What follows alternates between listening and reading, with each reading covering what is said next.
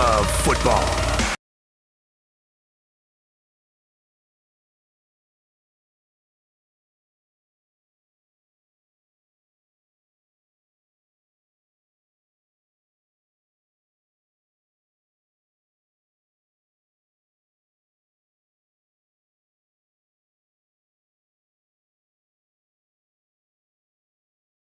Natchez high in the zone. Natchez lets it go. Tip. They score! We're up all night to get lucky. Gerard a shot. They score! Sammy G let it rip from the top of the near circle. I think it's clean in. Shovels it up top. Cale McCarr. McKinnon one-timer. Scores! The Mac attack is back, Jack. One-timer again. Save made Grubauer. Rebound. They score! Can you smell what the Brock is cooking? Hands it off for McKinnon. He gets around one. McKinnon, a backhander. He scores! You betcha! A 3-point third period for Nathan McKinnon puts the icing on the cake for the Colorado Avalanche. Colorado Wagon. Colorado Wagon.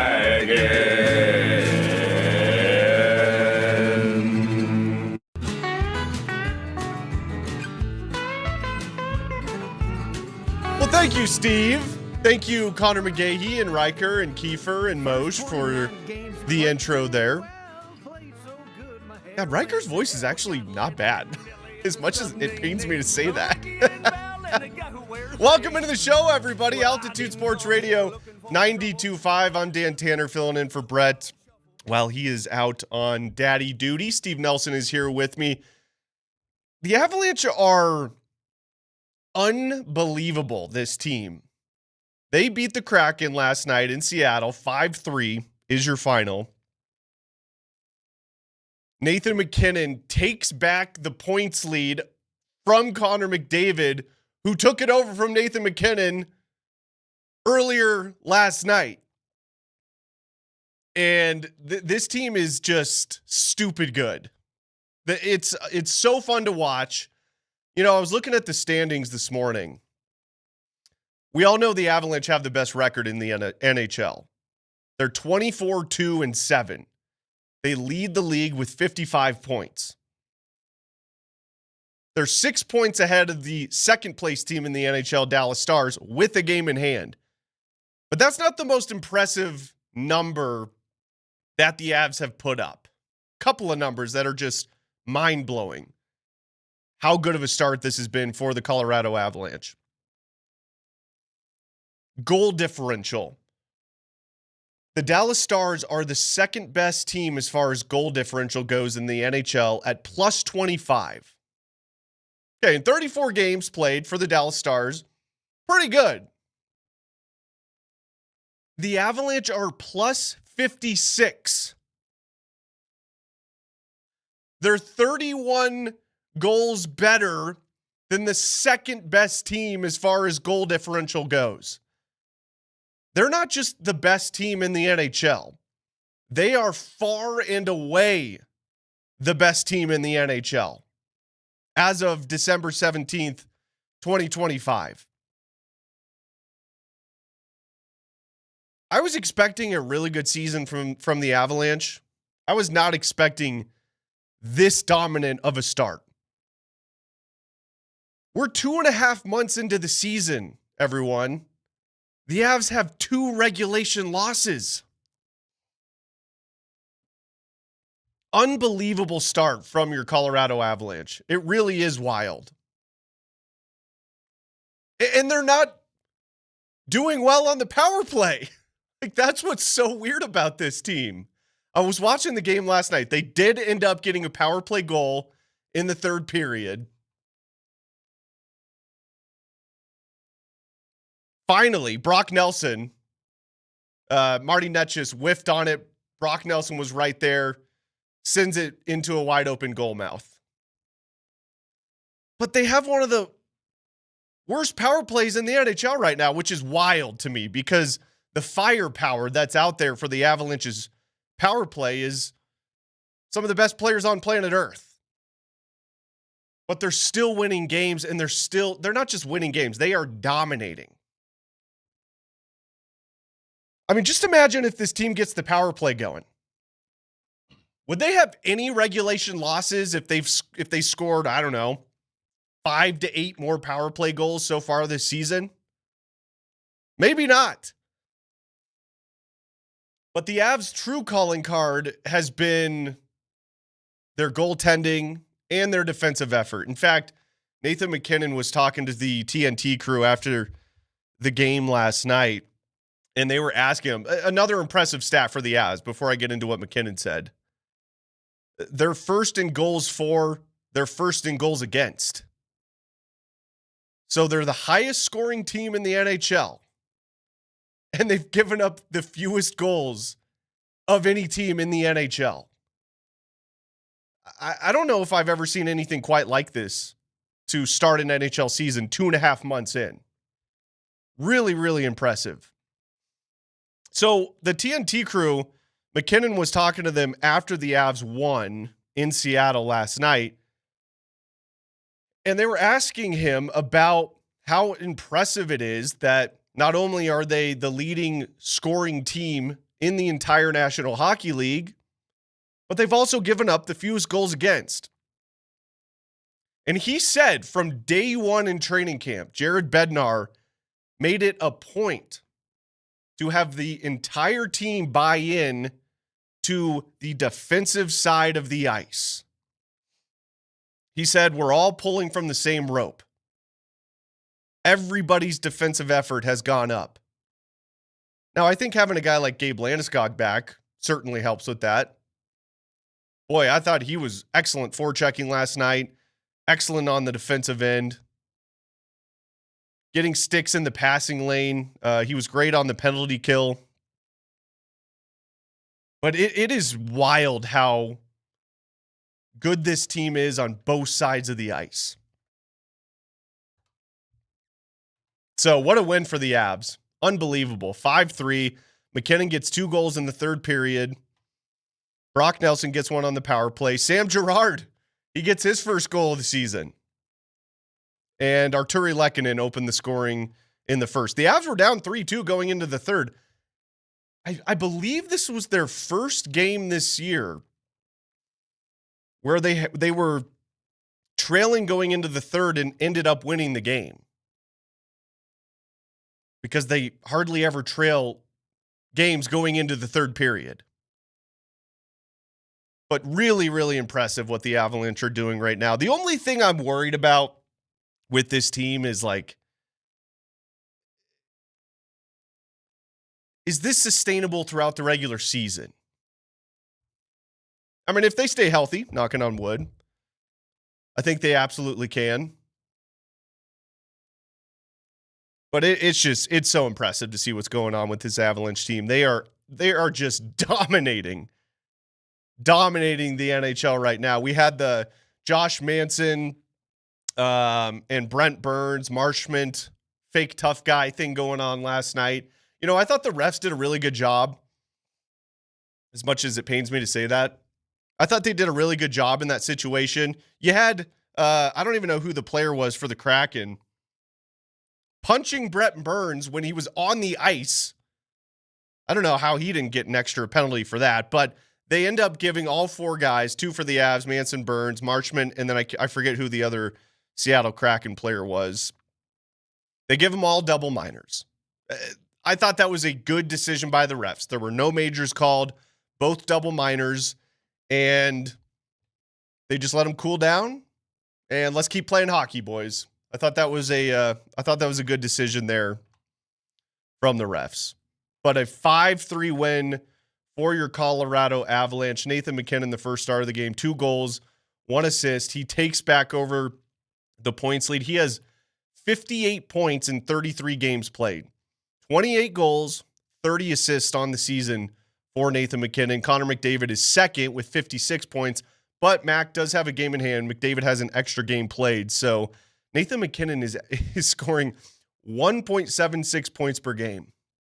He's on pace for well over 140 points again this season.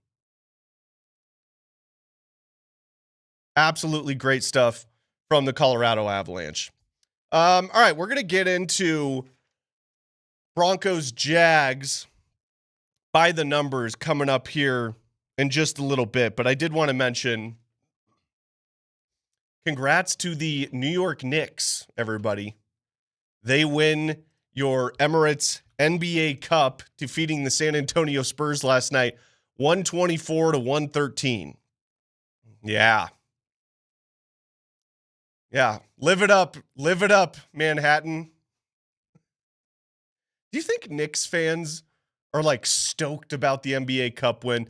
Nuggets fans, honest question, 303-504-0925.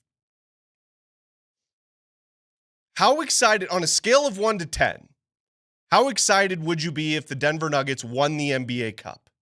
Like, I've talked about this before. I do the Denver Nuggets post-game show on our digital platforms.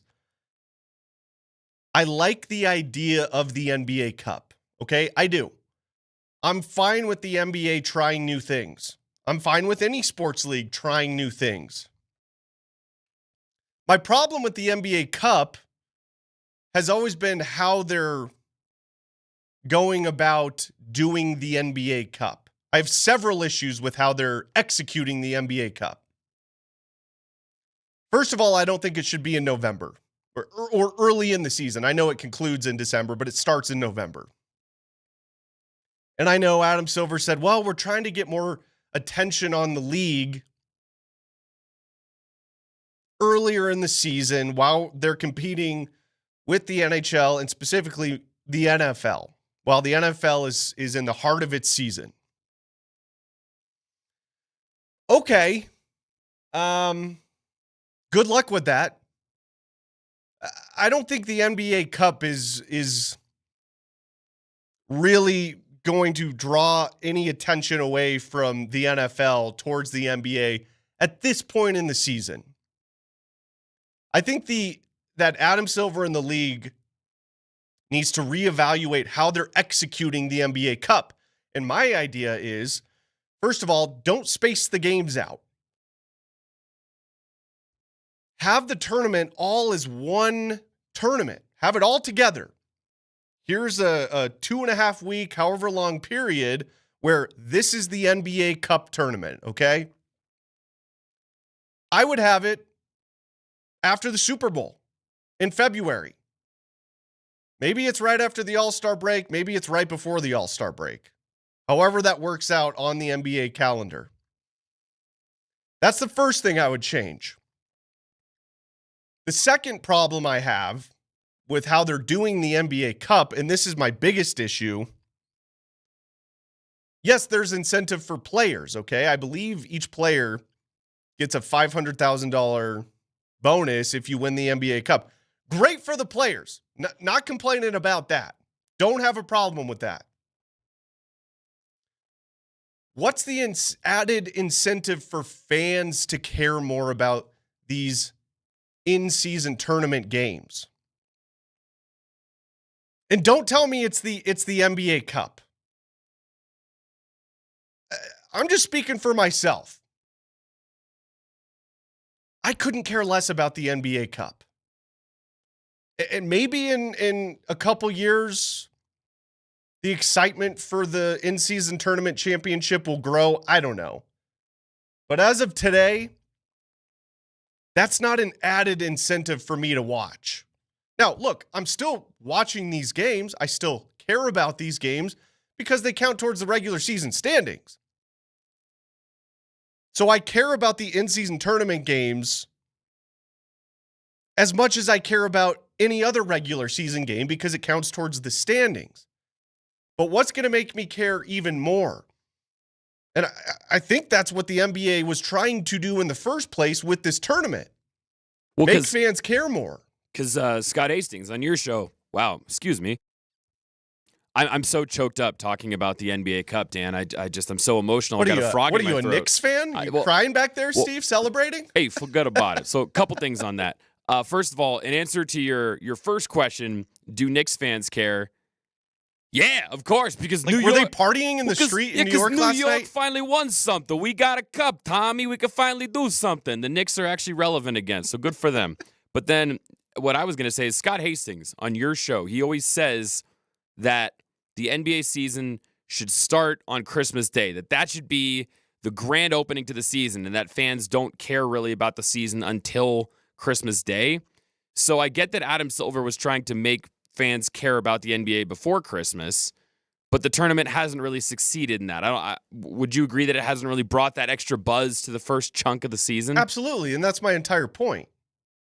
So my idea has always been there needs to be an incentive for the fans to care more about these games.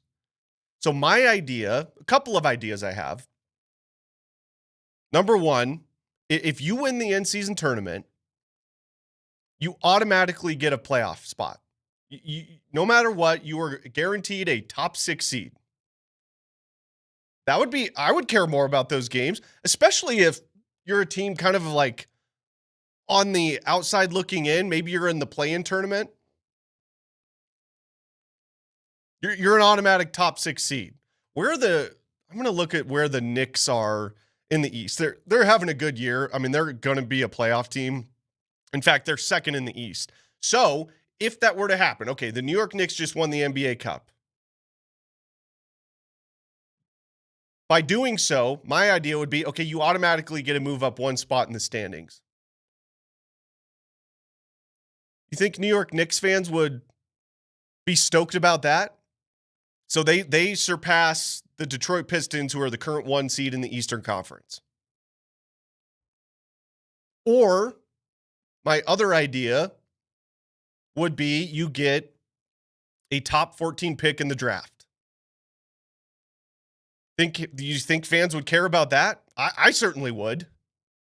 So that's my biggest problem with the in-season tournament. Again, I like that they're trying new things. I'm fine with it. I just don't like how they're executing it. I think they could do a much better job executing it. And I get what Adam Silver's trying to do, drum up interest earlier in the season. But the problem is you're competing with the NFL. The NFL is a monster. By the way, to prove my point here, do you know what the ratings were for the Broncos Packers game on Sunday, Steve? Just if you had to take a guess. How many people watched? Yeah. I'm going to go 15 million. 15? You say 15? 15, sure. You're about 10 million too low. Wow. The Broncos Packers game was the most watched program of the entire week on any network this past week, with a whopping 24.5 million viewers. Good luck competing with that, NBA, during the football season. I think the in-season tournament is a great idea, but they just need to have it after football. I don't think it's doing what Adam Silver and the league intended to do, but drumming up interest earlier in the season. That's my biggest issues with it, okay? And I don't like how they space the games out. I'm fine with the colored courts, like do the funky looking courts, whatever, fine. Although the bright green court in Minnesota it's a tough watch. And the league literally came out and told the Lakers, you can't use that yellow court anymore because it's blinding people. Yeah, well, they need to say that to the Minnesota Timberwolves too, because that was highlighter green. That was worse than the Lakers court. So yeah, that's just my biggest issue with it. Do the New York Knicks hang a banner? Is the league? I think the league might require teams to hang a banner. So those are my ideas. 303-504-0925. How would you fix the NBA in-season tournament? What's your interest level in it? What would make it more appetizing for you, the fan, to care more about these games? That's what I care about. Because everybody's like, well, the players get a bonus, and I don't care about the players getting a bonus. As a fan, I mean, that's great for the players. I'm not saying they shouldn't. That's great for them. That's not an added incentive for me, the fan, to care more. I need an added incentive for the in-season tournament. So I think the league could do a better job executing how they do this in-season tournament. And I think if they do it the right way, it would drum up more interest. So, 303-504-0925. Curious your thoughts on how would you fix the in-season tournament. All right, let's take a timeout. When we come back, we're going to go over the Broncos Jags by the numbers. Jacksonville's good. I think this is going to be the toughest game remaining on the Broncos schedule. And the numbers, the side-by-side season stats between Bo Nix and Trevor Lawrence are shockingly similar. I'll tell you about that next.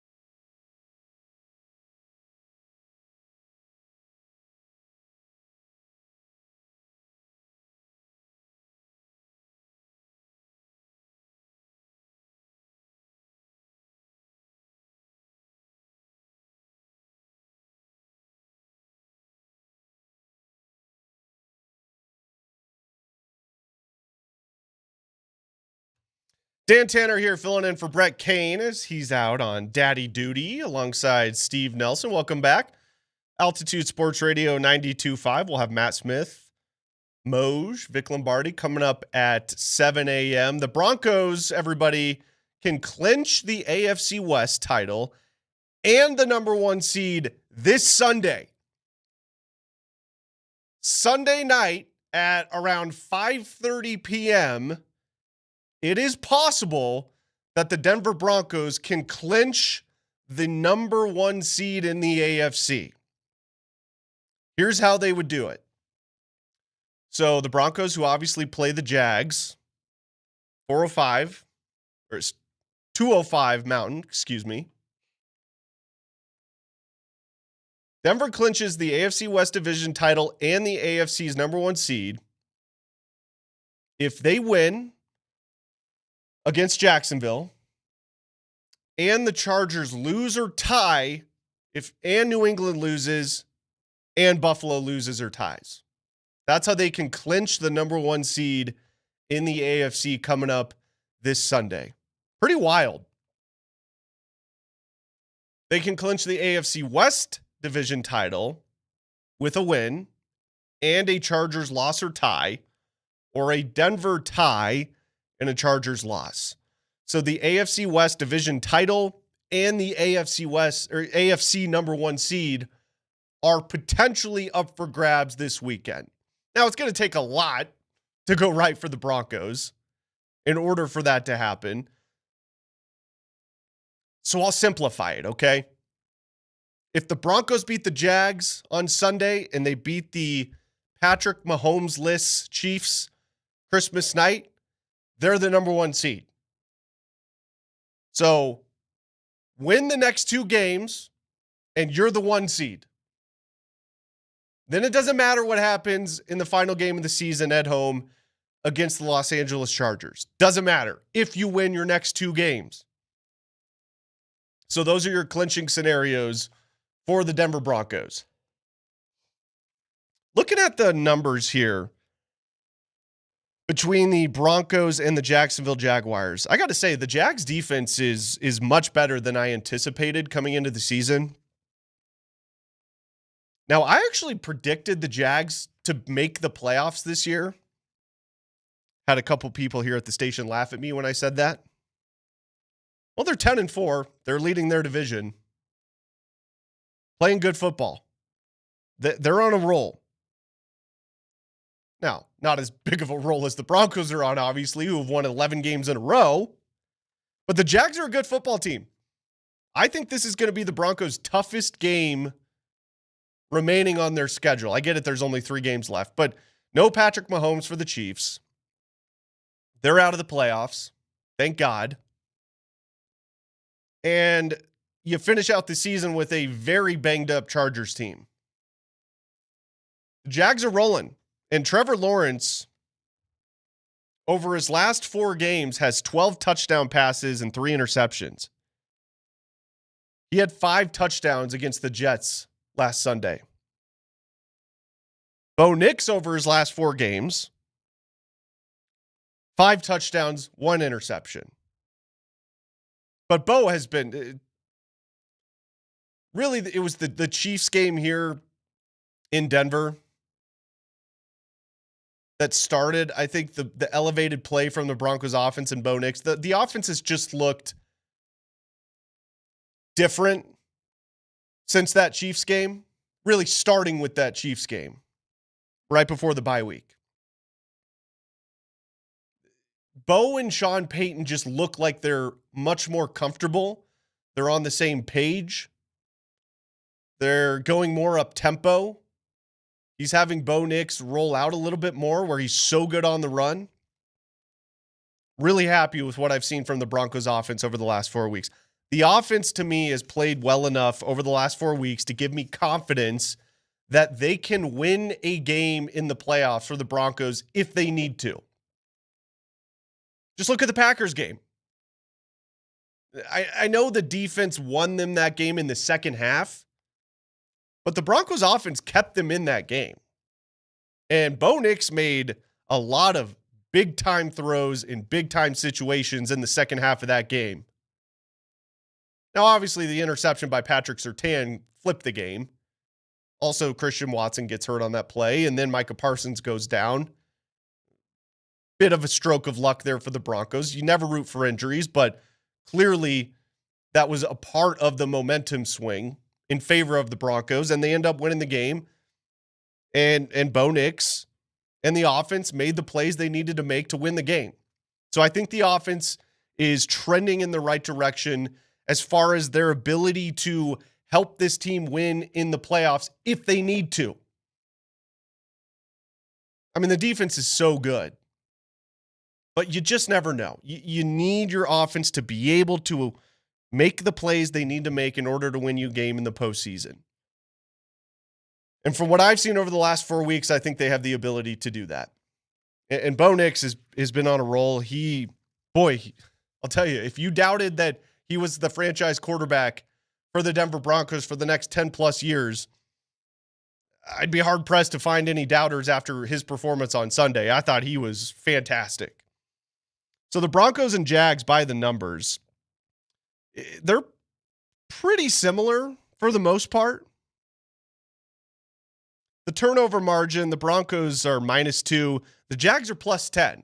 So that's going to be a big key coming up on Sunday. Can the Broncos win the turnover battle? They won the turnover battle against the Packers. They ended up winning the game. Time of possession, very similar team. Very similar. 30.5 minutes per game for the Broncos, 31 for the Jags. The Broncos are 12th in time of possession. The Jags are 8th. So pretty similar there. Offensive net yards per game, the Broncos are 11th in the NFL at 345, Jags 335. They're 16th. Points per game, the Broncos are 12th in the NFL at 24.4. Jags are 8th at just under 27 at 26.9. Rushing yards per game, these teams are very similar, at least as far as the numbers go. The Broncos are just under 120. The Jags are just over 120. Passing yards per game, 226 for the Broncos. That's 11th in the NFL. The Jags, 215 passing yards per game. That's 18th. Now, the defense, the Broncos are obviously a better defensive team than the Jags, but the Jags are a top 12 defensive team in the NFL. It's nothing to sneeze at when it comes to the defense for the Jacksonville Jaguars.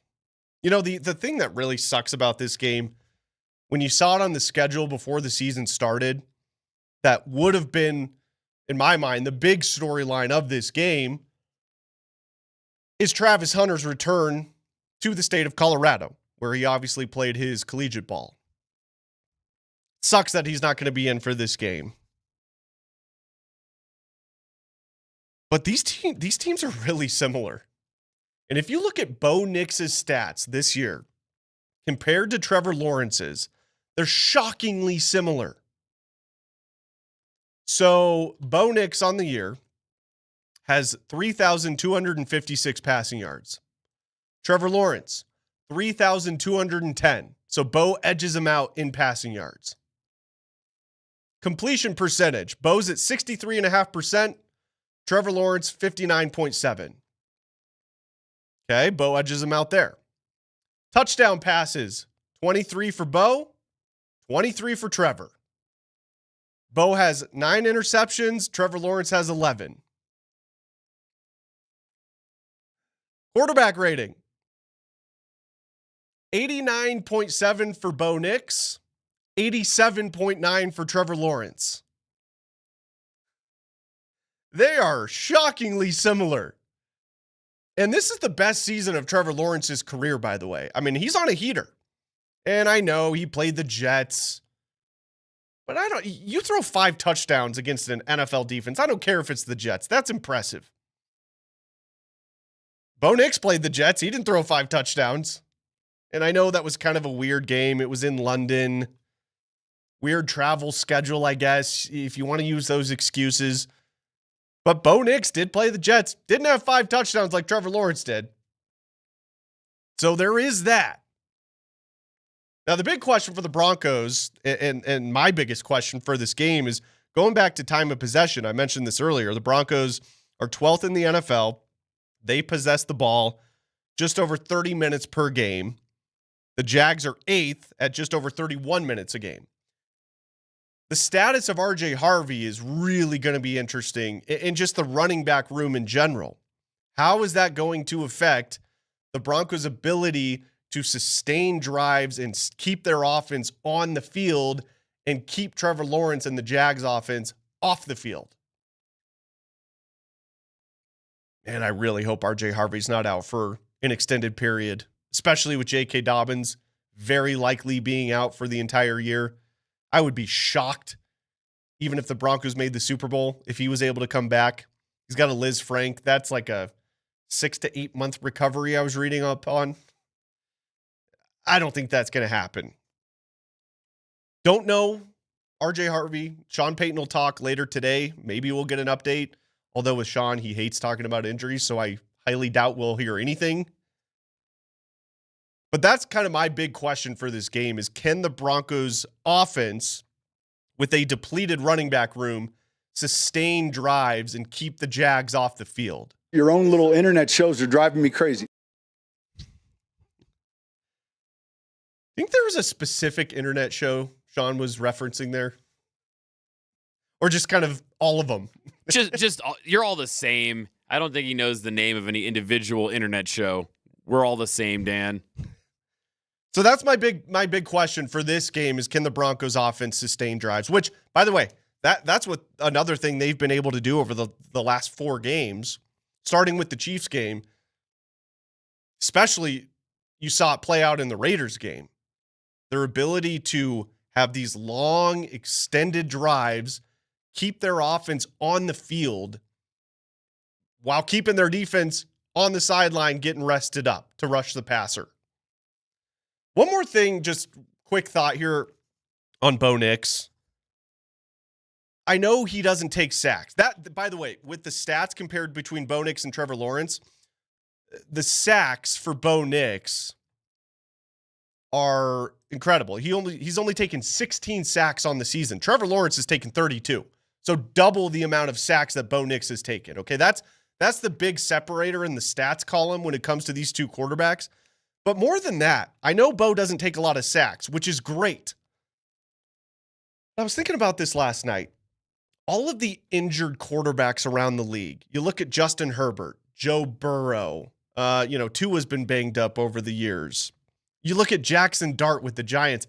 He's been in concussion protocol like 5 times this season because he's taking massive hits, violent hits.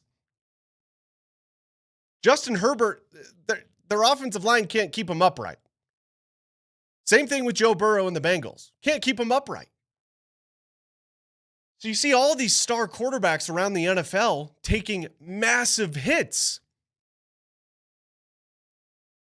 Bo Nix has a great ability to not only not take a lot of sacks, but has there been a play this year where Bo Nix has taken a massive shot where you're like, oh man, Bo Nix is special. Hope he can get up after that one. I can't think of a single play. I feel free to correct me if I'm wrong, but just going through my memory bank, I can't remember a single play this year where Bo Nix has taken a massive shot where you're like, oof. Hope he's okay after that one. He has a great ability to avoid those massive violent hits, even when he's running the football. Like, look at all of Bo's long runs, even going back to last year. He's either sliding to protect himself, or there's been several long runs by Bo where he just runs out of bounds before taking a hit. He's got a great ability to do that. So, again, knocking on wood here. But Bo Nix, like, if he's able to continue doing that, he's going to be a very, very durable quarterback for the Broncos. Hasn't missed a game yet so far in his 2 seasons.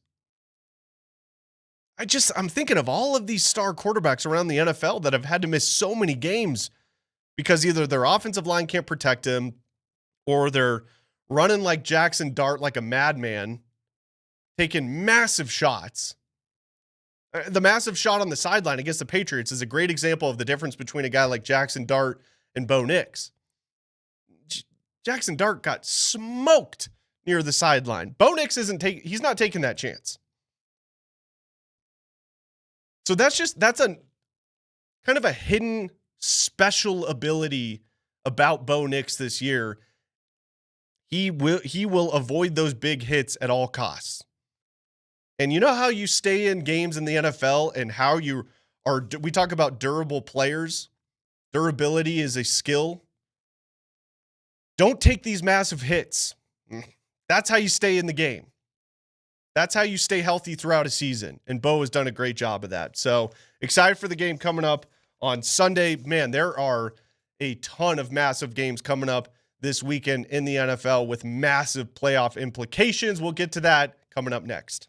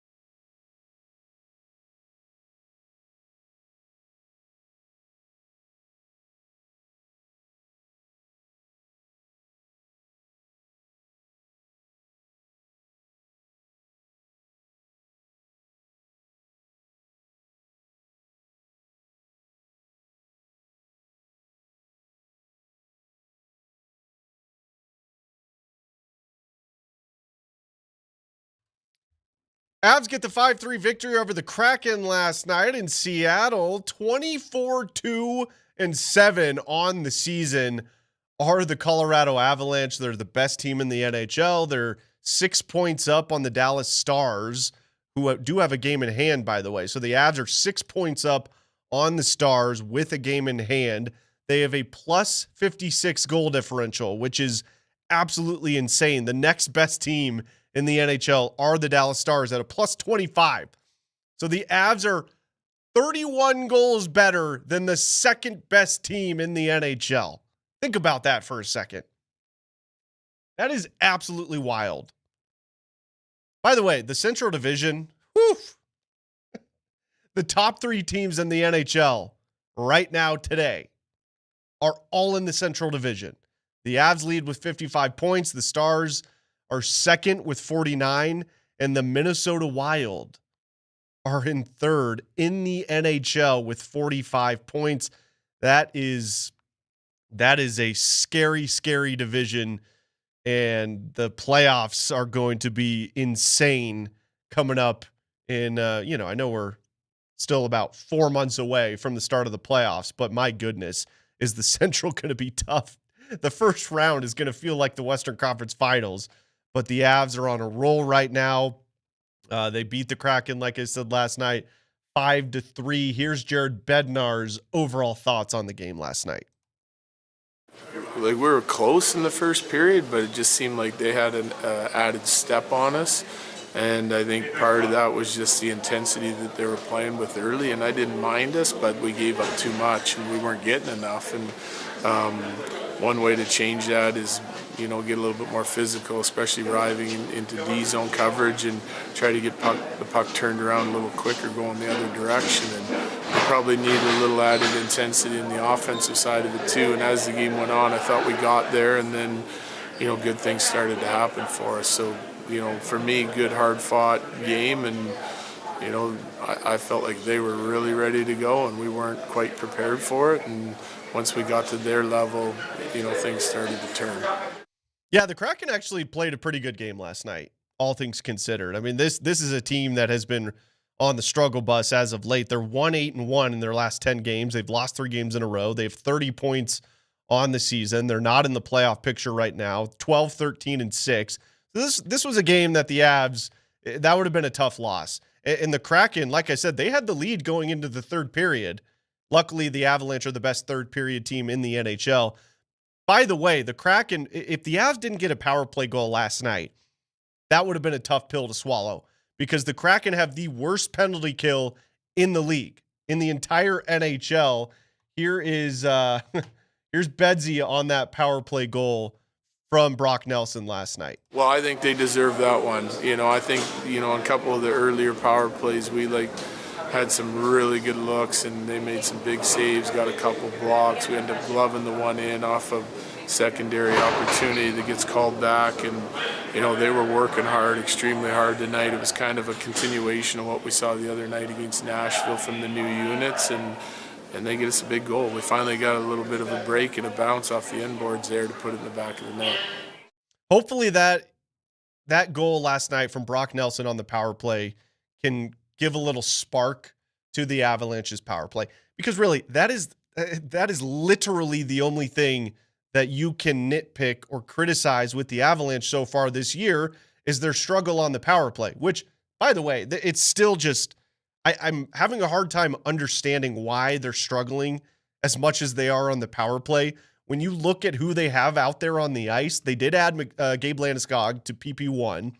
You got Gabe, Nathan McKinnon, Brock Nelson, Cale Makar, Marty Netchis on the power play. It's shocking to see how much they're struggling right now. They are the best team in the NHL by far, 5-on-5. So they're elite 5-on-5, and their penalty kill is tops in the NHL as well. I don't understand it. Maybe Moser can explain it to me coming up at 7:00. Why they're struggling on the power play, but they do get a power play goal last night. We'll see if that can spark the power play moving forward. Look, the good news for the Avs is it's not affecting them right now, but down the stretch in the regular season and into the playoffs, they're going to have to figure out their power play. They don't need to be a top 5 team in the league on the power play, but they do need to get that power play percentage back up a little bit, because that's what killed them in the playoffs last year, was the power play in the first round against the Dallas Stars. So look, there's a lot of season left. Okay. They've got plenty of time to get it figured out. And again, I know I'm being nitpicky here with the Avalanche, but it's what knocked them out of the playoffs last year. So they got to get that figured out. And they certainly have the ability to do that with the firepower that the Avalanche possess. So we'll see what happens. Hopefully that can get them going. Okay, some big games coming up in the NFL this weekend with big-time playoff implications. Starting tomorrow night, great Thursday night football game coming up in Seattle between the Rams and the Seahawks. NFC West matchup. This game very well may determine who wins the NFC West. Both teams are 11-3 on the year. That's going to have massive NFC playoff implications. The NFC North could be decided on Sunday, not technically, but a big implication game between the Packers, who travel to Chicago to take on the Bears. The Packers are 9-4-1 on the season, and the Bears are 10-4. We'll see how the Packers look with the injuries to Christian Watson, and obviously Micah Parsons. Is their Super Bowl chances over with those injuries? Oof, that's going to be really, really tough for the Packers to overcome that. And then finally, the big game as far as playoff implications, divisional matchup. You've got the 7-7 Tampa Bay Buccaneers traveling to the 7-7 Carolina Panthers. Man, the NFC South this year is just absolute puke. But that's that game very well may determine who wins the NFC South between the Bucs and Panthers coming up on Sunday. Broncos and Jags, 2:05 coming up Sunday. Broncos can win the division, folks. If they beat the Jags and the Chargers lose or tie, Patriots lose, and Buffalo loses or ties, the Broncos will be the 1 seed in the AFC. So we'll see what happens coming up on Sunday. That's going to do it for me. Thank you so much for listening. Coming up next, we have Matt Smith, Vic Lombardi, Mark Moser to react to Avs and Kraken, preview Broncos and Jags. That's coming up next right here on Altitude Sports Radio 92.5.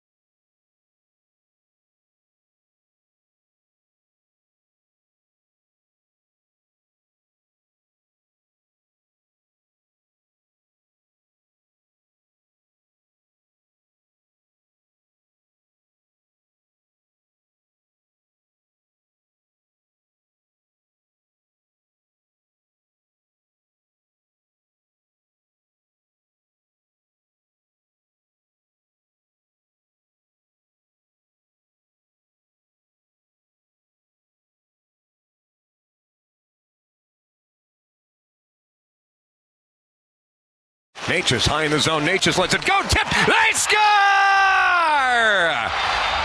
We're up all night to get lucky. Gerard a shot. They score! Sammy G let it rip from the top of the near circle. I think it's clean in. Shovels it up top. Cale McCarr. McKinnon one-timer. Scores! The Mac attack is back, Jack. One-timer again. Sammy Grubauer. Rebound. They score! Can you smell what the Brock is cooking? Hands it off for McKinnon. He gets around one. McKinnon, a backhander. He scores! You betcha! A 3-point third period for Nathan McKinnon puts the icing on the cake for the Colorado Avalanche. Colorado wagon. Colorado wagon. Good morning. Welcome to it. Moser, Lombardi, and Kane with Matt Smith. Thanks so much for being here on a happy Hump Day Wednesday. Good morning, Vic Lombardi. How you doing, man? They don't lose, man. They don't lose. And even when they lose hard. I don't know what to say. I mean, at what point do the Avs relent? They haven't done it yet. And I know we're going to talk to Coach Bednar. A coach always sees places they can improve, but my gosh, the grit they displayed last night, pretty impressive. Yeah, it was. They're down heading into the third period. Just the 8th time this year they've trailed heading into the third period, and the first time they've actually won, which it was impressive that they registered that type of comeback victory because I don't think Seattle was necessarily dominating them, but they played really hard last night. They brought a game. I mean, quite frankly, they were slumping coming into that game. And by the way, Moj is going to join us here coming up a little bit later in the show. They got in real, I guess, early this morning. A little less than 4 hours ago, quite honestly, Vic. So we'll see where Moser's at a little bit later this morning. And as Vic mentioned, we'll talk to Coach Bednar coming up at about 9 a.m. today. But, yeah, Seattle brought him a game last night. And it's something that we've been talking about for a couple weeks, Vic, that, look, every team is going to treat the Avs as a litmus test. And when that happens, they're typically going to bring you a game right out of the chute. Get used to it. Right. Get used to it. Right. I mean, a lot of teams that are hovering near the bottom of the pack, when they see the Avs come to their building, guess what's going to happen? They're going to play. They're going to play hard, just like Seattle did last night. But the Avs responded. Matt, the Avs responded. Yeah. Every time they gave up a lead, they got it right back, man. I mean, they were prowling all night. Dirty goals, gritty goals, grindy goals. The kind of goals that Coach Bednar loves. I guarantee he's going to talk about that with us. Yeah, I'm looking forward to it. We got a bunch of audio here to get to from last night's game. Avs improved to 24-2-7. They're now 11-2-5 on the road. As I said, it's their first win this year when trailing heading into the third period, which that just tells you how dominant they've been, right? It's not happening all that often. McKinnon pots to himself last night, number 27 and 28 on the year. He leads the NHL in scoring now with 58 points, although I'll tell you, Connor McDavid's turning it on. He's going sicko mode. He's catching up. He had 4 points last night himself in Edmonton's victory, but we'll get there. McKinnon, Vic, 70-goal pace. That's how hot he is. He's got 28 goals in 33 games to start the season. Mm-hmm. And last night, he had one go off the rump, right? You're going to have ones like that, and he's probably like, yeah, whatever. The last goal was just the empty netter that he made look so easy, right? There's so many things he does that he makes look easy. Hey, Matt. I'm looking at the power play. They scored a power play goal. I know. Well, that was the difference of the game. They scored a power play goal. It was Brock Nelson, and it was a huge one, too. I mean, it's off the rebound. And what I really liked about that, and it was kind of indicative of the fact, I believe at that point they were 0 for 3 on the power play. They had 7 shots on the power play, and finally they just started firing it on net. And McKinnon missed the net. I mean, it was a slap shot off the back wall that kind of trickles out, and the second shot rebound, Nelson's able to put it in. But that's the difference in the game. You finally got a big time power play goal when you really needed it, and you could tell there was a sense of relief last night. I laughed out loud when Nate just tried to throw the puck in when he was on the ice. Get in there, just tried to shovel it in with his glove. I mean, literally laughed out loud. That was ridiculous. You're at that point in the season now. Absolutely. And last night before the game on the TNT broadcast, Brent Burns, of course, the old wily veteran, spoke to the boys about the power play. And, this is something that I think we've all been talking about, but at some point when you've got this type of talent on the ice, these guys are going to break through. I don't know. I think when you have the guys that are going out on that, it's hard to really worry about it. I think obviously it's something that we want to fix and we want to get going. But, when you throw those 5 guys over the boards, it's going to have to turn, I would think. It's not fun killing against them in practice. I know that. Exactly. It's just like I see these guys do ridiculous stuff all day, every day. This doesn't make sense. And so last night it was good to see. Here's Bednar on the power play. Well, I think they deserve that one. I think, on a couple of the earlier power plays, we had some really good looks and they made some big saves, got a couple blocks. We ended up gloving the one in off of secondary opportunity that gets called back. And, they were working hard, extremely hard tonight. It was kind of a continuation of what we saw the other night against Nashville from the new units. And they get us a big goal. We finally got a little bit of a break and a bounce off the inboards there to put it in the back of the net. It was a good offensive night. I mean, anytime you score 5 goals, but as you said, the fashion with which they did it in, they responded, right? Another team brought them a game, a team that was 1-7-1 coming in that last stretch. So they looked at the Avs. I mean, that's not a tough game to get up for. Yeah. I really respected too the hockey players have the longest memories, don't they? You saw it when Josh Manson got into it with Mason Marchment. Oh, yeah. Did you see? And you know what that stemmed from, right? You know Dallas where that series, comes from. of course. Right? A different team, different time, different game, different stakes. Everything's different. And yet, as soon as that went down, it brought you back to that series. That's what I love about hockey. The memories of elephants, every one of them. Well, I thought it was Manson right away because in the first period, he absolutely buried Marchment right into the half wall, right next to the benches. And you could tell the chirping started in the first period. And then it was that scuffle and the fight in the third period. They're down 2-3. They're trying to come back. And then Josh Manson gets in a fight with Mason Marchment, which ends up in double minors for not only Manson, but Burns as well. So now all of a sudden you're down to 4 defensemen for 4 minutes on the road, right? Like that's the one thing that that Moser didn't even mention on the broadcast. It's like, hey, now you got 4 minutes you got to play where you just have 2 defensive pairs. By the way, I don't know if you noticed this, and perhaps our listeners can help me. When Marchment went to the penalty box, it was quick and I didn't rewind to see it. He got cut up on his nose. Mm-hmm. Did he pull out a miniature mirror or a phone to look at his face? Did you see what I saw? No. Somebody help us out on the Shop Mazda text line, by the way. One price, one person, 1 hour, 303-504-0925. I missed that one last night. Yeah, I mean, somebody tell me what that was. Was that a phone? Was he taking a picture of himself? He goes to the penalty box. He digs in the corner. Someone said it was a mirror. It might have been. Do they keep a makeup mirror in the box? I guess that's strange. It's like, why do you need to look at yourself? The trainer will do it. He'll patch you up. I guess to see what kind of damage was inflicted. I guess to see if you're missing a chiclet. You know what I mean? One of the 2 front daddies. Oh, I thought that was funny. I mean, maybe every box has one of those. And how about Manson leveling Marchment too? They didn't end up dropping the gloves completely, but he popped them right on the button. Here was Josh in the locker room, in Club Dub in the locker room. Listen to what they had. By the way, somebody on the text line says, looked like a phone. And somebody said, looked like he had a phone on mirror mode. So you were right. Good observation there. So it was a phone.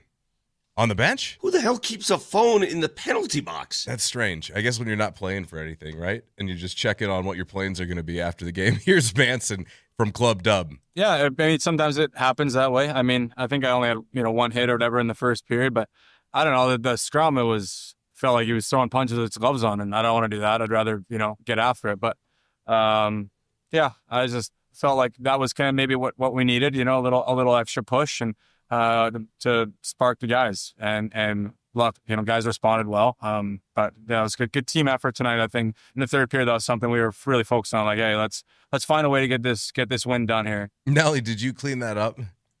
Oh yeah, the clip you sent me was unlistenable. You couldn't hear anything he said because he was just going like, "Oh yeah, I like to." Oh, I know. It was ridiculous. They were going hard in the locker room last night. I thought they were supposed to dance to Taylor Swift. That was some like underground Berlin They techno. switched it up. Yeah. They had a rave last night in Seattle. Did you hear it? It was pretty wild. It was hilarious. They were How getting do you after do it. that, Nelly? How do you take out the background noise and focus on what he's saying? We have some software that does that. He's a wizard. That's Really? how. He's an absolute wizard. By the way, here was this is fantastic. Here's Mackenzie Blackwood in the locker room. And Vic, you know these away locker rooms. I mean, they're tiny. Tiny. So if you're talking to some guy in the corner, I mean, everybody can hear you. You know what I mean? It's not like if there's no music playing at full volume, everybody can hear you. It's gotta be fun playing behind guys like McCarr and McKinnon. I mean, what have you seen from them lately? He's nasty. Next question. No, those guys are unbelievable leaders, and love to watch those guys on a nightly basis. That's Nate laughing in the background. He goes, "Man, he's nasty," and this is what Nate said. Thanks, bud. It's gotta be fun playing behind guys like McCarr and McKinnon. I mean, what have you seen from them lately? He's nasty. Next question. No, those guys are unbelievable leaders, and that's him laughing in the background. Oh, it's hilarious. They're having a good time. What a win last night it was for them, Vic. Really, really impressive. Professional. Yeah. I mean, again, they showed the standings. They kept reminding us. They kept showing Dallas winning and Dallas lurking right behind. And, I mean, it's a two-horse race. And if they're in any other division in hockey, they're up by 10 to 12 points. Isn't that nuts? Isn't that crazy? Somebody on the Shot Mazda text line, Manson translation, I hate that guy. Everybody hates that guy. Even Dallas hated that guy. Yeah, Marchment's a rat. He's a rat. Wait, so everybody says that was a cell phone in the penalty box. Yeah. Is this common? I guess not. I didn't think they'd have it on the bench, maybe in the locker room. I don't know why you would need it on the bench during a game. That's confusing. Like if you're playing drop-in at the YMCA or your local rink, at lunchtime, then yeah, you got your phone on you to see if work calls or the wife calls. But, I mean, why would you have it in an NHL game? That's confusing to me. I don't know. You spend 2 to 4 minutes in the box. Are you playing those little games that people play with the little maze? Everybody's playing that little maze game of some. I don't know what the hell that is. Yeah, I don't know. I have no idea. But it was a good the game I'm referring to I have that everybody's absolutely playing. What no is clue. that? I have no clue. I don't play games on my phone. Nelly, you look like a phone playing guy. Yeah, Nell's a nerd. What's up, Nell? I have no idea. Maze game? I mean, there was... Somebody plays these games. Every time they're playing these little games on their phone. Oh, hold on. Are you talking about like Temple Run from 15 years know. ago? I mean, Candy Crush? Candy Crush. Yeah, what is that? It's not a maze game. Somebody. I don't know what is it. Someone else in the text line says it probably was the phone of the guy in the penalty box, not his actual cell phone. Oh, I see. Yeah. So vanity comes into play. Mason Marchment goes to the box, tells the guy in the penalty area, "Hey, dude. Hey, am I how's my bleeding? face?" Yeah, am I bleeding? Yeah. Oh, really? Take a look. Yeah. Can I see you on your phone? That's right. That's exactly what happened. Okay, I got you. All right. Absolutely. I was just curious. Hadn't seen that before. Yeah, it's interesting. It was interesting. Other notes from last night's game, Lehkonen on the board. By the way, how about Sammy G with his first of the year? Big one to get their second goal to tie it up.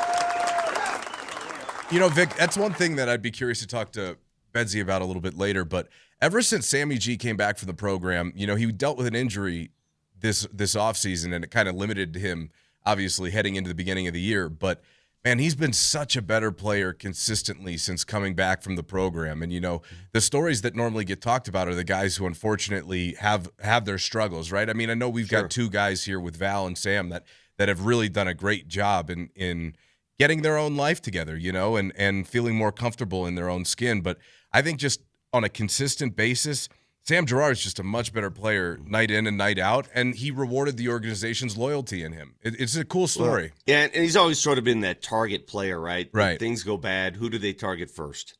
Sam Girard's that guy. Absolutely. He's been that guy for the last few years. 100%. So good to see. And then, a guy like Josh Manson, we talk about him, setting the tone physically. But ever since he's come into the fold, he's also been fantastic. Let's not discount this, because they talked about it last night. Gabriel Landeskog is getting close to the player he was 4 years ago, which is downright miraculous. It's you incredible. can go that long. You can go a Phillip Rivers time period, not play, right. Return to the game, and slowly but surely, and I don't know what constitutes his old style or what he was before, But he's making a difference out there. You see it, right? Oh, 100%. I mean, there's a soul to the team that felt like it was missing the last couple of years. It may sound hyperbolic, but I don't believe it is. I don't believe it is. And maybe we should ask Bednar about that today. That'd be a good one for Bedsy. By the way, the Nuggets, Broncos, and Avs have played 72 combined games with 9 regulation losses since November 2nd. Okay? 72 games since November 2nd, just 9 regulation losses. The Nuggets, Broncos, and Avs since November 2nd are a combined 39-5-2. That's crazy. It is the single greatest autumn right. in Denver sports history. It's truly remarkable. Right? When did autumn start? I don't know the dates of all this stuff. When did it begin? Is it September 22nd? Is that here's the way I look at start like, of fall? Yes, September 22nd is when fall officially started. Yeah, screw that. For me, fall starts when everybody goes back to school. Okay. That's fall. Okay, Football so season August, yeah, is fall, right? Yeah. I don't want to pay attention to the calendar. Summer is when everybody's off, the kids are off. And then fall is when everybody goes back to school and football starts. That's fall. I'm not even mad at it. Yeah, no, I totally understand the rationale. Right? Yep.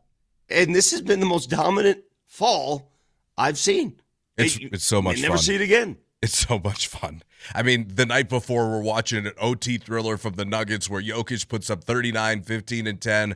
Murray's going crazy. Next night, the Avs are rallying for some wild comeback as they hold on to the best record in the NHL.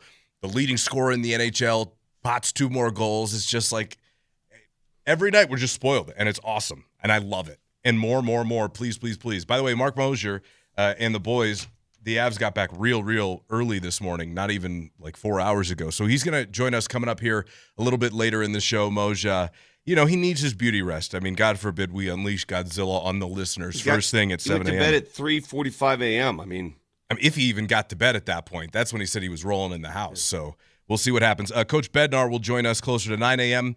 And if you watched that Nuggets game on Monday against Houston and wished that you were there, I've got good news for you. We're giving away tickets to Saturday's rematch all day tomorrow and Nuggets Ticket Thursday. You guys obviously know the drill. Keywords on the 20s all day. Nuggets Ticket Thursdays are powered by the Wilhite Law Firm, giving you a chance to win big on and off the court. Visit WilhiteWins.com. That's WilhiteWins.com. Hey, on the other side, I kind of want to just empty the notebook on the Broncos and see what shakes out here. There's a couple of interesting numbers I want to share, and we'll do that next, all right?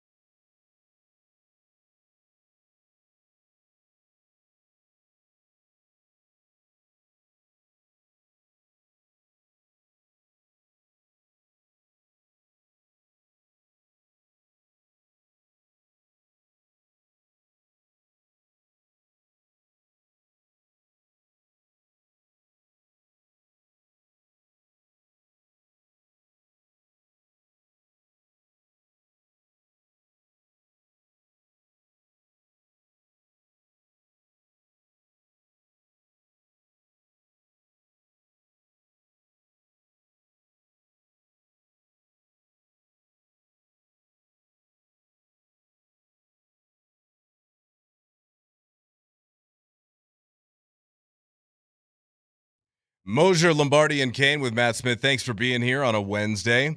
Mark Moser and the Avs got in very, very, very early this morning, just a couple hours ago, so he'll join us coming up a little bit later in the show. Vic Lombardi and myself rocking with you at the moment in time. And Coach Bednar will join us coming up at 9 a.m., so we'll get back to the Avs here coming up in just a bit. Also, some fascinating stories in the world of college football and beyond we'll get to coming up a bit later. But, Vic, I wanted to empty the notebook a little bit on the Broncos and just shake it out and close this chapter on the Packers win. Couple days removed now. How are we feeling about that game? Well, everybody wants to evaluate games based on hindsight, and I'm seeing a lot of Packers fans saying how lucky the Broncos were because, the Christian Watson injury changed everything offensively, and then the Micah Parsons injury made it impossible for you keep reading all that. Right. And I look at the Broncos and I say to myself, my God, all they do is win week in, week out. All they do is win. Right. You can't possibly be that lucky every week. You can't. At some point, skill is better than luck. Oh, sometimes you make your own luck. That's not where I thought you were headed with it. I thought you meant at some point your luck's going to run out. Well, at some point things even out.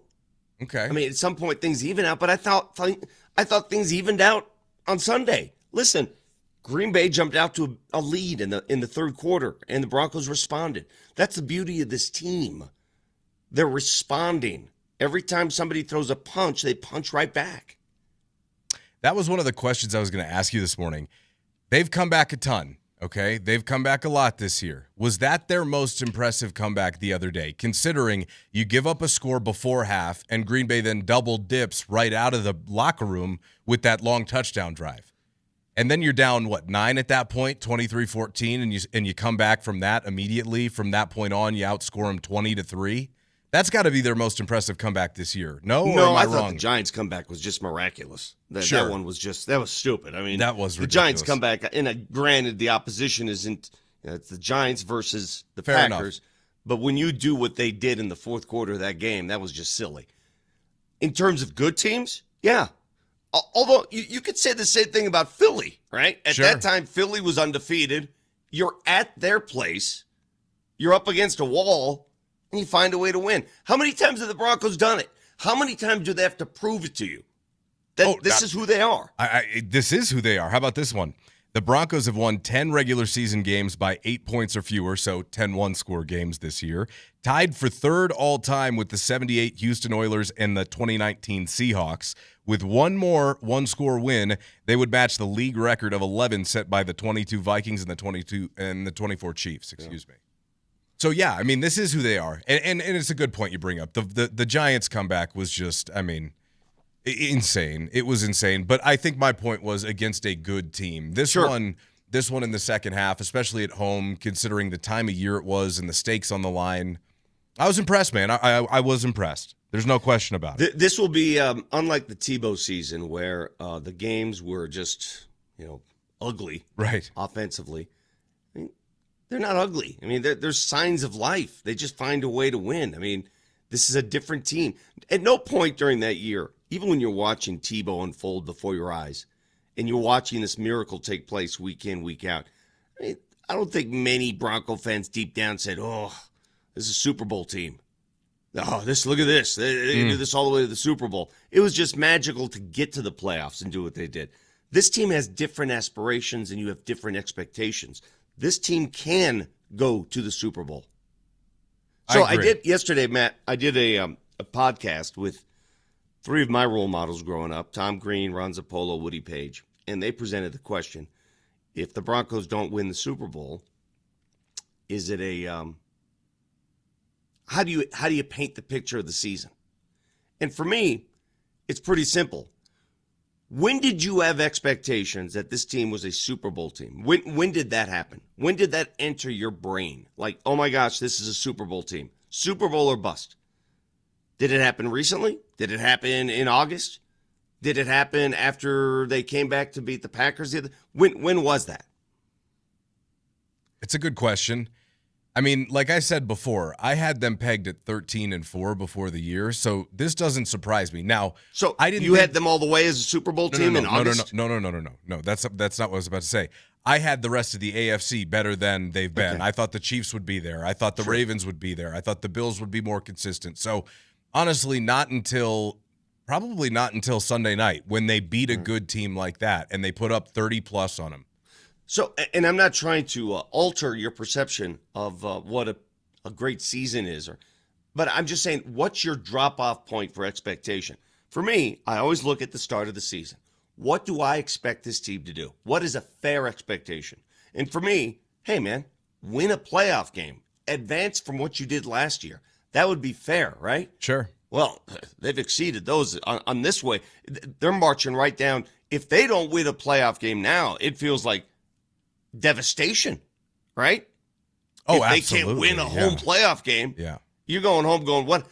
At the same time, if you don't go to the Super Bowl, I'm not going to look at this as the end of the world, like what a disappointment, because I plant my expectation at the start of the season, not mid-season, not late season.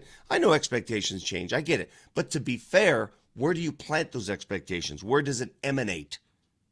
If they got the 1 seed and they lost in the AFC title game, just hypothetically, I don't think it would be like the end of the world, but it definitely would be disappointing. Sure. However, if they don't get the 1 seed, and let's just say hypothetically they have to go on the road to Buffalo for the title game, then it'd be like, okay, that's a tough place to play. You lost there last year. Boy, you made good progress off the year before, and you're right there. Now Russell Wilson's money comes off the books, and here you go, into 2026 with those Super Bowl expectations before the season for the first time. I just think the Denver Broncos are a year or two ahead of schedule right now. I think they're about a year ahead of schedule. They're a year ahead of schedule at least. And I look at the history of this team. Not all teams and expectations are created equal. Sure. When the Denver Broncos lost to Jacksonville in 96, stunned at home, I was devastated because the expectations were, I'll ask those folks who were around back then, they were a little different.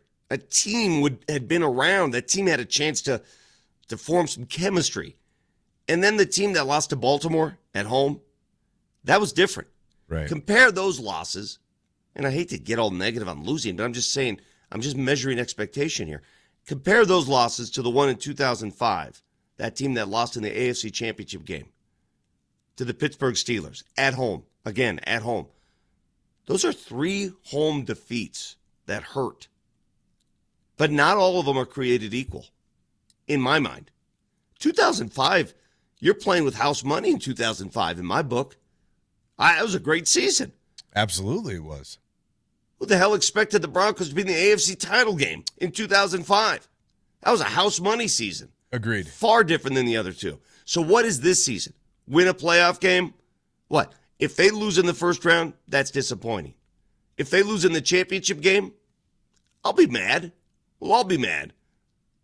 But it's not devastating. You could stomach it. Yeah, you could stomach it while seeing the trajectory and knowing what's to come next year and the flexibility that they're going to have to add some more talented players to this roster. It's kind of like Sean said the other day, how if Bo's running a half marathon, he's at like mile marker 4. And then he talked about giving him the goo, right? At mile marker 9, and that's like the rocket fuel. Maybe that's what that's like. They give you the goo. Yeah, exactly. Thanks, Sean. But maybe that's what that's like. The Russell Wilson money comes off the books. You get another really talented playmaker in here at the skill position, and maybe the offense explodes. And there you go. There's your rocket fuel to finish the journey. Who knows? We'll see what happens. By the way, Mark Moser and the Avs got back real late last night, so he'll join us here coming up in a little bit once he gets a chance to close his eyes for about 5 minutes. And then Coach Bednar will join us coming up close to 9 a.m. So we talked a little bit yesterday, Vic, about how the Broncos made a very quiet move and picked up Cody Schrader, a running back, formerly of a bunch of different teams off waivers, right? We talked about that? Yeah. Mm-hmm. So I was doing a little scrolling on the timeline last night, and I come across this Jacksonville podcast where, again, if you'll remember, Cody Schrader is a running back. And I think he led the SEC in rushing out of Missouri. 5'9", like 200, plus pounds, not like an elite speed guy, but running back depth. That's what we were talking about yesterday. Well, we don't know about R.J. Harvey. They've got Jaleel McLaughlin and Tyler Bidet. They brought in Sincere McCormick last week, and they signed him. But here's this Cody Schrader guy. Well, why did they bring him in? It doesn't seem like immediately that there's any need for it. Well, this podcast seems to think that Sean was playing chess while we were all thinking checkers. The other fascinating move here is that Cody Schrader gets picked up by the Broncos. That one hurts a little bit. And this, to me, is gamesmanship. Yeah. This is what I said yesterday. And I don't know this, but I'm going to say this is what I think it is. I don't think the Denver Broncos were that interested in Cody Schrader. I think this was, they saw Tootin's out. They went and picked him up. So because they knew he was on the practice squad, and he was the guy that had been in the Jags system, and they weren't going to let him do it. Yeah. I feel like they blocked it. They did. Like somebody poaching somebody off the waiver wire in fantasy. It is the exact same thing. Isn't that interesting? So that is Brett Martineau, sports director at CBS 47 down there in Jacksonville. And he's right. Cody Schrader was on Jacksonville's practice squad. Happens all the time. It's happened for years. Teams poach players, especially late in the season when you're game planning. Mike Shanahan used to do it all the time. You go find guys who can give you some intel, some info. Some of it works, some of it doesn't. Some of it's a waste of time. Depends on the player. And so the reason they would have done that is because the Jags rookie running back, Bashal Tootin, is hurt this week. He's their RB2, and so he won't be backing up ETN. So they figure, well, Schrader's been in the system. He doesn't have to get up to speed. If we have to give him a few carries, to spell ETN, we can do that. Nope. Sure. Sean's like, yoink. Or maybe that's a George Payton move. Yeah. I'm not sure. But it's fascinating, isn't it? That's your a pro great player call. personnel department just paying attention, right? Right. You got those people out there, and they're paying attention to the opposition. No, I'm not surprised. That's again, we brought this up in terms of the running back room for the Broncos, and I said this a couple weeks ago. I would not be shocked if J.K. Dobbins makes an appearance earlier than expected. God, wouldn't that be amazing? I mean, he would come out. I mean, everybody would be the standing O. That would be a sight for sore eyes, especially right now with R.J. Harvey's status up in the air. Yeah, and that's a position group right now you can ill afford to lose anybody else. Because here's why, in my opinion. How many times during the course of the game do you see, gosh, get the play call in, would you? Get the personnel group in, would you?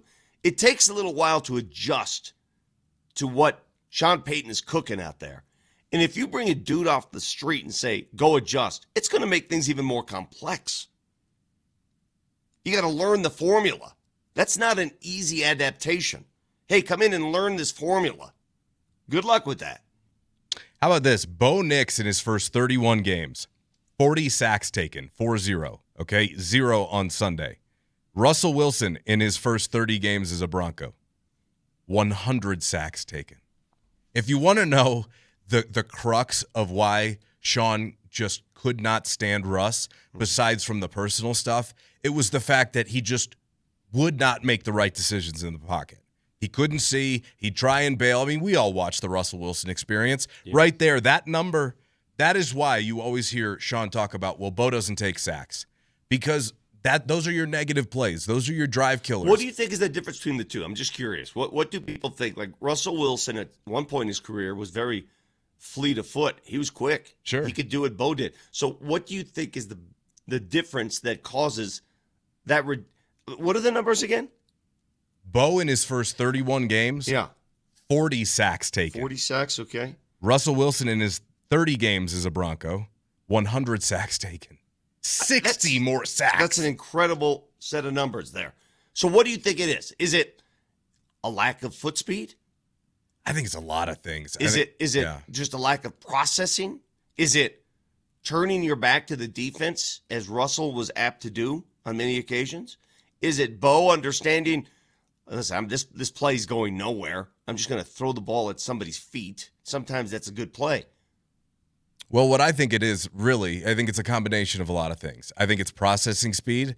I think Russ was trying to prove that he could be a guy that could win from the pocket when he got to Denver, much like some of the other elite quarterbacks who went to a different spot after winning a Super Bowl with their original team. I also think a lot of it had to do with the offensive line, right? Sean Payton got here and immediately upgraded this offensive line, who we're going to listen to Hall of Famer Joe Thomas a little bit, Brown's offensive tackle coming up. He was on with Kay Adams yesterday, and he said that he thinks Denver's got the best line in the league. And by all the metrics right now, that backs it up. And so you've got the escapability. Russ definitely lost a step when he got here. Agree or disagree? Yeah, I mean, he clearly wasn't the same player, and he looked like a rattled player when he got here. Worried about the rush rather than dealing with the rush. You know what I'm saying? Absolutely. Somebody on the text line says, Bo isn't fat like Russ? Question mark. I mean, I don't know if I'd go fat. I mean, listen, man, you say what you want about Russell Wilson. It's not like he lost all of his speed.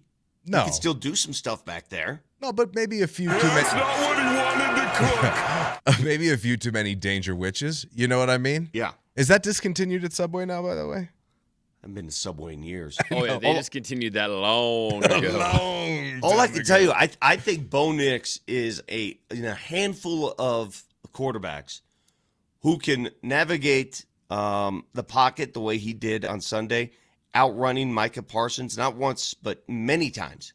I mean, you saw what I saw, right? Absolutely. Micah would have the angle, and somehow Bo would get to the corner before Micah got there. The league still doesn't understand how athletic he is yet, and it's probably because he doesn't put – I'm sure coaches do and guys who are game planning for him do, but I think in a broader sense, we're just not used to really seeing it because, he doesn't run as much as maybe he could or should, quite frankly. I saw this number yesterday that was fascinating, okay? Most touchdowns on 20-plus yard throws since 2024, Bo Nix with 18. So while we think they're doing a lot of air yards, hold on a second. Are those air yards or just short passes that turn into long touchdowns? 20-plus yard throws since 2024. Okay. Bo Nix leads the league with 18 touchdown passes. Wow. Stretch the More field. than Jordan Love, who's regarded the vertical passer of this league. How about that? That's pretty interesting, huh? So what I think what happens is we get something impressed upon us because we've seen so many screens this season that you automatically assume this guy's just a screen thrower. But the numbers prove different. Interesting. How many bathrooms does Bo have on the text line? Gotta. Not what was it, 12, 11 and a half for us? You know my favorite aspect of Bo Nix, my favorite, I guess, character trait? Yeah. He's a professional. He does not mess around. He's a professional quarterback. Like, he takes this gig seriously. There's no sideshow here. This is no circus. This is not playtime for him. Right. We're not wearing our Bose headphones and our You know what I'm sunglasses saying? onto the practice field in London. Yeah, no. I mean, we go through the whole list. We're not doing high knees on the plane, all that stuff. I mean, we can go down that list of. We don't have any clowns. Well, the other part of it is I think Russ was a pro, but I think when he got here, he wanted to make it more about everything else than about the ball. And Bo's just a coach's kid, man. He just wants to play football, man. He wants to win, he wants to compete, and he wants to go play. And I think that's where he and Sean find themselves on kindred ground, that at the end of the day, boy, their passion for the game burns white hot. And I think when Russ got here, his priorities were too split. So while I think he wanted to win, I think he wanted to win for the glory more than I think he really just wanted to win.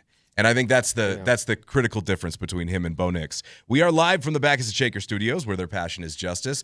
Mark Moser and the Avs got in very, very early this morning, so he'll join us here coming up in a little bit. Coach Bednar coming up at 9. You're not going to want to miss it. Yesterday, we got the numbers from CBS for the Broncos on Sunday, setting records, and the last 2-minute report from the Nuggets-Rockets came out.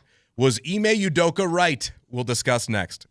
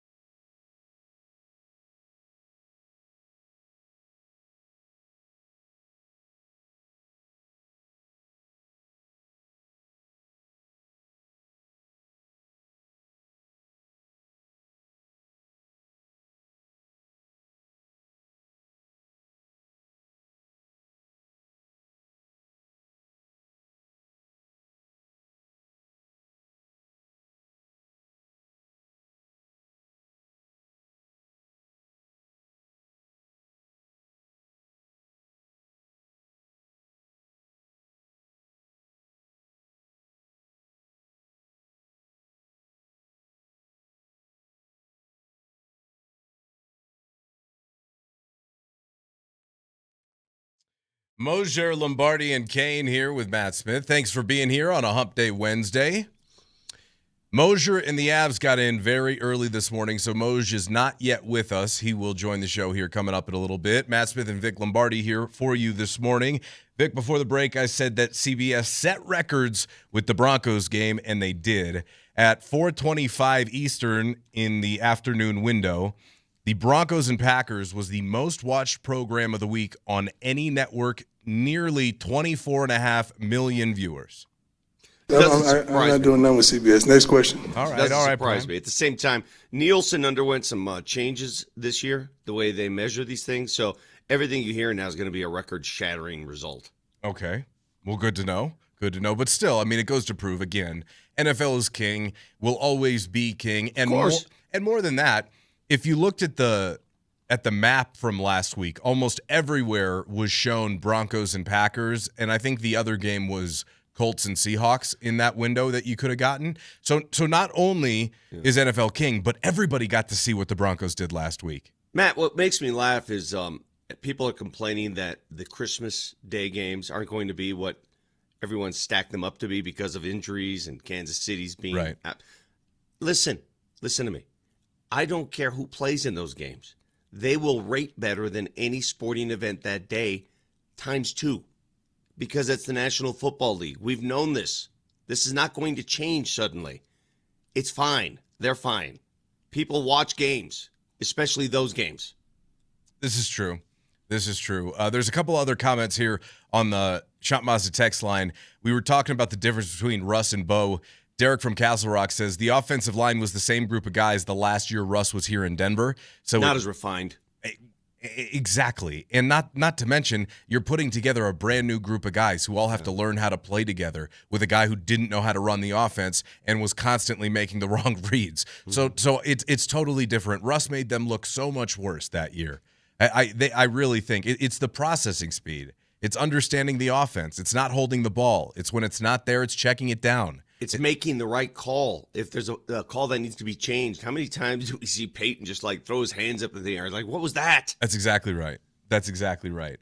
We also mentioned that the last 2-minute report for Nuggets Rockets on Monday night was released. And if we all remember, Ime Udoka came out after the game just absolutely ripping officiating, calling it one of the worst or the worst officiated game he had ever seen. You've got it, Nelly? Hit that one more time. Yeah, I guess. I mean, just in general, I think it's poorly officiated game I've seen in a long time.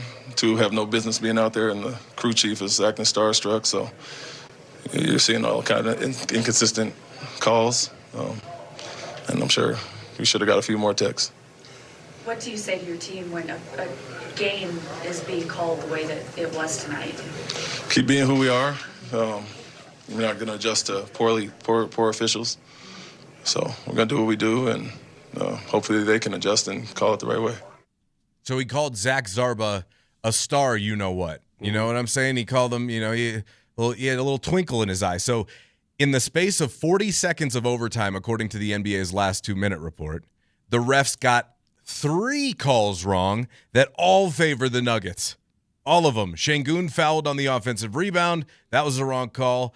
Amen called for a foul that never happened. That was the wrong call. And Jokic blocked out, but a foul called. Or Jokic blocked, but a foul called. So 3 just in overtime. I'm not going to be one of these blindfolded Nuggets supporters who says, what are you talking about? I'm not doing that. It would be extremely hypocritical of me to do that. My retort to those comments and this 2-minute report is simple. Get in line. Right. Been there. Every time. It feels Been like got every before. night. Rewind, go back and look at the final moments of the Portland atrocity we witnessed here. Go back and look at those calls. Go back and every team in the league at some point or another will have a game that they feel is stolen from them by virtue of bad calls. Happens all the time. So I agree with Houston. I agree with Udoka. I agree with all of them. Those are some horrendous calls, especially in overtime. The one I thought, when I saw it live, I was like, wow, that was soft. When Amen Thompson took the ball from Jamal Murray, or pushed it back, basically, because Jamal still had control of the ball, and they called a foul and awarded him with 2 freebies. Those are 2 critical points there. Because at that point, Joker already fouled out. That's a bad call to make in that moment. That's a horrible call to make in that moment. But get in line. I can argue that and say, you're right, Houston. You got screwed. You got the screw job. I can also say this. The Denver Nuggets were without 3 key defensive players. Key defensive players.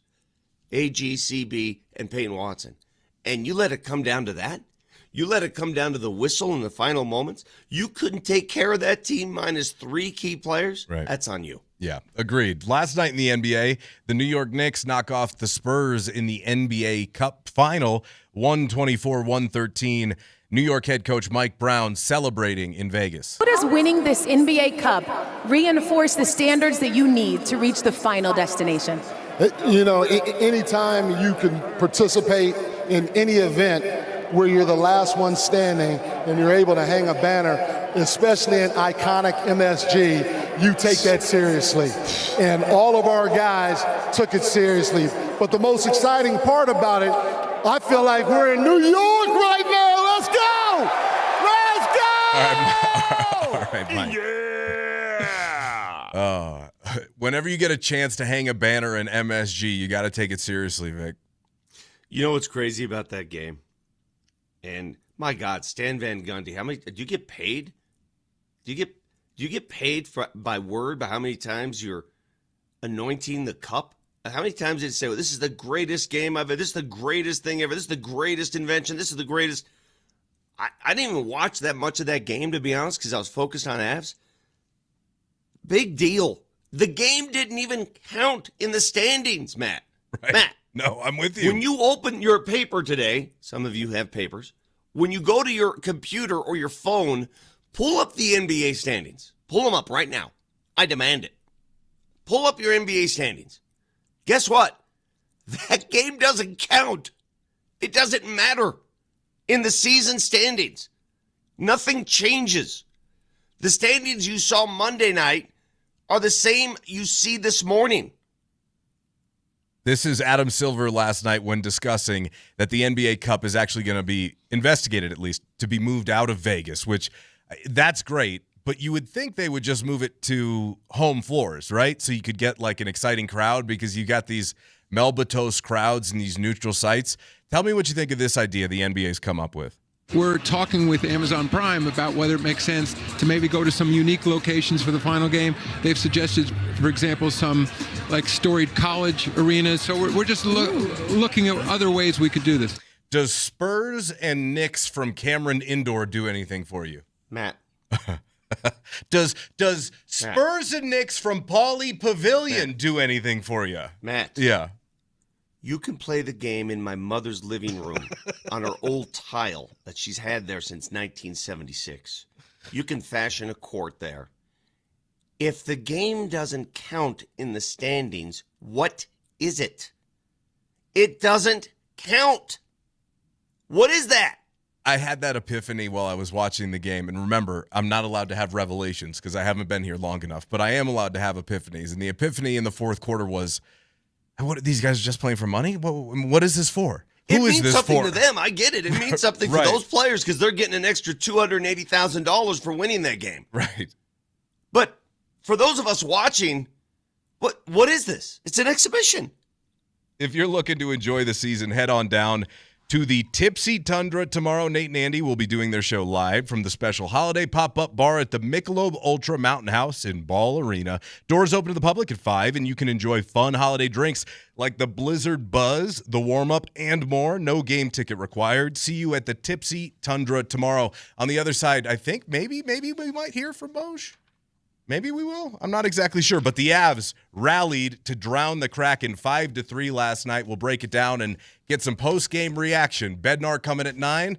Stick with us on Altitude Sports Radio 92.5.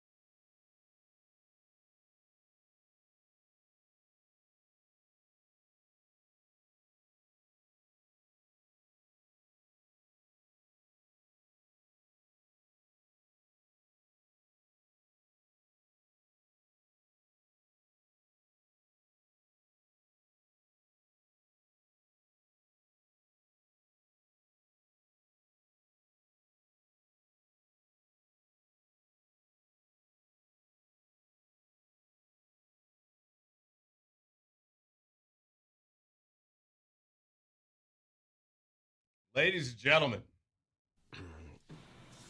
making his presence felt this morning, one and all, I invite you to welcome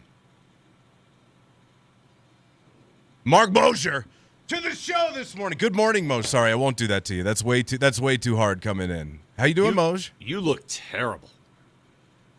You look like an El Camino backed over you 3 times. You know what? Oh The my only God, you reason I'm sound not worse. You look terrible and sound worse.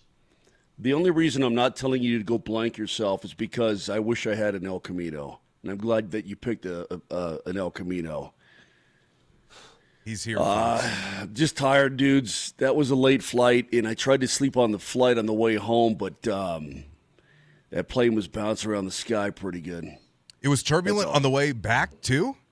Because I was listening to the broadcast last night. It sounds like you guys had quite the shaker on the way out there. Bro, we're supposed to have like 90-mile-an-hour winds today. Tornadic activity in the metro region. It's going to be crazy. It was actually pretty bumpy, I'm guessing, until we got out of the state of Washington. And that's pretty good. Things are smooth. Everything's kind of chill. What time did you walk in the door?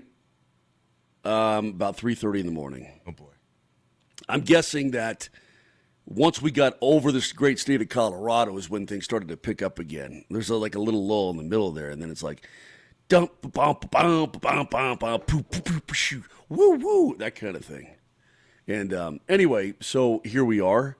I woke up to a lovely cup of coffee in a Rolling Stones mug that my wife put next to my bed nightstand, or put on my bed nightstand. And here I am, Holmes. Well, she got all my stuff out ready for me. Like, she really helped me out big time. That's awesome. That's awesome. We're glad you're here. Thanks for getting up early to spend a couple hours with us this morning and breaking down this Avs game. Coming up at 9, we will talk to Coach Jared Bednar. So let's assume the coach is going to get like an hour more sleep than me, if that. I mean, maybe not. Yeah. He's going to sound like an absolute stud and fresh as a daisy. Vic, you know how he rolls, right? Yeah. I mean, he's probably already up watching film right now, while I am absolute luggage. Okay, there you go. The Avs rallied to drown the Kraken last night 5-3, the 8th time they'd trailed heading into the third period, just the first time they've actually come out to win while trailing entering the third period. Moj, Seattle brought them a game. I wouldn't say they dominated them, but again, we've been talking about this. Every one of these teams looks at the Avs like, oh, you could be a slump buster. What, Seattle come in 1-7-1 over that last stretch? And now here come the Avs. Not hard to get up for these guys. And they brought them a game in the first period. They did. They played hard. They played aggressively. They played quick. I thought they played quick, and you could see in the early going, and even into the second period, the Avs were not nearly as quick and not playing the game as fast, not thinking the game as fast. And Seattle's all up in your grill. And they all up in there, Vic. Everywhere up in there. And they did a really good job. You know, it's a team that, again, it started out 11-5-5 to the year. That sounds pretty good. And then they went into a bit of a tailspin. They've had some serious injuries, and, you know, Gruby was playing great between the pipes for them. But this is the way the Avs do it. Look, they find their footing, and eventually they're going to come back, turn that tide, and they're going to start to overwhelm you, and then you got no shot. You know what I mean? So it's you can just see the professionalism of this team take over. Maybe Coach Bednar would like them full 60 minutes. We're going to kick, but it just doesn't work that way. Other teams have a say in the fight. And it's a one-off. It's a one game in Seattle before you got to come back. It's a strange one, right? Like coming up with the requisite energy to play 60 minutes in a game like this, it's not easy at the outset anyway. So I was impressed by the way they rallied, Vic. You know, we have a couple of questions, Moj, and perhaps you can help answer them. First of all, we'll talk to Coach Bednar, his thoughts. The power play produced a goal. That was nice. I thought what the Josh Manson Mason Marchment showdown. That was fun. When Marchment went to the penalty box, Moj, it looks like he borrowed a phone, maybe the attendant in the box. Is that commonplace to grab a phone and look at your face? Did he really? I had no idea. Yeah, I pulled up a phone to look at his face, maybe look at how badly he was cut. or maybe his nose was crooked. I don't know because Manson got him good. And I watched and watched and watched that over and over and over again. These two started out from the get-go, right? I mean, for the first shift, and then Manson buries him in front of the Avs bench. And so then Marchment has some, quote, things to say. Mm-hmm. All right, well, let's just keep going. And then there's a couple little more, slashy, pushy, that kind of thing, da-da-da. So once it was a harmless play, the net is off. And once Marchment just sort of tweaks him from the end boards there, Manson's like, what did you say? What did you say? You want some of this? Yeah. And then so the kid tries to a little, and then Manson's like, enough. And no, we're not doing this. And it was the first couple. He had a glancing blow. That third one, Louis Vic, that caught him right on the beak. Yeah. Right on it, man. Yeah. And then as soon as it hits, he's like stunned, and he leans forward, and then he starts, and then he starts, and he starts running into Brent Burns' arms. Is what he did. He just goes on. He goes in, like a dog, that got its foot caught in the door. Yeah. He starts to go hide with Burns along the inboards, and then that's when everybody sort of piles. So my favorite part that was Manson. My favorite part about that stuff is it had very little to do with last night's game. That all emanated in the Star Series of the playoffs, and we all know that, right? I mean, the memories of these players. You can go years and years and years and just hold that in, and all of a sudden it unfolds right before your eyes. And that didn't take long. You know exactly what. You know why the Avs are after Marchment. Yeah, he was a real pain in the tail last year in that series. So I mean, it is what it is. But Manson is so strong and he's so tough. If you're going to fight Josh Manson, and he doesn't fight a lot, obviously Matt, his old man was an absolute brawler in this league for a long, long, long time, and a total stud. And Josh he's not a brawler like that, but he can. And maybe those guys are the most dangerous guys. That, look, they're just incredibly tough, and they can really fight. And if you go with them, and it doesn't happen very often, it really doesn't. But if you go with them, you had better be, Vic, you'd better be committed. Yeah. Because you're going to get popped. And, if you get popped and you run away, then people are going to see it, and that's exactly what they saw last night.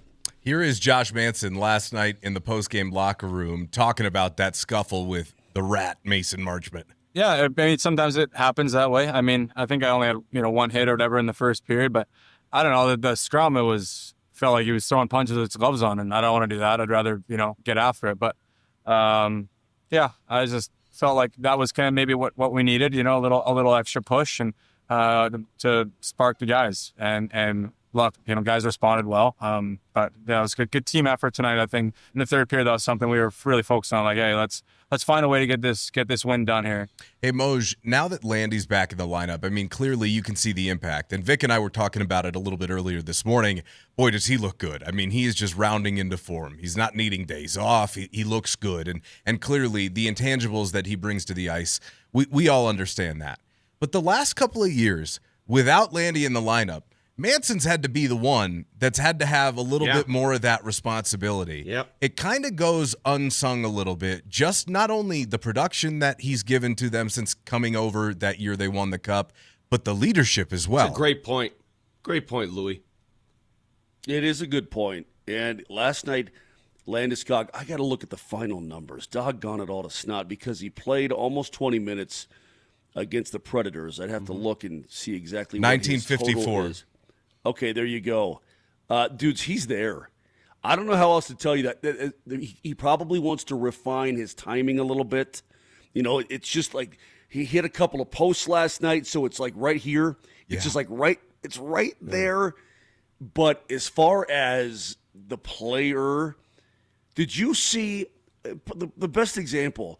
Did you see the burst that he had in the 6-on-5 situation to wave off the icing and get down the ice? Yeah, you mentioned that on the broadcast last night. Dude, he's out racing Dunn, who's probably their speediest defenseman. Yeah. I mean, he puts it into overdrive. He's hauling tail. I mean, when you watch him, and you watch the way that he sells out virtually every shift, you can't not go and bust your hump yourself. I mean, you would feel embarrassed that this guy who had his leg taken apart and he's got a dead guy in him and his leg put back together over the span of 3 years, and this guy out there every shift is busting his hump. If you even take one shift off, you should be embarrassed. That's the way that Landeskog leads in that regard, and that's what it looks like and feels like, I'm sure, to those guys. I can't wait to ask Betsy about that. I'm writing it down right now. When is Betsy joining us? I think 9 a.m. Yeah, I think 9 a.m. Okay, so he gets an extra hour of sleep than Moser. Wow. He might not even be sleeping. As Mo said, he might be up watching film already. He's probably up. Yeah, he's probably up. He's probably up watching film. He's going to sound fresh as a daisy. Trust me. He's going to sound great.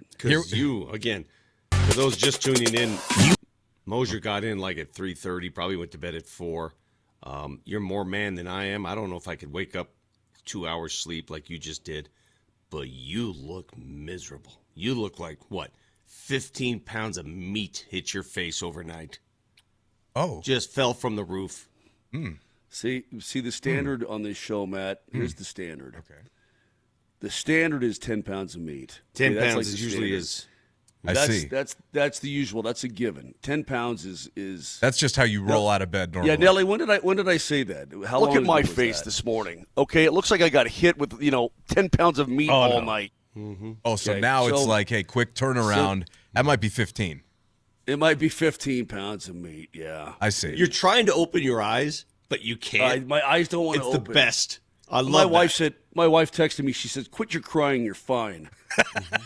and I'm like, you know what? She made you your coffee. She set up your yeah, equipment. You got quit your free bitching. coffee. Yeah. Right. Exactly right. Just get on there and talk, you idiot. You know, I cracks me up. appreciate you so much. I really do. I mean, and I know we have fun on the show. I appreciate your willingness to do the show so much that I'm not even going to complain about your horrible lighting situation at your home office. I know. Okay, so I've got to rectify that, no doubt. But there's a couple ways I can go, a couple angles, and my my little lighty light, it died. So during the break, I'm going to plug it back in, and when we come back from commercial break, I'm going to look really, really good. Magical. You know what would help fix your Magical. lighting is if you brought one of your dogs over and put them in frame. Can we get a dog sighting? Nelly, Come here, dude.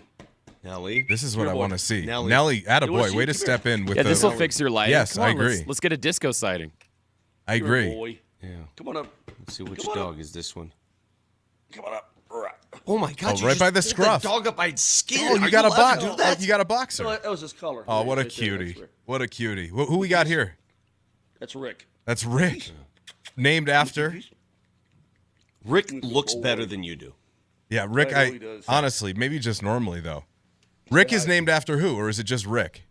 Just Rick. I like that. I like dogs with like regular guy names. My dog's Phil. I like that. Rick and Phil.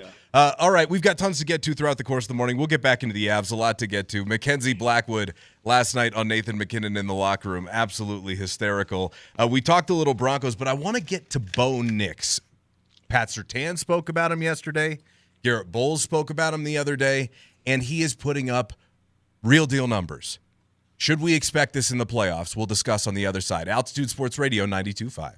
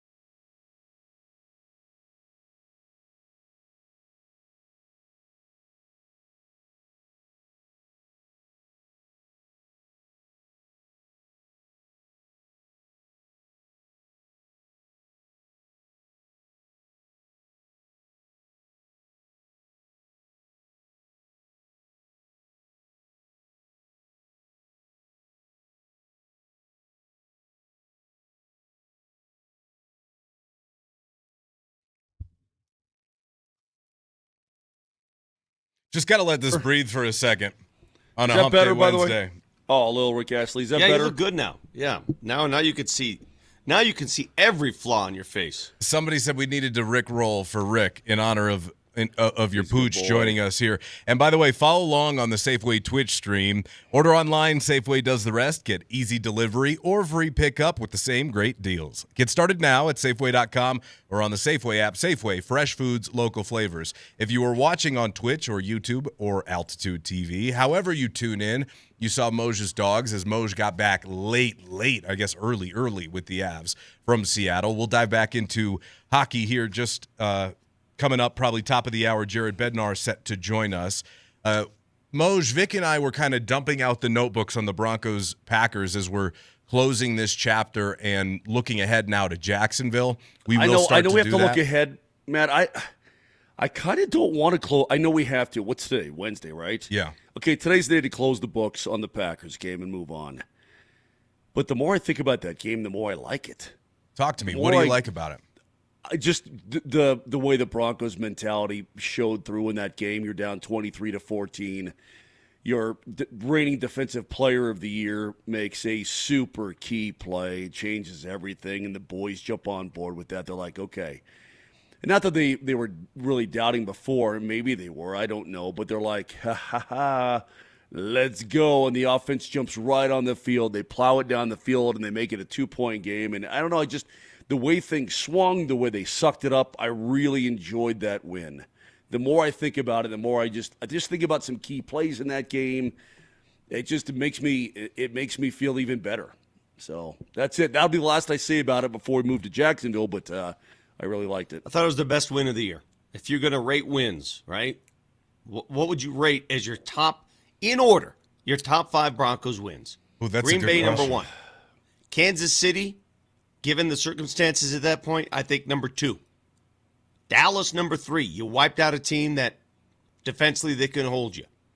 Philadelphia? Yeah. Oh, well, man, I'm going to have to put Philly up higher because at that The point Philly they were win, undefeated. because that was their first comeback win. Yeah, you're right. That was their. Yeah, that And should that be win, ranked higher. that win, if you think back to that Philly game. Good point.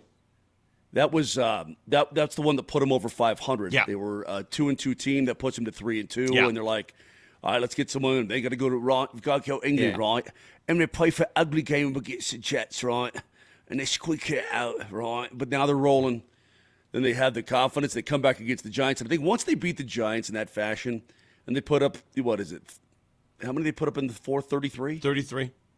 Yeah, they put up 33 points in the fourth quarter. They're like, ain't no stopping us now. And then they roll the Cowboys, and then tough one against the Texans. But now that belief system is kicked in. So, yeah, there you go. By the way, Zach Allen this year, he's led the league in quarterback hits the last 2 years technically. He led the league last year with 40. He's already matched that total this season with 3 games remaining. No one has more quarterback hits over the last 3 seasons in general than Zach Allen. So the Broncos are getting pressure. It wasn't the starters, though, who started the party. We saw Jonah Ellis and DeAndre Tillman, their backup edge rushers, really come into play. That was impressive to me because you're going to need to rely on everybody throughout the lineup to get this thing across the finish line come postseason play. You know, Zach Allen, you just mentioned how he can get to the quarterback. He hits the quarterback. He is riding that line, though.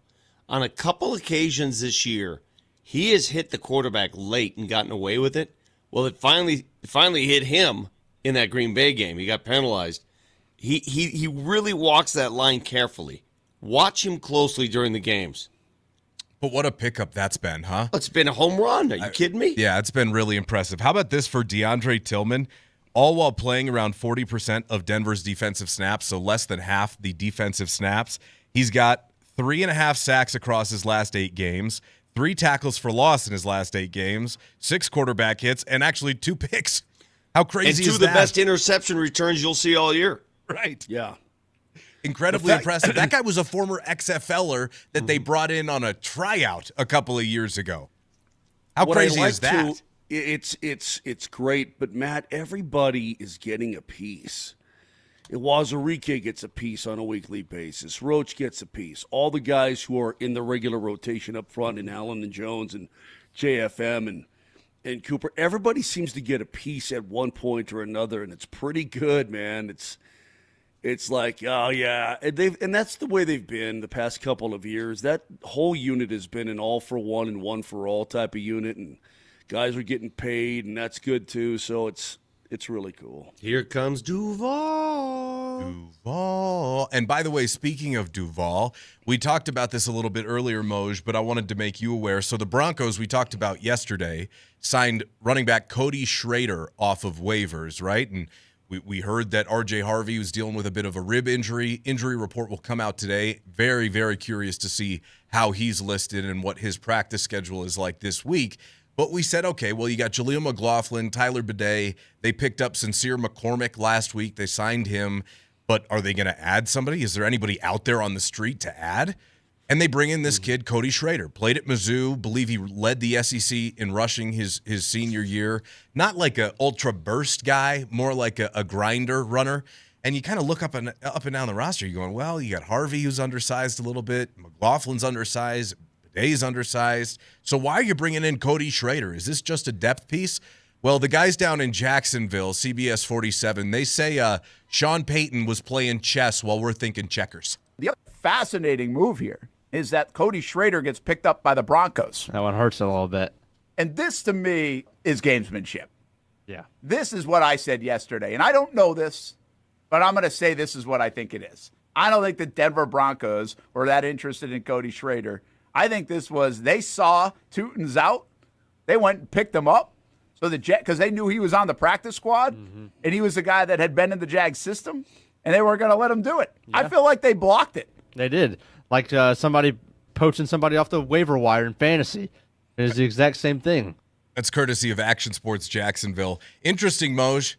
Maybe George Payton, maybe player personnel, but somebody was using their noggin. Yeah, it's like, but Cody Schrader. Hey, Coach, how you doing, bud? Hey, Duval. I know at this point in your career with one carry, you don't care where you're at probably, but you're just a pawn in this, all right? You're just going to be a pawn because once we play the Jags, you're going to be gone. You know, no, maybe he won't be. I mean, if Cody Schrader actually is part of if he's part of the active roster at any point, you probably have some major problems. You're worried about your running back situation. And that's no offense to Cody Schrader, who's a 26-year-old with one career carry. Hey, speaking of weird moves. That being said, I like the peering ahead type of mentality of the Broncos. Correct me if I'm wrong, and maybe this got lost in translation for me. Did Sam Ehlinger get activated to the active roster over the weekend? Yeah, they put him on the 53, and they said they did that as a bit of a reward. That's what people That's what I was thinking, yeah. This is the Broncos' way of saying, okay, so you turned down the Colts. Thank you. Here's a little what? A little loose change? Does he get paid more that week? Is that what happens? Yeah, I assume so. I don't know how this works. I don't know the specifics. We'll have to ask Jeff Legwold. Yeah, that'll be something for tomorrow, but that's a good point. Ehlinger, I'm glad you brought that up. They did throw him a bone because it wasn't just the first time this year he's had outside interest from another team to join either their practice squad or be a backup. So good on you to point that out. Moj, we also spoke on how, and this is the most revealing stat in the difference between how Sean feels about Russell Wilson, the football player, and Bo Nix, the football player. Bo Nix, in his first 31 games as a pro, has only taken 40 sacks, okay? Just over a sack per game, including 0 on Sunday. Russell Wilson, in 30 games as a Bronco, 100 sacks taken. Bo Nix is special. 60 more sacks than Bo has taken in one fewer game. I mean, doesn't that say amazing. It all, Moj? Yeah, it's amazing. I think the Knicks came in sort of anti-sack anyway because of his ability with his legs. That's good, but it's been ingrained in him. Just don't get rid of the ball, kid. Yeah, get rid of that football and be smart about it. Again, the play that I mentioned from Sunday was where I don't know if I got to go back and look at it, whether it was a blitz or whether it was just the nose tackle. You know, just was completely unblocked, but came flying in and was picked up by the running back. And Knicks, I mean, he should have been, by all counts, he should have been on his back with the ball in his hands and a big-time sack. And he throws it falling backwards at the feet of, I think it was Ingram at the line, but I'm like, that's just a real heady play. I mean, he just has this thing going in his brain where he can make it happen and not give up crap sacks and knock yourself out of whatever range, or you put yourself in 3rd and longs. That, and you talked about that, Matt, yesterday, that the 3rd down situations have been much more manageable as of late for Bo Nix and the Broncos. This was Joe Thomas, Browns offensive tackle and NFL Hall of Famer, yesterday with Kay Adams on Up and Adams. And Kay asked him flat out, who's got the best line in the league? I would love to hear your top 3 Super Bowl caliber O-lines right now. Who do you like? Well, Denver's up there. I think they've actually probably been playing the best out of all the offensive lines in the NFL this season. They play so well together. They understand how to open up lanes in the running game. They're giving their quarterback time to throw. That scared me. Well, I think that Kay Adams she got excited. She's the treasurer of the Sean Payton fan club. She definitely is. If you're going to praise anything about the Denver Broncos, you're going to have Kay Adams on your side. And maybe that's a good thing. You guys determine whether or not that's a good thing or not. Yeah, she'll be an echo chamber for you, undoubtedly. Let's hit that one more time, and you can pick it up. All right, let's hit it now. Lines in the NFL this season, they play so well together. They understand how to open up lanes in the running game. They're giving their quarterback time to throw. And I think they're the offensive line that surprised me probably the most this season. And it's really been a little bit of a margin there between them and number 2. It has been impressive. I mean, you think about the additions when Sean Payton first got here and McGlinchey and Powers. Right? There was a point in time, and it wasn't that long ago, where we were all considering whether or not the Broncos were going to have to go left tackle in the draft because they were going to have to move on from Garrett Bowles. Yeah. And then you bring in Luke Wattenberg as a 5th-round guy, and all of a sudden he's your center. You're getting Alex Palczewski to step in and play meaningful reps and do it effectively. Man, you haven't – I don't want to say this because Ben Powers – they haven't missed Ben Powers the last few weeks. Yeah. Ooh, I know. He'll be back. I know. Yeah, I know. I will also add this, though, Matt, and let me give Palczewski some credit because he's been a wonderful – I want to call him he's like an offensive line Swiss Army knife. I don't know if he can play center, but he probably could if you ever had to use him in that regard. But he's a guy that you can move around a little bit, and he's seemingly at least competent, if not really effective, at all these different spots. It's a great point, Vic, but I will say this. I guess I'm a practical kind of guy. Is the offensive line good? Yeah, it's good. Mm-hmm. At the same time, guess what? You're paying them to be good. Yeah. That's a very expensive offensive line. They better be good because you've allocated a lot of resources to those 5 dudes up front. Denver's up there. I think they've actually probably been playing the best out of all the offensive. Yeah, that's right up there. Yes! That's right up there. Right. I mean, Kay Adams versus DMac reaction to a Broncos. What was DMac reacting to? Bo Nix. That was Bo Nix. Yeah. Okay, that was Bo Nix being drafted. That was a first round. And Kay Adams' reaction to the offensive line talk. Playing the best out of all the offensive. Yes! It's the same thing. Justin Fields, baby. Yes! This is Kay Adams. We've got a little bit more for you. She continued with this conversation. I feel like we talk about everything low-hanging with the Broncos.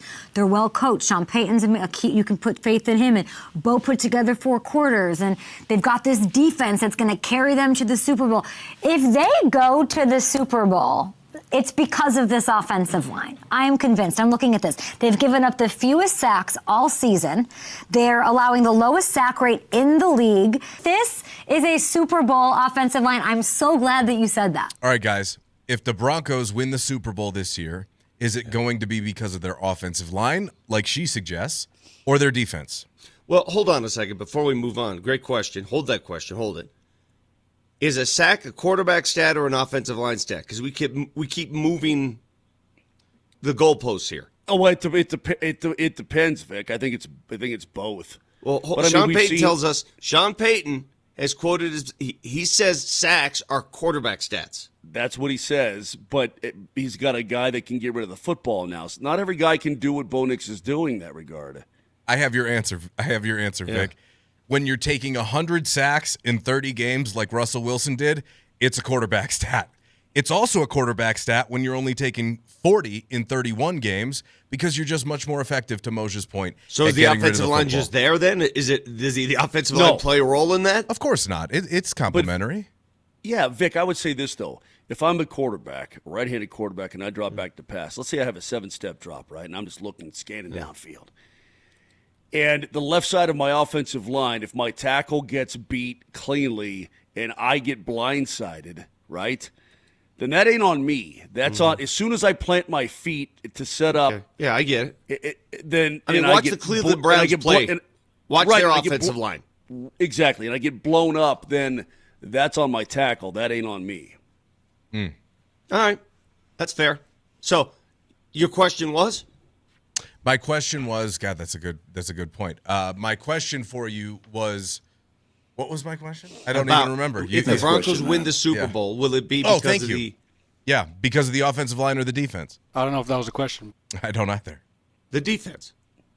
So Kay Adams was wrong there the defense. It's the same reason they won Super Bowl 50. I agree. I think the defense up to this point, and we'll see what the offense does once we get to the postseason, where it's at. But the defense has put them in every enviable position this year. Virtually everything they get as a team starts with the defensive play. That's my opinion, and I don't want to – I'm not taking anything away from the offense, and they are growing and they are starting to really expand, and they are getting into that playbook, and it's awesome. Yeah. Hey, but it's almost like a little welcome to the party because the D's been playing great. Can I interrupt this football talk? I have a serious question I need to ask, a personal question, and I need your advice. Floor is yours. All right. Do you guys know what Bitcoin is? Yes. Yeah. I don't know what the hell it is. Let's start there. I don't know what the hell it is. I don't know how to get it. I know nothing about it. Mm-hmm. So this is a twofold question that's very upsetting to me because I'm not sure what to do. So my 20-year-old college kid is home for the holidays. Apparently she lost or got her fake ID. Fake ID, yeah. I said it. Taken away from her. She got it confiscated. Yeah. Oh, she got popped at. Yeah, apparently everyone's got it. And I wouldn't bring this up. Take that L on the way out. Listen, I wouldn't bring this up if I was 20 at one point. I was 19. We had them. Yeah. Me, my buddy Gino Amato had the exact same fake ID. We tried to get into two loggies, one after another. What was your name on the fake he went ID? Second. He got locked up for it. I got in free and clear. Anyway, fake ID. She says to me, so she loses her fake ID, and she says, I need to get a new one. I go, well, that sounds like a you problem. She says, I need to borrow your debit card. I go, for what? I need to buy some Bitcoin. I go, what are you talking about?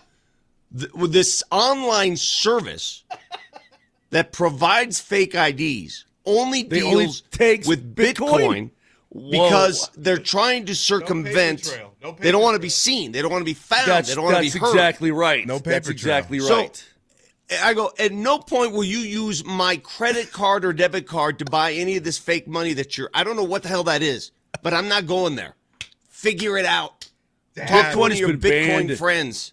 Yeah, Bitcoin has been banned by the way, I think it was the very first cryptocurrency. I don't know what it is because you can't regulate it. Yeah. Listen, if you want to use it, knock yourself out. I'm not engaging. Listen, I told her, do it the old-fashioned way. Spend some time at the copy shop and make your own fake ID. Go to Kinko's and get it done, right? Cut and paste at Kinko's. Yeah, refine that thing. Yeah. Or just find somebody who looks like you who's 21. Or just go to a bar that's like a little more all chill. Of a sudden, Use all of a your sudden sisters. Your sister looks just like you. That's what I said. Yeah, she does. Yeah.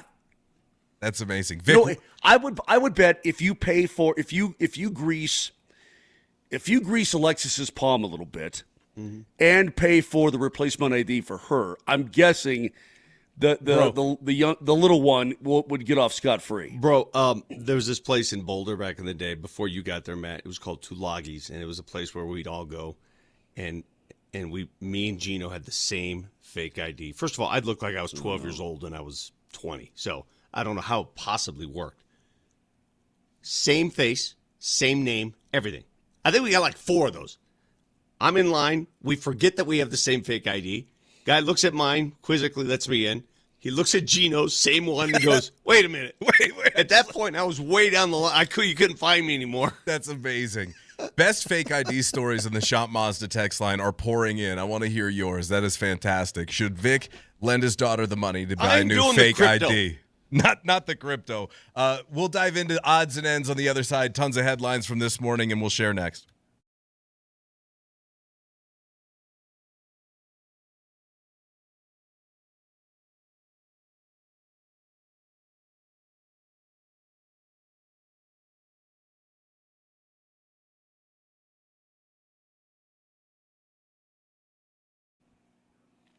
Are you ready to embrace the mountain lifestyle? Maybe you are, but you just don't know how to find that perfect place, whether it's a second home, investment property, maybe your dream home. Well, I have your answer, and here is a telephone number you're going to want. It's 970-968-7646. That is the number for Anastasia Bell. She's an absolute expert in mountain properties of all kinds. That number again, 970-968-7646. She's a broker associate with Breckenridge Associates there in Breckenridge, and she knows all of Summit County. Heck, she knows all of the Rocky Mountains, and she provides expert concierge service. She's been sought out by discretionary buyers from Denver for quite some time, and she can help you as well, whether it's buying or selling, big or small, it does not matter. And now's the perfect time and opportunity. There's a lot of ski season ahead of us. We're waiting for that snow to really build up so you can just hit the slopes or whatever it is you want to do. That's why you need to know who's the best, and it's Anastasia Bell. She'll find you that dream. Whether it's a mountain getaway, ski in, ski out, anything else up in the hill and beyond, that's her. So give her a call. Again, 970-968-7646. When you're thinking about a mountain property, remember Anastasia Bell.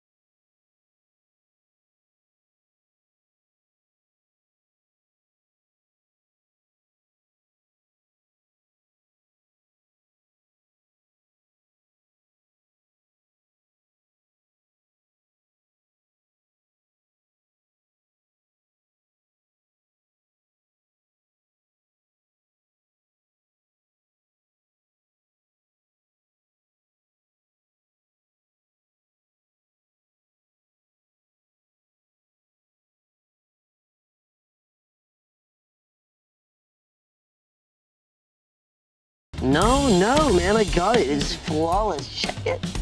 Hawaii.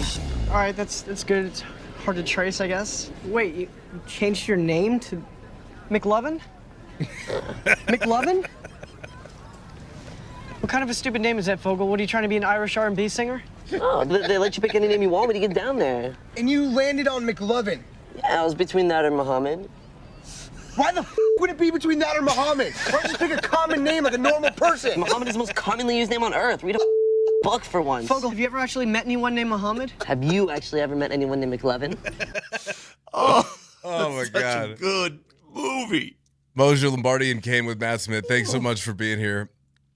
Oh, that is the text amazing. line, everybody's got a fake ID story. 1554. I used to get right into Tulagis with no ID. They just let me walk in.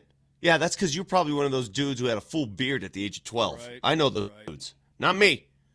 I didn't really get to that stage till I was 34. How about this one? Moj? Somebody says, don't do it. By the way, and before the break, Vic said that his daughter approached him and said that she needs resources and funds for a new fake ID, which credit to you for having that kind of relationship with your kids where they can just come up and ask you something like that. You know, Well, what am I supposed to say? I mean, first of all, I was not involved in the conversation until money was necessary. Right. Well, of course. It was her and her mother. I was not a part of this convo until the funds were required, to which I'm not giving you my credit card to go buy crypto, Bitcoin, whatever that. And to all of you who do that, fine. I'm not judging you. I just don't know what it is. I ain't doing it. This person, I think, nails it. So the question is, should Vic give his daughter the funds to get a new fake ID? And this texter says, don't do it. I used to make them for me and my friends until my mom intercepted the supplies in the mail. Make her earn the fake, Vic. See, I'm kind of with texter here. I feel like, hey, if you want a fake ID, you've got to be left to your own devices to get that. I mean, it'll build some character, right? Well, how do you earn it? Well, I'm saying she's got to do it herself. That's how she earns it. By the reward of doing something and accomplishing a task yourself. Yeah. Will on the text line, I could grow a full beard and I was 6'2" at the age of 14. No fake ID ever Pretty required. much. Yeah. Now I'm 37, 6'2" with a full beard. Nothing's changed. That's fantastic. Hey, man. I still can't grow a beard. I'm 56. Yeah, mine gets a little bit. But you've got hair all over your body, though. Me? Well, you're kind of. I'm not Italian. My brother's the one that's got hair on his back and his shoulders. It's disgusting. Let's just one final. And his ears, dude. I have a problem with ear hair. Hey, men, I got to say this. Clean out your damn ears. All right, people look there on occasion. If you got a forest in your ears, get that taken care of. It's disgusting. I'm with you on that one. What were you going to say, Moj? One final pour out here to Superbad, which I enjoyed as a flick. I thought that everybody played their role pretty good, including what's the kid's name that plays McLovin? Christopher Mintz. His name is McLovin, I'm pretty sure. Yeah, but when he goes, I am McLovin. I just about lost it. I mean, I just about freaking lost it. And then, you know, the other two dudes, when they're just having a coronary about it, it was pretty funny, man. We need more movies like that back in the theaters. We desperately need more movies like that. Anyway, yeah, let's hit the headlines. All right. We've got Jared Bednar coming up, joining us in about 11 minutes. Is this also Deal or No Deal music? No, it's not. It's not. Because it sounds just the freaking same. You understand that, right? This is. It's like you're using the same music for everything. The same. Yeah, what game same show is this that I composer don't know? key. There is no game show. Yeah, Relax, is this one hosted gentlemen. by Regis Moj? Regis and Kathy Lee. That's I will not hear any bad things ever said about Regis Philbin. Oh, that's too good. Regis Philbin was a talented dude. I mean, he could do it all back in the day. That was more about Anyway, go Moser's ahead. bad guess and less about Regis. I mean, no disrespect. Is that your final answer? Yeah. Okay. That's pretty good Regis. Yeah, no, it's not bad. It's not bad whatsoever. Here was Patrick Surtain on with Skip Bayless on his little internet show yesterday talking about Bo Nix. No, just to say it's the second year is it's crazy. Yeah. It's an understatement because he's so mature. You know what I mean? He's way beyond his years. He's very poised. He commands the huddle. And even in situations like that, man, he just stays cool, calm, and collected. And that's what you look for in a quarterback. And he just has that instant game-changing ability, to make plays throughout the game. You know what I mean? He's hyper-aware, hyper-focused, and he's going to do what needs to get done. And obviously, it showed yesterday with the type of game he had. How are we feeling about Bo Nix heading into the home stretch here? Better than I ever have. I completely agree with better Rick. than I ever have in his career. He did some things in that Green Bay game that, wow, now I see it. Now he sees it. And now I expect it, which is even crazier. Last night, the Spurs lost to the Knicks after beating the Thunder in the NBA Cup final. Victor Wembanyama was talking all that smack about how, the Knicks don't play the most sophisticated brand of basketball in the world. However, they're physical, so they can be tough to play against. Last night, here's Mike Brown afterwards on winning the NBA Cup. How does winning this NBA Cup reinforce the standards that you need to reach the final destination? Anytime you can participate in any event where you're the last one standing and you're able to hang a banner, especially an iconic MSG, you take that seriously. And all of our guys took it seriously. But the most exciting part about it, I feel like we're in New York right now. Let's go! Okay. Moj, anytime you have a chance to hang a banner at MSG, you got to take it seriously. Sounds like Mike Brown's trying to put a little bit of oomph on the in-season tournament. I absolutely hate everything about the NBA Cup. I'm the last guy in the world you want to comment on this because what I'll probably do is just mock it and bag on it. So I guess I better leave it at that. When I saw the Lakers hang theirs at Crypto, and it looks like just like the little orphan banner. They got all these world championship banners and the retired jerseys and just the pomp and circumstance and all the greatness of that franchise over the years. I have to say it because it's true. And then they got this little square banner. Hey, NBA Cup dudes. You're like, come on, man. It's embarrassing, man. I'll qualify this by saying. Well, Vic, I would say if you're the Charlotte Hornets, maybe it's a big deal. But if you're the Knicks, well, they haven't won it forever, so at least they won something. But it's silly. Well, it's an exhibition game because it doesn't count in the standings. So you could stop the conversation right there. If you look at the standings this morning, the results of that game for either team, there's no impact. It doesn't count. That's number one. Number two, though, one thing that emerged from that game, and I paid attention to it quickly because Wembanyama was talking all that smack, right, which I love. He got erased last night by Mitchell Robinson. Erased. Mitchell Robinson, who, by the way, is, I believe, 5 inches shorter than Wemby. All right, 5 inches. My wife saw Wemby last night, and I told her how tall he was, and she goes, "Is that allowed?" I go, "Yeah, it's allowed." He's playing. Last night. Well, he's a human. Yes, that's what I said. Mitchell he's Robinson not last night, listen to this, had 15 rebounds, 10 offensive boards. 10. Anytime the ball went up, he got to it. 10 offensive rebounds in a game. That's absurd. I wonder if that's more, and offensive rebounding across the league is up. I wonder if that's because teams are saying, well, we can commit an extra guy or two to the offensive glass analytics-wise. In the end, it'll work out in our favor if we can generate second-chance opportunities, Vic. I wonder if that's why, because it's up across the league. The Rockets, who the Nuggets played on Monday, were the best offensive rebounding team in the league. They're going to the rim more. I don't know. But Mitchell Robinson did what you don't see too often. He neutralized Victor Wembanyama. Saw it with my own eyes in a fake game. Did you watch that? Yeah, go ahead. Real quick, I'm sorry. Did you watch that full interview where Wembanyama said Joker isn't the best player in the league? He's the best offensive player. Did you watch the whole thing? What's that gal's name? She did a good job. What's her name? Was that Malika Andrews? NBA, no. Malika Andrews. Oh, is it Malika? Yeah. Okay. She did a really good job. But she also relayed that when he came back, he said, when I come back, I'm the best player, right? I'm like, you're not there yet, kid. You're probably going to get there, but you're not there yet. This guy's feeling himself pretty much. Wemby is feeling himself. Yeah. Maybe he should, but he is feeling himself. He was feeling that L last night. That's what he was feeling. He came off the bench, played 25 minutes at 18 points. Good for him. Spurs lose by 9 in a game that doesn't matter except for Dollarinis. Vic, tell them what they won, Vic. They won $500,000 each player. $500,000. For the winning team. Yes. And the losing team makes money too, right? Yeah, the losing team makes half that, $250. Okay. Well, Essentially. I mean, all right, you're making out with your dog on air. No, he's just giving me love. He's just giving some kisses, man. He's just gonna chill. If you're watching on the Safeway Twitch stream, you can see. I just saw you guys exchange pleasantries there. I don't say that. I saw that. I saw things exchanged. What's the problem with kissing your dog? You got a problem? Just right on the face and the mouth like that. You don't do that? Do you have dogs? What? I have 2 dogs. You don't let them kiss you in the face? No, Roxy crazy? and Kilko, they're not that way. Oh, they're not that way. Okay, hold on a second. I don't want to go down this road. You know what dogs do with their mouths, right?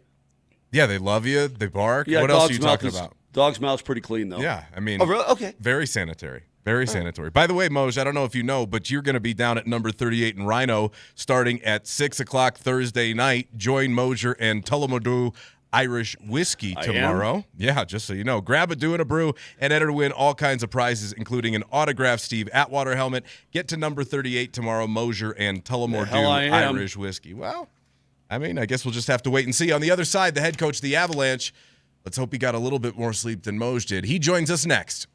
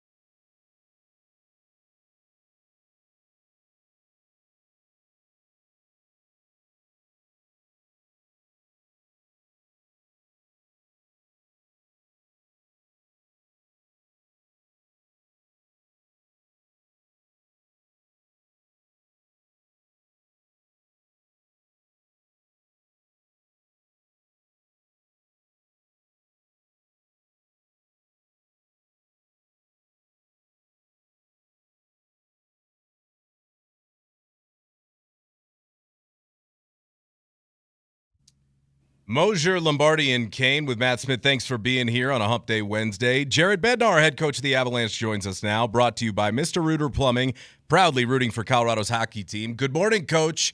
How we doing? Shaking off the cobwebs? Yeah, a little bit. Yeah, she was a late night coming back from Seattle last night, but we got a day off today to recuperate and a practice day tomorrow. So, yeah, just knocking the dust off here a little bit this morning with some coffee. 5-3 over Seattle last night. 8 times you have trailed entering the third period this season, but the first time you've rallied back to win. That had to feel good to win a different type of way amidst this start where more or less you've been running through everybody. Yeah, it wasn't a great start to the game for us, and we managed to play with a lead for a while, and then they kind of got a couple quick ones off the rush in the second period, and we found ourselves behind. But I think it just kind of shows you the resilience of the group that we have and the belief that we have that we can come back in those games. And yeah, we had our top guys just kind of dialed it up last night and got a big power play goal. Nate follows it up with another one, and it was a good third period and a hard-working win against a team that played really desperate and played really fast last night against us. Coach, you see what's happening, right?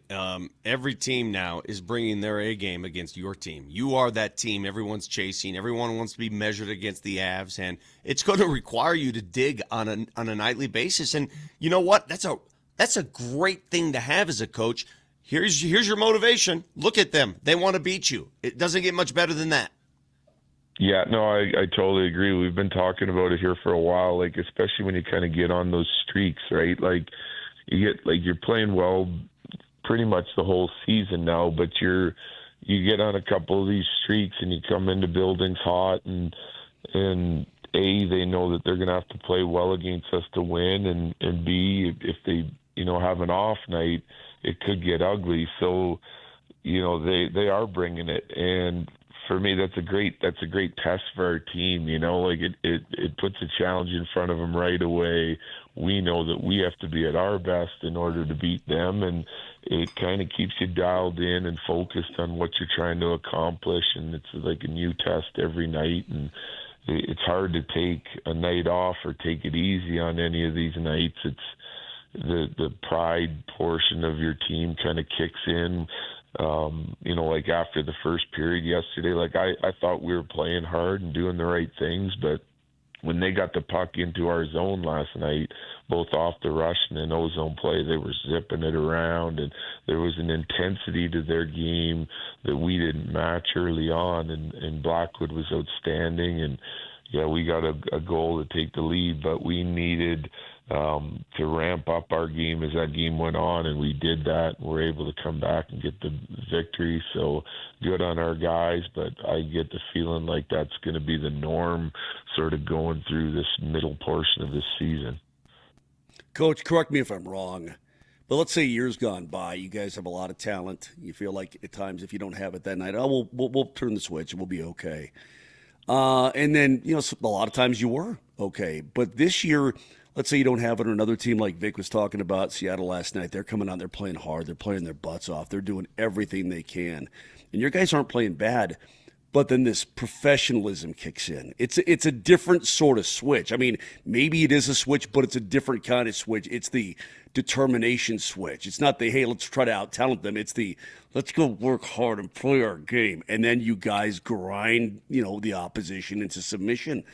And it's impressive to see. So to me, I look at it, I don't know how many different kind of switches they sell at the Home Depot, but you found the professional, hey, we have pride type of switch, not just, oh, we have talent, we can score goals. Yeah, I couldn't have explained it better myself, Moj. I think it's not like, yeah, let's go and try to skill our way to victory here, and at least to this point in the season, there were times in years past where you go try to outskill them, or you would sort of fragment as a group, and it all just became, we're chasing this, so let's just go random individual efforts all over the rink and not play into our identity and the structure of our game. That's what I really liked about last night is like the points we made after the first period is, hey, we got to find a gear. Like as well as we think we're skating, they're the quicker team right now. And number two, we got to get another level of intensity and physicality because they're like taking it to us. They're winning all the races. They're winning all the 50-50 pucks. And then they're creating scoring chances out of it. The details weren't bad. The structure wasn't bad. Like we were still sort of dialed in on that portion of it. But bottom line is we needed to like work harder and get more physical and more intense if we wanted to win that hockey game. And then you could sort of see the physicality come out. You could see it from guys like Nate, Landy, Manson, Burns, and it was contagious. And everyone dug in. It wasn't a one-line effort. Nate and the power play, they had like the production, but everyone was like chipping in to like start winning more zone time and win the possession game in the three zones and sort of wearing them down a little bit. And I thought it was a real professional sort of approach to coming from behind last night, and I think that's why we won. Jared, Coach, it's fourth. Hold on, real quick, man. Just have a quick follow-up. I don't think anything exemplifies that more than this, though. It's 4-3 game, and you guys send the puck down the ice, and here comes your captain. And I don't know how long he was into that shift, but he's out racing Dunn to the dot to wave off the icing. I mean, Coach, Riker and I are up there, and here comes 92, and he is flying. He's like an absolute raging bull down the ice to get to that dot, and I'm like, oh, my God. If I'm a guy on your team, and I know they're all bought in, but if you see your captain – who missed 3 years, right? And he's back now, and he's doing that kind of thing. And he's just, every ounce of energy he's got into that one play just to wave off the icing. I'm like, that's a hell of a way to show how to get it done. You must have been thrilled. Yeah, oh yeah, exactly. And guys noticed that. You could hear him on the bench. There was another instance late in the game. It pops out into the neutral zone. And Berniers goes to pick it up, and he's a shifty guy, and he's quick, and he sort of tries to, sidestep or elude Mac, and Mac lays right into him and open ice in the middle of the day. Good. Yeah, and it just ended the play right there, and everyone was like, whoa, it was guys taking it to a new level in order to secure the victory, and again, it's supposed to be similar mentality, and it is a similar mentality, but they all did it together, and they did it within the structure of our game and just added the intensity and physicality instead of going rogue, and so that was I really liked the way we approached that game and handled that game, especially in the second half. Coach Jared Bednar joining us now on the Ramos Law Hotline. Car accident, you need Ramos Law, medical doctor and attorney, ramoslaw.com. Coach, I want to ask you about Josh Manson. Obviously, the physicality he brought last night with that scrum, a little scrap there in the third period. He said he felt like the boys needed it, kind of got everybody going after that. But the role that he has played for you, right? You trade for him at the deadline the year that you win the Cup. He's incredibly productive. But then Gabe goes down and you don't have him. So for the last couple of years, for all intents and purposes, he's been the guy from a physicality standpoint who's had to shoulder more of that load and that responsibility. What does he mean to your group now? And especially with Landy coming back, what does Josh Manson mean to that locker room? A lot. He's one of the elder statesmen back there on the blue line. He's relied on in so many different situations in so many different ways. And just one of the ways is the physicality that he brings on a nightly basis. Guys like Josh are hard to find nowadays in the game. Guys that can move the puck efficiently, that can break you out of the zone, that defend real well and penalty kill and block shots and do all that, but still bring that edge and nastiness, especially net fronts, and just closing plays out in the D zone. He's going to run into you first time and last time all night long. And then he does things with the puck that most guys that bring that style can't do. Like the Lekin in first goal, he gets a pass from Kale, sidesteps the guy in the neutral zone, busts all the way up the middle of the ice, and kicks it out to Marty. Marty makes a nifty little play, and next thing you know, it's shot to the net, and Lekkinen deflects it and gets us our goal. And like most guys that play a style like Josh, then they lack in the puck moving side of it. And I mean, he's been super efficient with that, and he's worked on it extremely hard in his game. And guys with his size and strength and ability and physicality, they're just not out there, and they're the guys that everybody wants. And he's done a great job for us, and great leader, great locker room guy with a wealth of experience. He's highly respected within our room. How many hours sleep did you get last night, Jared? Probably about 4. 4. Do you nap? Will you have a chance to lay down a little bit? Because I know Moser naps every day. You're damn right I'm going to nap. Are you out of your mind? Of course I am. I might. It just depends on how I feel in the mid-afternoon, late afternoon, but I'm up for now. Yeah. I'm just curious how you abide by the schedule, because it can get crazy. And if you don't sleep and you sound like you lack sleep, that's got to affect the way you can think. What do you do all day on a day like this? Do you look at tape?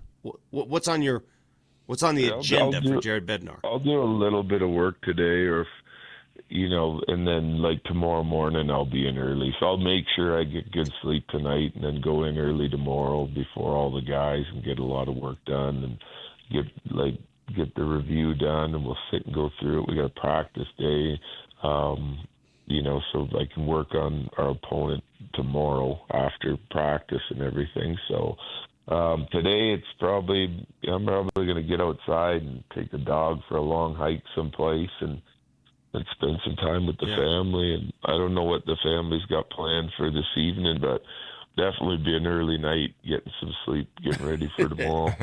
Yeah, if you go outside, you better bring a parachute, because the wind's supposed to whip at 90 miles an hour in some parts of town. It's gonna be crazy in your part, Coach. Be careful.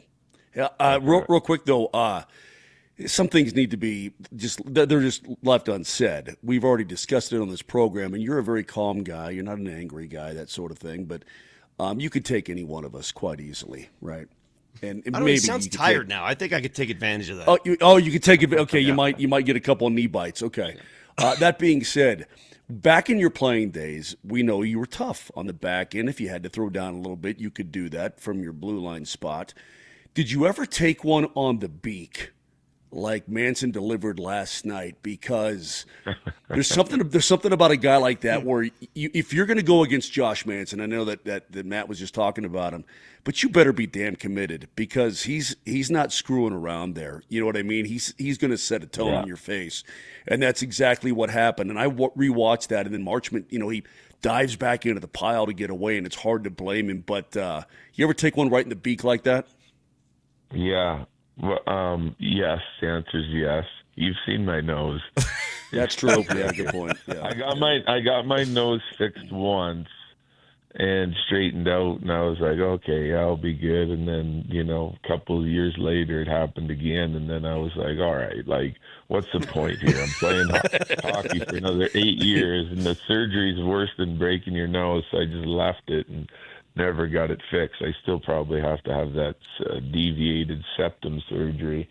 But I'll say this about Mance. That's the thing. Like, he's playing for keeps, right? You got guys out there playing hockey and, playing physical, and then you got guys that you just don't want to mess with. And Mance is a big, tough kid. Who raised him, right? Like Dave Manson was one of the toughest guys. Yep. I mean, out west, it was like I was growing up hearing the legends of Dave and watching him play, and then watching him go to the NHL. And he knows that, and he can be a nasty guy. But then he's playing for keeps. But then angry Manson, that is a whole different story, right? Like, so he gives Marchman a pop, and he comes back at him twice as hard, and then Mance goes at him like 5 times as hard as Marchment came back at him. Like, it's just like escalated to a whole new level of angry immediately. And I think that's why he gets a little room, and partly why he's so effective at what he does. Coach, last one from us this morning. Inside the division, monster trade went down, Quinn Hughes to Minnesota. What was your reaction to that? And I mean, just more logs on the fire of the Central Division here.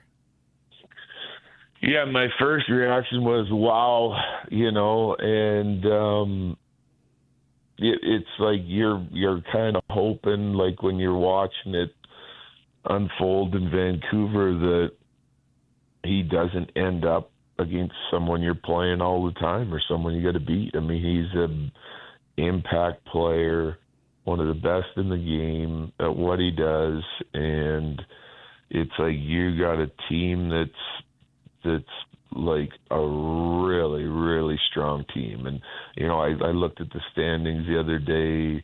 Winning percent was a little off because teams have played different amounts of games, but you had, us, Dallas, I think it was Caroline at the time, and then Minnie. Right. 1, 2, and 4 in the league, right? And that's the type of team they are. They are a very good team this year, and now they add Quinn Hughes, and that's like their elite team. And he's going to help them immensely. They got immediately better, and I thought Vancouver did a really nice job, right? Like, Zeev Buiam is going to be a star. Lots of our fans would know him from DU. And then they got Rossi. They got some good young pieces and draft picks to sort of build back what they had in losing Hughes. And they're at a different point in their development as a team. And I think they got a really good package out of that. And Minnesota paid a really good package to get the best player in the trade that's going to help make them better immediately.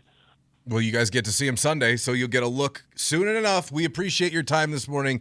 Thanks so much. We appreciate it. Go get some rest, hopefully, a little later today.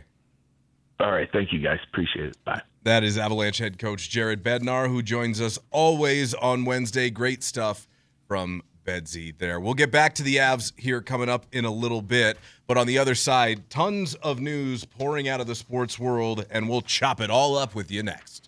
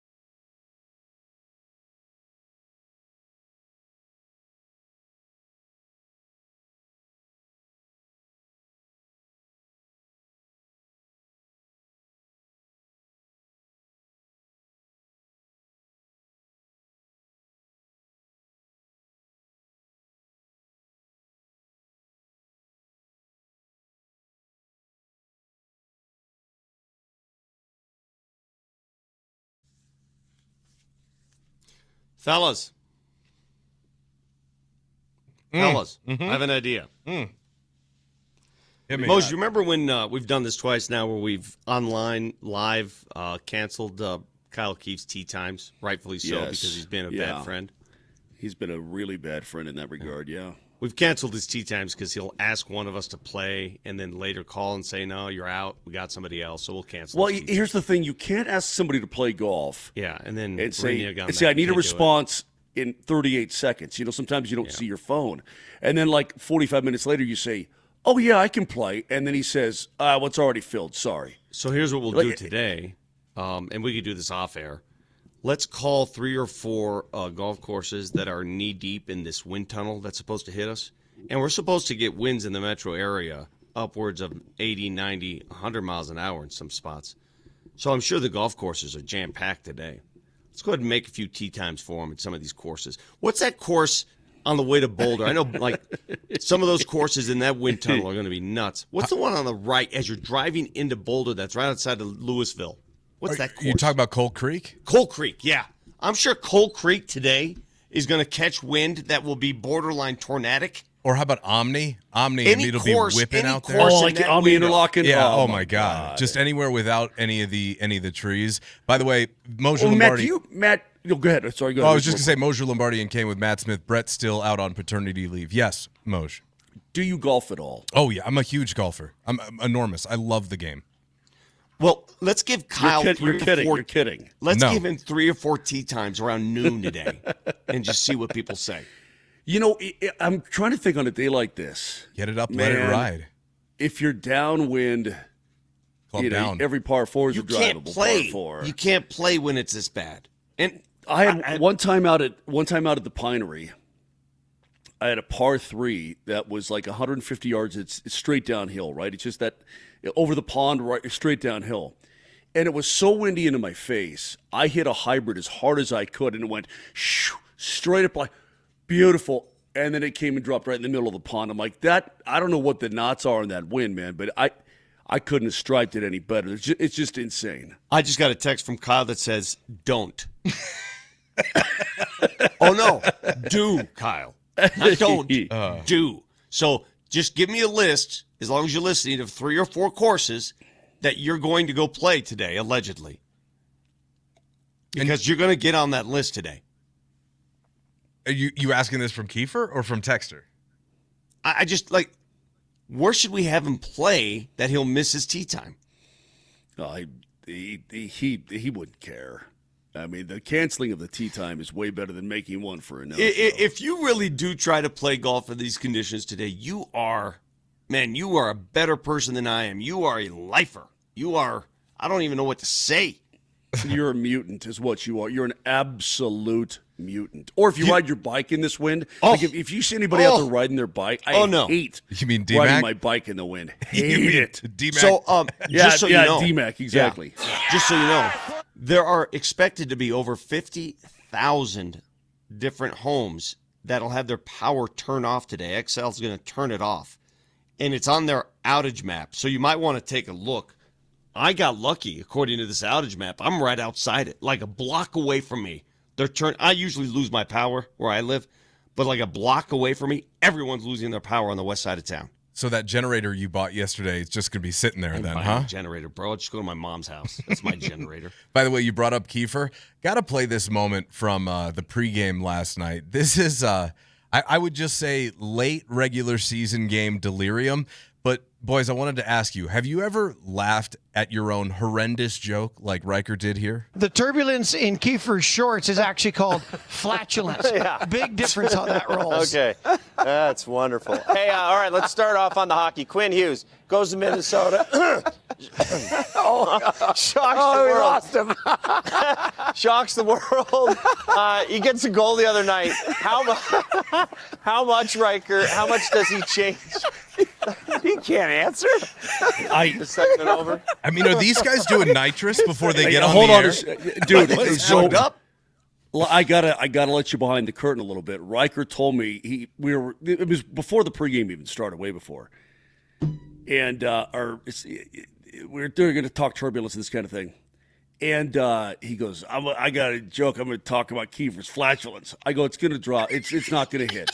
I go, don't do it. He goes, I'm doing it. So then he's about ready to go on. I'm like, don't do it. It's not going to land where you think it's going to land. He's like, it's going to be awesome. And once it gets in his head that he's doing it, he's going to do it. And he's going to laugh his butt off. And the problem is it's not that funny. At all. But the fact that he's losing it, and crying, it makes you want to lose it and cry just because that laughing is infectious, not because the joke landed at all. At all. You got to go watch it. At all. You got to go watch it on Altitude TV's social media channel. They're just trying to get anything out of Riker. He's literally crying just because he said the word flatulence. It was laugh out loud funny. Laugh out he's loud. Like, he's like, I know I'll be able to get Johnny. That's about it, but that's okay. I'm like, all right. Well, Johnny was just laughing because he got himself so hard. That was why Johnny was laughing. Exactly. Yeah. But you know what? Our crew has a lot of fun. Well, you're supposed to. It's sports. Biz gave us a shout out on the most recent Spit and Chicklets podcast that we try to make it fun. And he obviously, with the TNT crew, he tries to make it fun. Yeah. And, we just have a good time. We all, as you guys know, we're all friends. We all hang out on and off the ice and so on. So it's cool. It's a really good crew. Yeah, it definitely is. I mean, always have a great time watching the broadcast. Yeah, you have fun. Yeah, we know you have fun.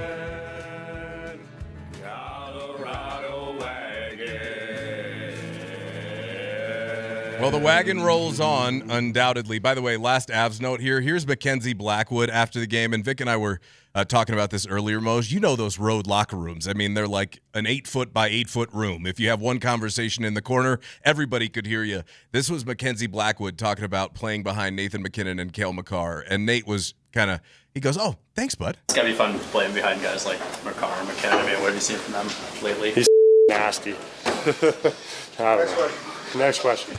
No, those guys are unbelievable leaders, and love to watch those guys on a nightly basis. They're having fun. That's what matters the most. So the broadcast crew, the hockey team, everything's fun when you're winning, right, boys? No question about it. Yeah, but you know what's cool is McKinnon and all the guys are like, look, Mackenzie Blackwood's playing awesome. You realize he's 10-1-1 since he came back from injury? Right. 10-1-1. Wedgwood, I think, still leads the league in wins. You're like, it doesn't matter whether it's Wedge or whether it's McKenzie. Whoever's between the pipes, the guys in front are like, man, we just have to pull our heads out of our tail. These guys are going to stop pucks for us. We just need to give them a couple of runs, is what McKinnon said. Give them a couple of runs because you're going to get a starting performance. Your starting pitcher is probably going to have a 1.97 ERA. We just need to give them a couple of runs, and we're gonna win a lot of games, and that's really cool. I mean, the trust factor going through that room, Vic, that's stuff you just can't buy. It has to happen organically, and it's badass. Well, why do you think I'm in such a hurry to get to April? Yeah. I just am for this reason. This is the pinnacle right now. Can you maintain this for 4 more months? Do you ever ask yourself that question? Yeah, I do, Vic, but I'm saying, why can't you? I don't know. Knock on your wood, boys. Hold on, boys, knock on your wood. Okay, that's if you knock on your wood. I mean, they go to the rink believing they can win. They're number one in virtually every team goaltending stat. Maybe all of them. They're number one in this, number one in that. Leading scoring player in the league, leading scoring defenseman in the league. By the way, McPickles had a 4-point night last night. And I don't know if you're watching, but Connor McDavid's been really coming on, and he passed McKinnon last night. He had 56 points. McKinnon had 55. Then Nate had an assist. Okay, yeah. Pretty good. And then he got 2 more goals to go retake the lead and get up to 58, which is awesome. But Pickles he's really been on a march. But you got that guy. You got the leading scoring defenseman of the league. You got the number one blue line in the league. Combined, they've got 101 points. There was a time 2 weeks ago when they were tied with Washington, and now they're like 16 points clear of the Caps, or 15 or 16 points clear of the Caps. I mean, they just have a lot going right, and they bring it every night. You heard about the mentality, Vic, from the coach. It's not, we can out talent the opposition. It's, hey man, we have the talent, but we got to have the work, and that's what they did last night. Yeah. All right, boys, let's chop it up real quick. Left tackle Garrett Bowles, the Broncos nominee for Walter Payton Man of the Year, on his quarterback. Number 10's a freak of nature, man. I've been telling you guys this for the last 2 years. I mean, I don't know what he has. I don't know if he goes in at halftime or before the game and gets hooked up to an IV and puts some green juice in him. He turns into a Hulk. I don't know what he does, but he is awesome, man. He's just so composed and calm, and he's just a special person. I'm grateful. We realize that Bo Nix is well on his way to becoming the winningest quarterback over their first 2 seasons in NFL history, right? That is crazy when you say it that way. That is crazy. And that is his special superpower. We've talked about this. His ability to maintain his composure, not lose his poise, that's what it is. And he's done it time and time again. He's shown us he can do that. Well, you better get your wins in now. Because pretty soon, if that quarterback continues to do what he's doing right this second, he's going to be a $50 million quarterback, and you are going to have to make some decisions. Not right now. Right now. You got time. Oh, and there's another reference. So that's Bowles referencing what? Green juice? The Hulk. Okay. Sean Payton talked about the goo. The goo, yeah. All right. Yeah, okay. Well, Bo Nix, by the way, leads the NFL in completion percentage since Week 13, tied with Josh Allen. Pretty crazy. I mean, he is balling right now. Good for Bo. All right, next up, Adam Silver last night. The NBA Cup could be moving. We're talking with Amazon Prime about whether it makes sense to maybe go to some unique locations for the final game. They've suggested, for example, some like storied college arenas. So we're just looking at other ways we could do this. All right, is there anywhere they could put the NBA Cup that you would want to watch it? I mean, I watched it. I'm not going to be naive. I watched it. But the ramifications of the game, they don't equal what all the hype is. I mean, Stan Van Gundy, if you watch that game, I'm sorry, I love Stan. He was embarrassing. He was hyping up that game as if it was the NBA final. Right. Did you guys just see what I just sent you? Yeah, that was funny. Outside of MSG, all the people celebrating. Yeah, that look at the crowd outside of MSG in New York. Celebrate. It's like the streets are empty. Guys, right? There's a hot dog wrapper blowing down the street. Like nobody cares about this, Vic. The game. Why are we doing this? The game doesn't count in nobody the cares. Standings. But no. The other games of the NBA Cup, like there was a game played between the Houston Rockets and the Denver Nuggets the other night. It was a fallout from the NBA Cup play, right? They got scheduled together. Last I checked, that game counts in the standings. The Nuggets improved to 19-6. It counts. The one we saw last night, there's no history of it. It just goes poof. It goes away. I don't get it. Congratulations to the Knicks who win the 2025 Emirates NBA Cup. Enjoy that little bonus you get, and we'll all get back to real basketball. I mean, here everybody wants some money. I mean, that'd be nice. Players. I mean, give it to the fans. Like then I'll be invested. Yeah. By the way, moving on here on New Heights, the Kelsey's podcast. Travis addressed being eliminated from the playoffs and still having to play football. For the first time since 2014, the Chiefs are eliminated from the postseason, which is an outrageous stat. I guess, how do you approach the rest of the season? Yeah, it's kind of unfamiliar territory at this point for a lot of guys in the building, guys that have been there. I'm the only one that's been on the team long enough to see us not make the playoffs. There's an integrity thing here that when you sign up for the gig, you're living out your dreams. You're living out a kid's dream that never got a chance to do this. You're living out, you're playing this game, obviously, to win Super Bowls. You're playing this game to be in those playoff scenarios and stuff. But at the end of the day, man, you're playing in the NFL. What kind of effort are we going to see Christmas night from that Kansas City team?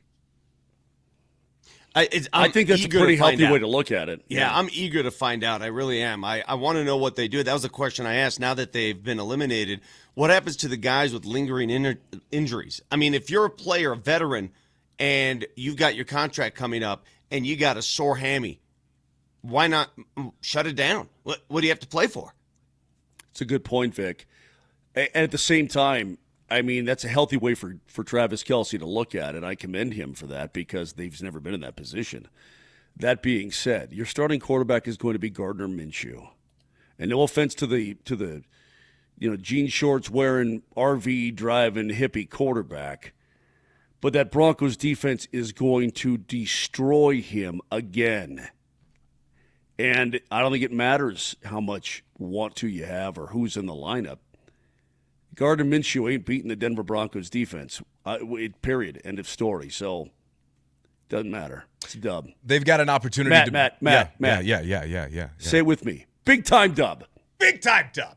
I'm calling Big for time it. win.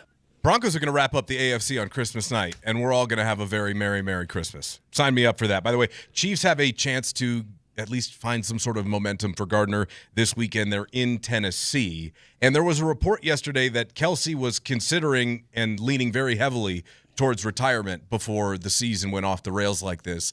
But apparently this isn't how he wants to go out. So indeterminate about Travis Kelce's future. We'll just have to wait and see.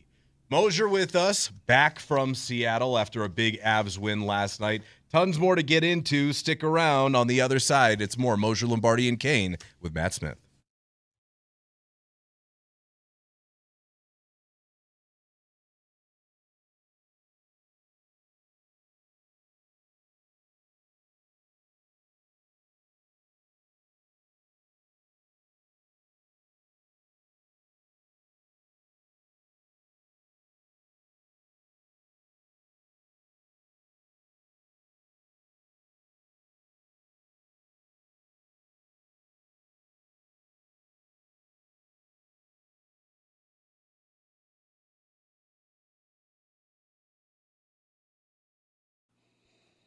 Dudes, I want to talk to you about erectile dysfunction. Do those words scare you, make you laugh? Do they make you fearful? Whatever it is, it's just a medical condition, all right? If you got a problem with your leg, your ankle, your elbow, whatever, your tummy, you're going to get it fixed.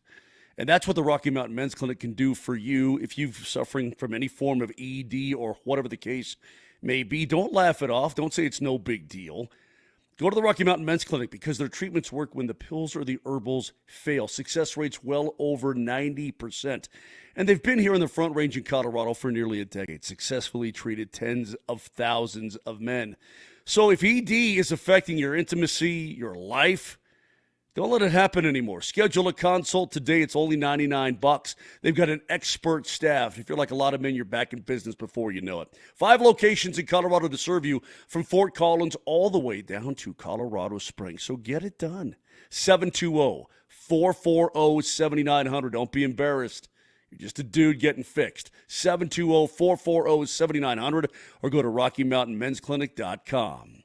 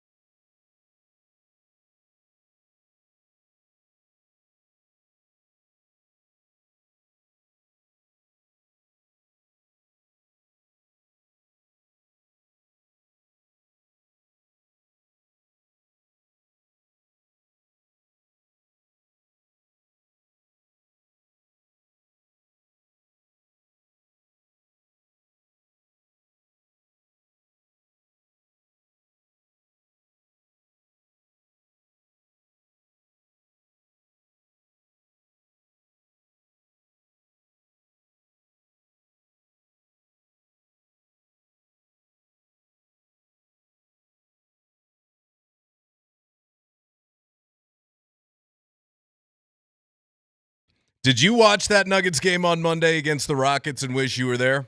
I got some good news for you. We're giving away tickets to Saturday's rematch all day tomorrow in our Nuggets Ticket Thursday. You know the drill. Keywords, always on the 20s. Nuggets Ticket Thursdays are powered by the Wilhite Law Firm, giving you a chance to win big on and off the court. Visit WilhiteWins.com. By the way, some breaking news in the NFL this morning, guys, that we need to get to. Adam Schefter reporting that the Dolphins are officially benching quarterback Tua Tagovailoa and turning to rookie Quinn Ewers out of Texas as their new starting quarterback now that the Dolphins are donezo in 2025. Is this the end of Tua in Miami? They shouldn't have paid him in the first place. They were in between a rock and a hard place when they did it, but now they're really up you-know-what creek. Yeah, going to have to eat that money. Going to have to eat it just like the Broncos ate their money and thrived. You know, at some point you get to the, what are we doing here? How much do they have to eat? 54 mil? Well, as a frame of reference, the biggest single-season dead money charge obviously was Russell's at 53. Over 2 years, Wilson at 85. So Tua's going to be at 99.2. So it would technically be worse than Russ. Wow. I didn't think that anything could be worse than Russ except Deshaun Watson. Yeah, it's a good point. So that's what Miami's faced with right now. What have I been telling you, Matt? When I talk about Dolphins football, it's just that he's not the guy he used to be. And when you suffer that many concussions and you get that beat up, how can you be the guy you used to be? I mean, how? At one point, Tua could play the game, and he got into a really good groove there for a little while, and the Dolphins are a postseason team. But eventually, all those things, they add up, and whether, he's I don't even know what the situation is. I just know he's not the same. He can make good plays, but he's far from consistent. He did not have a terrible game this past weekend, but just it's not good. So I guess my biggest question is, why are they going with the Texas quarterback when my boy's sitting on the bench waiting to get a shot? Who's your boy? His boy, Zach. Oh, Zach. Oh, Z Willie. Yeah. Oh, Yeah. Big Z Willie. Number 0. That's my boy. Yeah. That's my boy. Why is he your boy? Shut up. To win games, you have to win the game, not lose the game. Why is he your boy? Give me the backstory here. I don't know. I just I fall in love with arms, Matt. That's what I do. With arms. That's why you had a crush on Jordan Love. That's exactly right. That's why I liked Mike Vick. Got it. That's why, I go back in time and I love these arms. It's why I loved John Elway. I mean, if you watch John Elway plant and throw the football, it's one of the greatest visuals in the history of sports as far as I'm concerned, Vic. I don't know how you feel about it, but watching John Elway throw the football and sling the pig around the yard was magical. It was a joy. Mm-hmm. Because it's a gift that comes from the heavens. It's not that you cultivate it. Maybe I guess you can get stronger or whatever. But the release, everything about it is a joy. And Zach Wilson has got a big arm. Well, evidently he doesn't have a big head or brain because he's not playing.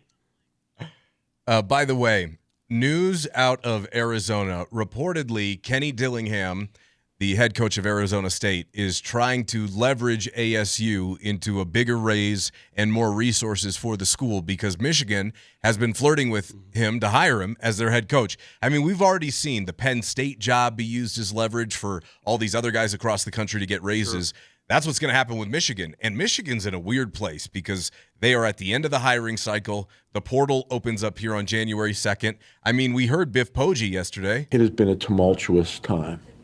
And a lot of, anger, and then, first disbelief, then anger, then really what we're in right now is the phase of the kids, quite frankly, feel very betrayed. Right. Uh-huh. Hey, man, Matt, this is the reality. You ready for this? I'm ready. When you have a coach that's pretty competent, and I think Dillingham is, although they finished, 5th or 6th in the conference. But obviously last year they took the world by storm. When you have a coach that's pretty competent and these big jobs come up, you have to decide as a program who the hell you are. Who do you want to be? Where do you want to take this? Because here's the story. You got to be committed. If you're ASU and you want to keep your coach, you're going to have to be committed. Either you have the money or you don't. And if you're Dillingham, you have to decide this too. Do you think he likes living in Tempe, Arizona? I'll bet he does. He's from there. He loves it. His sister's his neighbor, and his mother is too. Yeah. Oh, you're kidding me? No. I had no idea. Okay, well, there you go. So what do you want, Ken? Do you want lifestyle? You want to pull a Jim Mora and have the lifestyle that you want in a pretty good damn place and enjoy life as well, and stay living by your sister and your mother and all your buddies and friends and whatnot, and be very comfortable with where you grew up? Or do you want to chase the bag? Because the bag's going to be out there for you. So, you know what? If I'm Arizona State, I also say we'll try to do our best to give you more resources, for your contract and for NIL. But we can't compete with Michigan. I'm sorry, Ken. We can't do it. So you have to decide, what do you want, homie? Yeah. What do you want, home slice? Do you want to stay here, or do you want to go for the bag? Well, this is what every coach in the country is facing now. It's not just a question of how much money you're making, how much are your assistants making, how much do you have available to pay the players. Can you compete? Because sometimes the best coaching jobs in all the sports, they're not the ones with the great teams, they're the ones with mediocre teams, mediocre facilities, mediocre skill, and you still make something out of it. Those are the great coaching jobs. If everybody's got unlimited funds, anybody can coach that up. Unlimited funds. Is that you drinking, Moj? That's Rick. Rick's having some water. He's like a camel right now. He's like a camel right now. He will not stop drinking water. Still going. Wait for it. Pretty much how you drink. You've had enough, buddy. He's gonna throw up all that water. By the way, on the Shop Mazda text line, Come here, Vic, boy. Come over here. Let me see your water face. Let me see you make out with him again. Vic earlier was telling us that he was approached by it was your youngest daughter, correct? Yeah. By his youngest daughter asking to lend the funds or to give the funds so she wanted my debit card to go get some Bitcoin. So she could go buy some Bitcoin to use for what? To get her fake ID. To get her a new fake ID. Yeah. This guy on the text line. I was bartending downtown Colorado Springs and knew pretty much every bartender bouncer on the stretch. I gave my little brother my ID, said, you can go anywhere that isn't downtown. He immediately went downtown, and I got a call from a bouncer asking if I had my wallet stolen. He got caught literally immediately. There's some great stories. Like, hey, man, look, you're set up perfectly. Just don't go anywhere downtown. Go up the fountain if you got to. Do whatever it is you got to do. The dog's butt is in your face, and you're talking on the radio. The dog almost choked him out. The hell are we doing here? What is wrong with you? No. I mean, the dog's butt is literally right in his mouth. Clip that. I mean, clip that for sure. Hey, this is what happens when you walk in that door at 3:30, and the boss says, "Hey, listen, get an extra 32 minutes of sleep and do the show from home at 8." And you say, "Okay, sounds good." And you're dying, and then your dog drinks water like a camel, and then puts his butt in your face. Back to your question, sorry, boys. I respect the effort to go get a fake ID. I think we've all been there at some point. Those of us who've always looked prepubescent. Even when I was 21, I felt like I had to have fake ID. I respect the effort, all right? But this whole Bitcoin crypto thing, that scares me. It scares the hell out of me. I'm not going there. Do it the old-fashioned way. Right. Go to the copy store, use some art skills, go to Hobby Lobby, draw one up. Go to the guy who's print them out of his van in the Home Depot parking lot. I mean, figure it out. That's what we did when we were growing up. Yeah, you didn't know if you were going to get kidnapped or you're going to get a fake ID, but you knew it was going to be a story. Figure it out. It's about building character. It's funny. Money can't solve everything. Hey, tomorrow on the program we're talking to Jeff Legwold, correct? Yes, sir. Because the next biggest game is coming up. Have you guys had a chance? I know we'll start to really dive into the Jacksonville Jaguars. Hey, Vic, remember the guy we had on? Was he from Jacksonville, the guy that said they should come in here and beat that ass? Was that the Jacksonville that guy? AP writer? Yeah. Yeah. Who? Yeah. Nelly, do you recall who that guy is? What his name is? The Broncos should come in here and beat that ass. Oh, Mark Long. Can we get Mark Long back on? Yeah, that's a good find. Let's effort for it. We'll effort for it. But before we get out of here, Nelly, quick fact checker. Nelly monitors the mistakes in today's Fact Checker. Presented by Rock Plumbing, Heating, and Air Conditioning. Your local home comfort specialists. RockHeating.com. Rock, bringing comfort home and simplifying your life. My fact checker is a question for Matt. Don't call him Louis Smith. So earlier you were talking about how these crowds couldn't really care less about the NBA Cup, and you used the descriptor word. But you would think they would just move it to home floors, right? So you could get like an exciting crowd because you got these Melba Toast crowds in these neutral sites. What is Melba Toast? Were you referring to Melba Toast, the British appetizer? You might be the only one who didn't get that. Boys, will you explain to him? I have no idea what the hell you're talking about. You don't know what Melba Toast means? Milk toast, milk toast, like bland. Yeah, like bland. Well, it's just like that's a milk toast. I've never heard Melba Toast. It's the same before. thing. What the hell's Melba Toast? Go ahead, Nelly. Read what you just said. Melba space toast is a British appetizer. It's a type of toast. That's what I thought you were referring to. I thought dry and crunchy. Yes. Just nothing to it. Dude, I've got a bit coming up. If I was an SNL writer, I could make millions. Melba Toast is like, now that's the new drug on the market. You're suffering from whatever, get Melba Toast. This kind of thing. Millions. Yeah, and Grizia and all these different things that are coming out. Melba Toast sounds like a drug. Hey, I'm visiting with Christian Brown today for our new Off the Court. It's a new show we do where we take him to the STK Steakhouse and we visit for about 40 minutes just talking. That'll be great. Let me know if there's anything you want me to ask outside of the norm. No, I'd like you to bring me some leftover steak, though. I'll bring you some Melba Toast. I'll text you, Vic. Thanks, everybody out there. It's been a great Wednesday. We'll see you on Thursday as we start to look ahead to Jacksonville.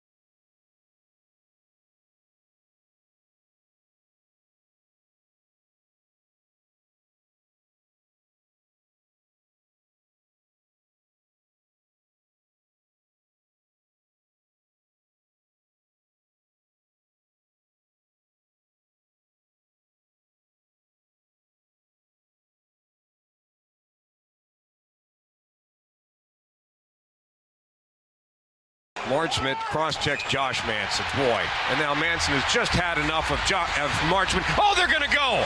Manson is furious with Mason Marchment, and I don't blame him. One of the most unsavory players in the National Hockey League is Mason Marchment, and Josh Manson, you just saw him snap there for a second. And now Brandon Montour is on top of somebody. Boy, oh, that's dangerous. Don't do that. Montour, what are you doing? It's a man who's prone. It's Brent Burns on his back, and Montour's on top of him, punching him in the face. That's not only illegal, that is dangerous. Burns on his back, Montour trying to punch Burns into the ice. That was the visceral reaction there, and then all started with Marchment as he slapped Manson in the face, and then Burns had Montour wrapped up. McKinnon, one-timer again, save made Grubauer, rebound, they score! Can you smell what the Brock is cooking? The Colorado Avalanche come to the Emerald City and win, Mr. Wizard. Nathan McKinnon, the star of the show, takes the point lead in the National Hockey League back in the third period alone. He gets 2 goals, and the Avalanche get 2 points. Final score from Seattle. It's the Avalanche 5 and the Kraken 3. Well, it was one long night in the Emerald City, but 5-3 is your final. Colorado with their 24th victory of the season, and they are so good that when they show up with their C- game, they can still win hockey games. There's so much to get into today with that particular game, with all the chaos that you heard Connor McGahey talk about. We're flipping the script, turning the page to the Jags. We'll have a 10:45 NBA baseline because, well, we handed out a trophy in the NBA last night. Got to talk about championships. I say that in jest. Chris Dempsey joins us at 10:45 today. But we start with the Avs, Coach Sanford. For a game against an irrelevant team, and that's what Seattle is right now. They're not going to make the playoffs. They're irrelevant. It's game 33 of the season. It's the middle of December. It's kind of a snooze fest game. That contest had everything. We had penalty shots. We had 8 power plays. There was hatred. There were late goals. There was a comeback victory. Did you know? And this is the stat that was going around all last night. DYK, baby. Did you know? And also, this is awkward. You and I came in wearing the same stuff. I think it's totally fine. Uniform shows are cool. Matchy? Yeah. Maybe we should do a show with uniforms. We should just come in the same thing. It's just something about this time slot. Like, there was a day in which Chris Dempsey and I showed up in the same Lululemon shirt, but I wear a small, and Demps, because he's, well, big and has muscles, wears an XL, and then we switch shirts, and I looked like I was wearing a smock. It would be very similar. You had a two-dick on? I sure did. That game had everything last night, and it turned it from I can't believe I have to stay up until 11 watching this to I get to stay up till 11 to watch this? I don't want to stop watching this hockey game, man. This team had not come from behind in the third period to win a hockey game yet. The only team in the NHL this season not to do so. They're the anti-Denver Broncos. Yes. Well, it's because they play with the lead like all the time. Correct. Which is they have the puck all the time. Frankly, has been the path for the New England Patriots until it wasn't against the Bills. But what we know about the Avalanche is that they're for real. The Patriots, we don't know yet. And they can win when they need to win. Down. And they have. That whole game showed you exactly what's going to happen the rest of the season. You will play a handful of games against irrelevant franchises when it comes to the 25-26 season. And because you're so damn dominant and so good, you're going to get the... in youth sports, you ever hear, oh, it's their Super Bowl? Oh, it's their World Series. It's their Stanley Cup final when you're playing against a team that maybe isn't as good or doesn't have as much to play for. It translates to the NHL this year with the Avalanche. That will be Seattle's Super Bowl, Seattle's Stanley Cup. If you can beat Colorado, you're going to get their best punch every night. I only think that you have that conversation when you are vulnerable. Because let's talk about the team right now in the National Basketball Association that is that team. OKC. They're everybody's Super Bowl, right? Yeah. But what do they do every game? They find a way to win. Now, they didn't win the NBA Cup, No, Coach. they didn't. They sure didn't. They didn't. They said, I don't want that dang in-season tournament. I want 2 real ones. in back-to-back years. Congratulations to the New York Knicks. Yeah, first Knicks title in 50 some odd years. Really good. Congrats. Title, I say in jest. Enjoy it. Go have some lasagna and some red sauce and celebrate your in-season tournament. That everybody. How many people? Real honest to God question. 303-504-0925. How many people woke up this morning and had no idea that an in-season tournament champion had been crowned? If it wasn't my job to know, I would have been in that category. Mm-hmm. It is my job to know, and I didn't know. Is that all right? Can I admit those types of things? I can't wait for Debs to come on with us in 30 minutes and defend it. Is honesty important? I think it's important. I think it's more important than anything on this show. Certainly more important than the in-season tournament. Without a doubt, it is. I'd take honesty and integrity over that crap. You know who doesn't have honesty nor integrity? It's tough to be a puke in the National Hockey League. You're talking about Mason puke. Marchment? At 6'5", 215, it's very difficult to be a puke. Mason Marchment's a 6'5", 215-pound puke. Is he 215 or 250? 215, okay. 1.5. He's still a very large human being. Mm-hmm. It's the fakest tough guy in the NHL. He is a tool. He is a puke. He is a rat, whatever you want to call him. But I like that that Brent Burns exercised his right to bring another martial art to the ice. He was HJJ, hockey jiu-jitsu, baby. Not Brazilian jiu-jitsu, hockey jiu-jitsu. He was able to corral a body down to the ice with a little, he got a little toe pick and was able to exercise some holds down below. But can you take it easy on my guy, Burnsy? He's 40 years old, man. He doesn't want to be getting fist burgers rained down on him with his head's touching the ice. Yeah, so take it easy on my guy. He doesn't take Marchment down. No, He takes Brandon Montour. And Montour, it's a very, very clearly unwritten rule among players in that league, among players who are fighting in scrums, is when a dude's on the ice with his back flat on the ice, the fight's over. Like, there are no more punches thrown. You can hold on to the dude. You can have that, when you're over your little brother and you just pin him down to the ground, there's some force there. Like, it doesn't feel great when you're the guy who's being physically assaulted, but you're not being punched. You're fine to do that. But once you're down to the ice, the punching stops. And Montour started wailing on Brent Burns, who is one of the most well-respected players in the National Hockey League right now. I was looking for Herb Dean or Big John McCarthy. MacArthur? I don't know. Big John to come over there and stop the fight and jump in there. No one did. They were looking at it, which was insane. And Burns let him know. Burns let Montour know when they got up, like, that's not cool. You don't do that. Especially, and it's funny, he would never say this, Burns, especially to me. Sean Avery famously tells the story of when he was playing with the Detroit Red Wings early on in his career. And Sean Avery was a rat, right? He was a bag, but he backed it up with his fists, right? He was the guy who in front of Marty Brodeur was like looking at him at the eyes and waving his stick. He was a bag. He did back it up with his fists, but he tells this story of he's on the bench and he was a big chirper, like a infamous trash talker in the NHL. And a game against Colorado, he starts chirping at Joe Sakic. And Brett Hull, who had been in the league for years at that point, future Hall of Famer, we all know him from his St. Louis and his Dallas days, grabs Sean Avery by the jersey, sits him down, and says, "You do not talk to Mr. Sakic." I'm not saying Burns is on the level of Sakic, but he's in the same ballpark. And I looked at that as the most egregious thing that happened in the game. Now, Mason Marchment, he gives Manson a little bit of a shove. Manson throws the first punch, and that is a very Manson thing to do. His dad was one of the most feared fighters in the league.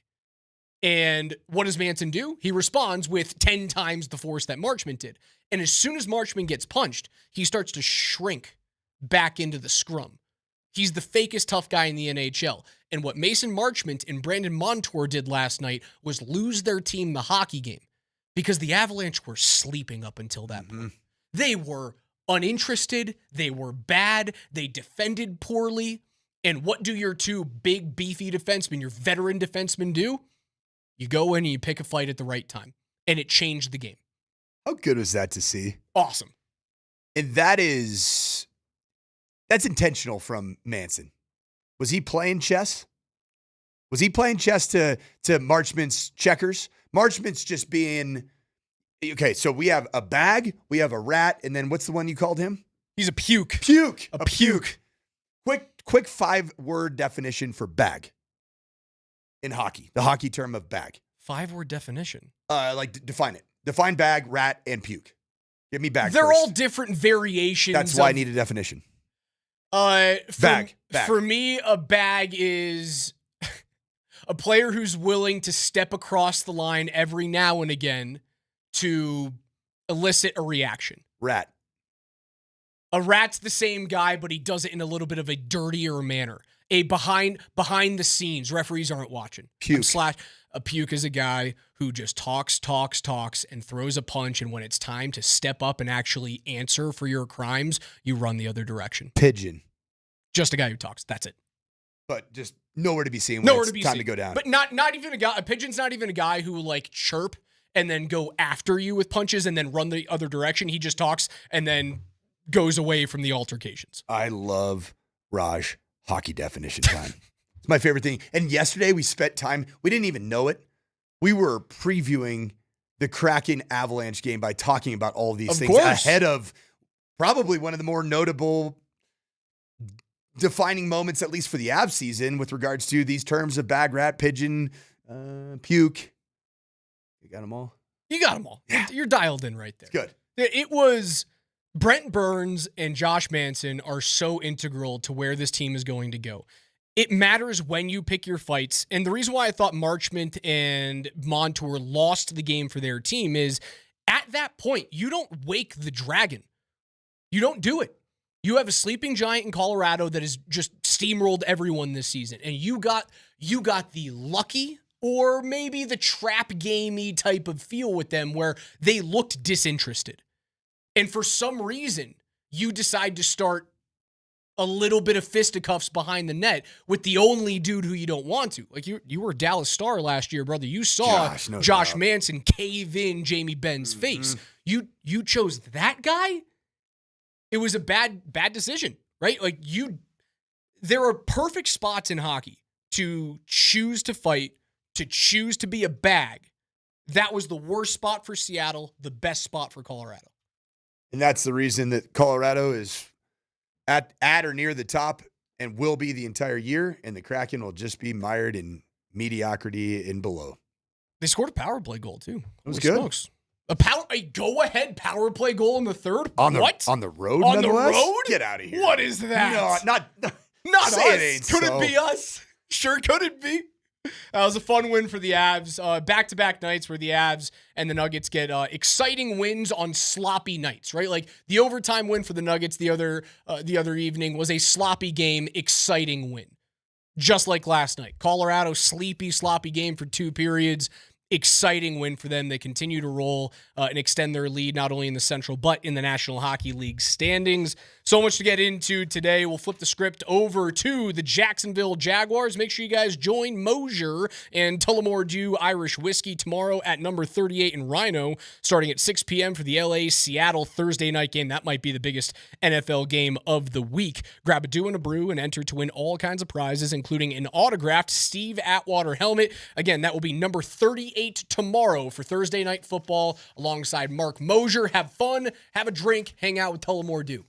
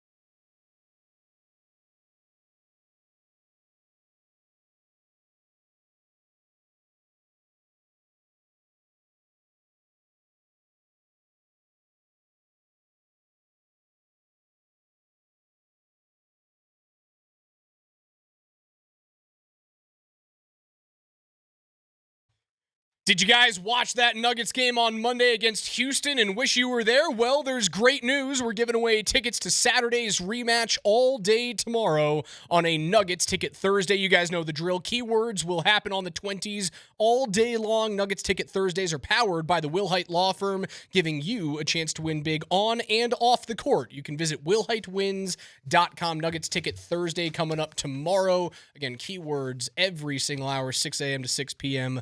on the 20s. That's the coach, Mike Sanford, Alex Ryan Emmy. The morning sprint rolls along. We will be joined by Christopher A. Dempsey of Altitude Television for his weekly NBA baseline report coming up in about 20 minutes from right now. We've been breaking down the Avs' fun win against Seattle last night, but as we turn the page to NFL Week 16, it starts off with a wild matchup on a short week between two 11-3 teams, the Rams and the Seahawks. I say that's the biggest game of the week, and yet I've got a 12-2 Broncos team hosting a 10-4 Jacksonville team, both at the top of their divisions. And you know what? You haven't heard much about it nationally all week. It seems like the national narrative has shifted to the Denver Broncos are legit. Or are the Denver Broncos really, have they arrived as being the legitimate Super Bowl contender? And most people are starting to move towards the answer of that being yes.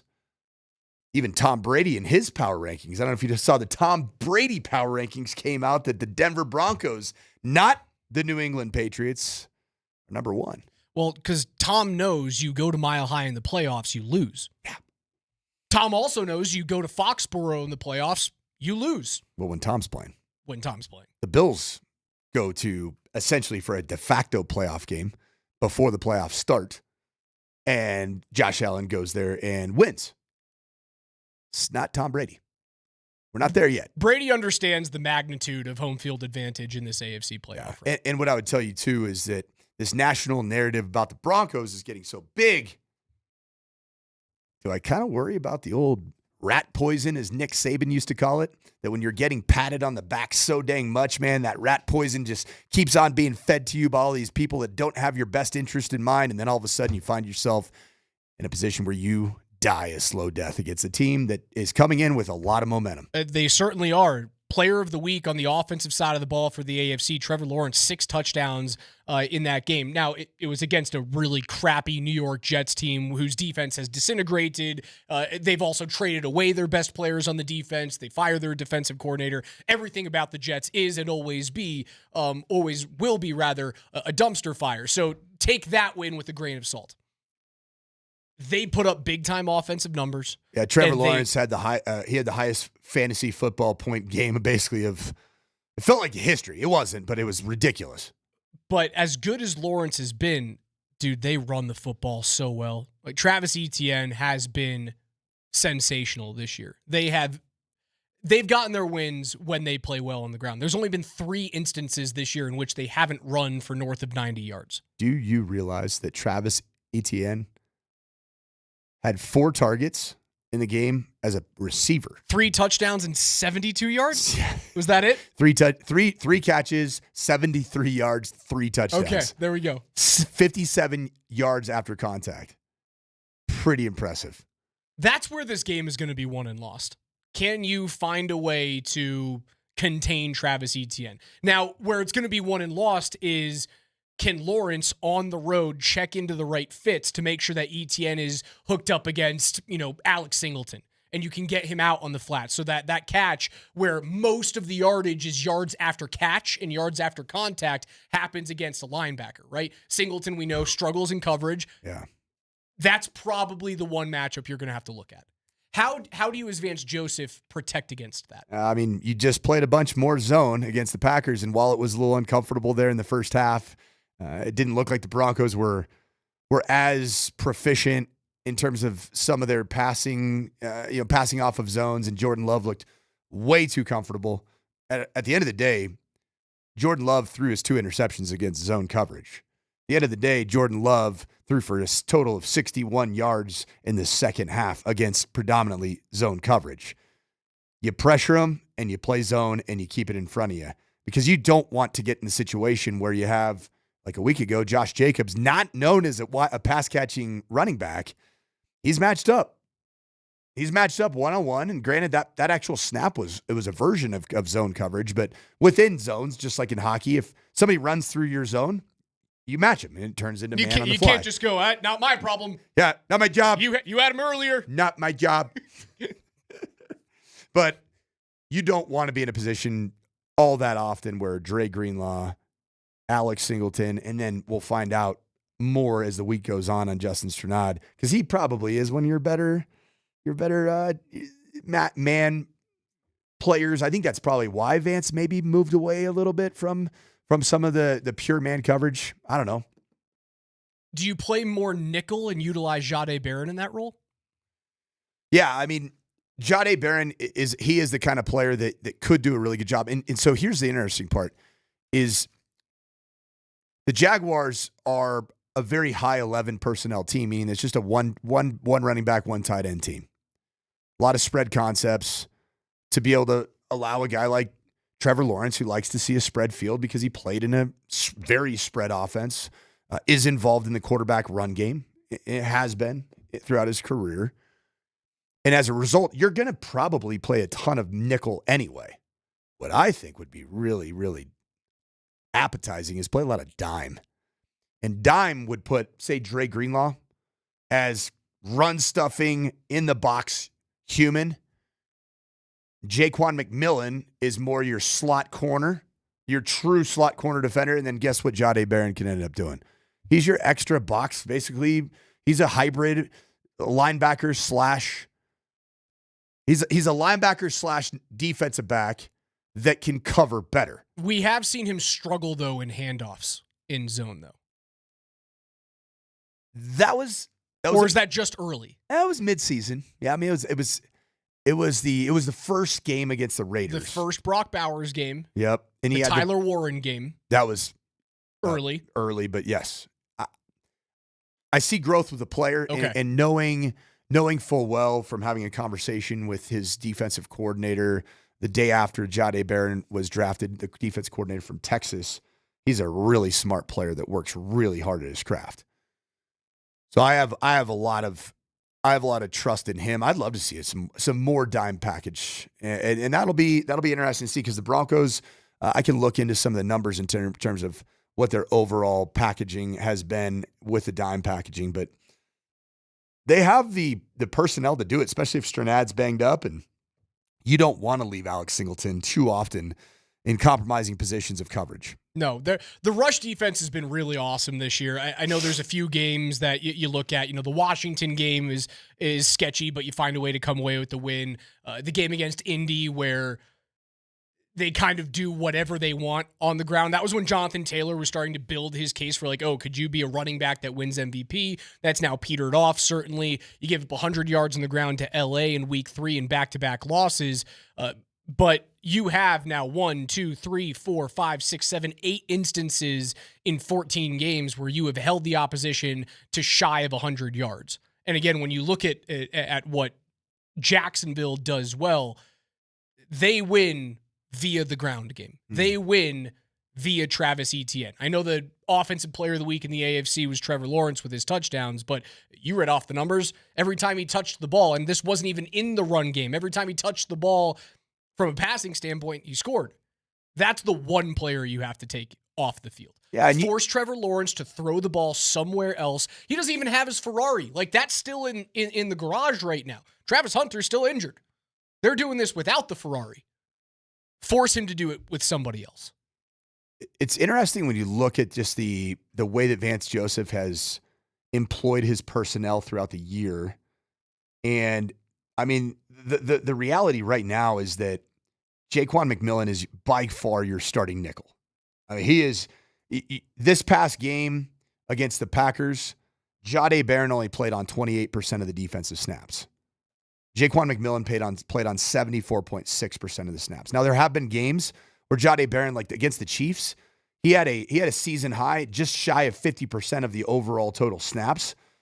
But I think there is a world that exists that both of them can really, really be a benefit against a team that has major pass catching threats at the tight end / wide receiver position. Now, the tight end position, for the Jaguars is not necessarily something that just terrifies you. And you've played some of the best already the Broncos have faced. I got to be honest. I don't think I could name a tight end on Jacksonville's roster. Is Evan Ingram still there? It might be. Guy hasn't done much for the Broncos this year, let's be honest.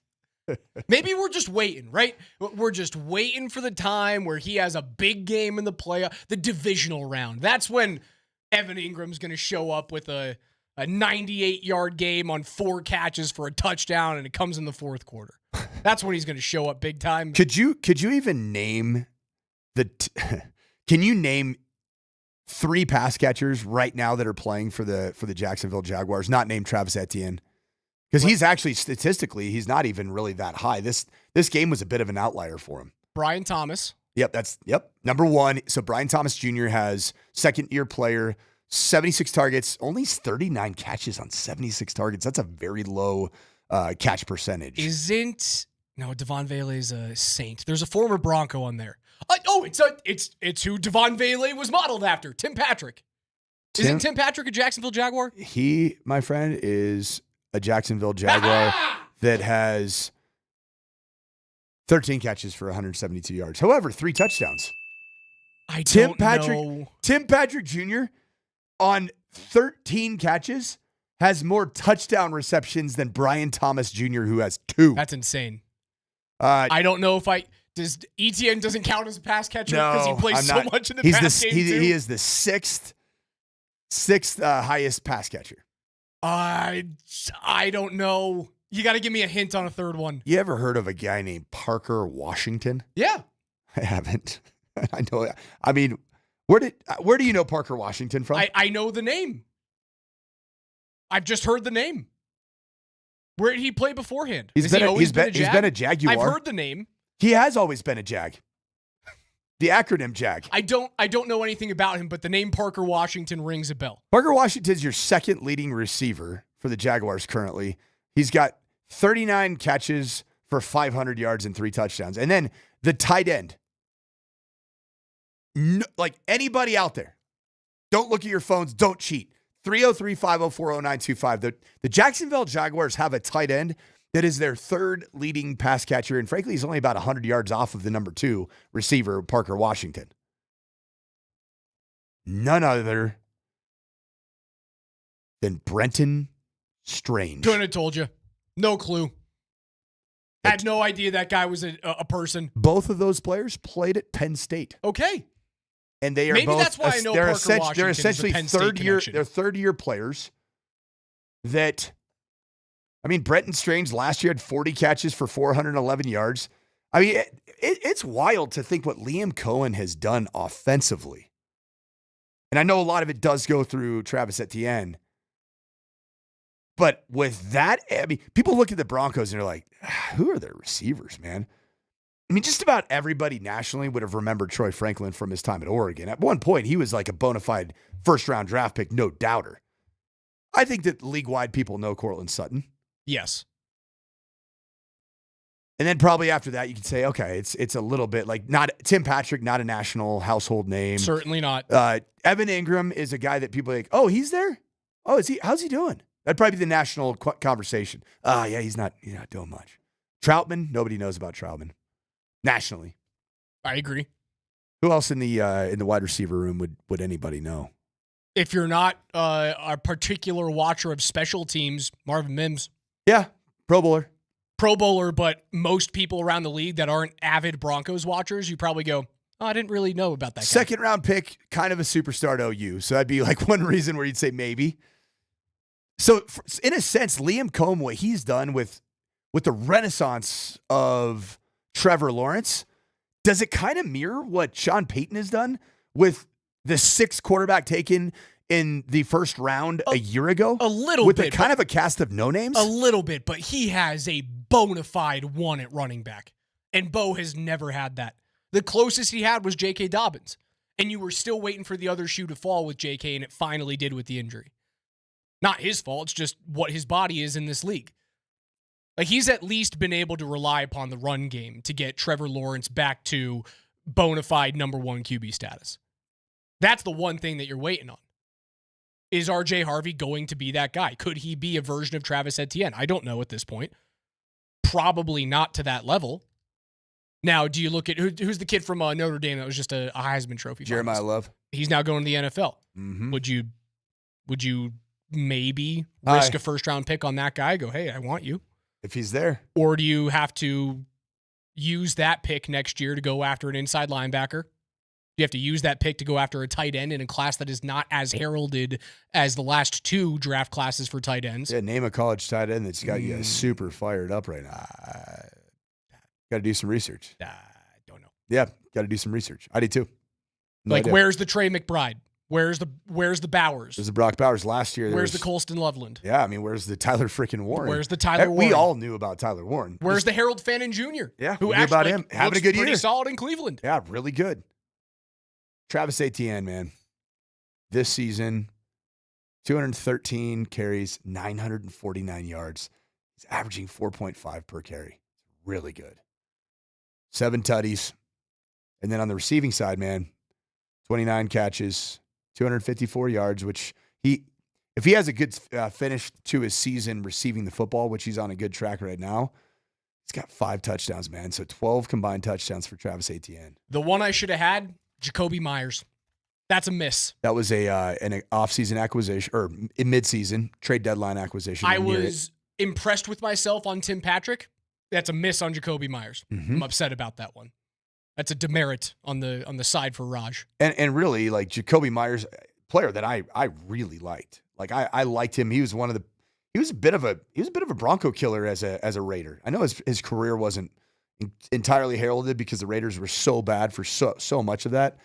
But you're now looking at, I mean, Jacoby Myers is still finding his fit with the Jacksonville Jaguars. I mean, the last couple games, he's 4 catches, 39 yards, 4 catches, 50 yards, 5 catches, 64 yards. He's wide receiver 2.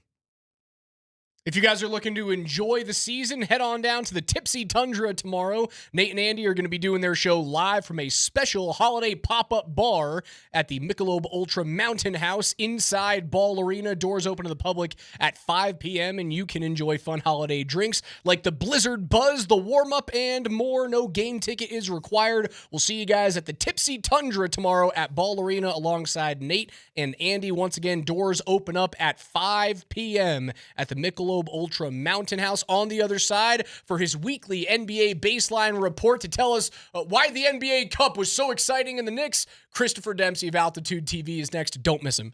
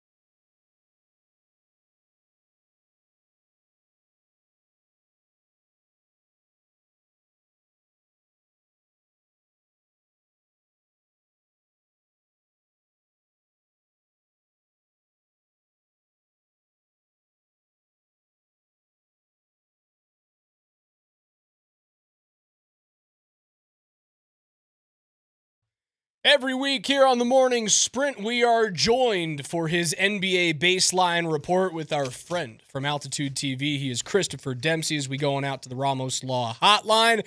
Demps, we have an NBA Cup champion. The New York Knicks, baby. Yeah, for a friend of mine texted me earlier this morning. He says he's been a Knicks fan for life, and he said this is the first Knicks title of my life, and I just had to laugh because it was really funny. But yeah, we're Debs, I knew, Yep, I knew. Sure I was waiting for. After the anecdote about your buddy winning his first title as a Knicks fan, I was waiting for the ... yeah, because that's exactly what it is, right? It is what it is. Yeah, it is what it is, man. I think the more the more you think about this NBA Cup as something that's just fun happening in the middle of a season, the less stressed you feel about it, from a why does this mean anything standpoint. Don't even think of it that way. It's just a trophy to win on the way to winning the actual real trophy. And I think that's been very easy for me to kind of latch on to, because if you just like winning things, then, this is something out there tangible to win on your way to obviously the main prize, which is the NBA title at the end of the season. So, yeah, man, I think it's a fun distraction. Now it's over, and, we get regular courts for the remainder of the season. And for the Knicks, though, I think it's it'll be interesting to see what this does for them. Obviously, they are one of the better teams in the Eastern Conference. So, we still have yet to really see the in-season tournament winner really go far in the playoffs, in the real playoffs, and maybe even possibly win a title. I don't know if the Knicks are good enough to win a title, but it'll just be interesting to see how that team handles itself from here on out. Dems, your thoughts on Ime Udoka's comments on the refereeing after the Nuggets' overtime win over Houston a couple of evenings ago? Warranted or overkill? Well, it was probably a little bit of an overkill, but you could tell during that game that just all the parties involved were very irritated with the officiating and how that was going down. So he voiced that displeasure after. I mean, it was his team not to take the loss, but it was Nikola Jokic that fouled out and Jonas Valanciunas that fouled out, and so there's just you could see how the balancing acts there. I don't think it was the officials' finest hour. There's no doubt about that. But when you lose a game that you feel like maybe you should have won, then you have that reaction. And quite honestly, they were obviously a trip away from probably winning that game. If Amin Thompson doesn't clip Tim Hardaway, it's you're not talking about the Nuggets getting a free throw and the ball out with a chance to win in regulation. So you get that from an emotional standpoint. But yeah, I think it was just a tad much, but certainly everybody didn't love how that game was refereed. Debs, with the micro NBA Cup break, if you will, for the Denver Nuggets, how well timed is this for Denver that has been grinding pretty good in the absence of several of their starters and Aaron Gordon and Christian Brown, and tomorrow night's matchup is against a very good basketball team, and Paolo Banchero's playing good basketball for the Orlando Magic, a 15-11 squad. How do you feel about that matchup, and how do you feel about the rest? Does it bode well for the Nuggets to continue to try to get some home court advantage back this season? Yeah, Coach, I think the rest was huge. For the NBA, and I think we talked about this on one of our previous baseline chats, and that's the scheduling and just how dense it was at the beginning of the season, and for the Nuggets and everybody else, and so. You see so many injuries happening across the league, and the Nuggets probably were one of the. They were probably hit about as hard as anybody with injuries, and obviously that persists to this day. I mean, we still haven't seen AG or Christian Brown in several weeks, and so the rest was huge, man. And for the Nuggets also, they played 14 of the first 24 games on the road, so they were in and out. And when they were back home, except for that early 4-game homestand where they swept all 4. they were kind of, those home games were kind of in between a bunch of road games. And so the home games from that standpoint felt like road games to them. So it was just nice for them to be able to get back to Denver, get a few days rest, get in their own beds, have a couple of days of practice to clean up things and maybe kind of resituate themselves as what their identity on defense is without their two of their best defensive players, and then attack this homestand the way they did. And so, you got the Houston Rockets, obviously really, really good. You're going to see them again on Saturday. And as you just mentioned, Coach, the Orlando Magic started off slow this year, and now they've picked up a lot of steam. And part of that was Banchero has missed already 10 games in this season to injury, and he has been back for, I think this will be his fourth or fifth game back after coming back from injury, and now he's starting to hit his stride. So it's a team with Banchero and Desmond Bane, who they acquired in the offseason to add some shooting. Tristan Da Silva has played nice for them, the former CU guy, in a supportive role. We'll see if Jalen Suggs plays in this game. He has been great for them, but he was injured a couple of days ago, and there's a little bit of question as to whether he'll be ready. But this is a very big challenge for the Nuggets. Obviously, Demps, I don't expect the Nuggets to have to play many situations without both Nikola Jokic and Jonas Valanciunas in the lineup, as they did for the last 90 seconds in overtime in that game. But if they have to, what's the longest stretch of time that they could hold off a team as long as Houston in that type of scenario? Like if that game goes to double overtime, they're toast, right?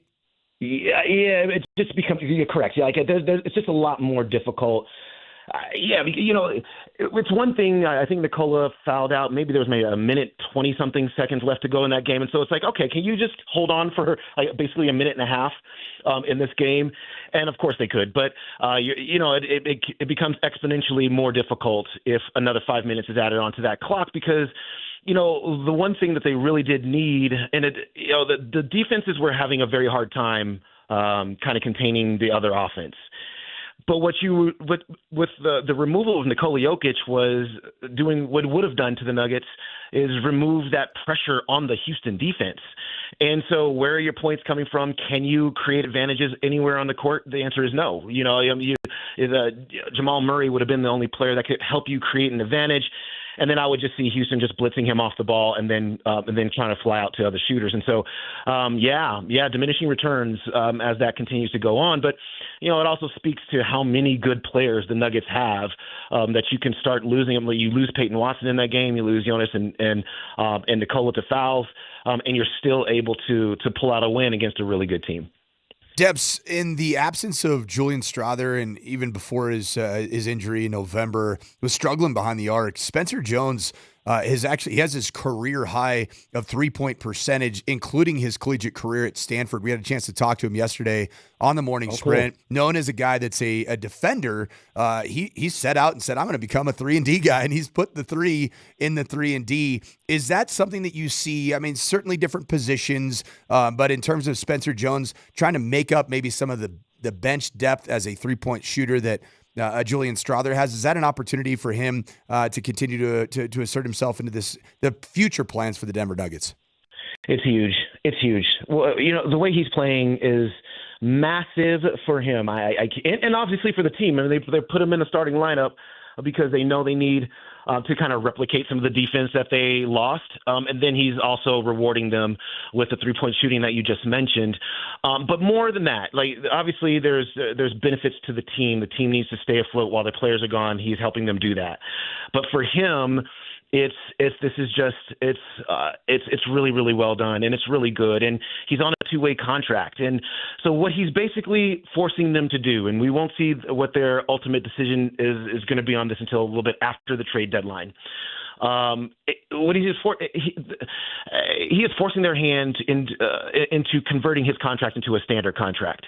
And they have one roster spot open. They only have 14 guaranteed contracts on the roster right now. On the roster right now. So they can certainly convert him into a standard contract and fit him into that 15th spot. But you obviously he's going to have to wait to see how the team does. If they feel like they need, whatever they need, and if that player is out there somewhere else, not on the Denver roster. And so that's why he's going to have to wait a few more weeks till after the trade deadline and right after the buyout market. If the Nuggets have made no moves, I would fully expect them to convert him into a standard contract. He's just been too valuable for him. And even if they're fully healthy, he's the kind of player that in the playoffs, when you can bring off the bench, you need some extra defense. You need to change the energy in a game really quick. You can bring him off the bench and he'll change that energy really quick. You have a player that you can't get a handle of, an opposing offensive player that you can't get a handle of. He can help you get a handle of that offensive player.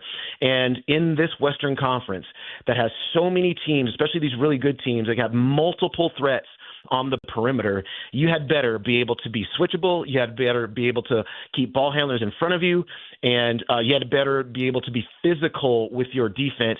He brings all three of those things to the Nuggets, and it's just going to, look, if the Nuggets leave him as a two-way, he'll be on somebody else's roster next year. He's done this for himself. I couldn't be happier for him.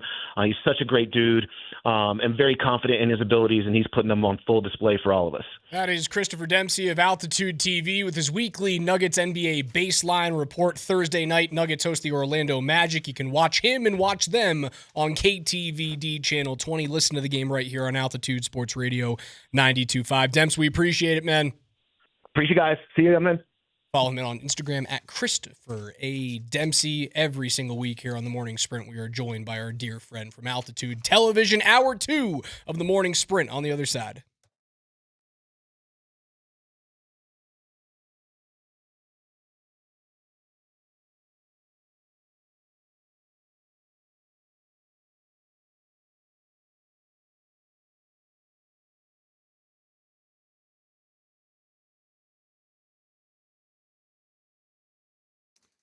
Hey, Colorado, Coach Mike Sanford here. Winter is here. Feel the wind, not the temps. And it's getting colder, but the sports action in Denver's never been hotter. There's never been a better place to bet on football, basketball, and hockey than Circus Sports Colorado. Featuring high app limits, player-friendly pricing, and exceptional customer service, Circus Sports was made by sports bettors for the sports bettor. It doesn't matter if you're looking to bet on football futures, points on the court, or puck lines on the ice. Bet where the pros bet with Circa Sports. Download the Circa Sports app today, Circa Sports Colorado, wherever you get your apps, or visit circasports.com. And as a reminder, you got to be 21 years or older. If you got a gambling problem, call or text 1-800-GAMBLER.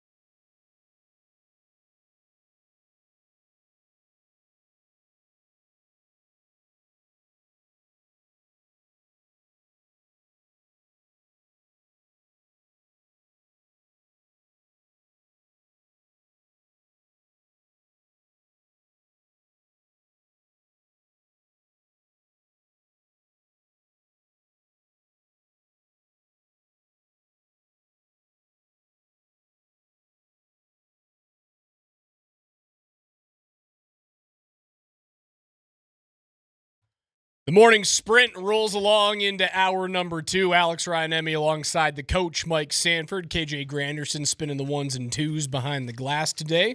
And spinning indeed. What you got here, man? What's this all about? So it's like this new dance where people call "Take Me Through There, Take Me Through There." So it's like you do this little thing with your nose, and you just like you do like this right here. Oh, it's kind of Cam Wardish, Yeah. but not really. I need you back on camera. The people need to see this. I All need right. to see your Hold nose on, let me- dance. Let me reset up. the That's camera. what I Hold on. need to see here, brother. Come on, man. Give me some nose. I Give want me- the nose dance. Give me some nose dancing, Mr. Granderson. Looks like he's doing some Bo Kane back there. Oh my God. Some Bo Zempic stealing Yeah. stuff from PFT. Hey, man. Appreciate you citing your works there. Coach, yeah, let's see this dance. KJ, I need to see it. So it's kind of like this. It's just like you just doing Oh, this you right put here. your and then hand you- up like this, all right? Mm-mm. So it's kind of stinky? Yeah, exactly. It's kind of like stinking. Like then you do this right here with your shoulders. You gotta get a little swag. What's this to called it. again? I get cooler by the minute every time I hang out with KJ. No doubt. It's a song called "Take Me Through There." Take me through there or take me to there? No, I'm sorry. Take me through there. But it's like DERE. So take me through there. All right. Okay. It's not very hard to make me a cooler human being, but KJ does it. Wow. It's osmosis. I get it through him. I've never heard of any of these people. Although he was a producer. We have some news here in the NFL. Tua Tagovailoa this morning benched by the Miami Dolphins after that loss. Finally, Tua benched. Is it Zach Wilson time? No. Oh, no. It is Quinn Ewers time. Okay. All right. That's going to go well. Quinn Ewers could be the Right. first Texas quarterback to win his first start since 2004. So I don't know if Quinn is going to be able to get it done, but here are your first-round quarterbacks since 2020. So in the past 5 years that have been benched at one point. These are first-rounders. Tua, Justin Fields, Mm-hmm. Zach Wilson, Yep. Trey Lance, Mac Jones, Bryce Young, however, is now turning it around, but has been benched in his career thus far. Kenny Pickett, Anthony Richardson. Not a great list of cues. Those are right your there. 8 quarterbacks over 5 years, all drafted in the first round that have been benched at some point. None of the 2024 Bo Nix draft classes technically been benched, right? Correct. The J.J. McCarthy Doesn't count. He was injured. injury-ish Doesn't count. situations, yeah. He hasn't been benched yet. Nope. Does not count from that. That draft class is looking fine. Pretty good. It's looking just fine. Pretty good. Drake May's got a chance to win the MVP. Caleb Williams is playing. NFC North leading Chicago Bears for The the first time in Bears are leading forever. the North. A very good Because of division. him. Yes, the defense is very good, but because of him And Ben Johnson. and Ben Johnson. It's a great, but here's the deal, man. Like quarterback play is not just solely about the prospect themselves. It's about the nurture and the situation, the environment. And that's Bo Nix and Sean Payton. And tell me that Bo Nix just arrived on the scene day one and looked like the next coming of John Elway. No, he didn't. It has taken time. It's taken marination. What we've seen this year after a slow start and a lot of the statistical nerd stats, Bo Nix and Sean Payton are continually trending towards being on the same page at just the right time of the season, where you're not just going to be able to solely depend on your defense to get stops series after series. We talked about it at length with Mike Mayock. The proper fit for the proper player. It matters no more in sports than at the quarterback position. Quarterback position and no more than in the National Football League. How you arrive says so much about who you're going to be in your first assignment. Baker Mayfield, perfect example. How he arrived, the nurture long game wise wasn't there. I mean, it was he not was in place. but he was successful in Cleveland. He won a playoff game in Cleveland. But ultimately he wasn't. He was benched. He was traded. He was cut. He was, whatever you want to say. Baker Mayfield wasn't, by the second contract, was not a success story for Cleveland. The nurture part was not right. Now Baker Mayfield, I mean, certainly this year's not going as well as a year ago, but he was a Cleveland Brown for 2018 to 2021 until he wasn't. But it just wasn't big picture right, and nor was the fit in Cleveland, which has been the case for every quarterback that's played in Cleveland. On this side of Bernie Kosar? Sure, yeah. Sure. Nobody's ended well in Cleveland they can't as a figure it out. quarterback. And they've tried time in and time again. Like, they've tried with first-round quarterbacks. They've just completely swung and missed. I heard DMac talking about, he's kind of bringing out his draft day quarterback manifesto yesterday with PhD, talking about how the Raiders haven't done the one thing you need to do, which is invest in a first-round quarterback, which is something they probably should have done last year instead of signing Geno Smith to the extension and hoping that, who's their backup? Kenny Pickett? No. Yes? Is Pickett the backup in Vegas? I think he is. Yeah, between him and Aiden O'Connell. Sure, whoever. A bunch of guys who are not going to be starters in this league. They haven't done the first round thing. Now Cleveland's tried. It's just a nightmare there. You know what's gonna happen, dude? Fernando Mendoza to Cleveland. Sure, I guess that's gonna happen. I was talking about if Joe Burrow makes a big enough stink in Cincinnati. You know what's a great spot for him? Don't say Cleveland. Vegas. Oh, it is. And that would suck. It is. Because he would be happy in Vegas. It's a very, very good conversation to have. But the problem is Pete Carroll going to be the head coach? No. And if I'm Burrow, I don't think I want Pete Carroll as my head coach. No. I want a younger dude. I want a Ben Johnson type. That's who I want. I want Davis Webb. That would be such a miserable situation for Broncos fans to go, yeah, the Raiders are always going to be dead. They're always going to be terrible. Carroll goes, Webb gets hired, and now he's the new OC in Vegas, right? He gets elevated to that spot that he doesn't have here. He actually gets to call plays, take a big-time quarterback to the next level, and they find a way to trade for Joe Burrow. And now you have a quarterback situation in the West that is, when he's healthy, Mahomes, Herbert, Nix, Burrow. That would be miserable. Right now, according to The Ringer, ranking the top 30 candidates for NFL head coaching jobs. Who would you say is number one? Recent head coach fired in the last 2 years. Robert Saleh. Sure, yeah. Back to being exactly what he is. Is Vance number 2? Defense. No. Where's Vance? Mike McCarthy, number 2. That's nonsense. I Where's agree. Vance? Cliff Kingsbury, number 3. Where's Vance? Joe Brady? Where's Vance? Number 4. Steve Spagnuolo, number 5. Vance? Jesse Minter, number 6. Todd Monken, number 7. What is this Brian list? Flores, number 8. Lou Anarumo, number 9. Anthony Weaver, number 10. Jeff Halfley, number 11. Clint Kubiak, number 12. Marcus Freeman, number 13. Oh, Marcus Freeman. Are there things happening? Hearing some if you like if you're a Michigander, you might like it. Yeah, I don't see Vance Joseph, number 17. That is an absolute slap in the face to what he's done with this Broncos defense. Coach, when was the last time that list was updated? Oh, you're calling me out. You're checking my No. I just want to double check because this is crazy. December 17th of this year. All right, today. At 4:30 a.m. That's is that a good enough crap for, list. Is What that a good enough for you? nonsense list. Trying to question me? Vance might sorry, be the Coach. first. Vance might be the first coordinator hired by an NFL team this year. Yep. If he chokes out the rest of the AFC and they get to a Super Bowl in a year in which they're paying Russell Wilson the final year of his historic dead cap, and that defense sets sack records, and Surtain and Moss turn into another version of the no-fly zone. If they do that, he's the first coordinator hired. He is hired before Saleh. They both have the disaster head coach situation, right?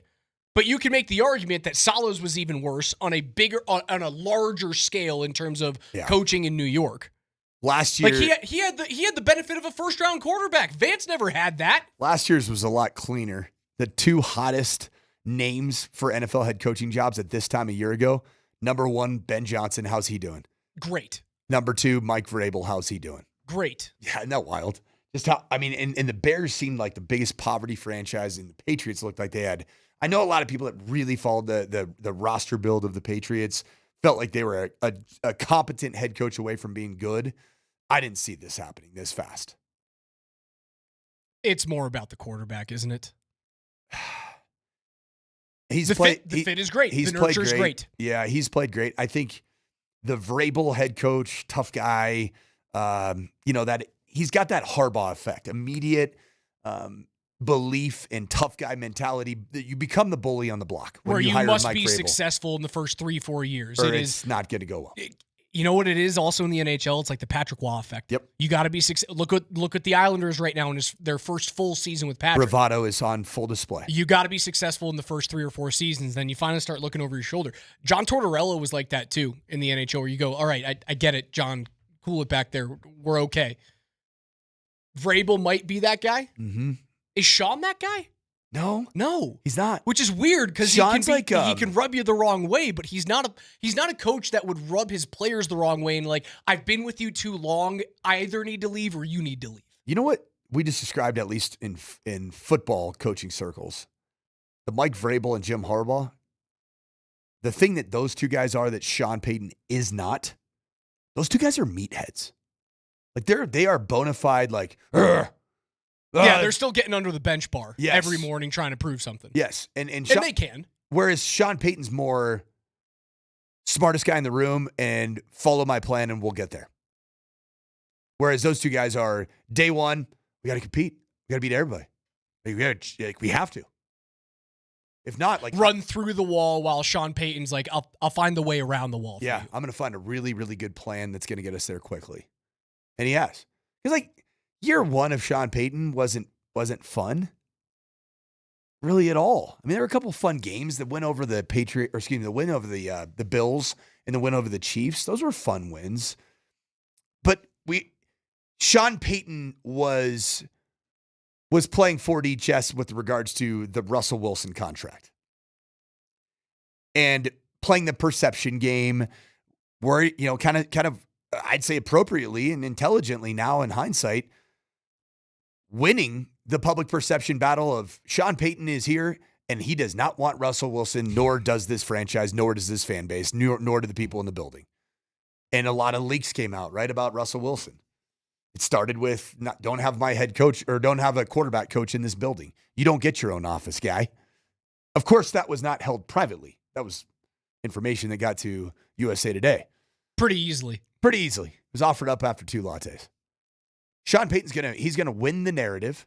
He's gonna win public perception, and then he's gonna have a personnel plan in place, schematic plan in place to execute ultimately what Jim Harbaugh and or Mike Vrabel try to ram down everybody's throats in 6 months to a year. Hey, congratulations to our second chance winner from our Avs Ticket Tuesday yesterday, Christopher Brennan from Littleton.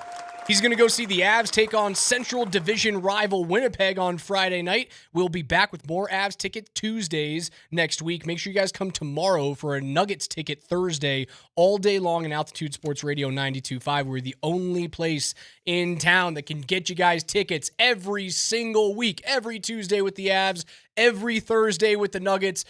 It's your exclusive home for the NBA and the NHL here in the Mile High City. Altitude Sports Radio 92.5. KJ's NFL Notes are next. 2 lattes in the morning, 40 minutes later, I'm regretting it.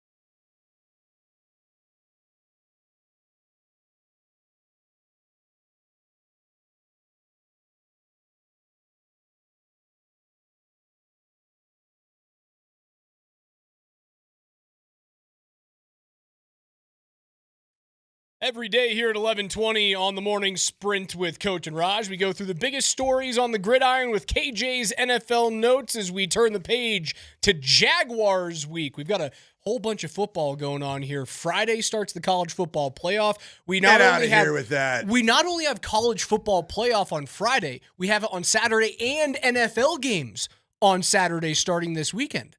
Dude, this is too good, man. Football.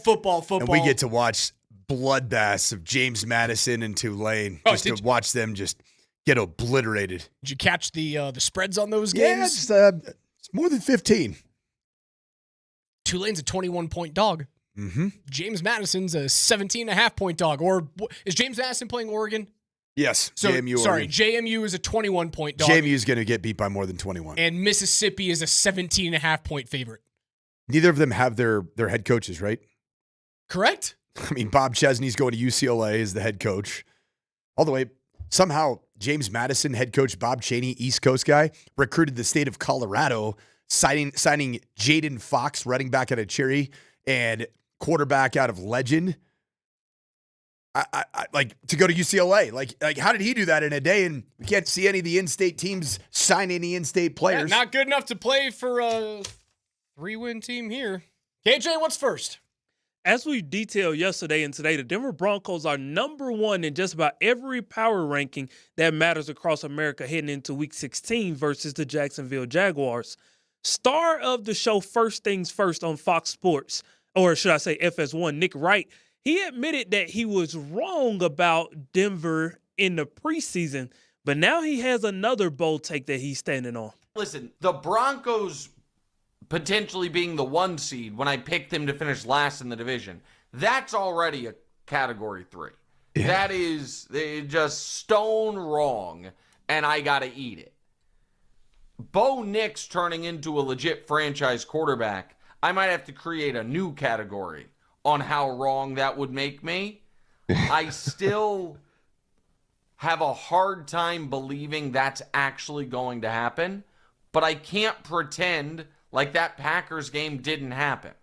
Now, do I think this Broncos season ends potentially prematurely in a home playoff game because Nix plays poorly? Yeah, I do, but we'll see.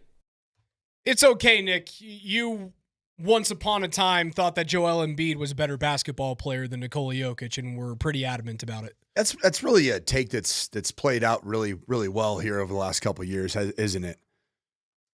How's Joel Embiid doing right now? Have you heard from him? Is he still in the league? I don't know anything about this Could player. be one of those. Could be a Jag. God. Is he a Jag? Is Joel Embiid a Jag? He is a Jag. He's a Jag. He's a Jag with an MVP. You know the worst thing about Joel Embiid right now? He's actually playing. He's played 11 games, started 11 games. Wow, a whole 11 games. And he's averaging 20 points a game. 22% from behind the arc. Still a high volume shooter. This guy, man. Joel Embiid. I expect Nick to be wrong yet again this year. Like, I don't believe they're going to fall flat on their face in the divisional round, man. They're going to find a way to get through, especially if they're the 1 seed. I don't want to be too overconfident. Like, I don't see a team coming on the road to beat them, dude. I just don't. Even if Bo struggles, the defense has already shown you they're good enough to pick him up. And Bo has shown you he doesn't struggle for a whole game. He figures it out when you need him the most. And he's coming off his best offensive performance, his most consistent offensive performance of the year against a bona fide NFC contender. And we're still going to go, no, he's going to fall flat on his face in the divisional round. Shut up. I think that Nick Wright should go the way of Chris Mannix. We already had Demps on the program. Whoa. Yeah. Nick Wright. That's tough for me to exile a Syracuse friend. Kansas City, Missouri native, Nick Wright. Chris Mannix, who we'll never have on here ever again. Okay. You want to make the executive decision? I mean, who do we have so far that we've eliminated? Mannix and him. There was one other one I threw out. Do we have someone else that we threw out there that can't be on the show? KJ, did I mention somebody else? I think it was Aaron Rodgers. It is Aaron Rodgers, yeah. Oh, no more Aaron Rodgers clips? Yeah, no Aaron Rodgers bites, sound bites. I can handle that. God, there might have been. I think that was it. I think it was Aaron Rodgers. That's it. Somebody else say, like Tony Romo, I do not like. as a broadcaster, like my wife's like, what happened to his voice? Like that doesn't sound right. It's not even like he's got laryngitis or it doesn't sound right. And he's arguably he's on the A team.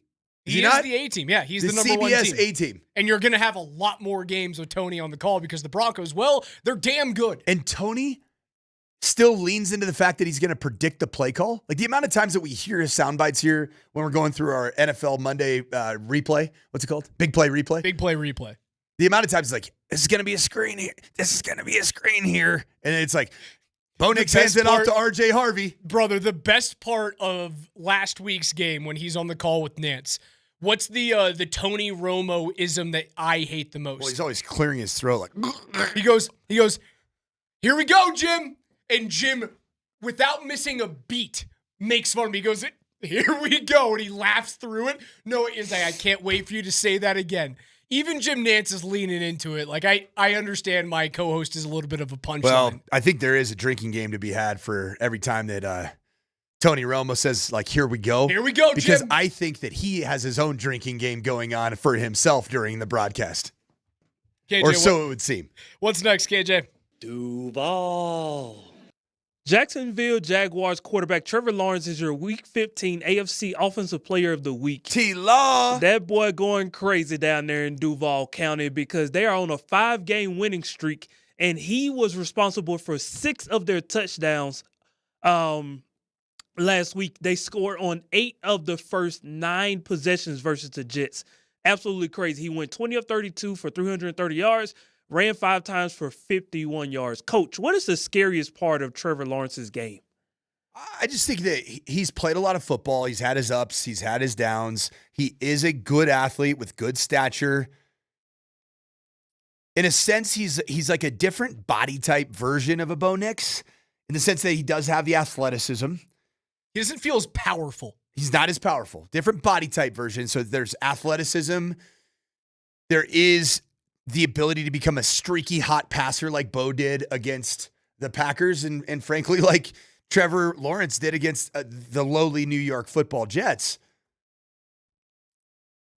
I don't believe that Trevor Lawrence has the answer to the problem as quickly as a processor as Bo Nix does. Like Bo Nix gets rid of the football. Trevor Lawrence can hold on to that bad boy. He can get hit. He can take off and be in harm's way too at how he runs. He's an upright runner.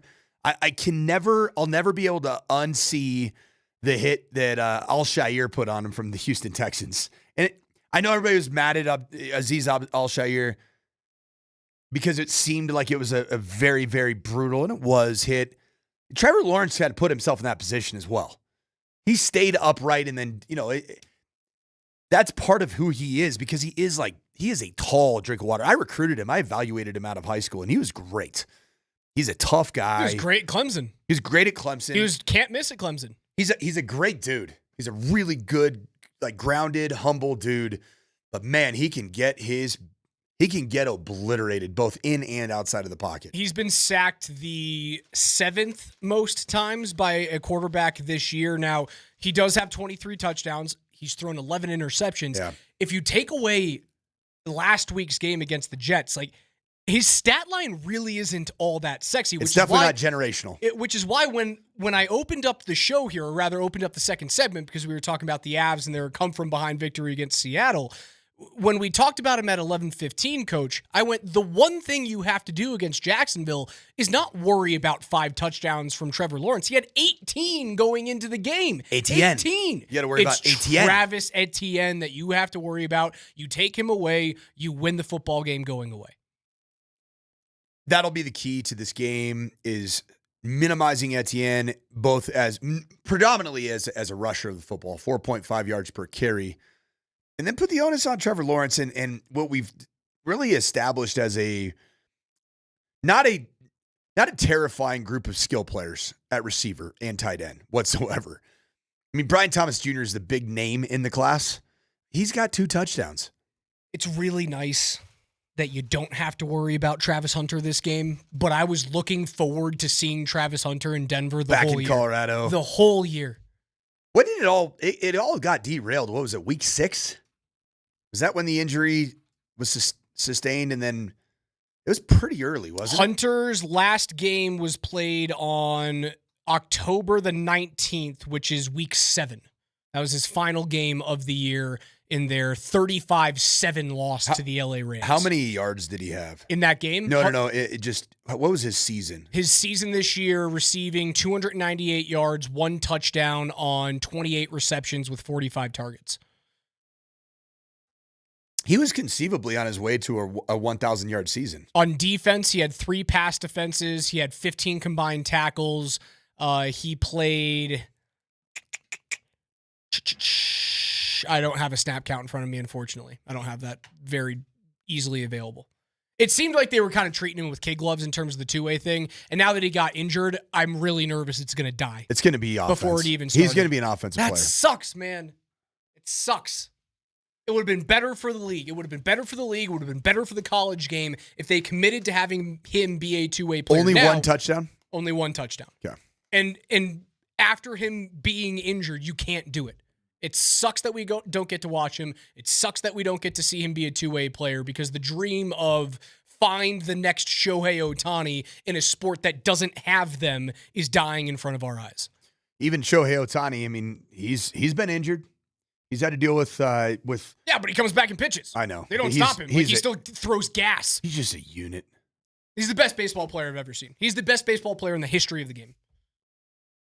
Better than Babe? Yeah. Better than Mickey? Yeah. Better than Lou? Yeah. Better than Ty? Could you imagine any of those guys seeing him play baseball? They would quit. They go, I'm good. I'll go have a hot dog, a cigar, and a whiskey in the bar. I don't need to play against him. And then he'd go up to him after and say, Hajime Mase? They would poo their pants. Watashi no namae wa Mike-san. KJ, save us. Duval. Perfect. Thanks, Liam. Good gravy, man. Yesterday, you didn't know I speak fluent Japanese too, did you? I did not, man. You are a man of many talents. That's one thing I've learned about you as I've spent time with you, Coach. Yesterday, Dolphins head coach Mike McDaniel left the door open for a potential quarterback change, and as of this morning, that officially happened. They benched quarterback Tua Tagovailoa and turned to rookie quarterback Quinn Ewers as their new starter moving forward. He will face off against the Cincinnati Bengals this week. He was the backup quarterback in week 7 versus the Browns, and he served in the emergency quarterback role pretty much for the majority of the season before today. Where does Zach Wilson fit in this equation, you ask? Well, he was paid $6 million this season to be Tua's backup, and now it just feels as if he's just kind of here, or there, should I say. Any chance Ewers can be the guy in Miami, or will this just kickstart their quarterback carousel? Nope. Quinn Ewers was barely the guy at quarterback at University of Texas. And he's going to be the face of the franchise that had Dan Marino? No, sir. Sorry, Quinn Ewers, you would not be. He's not mobile enough in the modern Chad game. Henne? He's not even Chad Henne. He's not mobile enough in the modern game, man. It's the bottom Michigan line. Chad Henne was a fun Chad Henne. He was. He was a natty guy, wasn't he? It's a shame that Wilson isn't getting the opportunity because he was such a good trooper last year. Just part of the team, put your head down, do the work. Like, very clearly the most talented football thrower on the field during training camp, and we could all see it.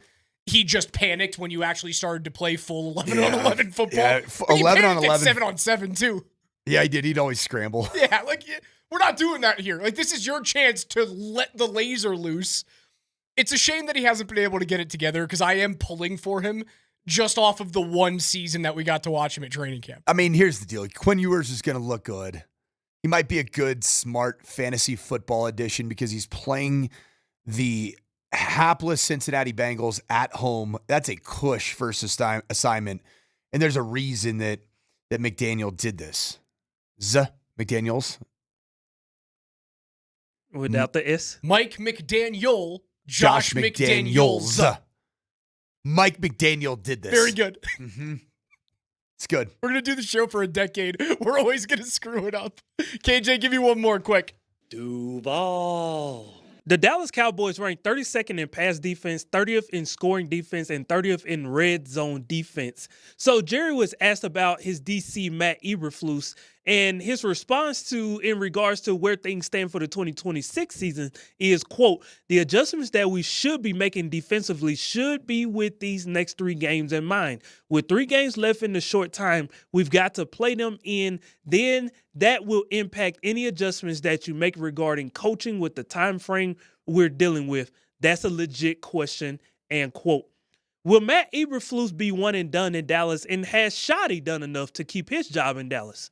Shoddy's probably going to keep his job. Is he going to be the long-term solution for the Dallas Cowboys? I think not.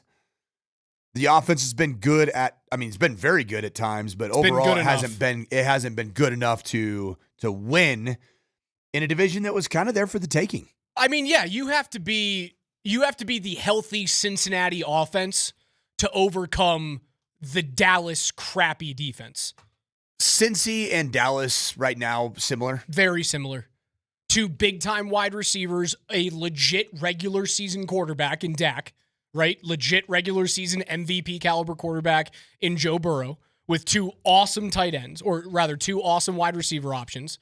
Now, depends what you really think about Chase Brown, but I think he's a solid running back in this league. There's not really a back to be excited about in Dallas, although Javonte Williams has been resurgent and much better. He was the first-year version of Javonte that we saw here in Denver this season in Dallas. They need a complete overhaul on defense. I think Schottenheimer's done enough. They've been a scrappy team that can screw up teams' playoff chances. Javonte Williams, 1,113 yards. Right? Like, 10 he's touchdowns. been solid. But is he the future in the running back room for there? Probably not. He'll get hurt. Jerry will do something stupid and draft like a wide receiver when he doesn't need one. The defense needs to get better. I think Schottenheimer's been solid. Yeah, Eberflus is done. KJ's NFL Notes are brought to you by our friends at Mountain High Appliance. We do it every single day here at 1120. The biggest stories on the gridiron. We'll take our final time out. PhD coming up from 12 to 3. Nate and Andy, 3 to 6 today. No games this evening. Avs are off until Friday. Nuggets off until Thursday. They'll take on the Orlando Magic. You can listen to that game right here on 92.5 on our sister station on Thursday night. Maybe the biggest game of the week. Seattle and the LA Rams. Is it the biggest game of the week? We'll discuss on the other side.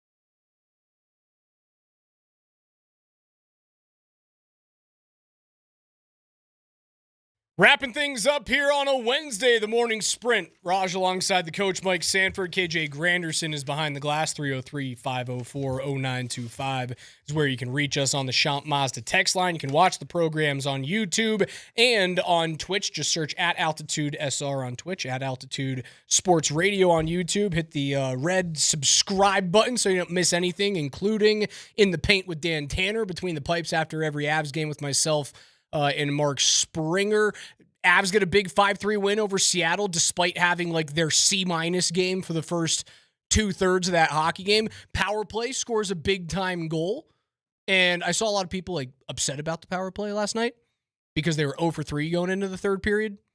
I disagree with you. I thought the power play was solid. 9 shots on goal for the power play last night. 9 shots. Give me some volume, some good looks. How many grade A's were there? I counted 3, Okay. and they scored on 1. So Good. most of them didn't really have all that much teeth, but 9 shots. So all the people that are like, oh, the Avs pass too much on the power play. All they do is pass, and they don't shoot. I have a stat for you. The Avs at 5-on-4 have more shots on goal than any team in the National Hockey League. What that tells me is while it's not fixed, it's not perfect, I still think it is too stagnant. I still think despite Nathan McKinnon leading the league in goals and leading the league in points and being the best player on planet Earth, also watch out Connor McDavid. He's that, you know that meme of Henry Cavill at a Hollywood event and then Jason Momoa's in the background like creeping up on him? Have you seen that one? Yeah. That's Connor McDavid. Because he's just gone nuclear over his last 2 weeks. He's really good. You turn around and you go, Jesus Christ, where did you come from? And he's right there. McKinnon's still better as of right now. They are shooting the puck. I still don't think they're moving enough, and I don't think they're moving off the half wall, which is where you see the hash marks closer to the wall on those offensive face-off circles. McKinnon gets the puck over there a lot and stays still. I think he needs to attack the middle of the ice from there. That forces your defenders to make a decision. Hockey is all about 2-on-1s. Create those by moving your feet. That is Nate's greatest asset, are his feet. The other thing that I need to see is that when Nate goes down into the corner, I don't think Kale supports the puck enough because you can go, he's going to get out of the problem. I can stand still and I'll get the puck back. I'd rather see him come back down to the half wall and support. Those are a few things that can change. The numbers are telling me they're putting pucks to the net and their shooting percentage is abysmal. Typically, those things Law of even out. averages. They even out throughout the season. They're doing better things as the weeks have gone on. And they scored. They scored a big-time third-period goal. So I liked it. How are you liking what you're seeing from Gabe? Holy crap, is he a hockey player? How good has he been? Scared the living. It scared the soul out of my chest last night when Vince Dunn lost the puck and then dove for it. And Gabe, to his credit, created a grade A scoring opportunity for Brock Nelson, but he got his knees taken out. And I thought that was the end. And he came back better and faster and stronger after that play.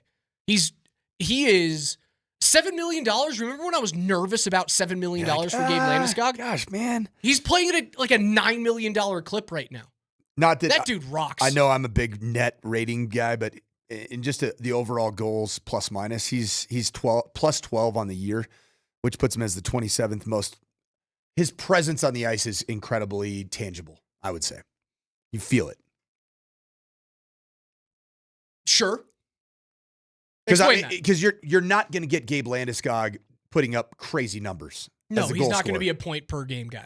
Right now he has 16 points on the season. Now you can argue like 7 of them have been taken off the page by the referees. Yeah, but seeing a guy that right now he is on a team that I bet if you're looking at Avs players that are in the plus minus top 30 in the National Hockey League, you're looking at probably 12 Avs players. He has been the guy that this team has needed. Kind of like Aaron Gordon is for the Denver Nuggets, that just does so many little things at such a high level that don't always necessarily show up on the stat sheet. I think you hit it spot on. Camping out where he needs to camp out, going down and scrapping physically to get the puck into better spots. Yeah, he retrieves pucks in corners really well. And they didn't have that. That guy rocks. It's almost as if a healthy, fully fit Gabe Landeskog might have been the solution for the Dallas Stars' problem against a Peter DeBoer style where you needed to dump and chase and you needed to go have a puck retriever. Well, you guys heard my thought process last year. The fact that they didn't play him in the first 2 games lost them the series. It did. Straight up. Lost him the series. You don't think that energy, that type of player was going to help you? He scored 2 games back. That was a mistake. That was a personnel mistake that they screwed up on. All right, big time games coming up this week. We have Thursday games. We have 2 games on Saturday. I still believe the Rams and the Seahawks at both 11-3 coming up tomorrow on Amazon is the biggest game of the weekend. So rank these for me. LA against Seattle. Chicago against Green Bay on Saturday night in Chicago. Buccaneers and Panthers on the road for the Bucs at Carolina, both 7-7, tied at the top of their division. Jags and Broncos. Number 1 is the 2 hottest teams right now in the National Football League, the Denver Broncos and the Jacksonville Jaguars. More so than the Thursday night game. I'm just going to go off of recency bias of what happened last week's game, offensive explosion and consecutive victories for the Jaguars. And then the Broncos just have been that team all year. And now they have an offense and a quarterback that's showing that they're must-watch TV. And I'm going to go a close second is basically the battle for NFC West supremacy. And that's going to be Seattle and the Rams. 3, I'm going to go Bears. Bears-Packers. It's still a massive game, but it's lost a little bit of its luster no because Parsons, of what happened with. Yep. Maybe no Watson. But you're still putting that above Bucs Panthers. Yeah. 7-7. That is, you win that game, you probably win the division. It's just not great football. It's not great football, but the it's stakes are the huge. Stakes are high, but either one of those teams is going to lose in the first round. Do I have to put New England and Baltimore in this as well? Sunday night, 11-3 Patriots coming off of a devastating home loss with a 21-point lead against Buffalo, against the Ravens, who are trailing Pittsburgh by a game, desperately need a win, have not looked the same. You could make the argument all season that they did from the team last year. Do I throw that in there? Is that a big game? Or do the Ravens suck enough to go, nah? It's a Ravens game that feels a little bit like last week's Chiefs-Chargers game, where it might be the final stand. I just think the Ravens, I don't know, man. I'm just not buying it with the Ravens. Lamar's hurt. And I wonder if he's was it an Uber drive? With a Baltimore Uber driver and a big-time fan. Not only do I think he's hurt, man, I think we're seeing the end of the road with him. And I understand why Baltimore was so reticent to try and give him those big-time contracts is because he plays so hard, takes so many hits, is so active with his legs, obviously at the beginning part of his career. I wonder if you're seeing the cliff come for him right now. Who's got a better chance to rebound, Patrick Mahomes or Lamar Jackson?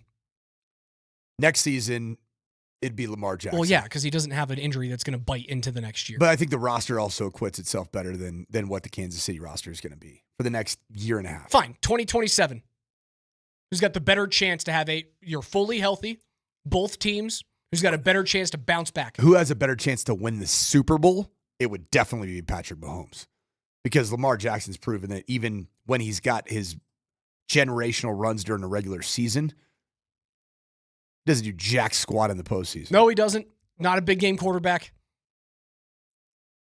That's just a lot of games, man, on those legs. 8 years. That's a lot of games for him using those legs. Like, is Josh Allen going to hit that before we know it?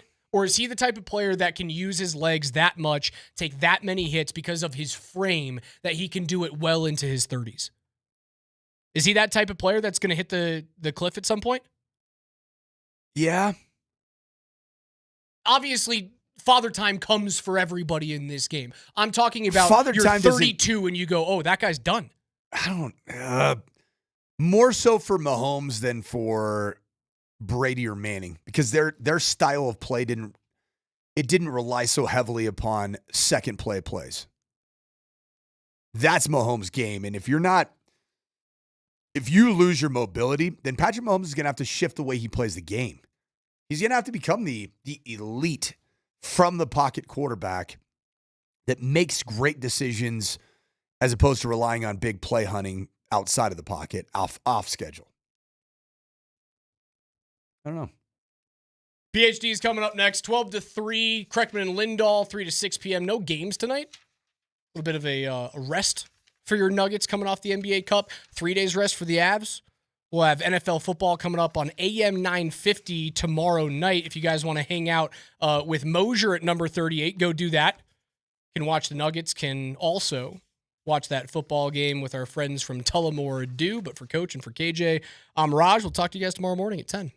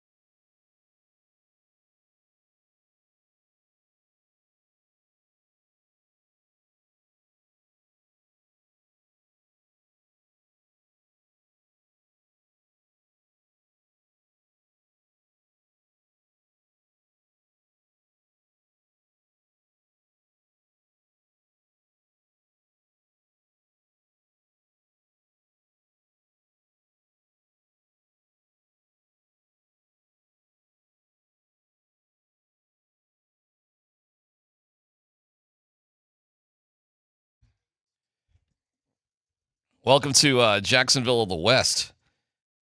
By the way, is everybody got power right now? Or good thing they turned that power off. Is there power being turned off? Or that was all the emails you got, right? Yeah. Wow. They may be having to shut some stuff down. Did it happen? Or is it happening? Well, the warden told me, tell Darren this tomorrow. He'll really have fun with this. Oh, what's that? Jeffco canceled schools last night in lieu of thinking high winds tomorrow. You canceled school? Jeffco did. We're in Littleton. Oh, gotcha. Sorry. We're in school today. Okay, Jeffco canceled school. Last evening in anticipation of winds all day today. Well, it does get a little windier towards the west, I suppose. So is it wicked winds, windy not at all. towards the west? Well, I live right at 470 in Wads. Nothing. Yeah. It was just like there's not been an ounce of wind around here. Yeah, coming down the hill here today, just on the little bikey bike. Like a brief. Yeah. But that was it. I mean, I've definitely come down here way windier days. Well, you came in here last week. One day was it's unbelievable. You said about killed. It was like torture, like riding downhill. But this was like nothing. So is that off? Are we not canceling? No, they turned off power. Oh, they did? Oh, yeah. Oh, I didn't know that. Where did they turn power off? I think it's mostly foothills area. Oh, okay. All right. Well, we appreciate you being on with us. Surviving this incredible 68 natural disaster that we've got going on right now. Yeah, I woke up today. I was like, what is this supposed to look like outside? It was where was it? Was sunny it the and warm. big fire in? Was it Hawaii or the one in California that the wind blew over a transformer or something, and they say started it? That was, I know exactly, because they made a movie out of it, the bus movie there with Bradley Cooper. Was that Hawaii? No, that was in California. California. That was like 10 years ago or so. And I thought they had one just recently, like in the last. Well, the one I'm thinking about was the one they made a movie out of. And that was blamed on the energy company for not shutting down the power lines on a super windy day. And the power lines are what caused the brush fire that, what was the name of that town? It was like name of the town was like Happy Town, or it had kind of an ironic sort of name. The text line will probably know it here in a second. But yeah. And you got the Lost Bus movie. God, have you seen that movie? No, That I is was insane. going to watch it because it looks kind of good. Matthew McConaughey McConaughey, my gosh. is the bus driver, right? It's Matthew McConaughey, yes, not Bradley And Cooper. I think the movie just came out in the last year or so. Yeah, right? it's pretty good, man, and it's a true story. Yeah. I don't know if all the stunts and everything, what he did was true, but, And did he have to keep the bus over 55? And was that the one? And then that's right. Yeah, they were trying to transfer There was people. a bomb underneath it. That's Yeah, right. was that the one? And then it became a boat. Like the bus became a boat. Oh, okay, yeah. Yeah.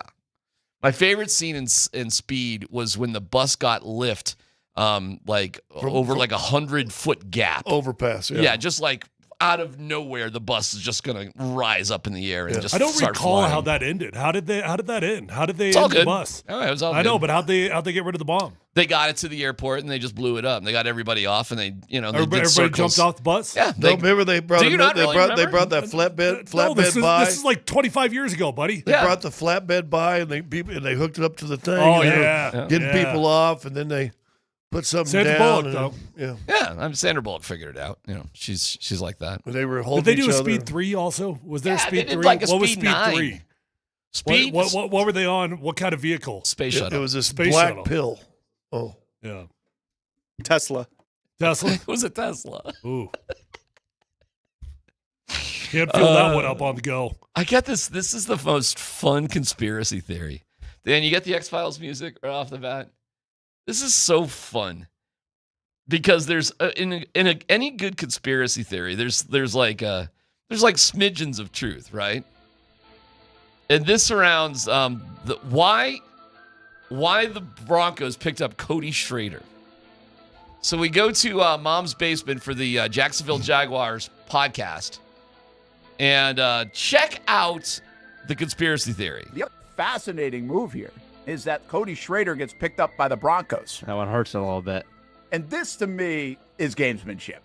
Yeah. This is what I said yesterday. And I don't know this. Who's this? But I'm going to say this is what I think it is. I don't think the Denver Broncos were that interested in Cody Schrader.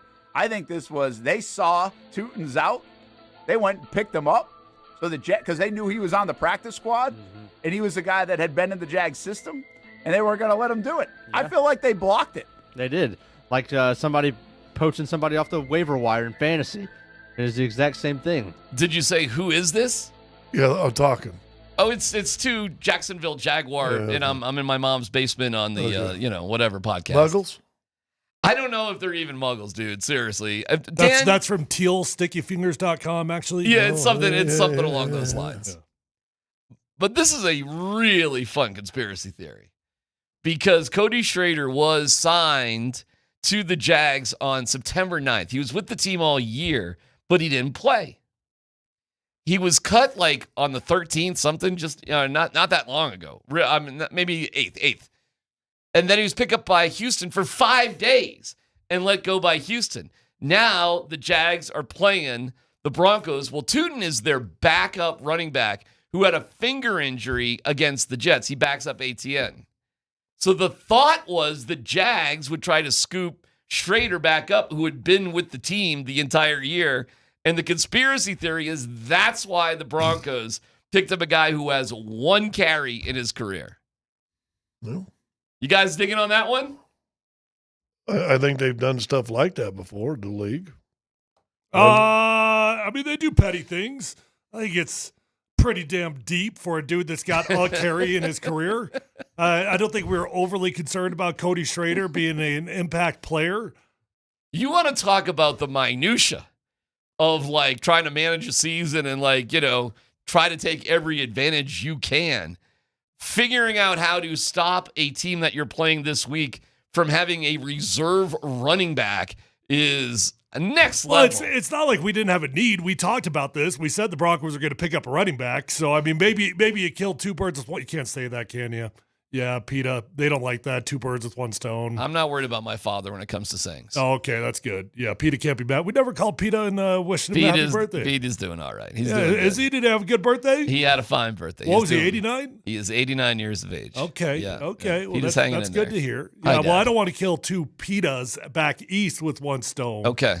But I suppose you could have done that. You needed a running back is my point. So it's not like you just added a random player at a random position that you didn't need. It was quirky. They picked up a dude who has one carry in 2 years. Well, I mean, you didn't you tell me one time when somebody picked you up and the first thing they did was grill you on what their playbook was? When I got traded to Seattle. What their line calls are. When I got traded to Seattle, my first game, I was starting a week later back in Denver at Mile High playing against the Broncos. So, yeah, like a week later, I'm out there in Seattle and – yeah, the whole coaching staff calls me up. I've got a one-on-one meeting with the whole coaching staff, and I sang like a canary, and I gave them all the code words and whatever I possibly could. Did it help?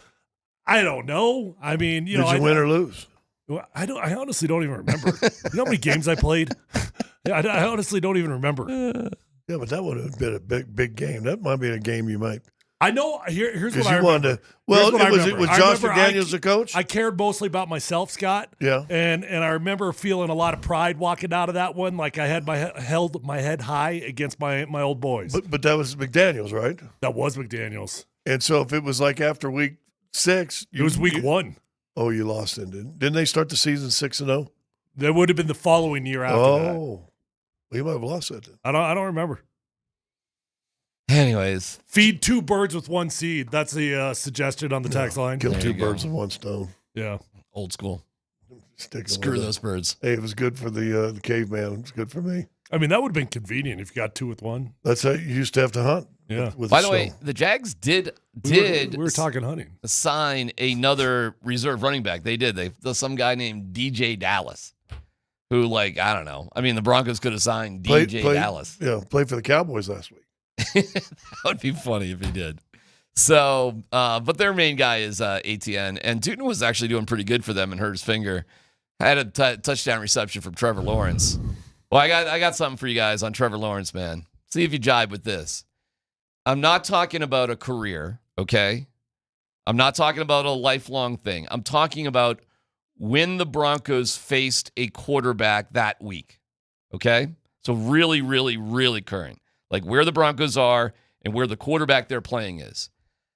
I think he's the best quarterback under that scenario they faced all year coming up. He's the best. I think he's playing the best he ever has in his career. And they, as a team, are playing the best as they have since he's been there. You got a really tough team coming here to town. This, to me, is a tougher test than the Packers. Ooh. How about that one? I mean, I disagree with that pretty strongly, but it's a hot team. I'm not going to fight you too much. I mean, it's a hot team, and Trevor Lawrence is coming out the best game of his career. So, good team. They're not a better team than the Packers. Oh, I think they are. They've scored 84 points in the past 2 weeks. What have they allowed in the past 2 weeks? Hardly anything. They've ended both games over the Colts and the Jets before halftime. And whatever points that the Colts and the Jets have accumulated are garbage points. It's kind of like when the Raiders scored a couple against the Broncos when nobody cared. I mean, they ended 2 games in a row. They've won like 5 games in a row. They've won 5 in a row. They have scored 84 points in 2 games. The only that's funny, one of the things they don't have going for them is penalties. They actually have more penalties than the Broncos. Wow. It's 32 and 31 in the team. That's where they tend to make their mistakes. Their defense has, are you ready for this, my fine feathered friends? Their defense has 26 takeaways, second in the league. And they are number 1 in the league stopping the run. I thought it was because they've got a great defensive line. They're good. They've got a good defensive line. But the main reason they're stopping the run is because they are taking leads quickly against teams and not giving them up. So teams have to chase. So they do allow quite a few passing yards. They do. However, what they're doing is forcing teams into mistakes. And nobody can really run the ball against them because they trail. So you can run the ball against them, but you got to be careful not to lose the lead. And if you just watch Trevor Lawrence, guys, it's kind of mind-blowing how good he is right now. Not only is his arm as strong as anybody's in the league, he's much smarter than he has been in the past. He's not making as many mistakes. He doesn't take that many sacks, although he's not, it's not impossible to get to him. And he can run. And he is as big and strong as any quarterback in the league, right up there with Josh Allen. And he's more athletic than Jordan Love. He's just under 60% completion, 59.7. He's got 23 touchdowns, 11 picks. You can't look at the total season, Scott. You got to look at things. I'm talking about look at the things as they exist right now. Yeah. If you look at the whole year, it's not going to be that impressive. My only issue with that, though, DMac, is that Trevor Lawrence has always been a streaky son of a gun. Always been a streaky son of a gun. So it comes and it goes with Trevor Lawrence. And my feeling on him is that there's enough history with him to say that he usually does not sustain that. But I will say this. With the addition of Jacoby Myers, they're a different football team. They are. Boy. And Jacoby's been fantastic for him. He's a really good player, obviously. And you combine that with Brian Thomas Jr., who is a strong physical wide receiver, both in the 50-50 balls and in the running game, all those sorts of things. They've got 2 really dangerous wide receivers on that team right now that has really helped Trevor kind of take the next step since they added Jacoby Myers. And ATN got to be, I don't know, top whatever you want to put him in the NFL in terms of running back, who can also catch the ball really well, too. Really dangerous. They've won 5 in a row, 6 out of 7. Mm-hmm. And the least amount of points they've scored in the last 7 games is 29. My man.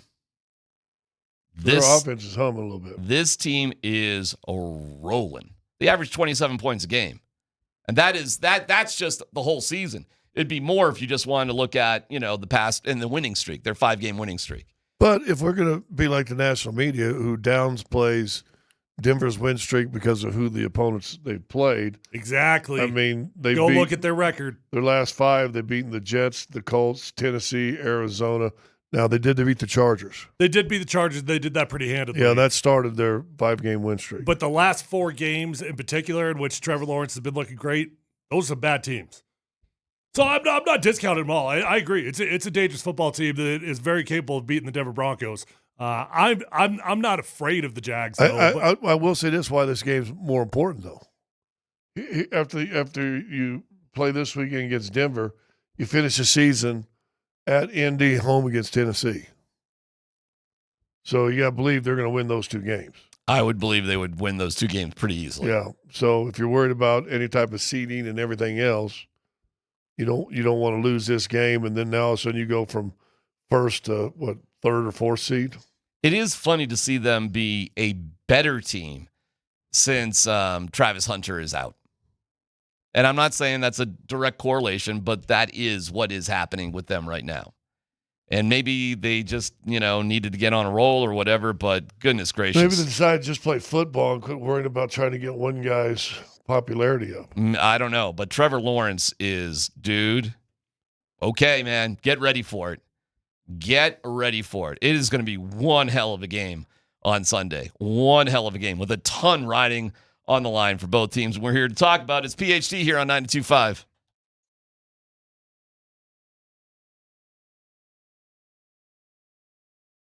Hey guys, gals, you out there in the market for a new or pre-owned vehicle? If so, don't waste your time. Go to the best dealership in Colorado with the best prices, the best customer service, and the best inventory. It's my friends over at Phil Long Ford. Guys, I think relationships matter in life, and that's why I go back to Phil Long Ford every time I need a new vehicle. I've been doing it since my rookie year in the NFL. Bought over 5 vehicles from them. I know these guys. I love these guys. I trust these guys. They're going to take care of you, and they're going to respect your time. They're going to get you in. They're going to get you out. At Phil Long Ford, you're always going to find the vehicle of your dreams because there's over 8,000 cars, trucks, vans, SUVs, electric vehicles, even commercial fleet vehicles on their lot right this minute. So whether you're looking for a new vehicle or a pre-owned vehicle, the vehicle of your dreams is already at Phil Long Ford. They've already got the best prices at Phil Long Ford. Keep in mind that Phil Long Ford has got an award-winning service department, so once you buy that new vehicle, make sure you keep it serviced over at Phil Long Ford, and you're going to have a beautiful ride for a very long time. Let them know that your friend Tyler sent you on over, and feel free to check them out online at phillongford.com.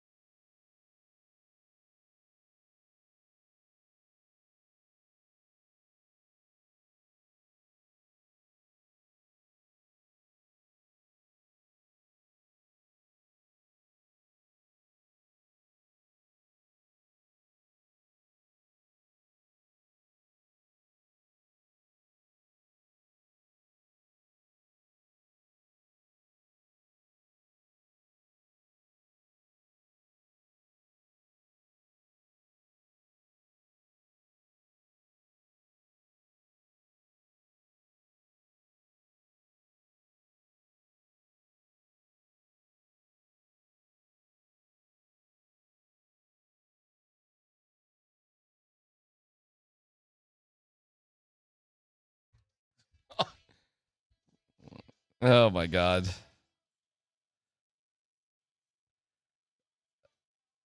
I'm just seeing this NBA Central. It's not Central. You always gotta check that.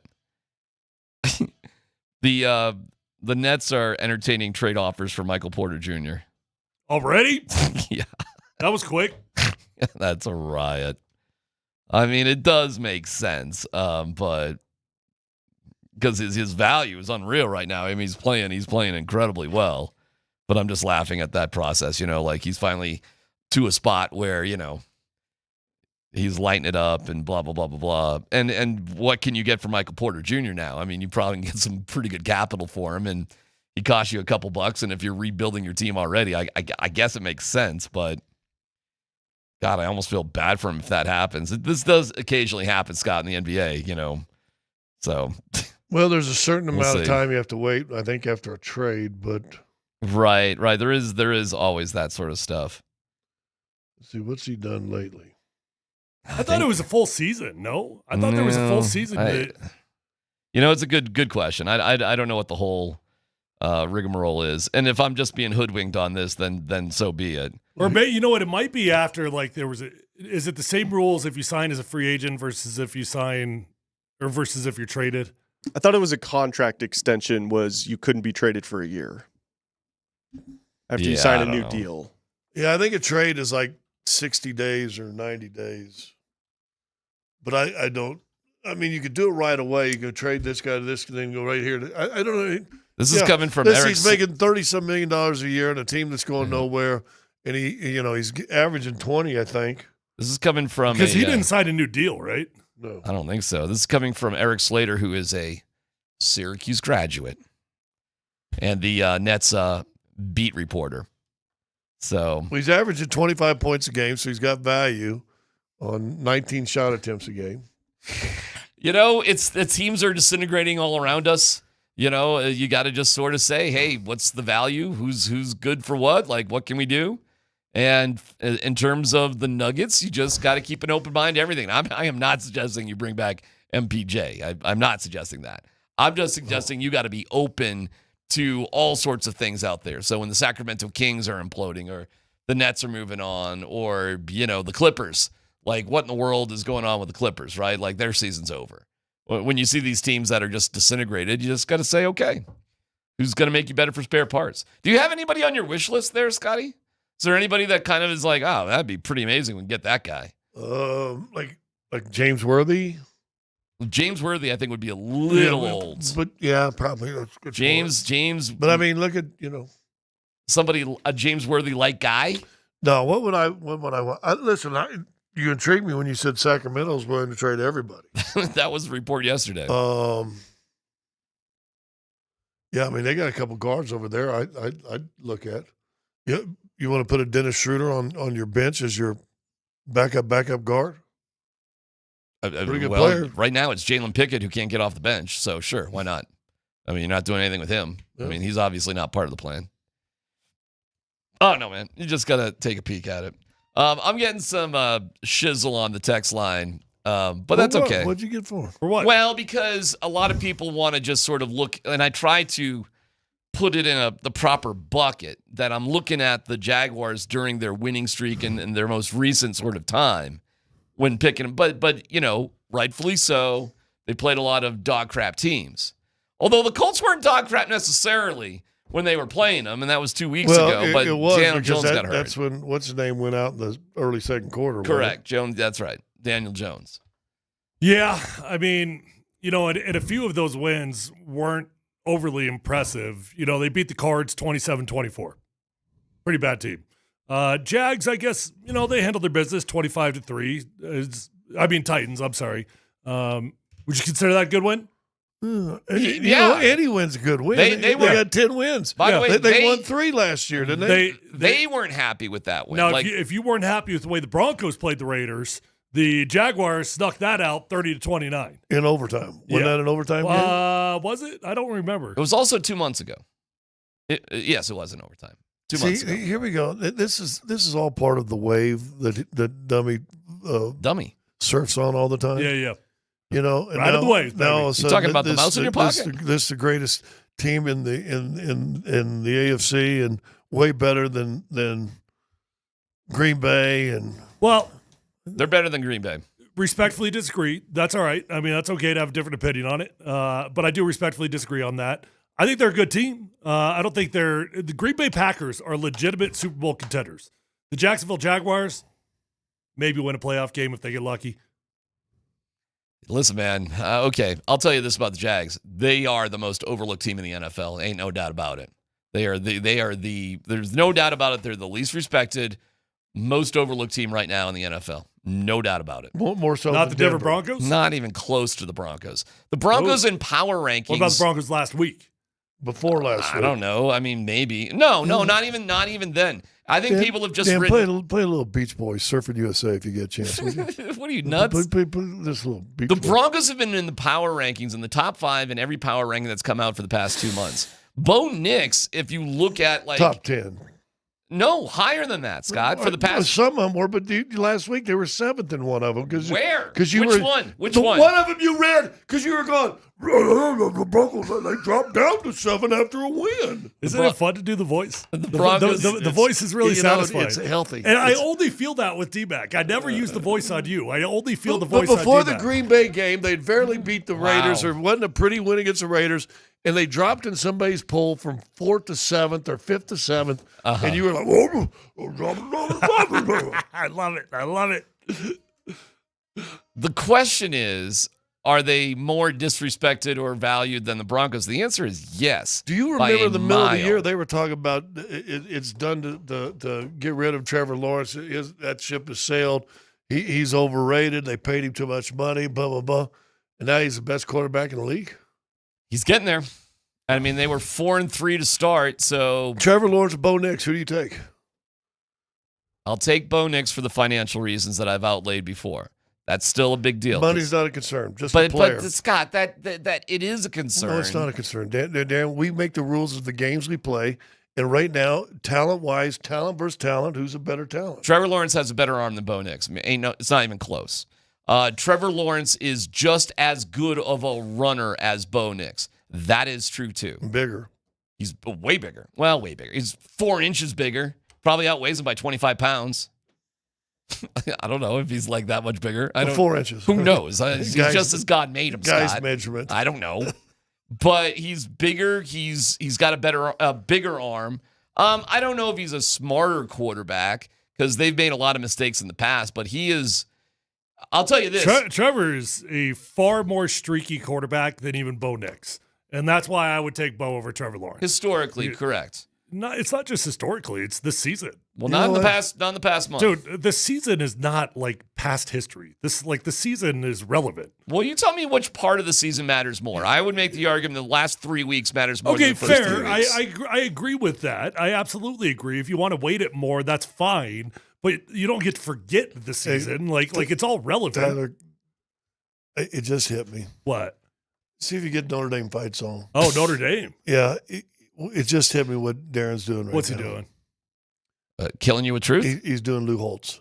I'm not doing Lou Holtz. He's Lou Holtz. You're too Let me tell you what, we're playing East Tennessee State. You do a fantastic Lou Holtz. They're a fantastic team. They come out to you hard. The 3 phases of the football game. We're going to have to play our very best to beat these guys. I know we got a home game. We're 40-point favorites. But these guys, I'll tell you what, if you don't strap it up, these guys are going to get you. You're doing your Lou Holtz. This is a dangerous team. This is a dangerous team. They Trevor are dangerous. Lawrence, That's fair. 2 games of the 14 they played. He's been outstanding. He's won 5 in a row. Won 5 in a row. 6 out of against 7. Teams who will be 1, 2, 3, 4, 5 in the lottery, but that doesn't matter because this team is ready for Bear. Okay. And you know what? The Broncos right now are Bears. Okay. Remember yesterday, and I asked you, Tyler. I go, should we still consider the numbers and whatever Trevor Lawrence did against the Jets? And you were like, sure, absolutely, positively. So, I'm not disagreeing with a lot of what you're saying. Like, I agree that you should weigh current performance more. But, like, I'm not getting rid of the past performance. And I know that Trevor Lawrence, what year is this for Trevor? 6? Something like that? Yeah, something like that. I know that over 6 years of Trevor Lawrence's performance, we ride high highs and we ride some low lows. Okay. And Do you guys think the Broncos are going to win this game easy? As I'm saying there, No. as we look at this game right here. Okay, Scott, you got all I'm trying to point out to you is you go too extreme. Hell no. That's all I'm trying to do. Also, you were riding the low waves of Shiloh or whatever they call Shiloh. Hell.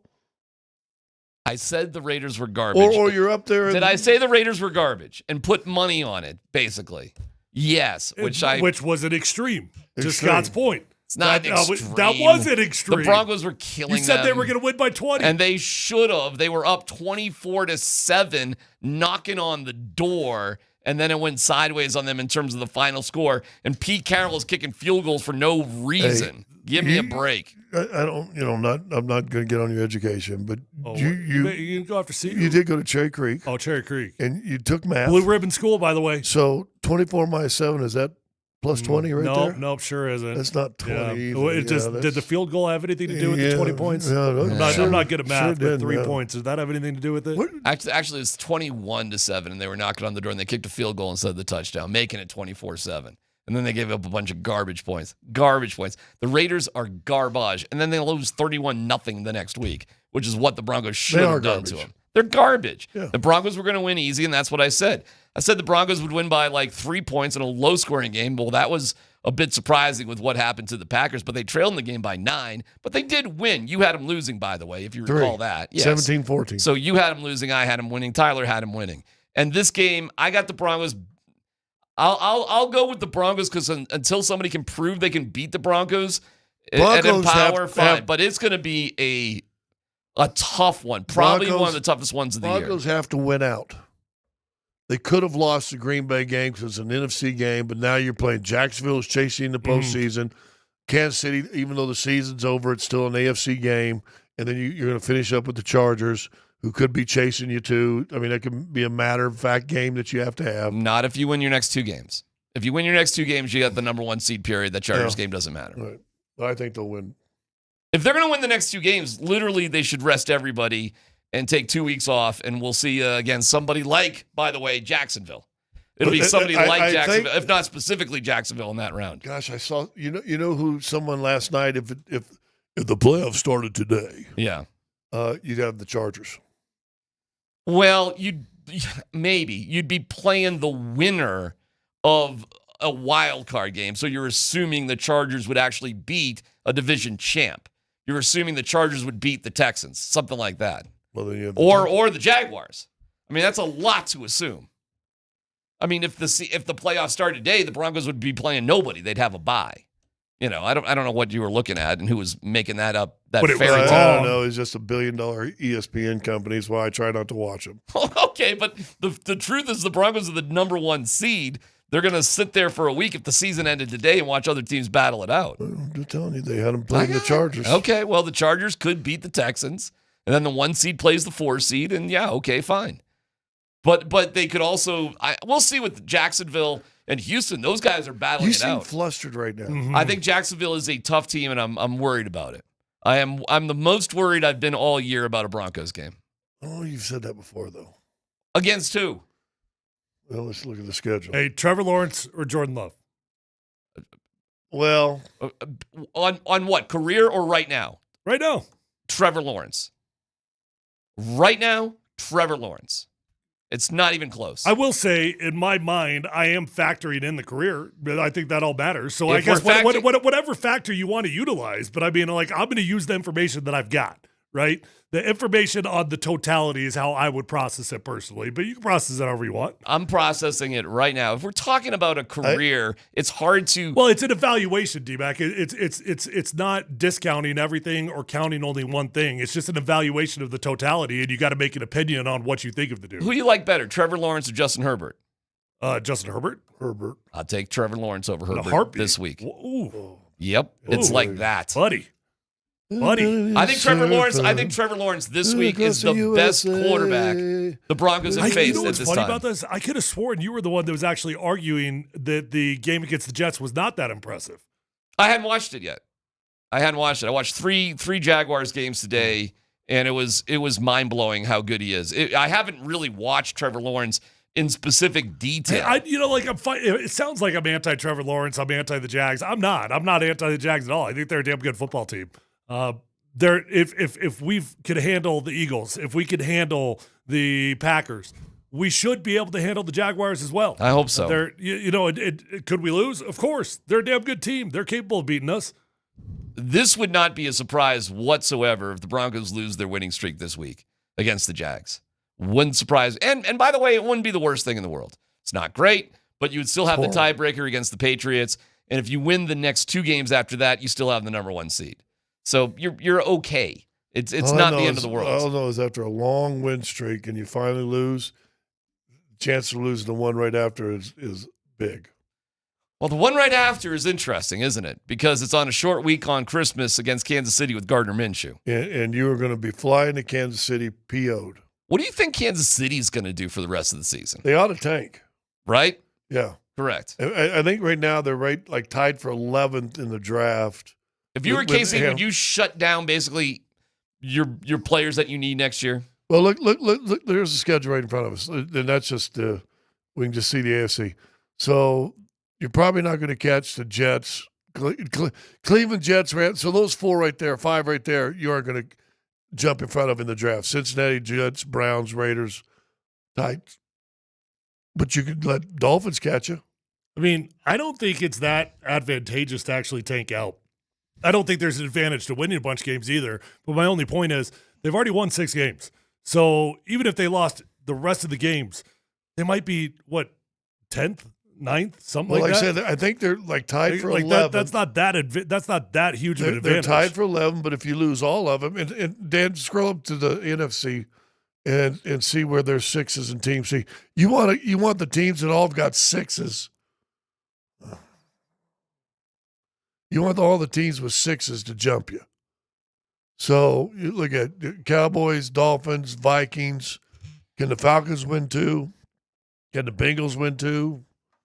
So you could jump all the way to 7th, 8th, 9th. I mean, for the first time in a long time, it's likely they'll have possibly a top 10. But would you rather have 9 or 14? I don't think there's a big difference at all. Oh, well, I mean, that's the difference between top 5 is really advantageous. Once you get outside of that, I don't think it's that big of a deal. Well, that's the difference between Pat Surtain and Mac Jones.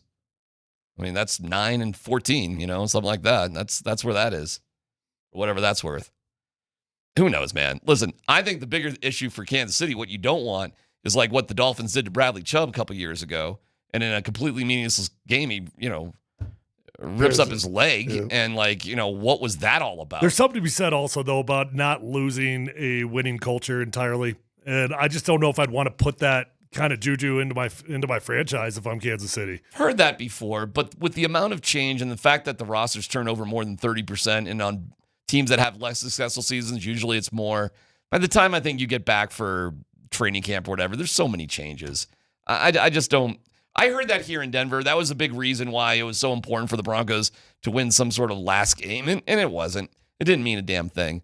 It was literally nothing. All I know is winning's contagious, and so is losing, and I do think it carries over.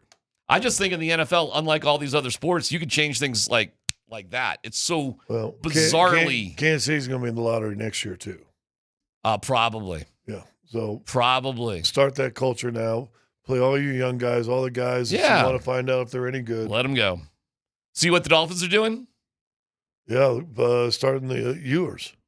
Doesn't matter what the Broncos did prove the money sucks, and it sucks to have to move on from it, but you can do it. I mean, it sucks, but it sucks worse keeping a player only for financial reasons. So no matter how much money you owe Tua and how much it's going to hit you on the cap, it actually doesn't matter. If it's over with him, you got to move on. And I don't know how Tua comes back from this. How the hell do you come back from this? They're done with them, right? Well, maybe, or they're just saying we want to get the lottery too. We want to see if Ewers has anything in his. Did you see who he jumped? He jumped over Zach Wilson. Yeah, it's Ewers. Ewers playing. And I think Mike McDaniel's toast there too. And what Mike McDaniels is doing is he's setting up for the organization for them to make a decision. Yeah. The decision is going to be, do you choose Tua or do you choose Mike McDaniel? Whew, man. Never boring in the NFL. Let Quinn Ewers come out there and ball under what Mike McDaniels wants to do, and that decision gets okay. Mm-hmm. Some quirkiness in the world of the NBA. Great win for the Avs. Details on that coming up.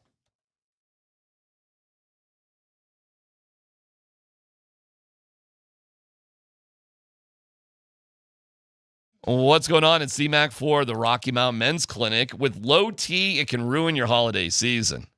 Oh, boy. Full of hustle and bustle, packed with activity. If you're not sleeping well and your sex drive is nowhere to be found, Martha, then it's time to go to the Rocky Mountain Men's Clinic and get that low T going. That would be a fun stocking stuffer. did you order the pepperoni pizza? If you go to RockyMountainMen'sClinic.com and take the low T quiz, it's 10 questions, yes or no. But here's the pizza. They'll draw your blood and have a result within 30 minutes. Cost of the appointment is only $99. You get a T and a PSA test. If you sign up for testosterone treatment the day of your appointment, your visit is free. You just remember the Cheech and Chong I'm bit, didn't thinking you? about it, yes. Yeah. Don't go another season with low T. Call today, 720-440-7900, RockyMountainMen'sClinic.com.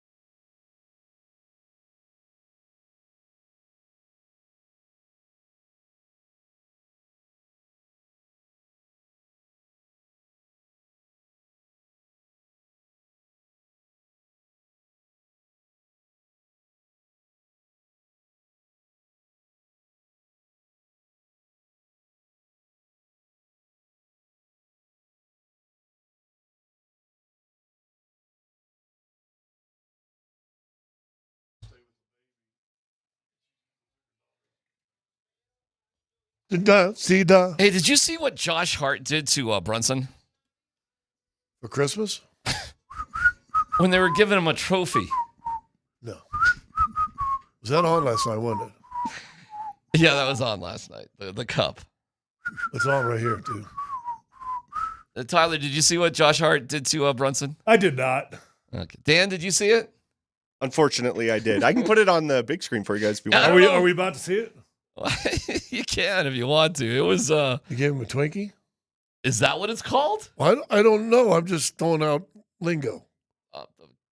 I know what the lingo is. Oh, that was. I don't know if I should say it. It was That was weird. a cornhole. It was strange, man. It was a weird way to celebrate. Are you putting it up there? Yeah, I mean, watch right down there. Whee! Boom. Oh, yeah, that's just a little hello. That's just a little how you doing. Oh, come on, guys. That is super weird. Huh? You've never been in a locker room. Okay, I guess. Scotty, don't lie. You've done it. Is that what happens in a locker room? Yeah. Don't lie, Scotty. You've done it. And then Hart, Brunson turns around. Hart's like, "What? Who? What?" Yeah. Who did that? I've done I've done. Have you ever done the credit card swipe? Well, no, where the spider bit you in the shoulder. Oh, what's that? Oh, there's. I'll show you. Stand up. Okay. Yeah. Here, we want to bend over. Bend over. Okay. Stand it up. Because see where the spider bit me? Yeah. See. Oh, yeah. Hi. Hello. Hello. Yeah, that's a good one. That's a good one. That's a good That's one. a good one. Yeah, I kind of liked it. That's a good one. Yeah. Do that to your son. He'll love it. Okay, that's funny. See? All right, that's funny. I think that's. I think I'd. Well, I don't know what I'd rather on that one. It's either one. Is of that them the is- first time you've seen the spider bite thing? It's called a little love tap. That's all. It's Okay. just saying hi to your buddy. Okay. That's weird to you. Yeah. Well, that's- What's that weird is- about is- that? Okay. I don't know. Nothing. It's great. It's awesome. Well, would have been weird if after it he said, "Hey, Court Low." Yeah. There's a lot of ways that. Yeah, I was think isn't that weird. what they used to call that a oil check? Yeah. Is that what it's called? It's got to have some sort of I think it's name, called an oil right? check. An oil check. Checking the oil. Okay. I usually went with the credit card swipe personally. Really? Okay, well that's good. So there you go. It was an oil check. All right. The We used to NBA. do the throat chop a I lot dare you too. to do it to D-Mac. Yeah. No, thank you. Oh, the cobwebs. That is not good right there. You just did it, huh? Oh my God. There's I didn't think you were going to do it Yes. that quickly, but Yes. that's why we can't have nice things. That is why we can't have nice things. No, thank you, Scotty. You got me all flustered. I didn't care about the Trevor Lawrence thing, but you're talking about oil checks, and you got me. Well, we can talk about oil checks. The NBA Cup. The NBA the Cup. Knicks Cup thing. Did you see what? Manson going to town in a fight? Well, you see what the Knicks are not. Yeah, going good to for do? them. Good for them. And that answers a question because I remember when the Lakers won it and they raised the banner and we were like, oh, is the NBA making them do it? Do they have to do it? And the Knicks are saying, no, we're not hanging that banner for an in-season cup. Yes. Good for them. Good for them. They can put it somewhere else, but they're not going to hang it up. No, maybe you put it in a practice facility or something. Did the flag? Was the flag given to you by the NBA, or do you have to get your own flag? Yeah, I have. See, no I think idea. you have to order your own flag. I saw a review of like what's working for the cup and what's not working for it. What's working for it is the guys do seem to be motivated to win $500,000. Yeah, once you get to this level. Correct. And it probably works in the semifinals too, because if you win that, you're guaranteed $250. So that actually is working. What's not working is Vegas. And next year they're going to put the semifinals in a local a local place, one of the teams. Well, they're talking about making them home advantage, just another home game for one of the teams. Yeah. They do it too soon in the season. Well, that's my opinion. That was the whole point of it. I though. know that's the whole point, but guess what? It's not working. Well, the article that Darren's talking about also made a good point as far as when it is. Listen, you don't know who's going to be in the finals until like 3 days before. And then, people, when you're holding it right now, what is today? Last night is today the 17th? Yeah. So yesterday was the 16th. Well, most people have already got travel plans for Christmas. Yeah, Is it, right. Hey, let's go over another 2-3 days and go out to Vegas. They played an early game in Vegas for one of the semifinal games, and it was like a third empty. Right. Right. And so I know Vegas will spend a lot of money and they really like it there. And I know there's a basketball group there that wants to do more of these type of things there. Well, here's the real answer to this. It's a little quirky because it's a little outside the box. The real answer to this whole thing is to add 2 more teams to the NBA, go to 32, which they probably should do anyway, and then you would just have a big tournament. You just do a single elimination tournament like the NCAA with 32 teams. Yeah, but listen, the guys who make schedules in the NBA now struggle making any kind of quality schedules. Now you're going to do a tournament? Yeah. Yeah. I mean, that would make it way more interesting that every game, that means something. Like, I think it was the way it was confusing for the fans to understand why this game matters. Like, why should they care? And what they made sense of in that article is, hey, let's just 2 weeks in the season. Let's just do all this thing in 2 weeks. Every game will matter. Everybody will understand it, like the NCAA tournament, and we'll just get to it. It'll be a cool thing. You'll have the same sort of results. You'll play the championship somewhere, some sort of neutral site. And I think people would be into it like that. If we knew the Nuggets were in a single elimination tournament, would you care more about what was going on? What you got to do is you've got to have a loser's bracket. You would have a loser's bracket. You got to have correct. everybody playing 4 games, and then that's what you would do. Yeah. You would do the same thing afterwards. You would simply have a loser's I got an idea. bracket. How about just don't do it? There you go, Scotty. Now we're talking about something earth-shattering. That's a weird argument to me because, like, why? Why not have it? Like, what's wrong with having it? Well, 73 years before worked without having it. I mean, the argument is it's done nothing to change your interest in the NBA. Well, it doesn't change it for us, but it doesn't change it for anyone. I don't know. I think it's kind of fun. I think the concept is fun. I think the idea is kind of fun. I think the courts were kind of goofy. The other suggestion They talked about that in the article, too. It's like the logo, because the but they did have to do something to differentiate it because they're doing it. They can just make the trophy, put the trophy on the the court. logo don't change and center the court on all of them. Quit worrying about painting them pink and red and maroon and looking like a WNBA court. Yeah, you don't have to do that. Just make a big trophy thing out there. Anyways, Mike, I had this. Let me throw this out there real fast. And Tyler's probably too young.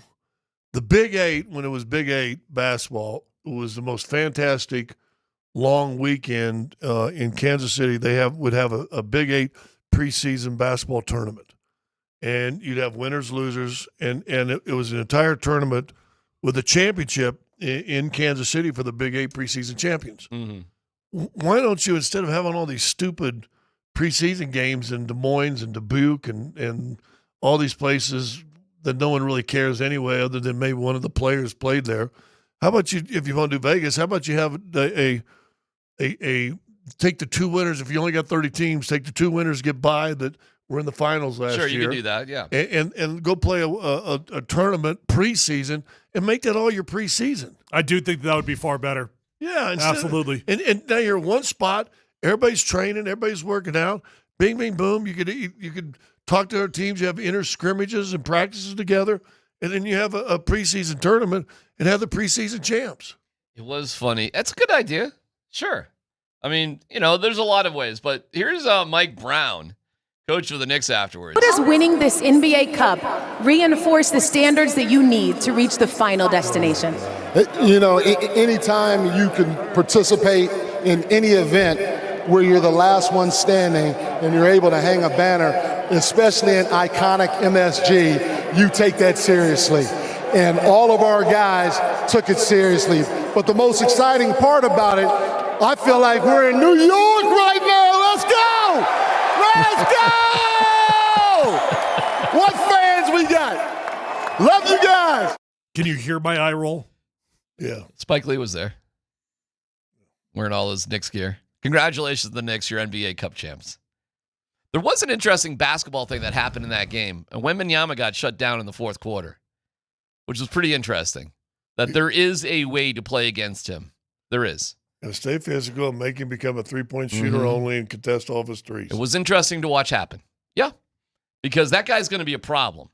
And it's going to be a problem for the Nuggets amongst a lot of other Western Conference teams. I also think he could create some of his own problems in that he too easily gives up the paint and gets outside. Knicks figured it out when it mattered most. Okay, nice win for the Avs last night. Josh Manson fought Marchment with his gloves on. You never see that. It was great. And it wasn't a really incredible performance by the Avs, but they keep rolling. And why Trevor Lawrence? And Marchman took one right in the schnoz. It was fun. It was fun. Now, we probably can't play it. Moser, they had Bednar on today. Yeah. And Moser got into his 4.5-minute question that basically summed up the last 10 seconds was, Coach, you ever been in one of those fights like that? Oh, well, he was a scrapper. Yeah, and he said, have you not seen my nose? It's a great line when that comes out. Hey, Dan, Don't play the whole Moser question because, honest to God, it was a minute 20 before he got to the, have you ever been in a scrap? We'll see if we can figure that out and why Trevor Lawrence is such a problem for the Broncos coming up.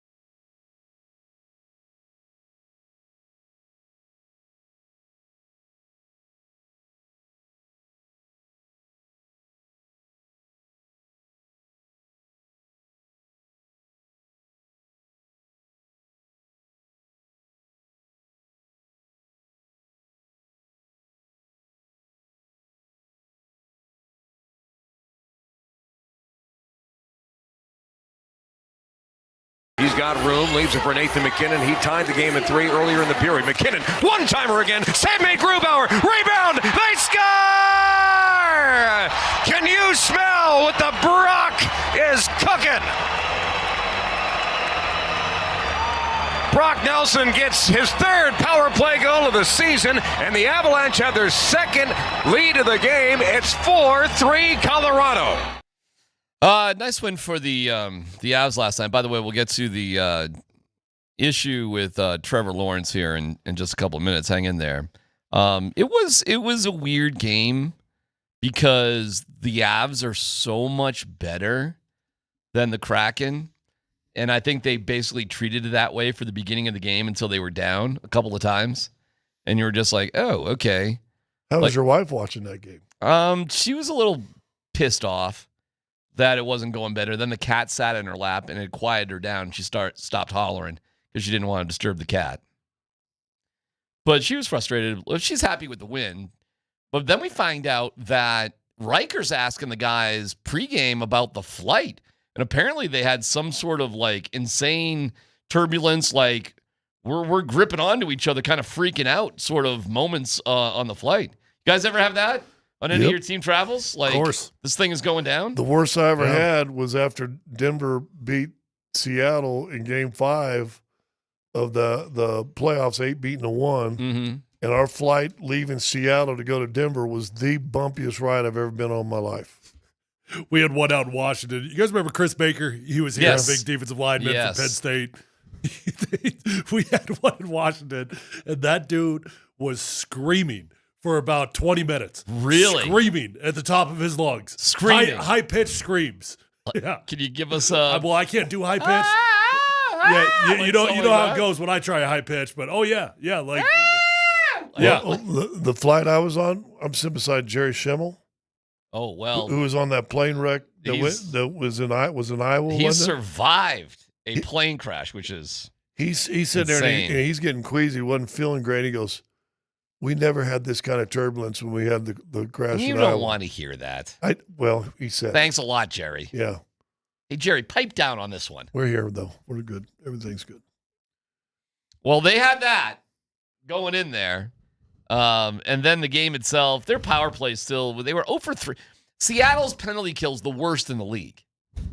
They're the worst scoring team in the league. Their leading scorer going into that game had 19 points. Not 19 goals, 19 points.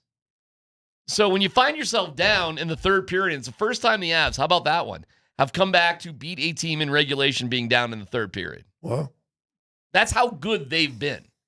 And they did it. They got through it. And, I think part of it was, you find yourself just like slugging it out. And what are we doing?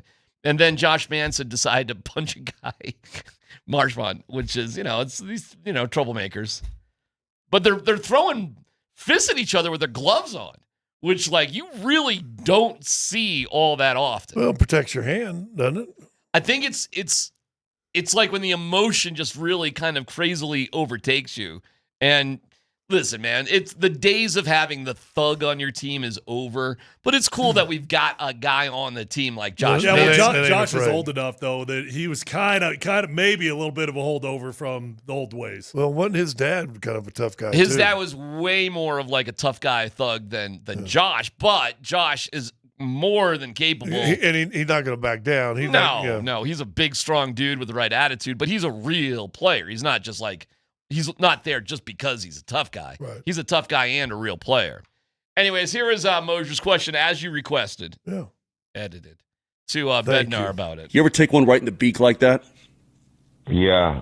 Boy, by the way, you said that Moser needed 4 minutes to ask that question? I told you. I mean, that's really good right there. Well, listen, Dad, you go get part of the rest of it. Well, you don't have but, to. But not right now. But let's just start with the big and we'll that hear was it. great right there. That's perfect. Perfect. Let's go. You ever take one right in the beak like that? Yeah. Well, yes. The answer is yes. You've seen my nose.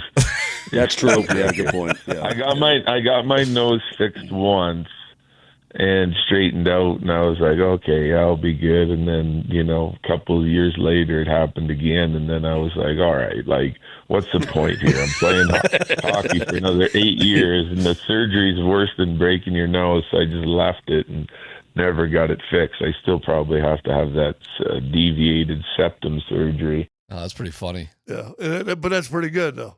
But don't you like a coach and say, if you ever, get your beak pop up, yeah, wait, look at my nose. I mean, don't you kind of like having a tough guy coach a little bit? I think everything about Bedsy is pretty cool. Yeah. Not like my wife who wants to draw the curtains, but you know. Now, Dan, do you got like 20 seconds of Moser's lead-up question? Dude, what now? You just want him stumbling along? What did you want the wind-up? What did he finish with right there? What was the question? The question was great. The question was... You ever take one right in the beak like that? Ever take one right in the beak? Yeah. That was great. Yeah. Yeah.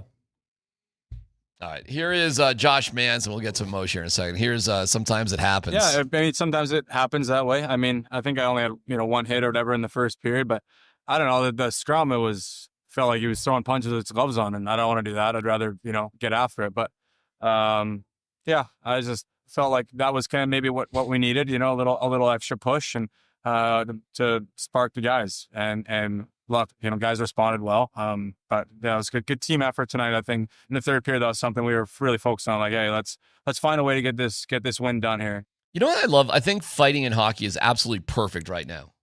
I think it's absolutely perfect. It's part of the game. It doesn't happen all that often. There's fewer guys on the team that are just there to fight, which I thought was boring. It seems like it's time. Yes. The planned fight crap that was part of hockey for so many years, to me, was just boring. This type of fighting wasn't boring Canada versus USA. No, because that was organic and it was part of the game. Those weren't tough guys. Those were real players. Like dropping the puck was organic? Yeah, absolutely. Because these were real players. These were not. Okay. You know who I'm talking about? Scott Parker. Yeah, man. And I'm not trying to. Don't you say that about Scott? I'm not trying to belittle Don't you those say he guys. wasn't a real player? But there were. He's a real player. There were many guys who were only in the league because they fought. Yeah, I got you. And that really isn't the case anymore. And I think it's better for the game. And you still allow fighting. So I'm not into banning fighting. I just thought it was stupid the way it used to happen. I think it's great now. And a scrap like that and what was going on, and Josh Manson and Burns got in the mix a little bit too, even though he's a big guy but not really a fighter. Listen, this Avs team can do it all. They've got the best goaltending, they got the best scorer, they got the best defenseman, and they got a tough team that doesn't take any crap. Like this, I know we're all high on the Nuggets and the Broncos too. I gotcha. It'll be devastatingly disappointing if this Avs team doesn't win a Stanley Cup this year. I've never seen them in better shape to do it. Yeah. Ever in the 26 years I've been watching the Avs. Problem is number 2. What's that? Number 2. What do you mean? Team right behind him. Dallas, yeah. They're the boogeyman a little bit with Mikko. Well, I mean, Mikko turned into a big, giant guy who was kind of soft for the Avs. So now he's being called one of the dirtiest players in the league. I know, it's so funny. And it has everything to do with the chemistry and the situation they've created in Dallas. All of a sudden, Mikko's playing like he's 6'5", 220, and he's playing like that now? Well, but that's not how he's really playing. If you're following the conversation about it, he's playing dirty. He's doing dirty rat things, not like tough guy things. And all you got to do that is for a couple-week period, and then guess what happens when you go to the corner? That guy that you were dirtying into the boards, slowing up and ain't getting there now. You hate Mikko? No, I don't. You hate Mikko? Not at all.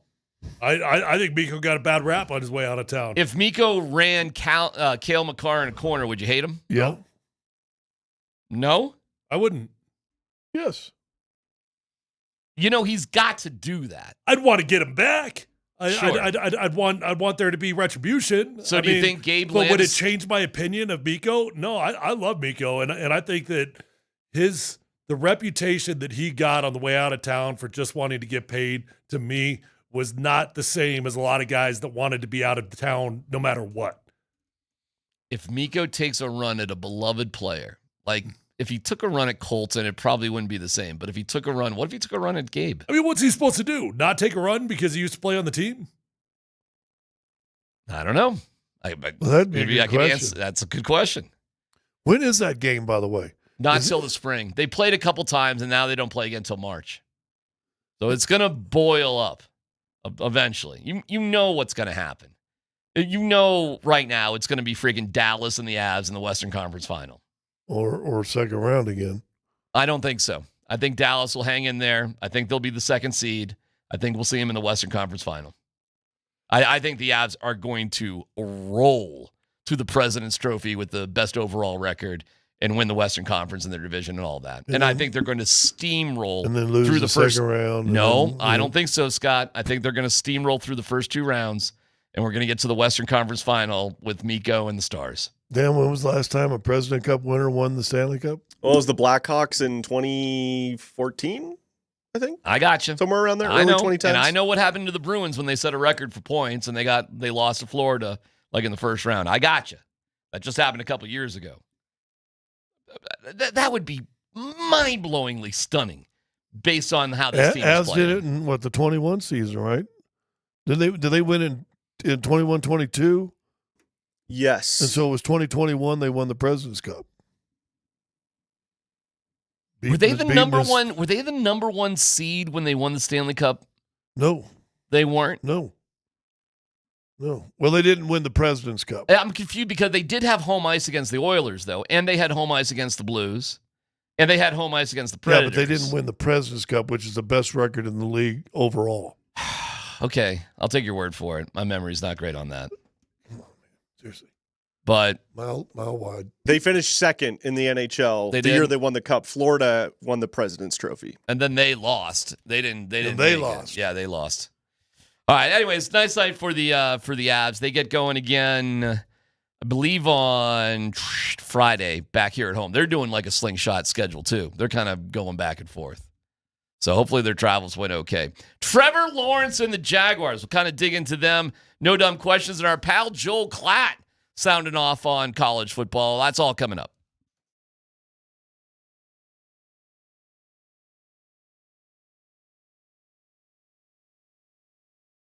What's going on? It's your pal DMac for the Rocky Mountain Men's Clinic, dealing with erectile dysfunction. That is not fun, and the holidays are meant to be joyful. But if you're dealing with ED, the season of love and joy can be rough. If it's putting a strain on your relationship, this is the year to turn things around and show your partner you care by giving the gift of treating your ED and restoring your relationship with the Rocky Mountain Men's Clinic. Give your partner the best gift this season, a renewed and restored relationship. Call 720-440-7900. Get a consult. That initial visit, $99. Get a test dose, a T and a PSA test. If the test dose doesn't work in the office, your visit is free. But with an expert staff, and like a lot of men, you could be having sex the day after your appointment. 5 locations to serve you up and down I-25. Fort Collins, North Denver, Central Denver, Castle Rock, and Colorado Springs. They are the best. It's the Rocky Mountain Men's Clinic. 720-440-7900. RockyMountainMen'sClinic.com.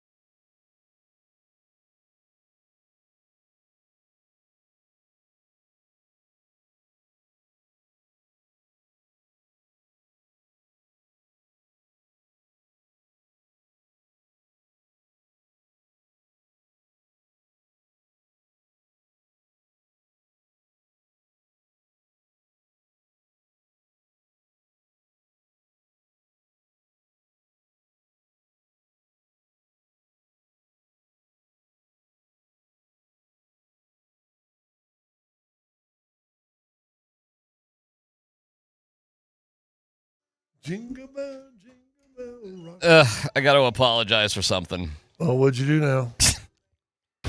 I forgot how stupid the NHL playoff system is. Yeah, right?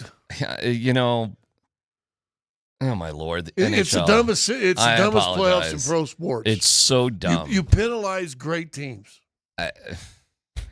You do these division things, and you got to get the winner. So it's like you get the top 3 teams in the division, and there's a wild card team, and they basically play against each other to get to the other division champion. Who could be crap. It's so my get, bad. Totally my bad. I should be better than that. I should. So you'll get Dallas in the second round. Yeah, essentially. It's So so dumb. If you think the cup and we try to figure out the cup, so many times. The NHL is horrible. It's so bad that the 2 best teams in the league would face each other in the second round. Yeah. It's so stupid. I agree with that. My bad. Sorry is about there any NHL fans out there that would defend that? Who could possibly defend it? Purists that say, "Oh, how did they even?" You know what?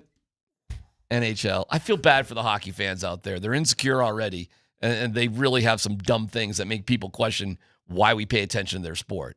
Aside from the fact it's a great sport, but what? Yeah, it makes no sense. And by the way, this whole break for the Olympics is stupid too. No, I agree with that. It's dumb. Yeah. Who cares?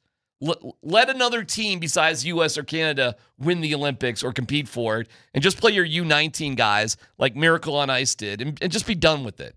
And we can have the four nations crap where you can beat the snot out of each other. That was fun. It is an entirely weird concept to me that teams with the investments that they've gotten these players are just like, okay, yeah, go do whatever you want. What? And the league goes, we're going to shut down for 2 weeks. Yeah, and we're going to go over to Italy where they can't even, the Italians, we thought the Greek construction people were bad. Yeah. The Italians are ridiculous. You see that last picture? It's ridiculous. Yeah.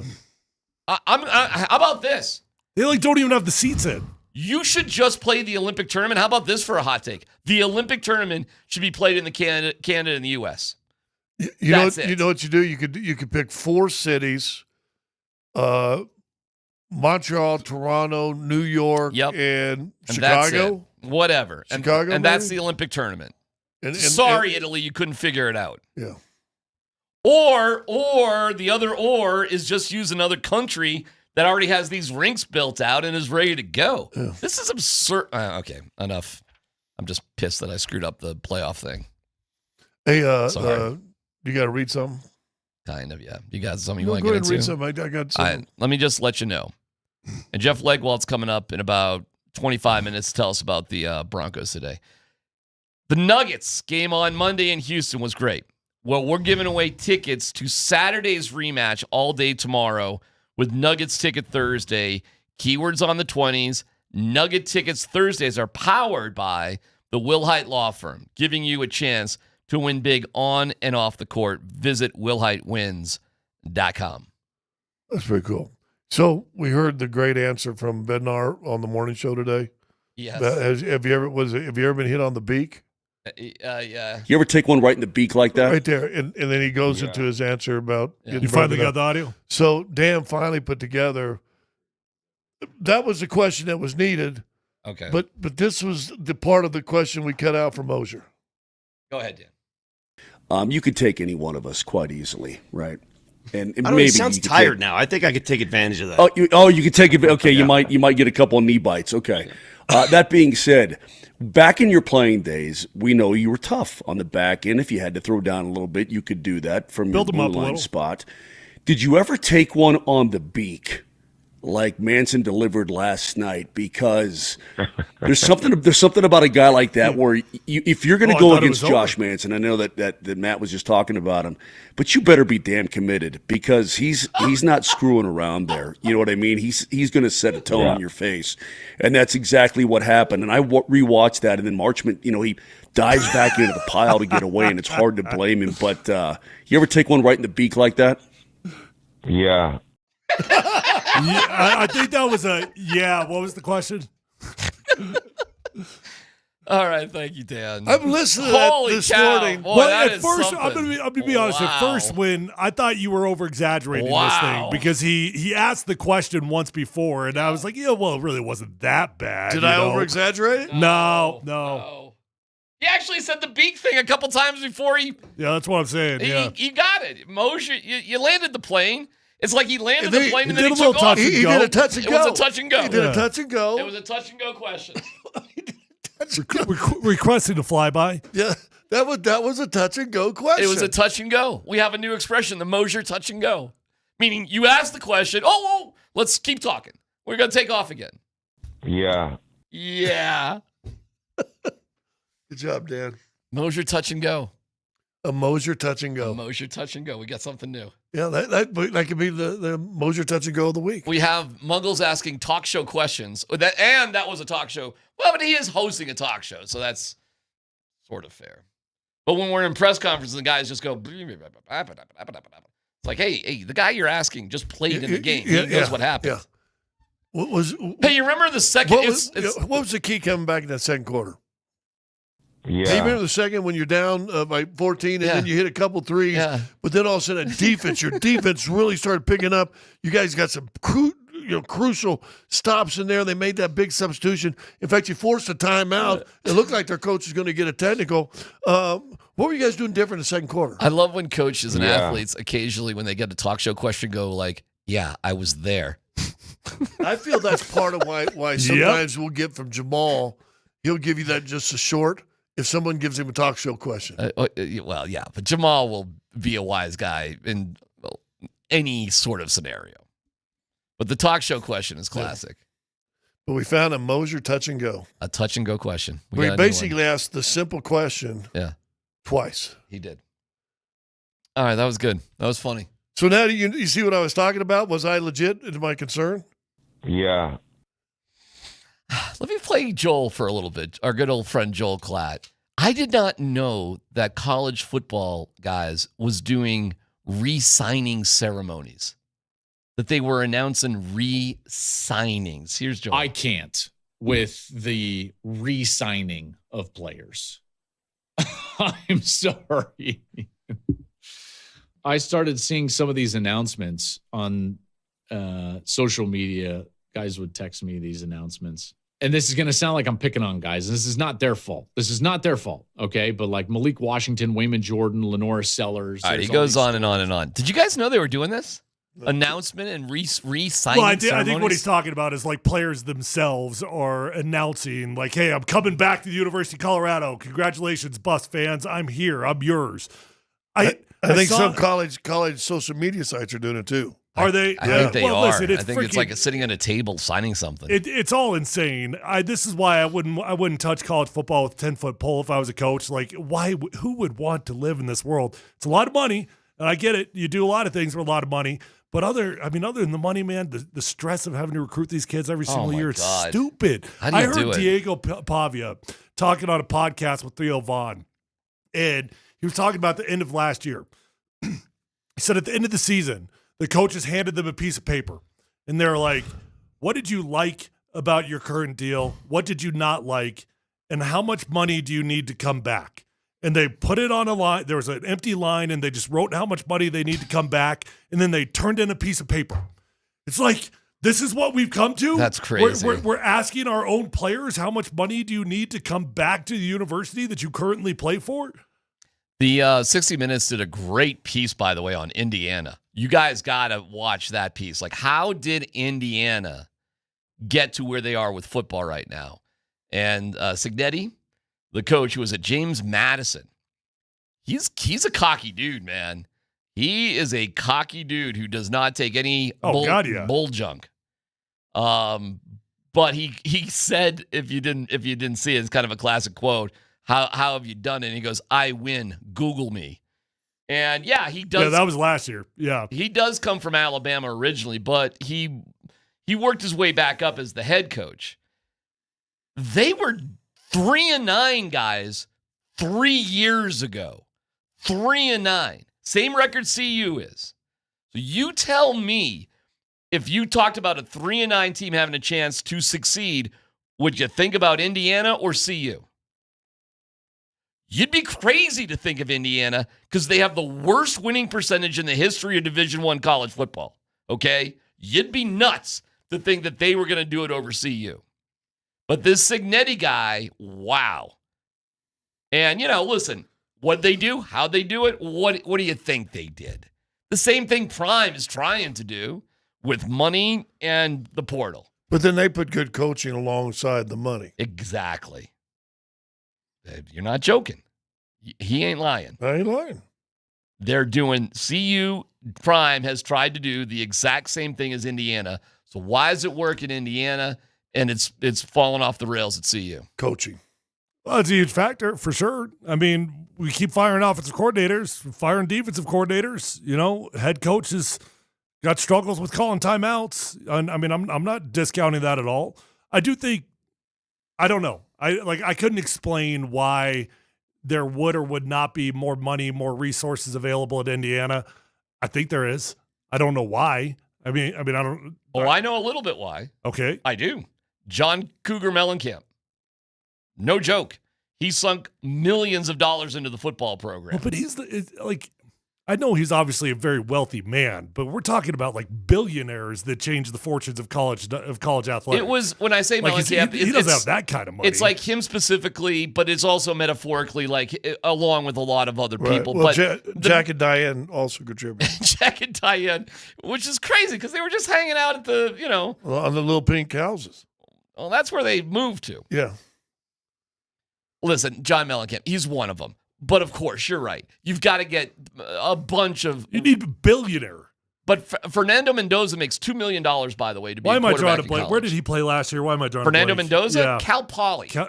I thought it was Cal. You're right. Cal Berkeley. Cal Berkeley. Yeah. Sorry. Yeah. So I forgot, but that sparked it for me. But you got to identify him. I mean, you got to. And listen, he's a prototypical type of quarterback, 6'5", all the tools, that sort of thing, big-time leader. You got to identify guys like that. And they weren't messing around. They just paid him $2 million. And a great family story. Fernando Mendoza? Yeah, his mom's in a wheelchair now with MS. I don't even know his story. It's phenomenal. Well, there's leadership things that matter. And Prime, he couldn't identify him. He couldn't coach him. And I don't know if something, and I hope for the best. I saw the interview or snippets of the interview with him and Vic. The fact that Prime has to wear a Depends every single night and just has to battle through that, you got me. You got my heart. You got my soul on that. I feel bad for you. I do. But you're the highest paid state employee. You got to be better at that coaching part of your job. I do have a lot of empathy for him as a person. But when you look at Indiana and what they did, come on, guys. CU's got to be better. And you can't do it without the money, and you can't do it without coaches. And you know what they did in Indiana? They got a coach who had been a head coach. They weren't going to hire anybody who had not been a head coach before. But we're going with a journeyman, this Brendan Marion guy, and this go-go offense to change everything. Well, he's been a head coach, though. He has been for a season. That's Tyler's right. He's also been to 14 different schools in 16 years. As is every coach. Okay. But it's not impossible to do. It is not impossible to do. But Joel's right. This we're celebrating re-signing. I think that is wild. stupid, but it also might just show you where everything is. It's kind of a mess, isn't it? Yeah. As Kenny Dillingham already said. Schools are actually celebrating it themselves. I get the kids are doing it because our kids need attention. The one thing I saw was a guy was sitting at a table in a gym with a big USC banner behind him and all this stuff. For a re-signing. What? All right.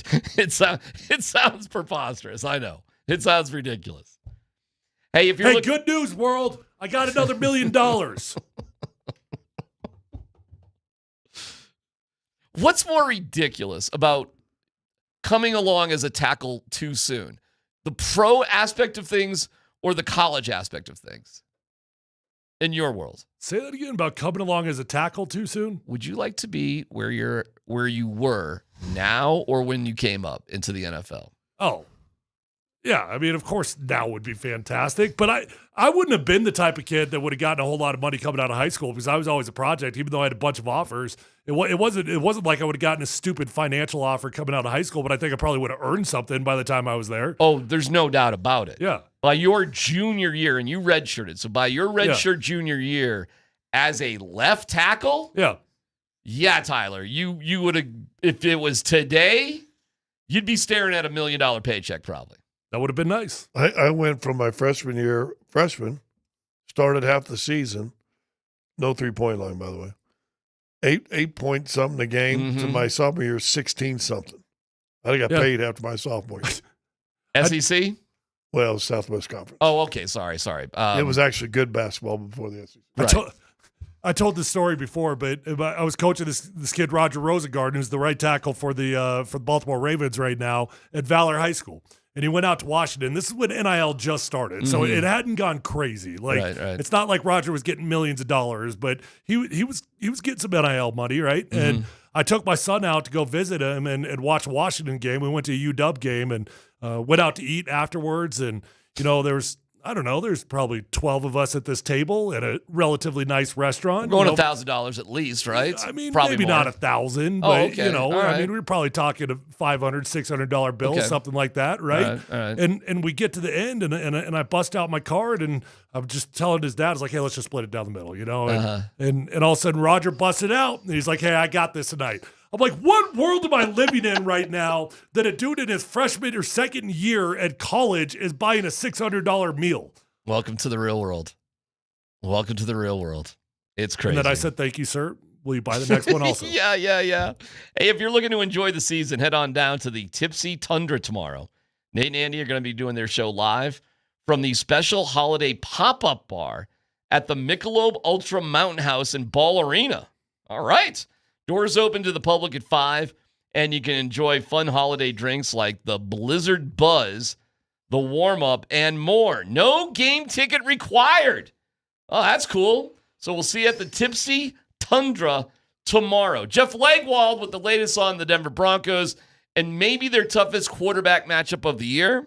We'll get into it coming up next.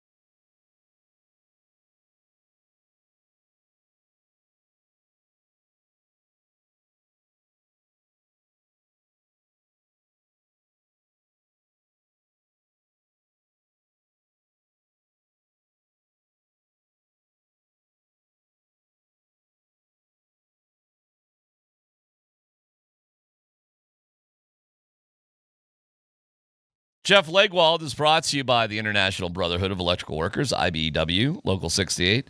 Start with a job, end with a career. We start today, Jeff, with an announcement, and congratulations to Bo Nix, as he was named the FedEx Air and Ground Player of the Week. Way to go, Bo. What do you think of a comparison with Bo Nix and Trevor Lawrence, Jeff? Let's just start there. Can you compare and contrast these two guys? Yeah, I mean, I would feel like just going back even to my pre-draft work on both guys, I think Nix was a much more refined passer, pocket player, in my mind at least, than Lawrence was in the Clemson offense. But I think Bo has progressed faster as a pro than Lawrence has. I think, Liam Cohen has been very good for Lawrence in terms of advancing the parts of his game that scouts have had some criticisms about, holding the ball, putting the ball at risk. I don't think Nix has ever put the ball at risk as much at this portion of his career than Lawrence did in his first 2 seasons. But if Sean Payton was Trevor Lawrence's coach, how would it have looked? Would he have put the ball at risk that much? But I think those are the biggest differences. I think Lawrence took more chances as a young player and paid the price for it, and probably didn't have the benefit of kind of coming into the league with a guy who's so steeped in an offense like Sean Payton is.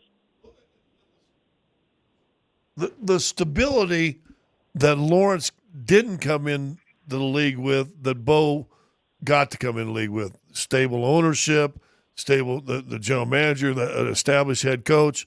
Lawrence, I mean, there was time when Lawrence first got drafted, they were still talking about possibly moving Jacksonville to London, wasn't it?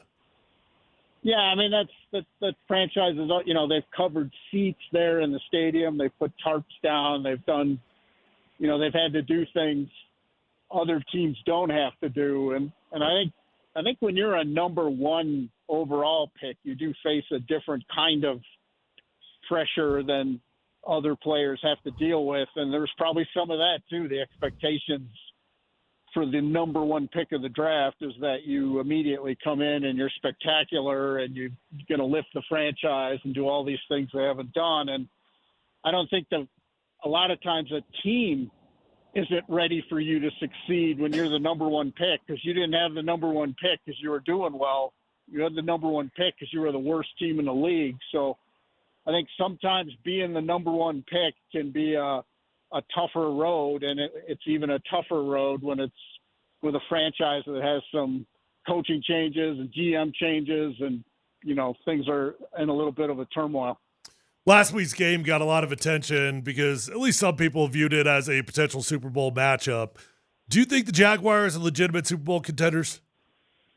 I don't think they're as complete, Tyler, as some of the other teams I see. But, I mean, the last 3 weeks, they definitely have amped up their game a little bit, especially Lawrence. He's playing far better the last few weeks than he did early on in the season. He had a 3-interception game, not too long ago. So, I don't see them as, quite that tier yet, but it's how you're playing this time of the year that matters the most. And they can be a problem for the Broncos if the Broncos don't play sort of at the level they did this past Sunday. Is this in the understanding that the number 1 seed in the Western, in the AFC is in play? Is this a must win for the Broncos? I think Scotty, whenever you're looking at tiebreakers and, AFC games are key if you're going for the number 1 seed, in the AFC. I mean, you got to have them. And, losing to Green Bay would have affected them in the win column, but it wouldn't have impacted some of the other tiebreakers. Jacksonville impacts an awful lot of tiebreakers if the Broncos get into that situation. So, you've got 1 win gap between them and the Patriots, and they have the tiebreaker with the Patriots. So you'd much rather keep that distance if you could. So I think you want to win as many as possible right now, make them must-wins, so the final week of the season you can make decisions about what you do or don't want to do. Broncos claimed running back Cody Schrader off waivers a day or two ago. Anything we should know about this guy, or is this a procedural deal?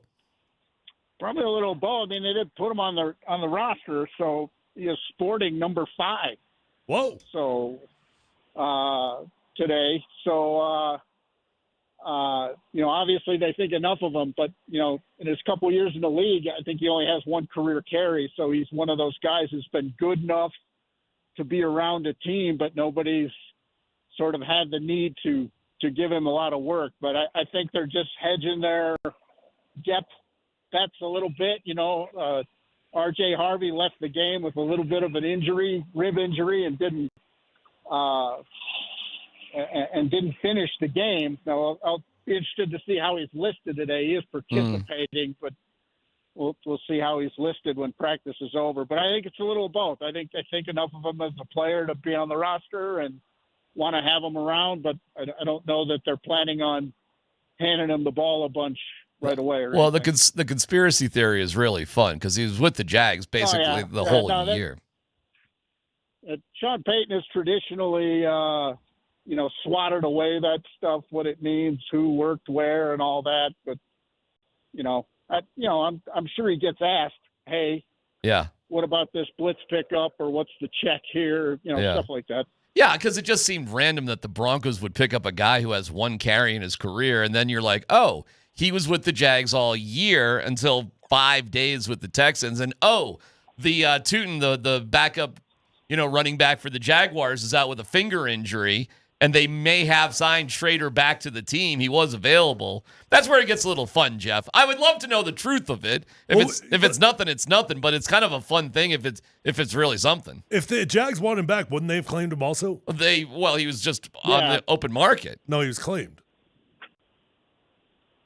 I'm not sure, Jeff. Do you know? Yeah, it's a waiver. He was claim claimed this time of year. Yeah, he was assigned from Houston, so it was a waiver claim, and the waiver claim's the order of. After the trade deadline, it's where you are in the standings. So Jacksonville had an opportunity to claim him and chose not to. They would have gotten him if they claimed him because they'd be lower than the Broncos, right? Correct. Yeah. All right, Jeff. Anything else to know from today? Well, so far, no, but I'm still working on it. Okay. you don't want to break anything on the air or anything like that? How'd your 2-hour stint with Kreckman go yesterday? I hope okay. I mean, the FCC didn't call or anything, so I think I avoided speaking like I normally do. Let's just put it that way. Hey, just to circle back to something. This is a bigger game than the Packers game, isn't it? Well, if you're talking AFC, I think if you're talking measuring stick of your quality, I would say the Packers game before everybody got hurt was that. But this is a bigger game than the tiebreakers. All right, good stuff. Hey, real fast, I'm going to ask you this too, because you always do your draft board, your big top 100 players and all this stuff, and you watch all the film on all these guys. How has your job changed, which also means how does other talent evaluators' jobs change with all these kids moving schools left and right? Well, it changes your sort of kind of how you frame it. It used to be, 30 years ago, 20 years ago, if a guy transferred, it was like this immense red flag, and you had to get to the bottom of it. Why did he transfer? Is he afraid to compete? Couldn't get along with his teammates, fought his coach, whatever it was. You spent all this time trying to get the bottom of it. Now it's just like, okay, he's at his third school in 4 years. Okay, let's look at some video from all 3 schools. So, it's one of those things now. I don't think it's nearly looked upon as big a red flag, but I think teams are still want to know why you chose to leave. There still is a competitiveness fact. If you didn't just get paid more money, they want to know why you chose to move from one place to the other, and you'll still be asked at every pre-draft interview you do. All right, Jeff, enjoy practice, and we move on to Jacksonville. Thank you, Jeff. You bet. See ya. All right. Did you watch that Nuggets game on Monday? Oh, I did. Well, they're doing it all over again. Playing Houston on Saturday. We got a bigger game tomorrow. But in terms of just going to a game, it'd be fun to go to the Houston It'd be game. great. You know why? Because this afternoon you're downtown. Guess where you roll right after the game? Yeah, just roll with me. Well, I didn't know you were going to read another one of them things. Saturday's rematch. It's Nuggets Ticket Thursday tomorrow. Keywords on the 20s. It's the Nugget Ticket Thursdays, powered by the Wilhite Law Firm, giving you a chance to win big on and off the court. Visit wilhitewins.com. Big question of the day coming up next.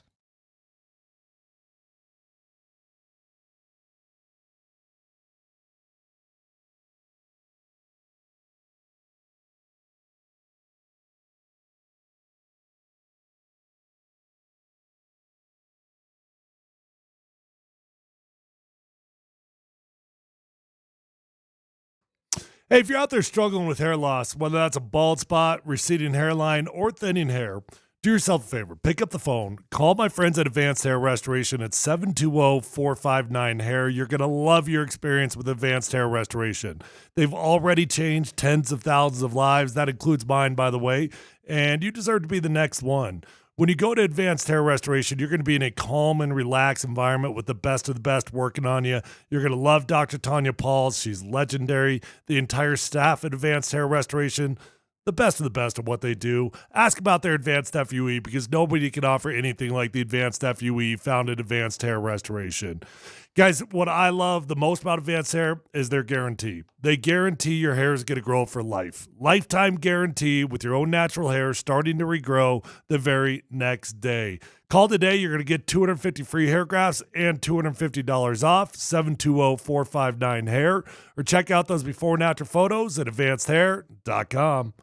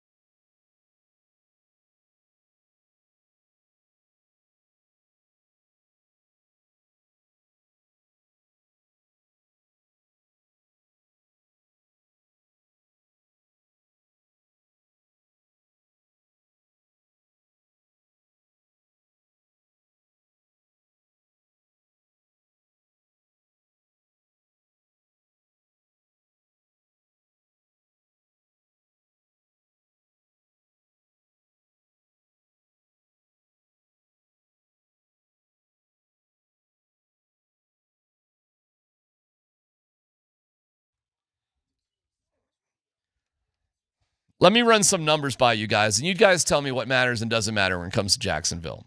How valuable you think it is. You're going to run like 6 or 7 numbers by us? Giveaway, takeaway, turnover margin, plus 10, tied for third in the league, Jacksonville Jaguars. It's pretty damn good. Based on takeaways, they are second in the league in takeaways, and those takeaways are coming off interceptions where they're second in the league. Now, they are also first in the league defense against the run, but that's a little deceiving because what it appears is they're getting leads on teams offensively and making teams chase. So it's more about the situation of the games rather than a really stout defensive line. It's a good defensive line, but it's not like, impenetrable. It's like that. What matters out of that? I guess I don't understand the question. What the matters ability out of to the get ability? a lead, put enough pressure, and take the ball away. That is what they're leaning on. I mean, the turnover margin is the most important. It's the single most important stat line in all of football. I mean, if you looked at just the turnover margin, 90% of the time, that's going to tell you who won or lost a football game. So that's huge. The fact that they're creating turnovers. Trevor Lawrence has got 11 interceptions on the year, right? Is that right? I believe he's got 11. Yes. Okay, he's got 11 interceptions on the year, which is a fair amount. I mean, it's not absurd, but it's a fair amount. For right? only 24 touchdowns. Exactly. So for them to have a plus 10, even with those 11, it's really, really impressive. I mean, the other part of the question, I guess you're asking what matters in terms of passing yardage, rushing, all that. Well, I mean, if they're getting out to big leads, then that's a huge advantage for the team. Start fast, finish strong. You said they're plus 6 or plus 10? Plus 10. Yeah, they're plus 5 in the turnovers in the last 2 games. Oh, wow. Yeah. So is that right? They got 3 picks against the Jets and 2 against Indy. So you're plus 5 right there in 2 games. So they only had 5. They were plus 5 the remainder of the season. Yeah. Or before that. Yeah, which is still pretty good. I think the story with the Jags right now is they're on a heater. That's the story with the Jags. Yeah. What's the story with the Broncos? What is the story with the Broncos? Well, if the Jags are on a heater at 5 wins, what's the Broncos on? It's whether or not you're buying the Broncos heater. If you're buying it or not. I mean, if we want to go into buying it or not, the Jags heater is coming against some bad opponents. Mm-hmm. So that's coming against the Jets, the Colts, without Daniel Jones, or he got hurt in that game, the Titans and the Cardinals. But they spanked the Chargers to start it. They did. And that was a hell of a win. Yeah, I listen, I think Trevor Lawrence is a golden child. Number 1 pick, sunshine. Yep, all that. Everybody's waiting for him to blow up. He's blowing up lately. Mm-hmm. This is a big-time opponent, AFC-wise, coming in here. It's another big game. I'm with Leggy. I don't think they're as quality of a team yet as Green Bay, but it's a team that guess what? It's a team you can face in the playoffs also. So why not send a message? You don't come into here in December and win. So what are your chances coming in here in January? Do you know, for as heralded as Trevor Lawrence was, what do you think is the most touchdowns he's ever thrown for this season? In the NFL? Yeah. Take a guess. 25. Yeah, I was like 27. Damn good guess. 25. That was totally a guess, by the way. Totally a guess. Yeah. He's got 23 on the season, so he should surpass his best this year, unless he just totally falls apart. But my point is, like Trevor, he has just never been able to fully put this thing together. Playing good football right now. I'm not going to deny what he did against the Jets last week. I know it's a bad opponent, but I'm not going to deny it. That's real. You did it. You threw those 5. It was 5 touchdowns, right? 5 touchdowns and a rushing touchdown. Yeah, I'm not taking that away. He's got 23 touchdowns? This year he's got 23. And so what do you have going in the last game? 18. Well, 23 minus 5. So he was 18 and 11 before last week. Mm-hmm. Oh, yeah. And the Colts game, he was piling up, too. They scored big on the Colts as well. Yeah, but I think he only got 2. Yeah, they're rolling right now. Listen, he's a first pick. He's you said a while ago, he's kind of the prototype what the NFL is looking for. 6'5", strong-armed, big mobile quarterback. Yep, all that. Left-handed, which is a little different, right? Is he a lefty? Isn't he lefty? Is he right? I don't think he's so. He's a righty, yeah. But a big, strong guy. He's so a big, he's kind strong of the guy. prototype of what you want. But he's never just dominated. He's never dominated like he did his last year in Clemson. Well, that's true because if you remember, like the evaluations coming out on Trevor Lawrence, he was supposed to be like the highest graded player since Peyton Manning. So what does Liam Cohen Duval? What has he done with him? Why? Why recently? Why has it clicked in? Is it just bad opponents? But when you look at his mechanics, it's like, woof. I mean, I get it. They're not good opponents, but a throw is a throw, right? And delivery is delivery, and it's some impressive stuff he's done. Playing under control, now playing in a system that fits Trevor and makes him comfortable. There is another quirky thing about Jacksonville. They are just as penalized as a team as the Broncos. How about that one for a weird factoid? The Broncos are 31st in the league. The Jaguars are 32nd. So they are on this heater and overcoming things despite, still clumsily making mistakes left and right. Which is the same as the Broncos. Isn't that kind of funny? It's interesting. I mean, it's tough to overcome that amount of penalties, and both teams are doing it. How have both teams done it? How are they combined 22-6, being 31st and 32nd in penalties? It's pretty remarkable. Well, what are they on third downs? Third down, offensively, not great. The Jaguars are 25th in the league offensively on third down. What are they in the red zone offense? 13th, which is good. Okay. Broncos are 12th on third down. Broncos are 10th. So whatever the offensive struggles are, the Broncos have been pretty good in finishing things off in the red zone. It's quirky. Well, I think it probably boils down to, I don't know. I think it's going to be a good game, but I think Denver pulls away in the second half and wins this thing by 13. ATN is a interesting dude. He can catch the ball. He can run the ball. He is a really, really good running back. Is he somebody you could see RJ Harvey turning into? No, not really. Because the size. ATN's just, to me, a bigger guy. And listen, it'd be incredible if RJ Harvey could turn into ATN. That would be awesome. See, I thought size-wise they're very similar. Yeah, they are. Trevor's only 5'8". Travis, you mean? Or Travis, sorry. Well, I got him listed here at 5'10", 215, but I don't know. Well, they got RJ Harvey, what, 5'10", 205? There ain't no way RJ Harvey is 5'10". No. I don't know. They're running backs. It's. But I take that back. I looked up Trevor Etienne because there is a Trevor Etienne also. Travis is 5'10". Yeah. Well, I think they're very similar. And I will say this. I've said it all year. I love R.J. Harvey coming out of the backfield. Scott, if they are similar running backs, we are in great shape. Absolutely. Because ATN can do it all. I hope they're similar running backs. That would be awesome. Right now, I don't think they are. I'm feeling more and more optimistic about R.J. Harvey, though. First things first, let's hope that he's healthy, right? Because he definitely got banged up in that game. And I don't know if that was just a wear and tear deal or if there was a moment, but he got banged up. So you got to hope he's healthy. But the last couple of weeks, statistically, the stats aren't leaping off the page when you look at it. But there's been some really solid-looking runs. Six or seven rushing touchdowns? 6 or 7, yeah. It'd be great if he had 6, because ATN has 7. You know what I'm going to do? I'm not even going to chuckle when you do it I think anymore. he has 6 rushing touchdowns and 4 receiving, doesn't he? Or does he have 7? Okay. I just said I wasn't going to chuckle, then you made me chuckle. You actually made me chuckle after I just said you wouldn't. Giving you guys a chance to look at the stats. I think I'm right. The crazy thing is the interceptions that they have. Like, they really do take advantage of their situations. It is a huge game changer, but Bo doesn't really throw a lot of interceptions. It is funny to look at interceptions. So Trevor Lawrence has thrown 11. That's 20th in the league. Well, Bo's thrown for 9, and that's 11th. So it does show you that the vast majority of these quarterbacks are living just in that range, pretty close. Right? Yeah, you know what I mean? It's not, okay, we got you. You're 8, 9, 10, 11, 12. You're somewhere in that range. You're okay.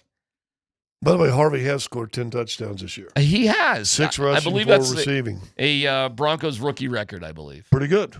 Yes. I hope RJ Harvey's healthy this week. I think they need him. I think what you need to do against the Jaguars is not trail. This is not a great game to come from behind. It's not. So my overall viewpoint of Trevor Lawrence is that he's such an unstable quarterback that I'm actually expecting him to cough it up once or twice against this defense. You're looking for the other shoe to drop on Trevor Lawrence. I'm waiting for this offense or this defensive line. See, okay, let's say you stay in the pocket, you got time, you're good. Let's see what you do. Well, in terms of a big game, yeah, it's a big game for the Broncos. This is a monster game for the Jags. This is a way bigger game for the Jags than it is for the Broncos. Way bigger. I think the Broncos, I think they're going to beat Kansas City on Christmas. I think Kansas City. Wait, why don't you think it's equally big for the Broncos?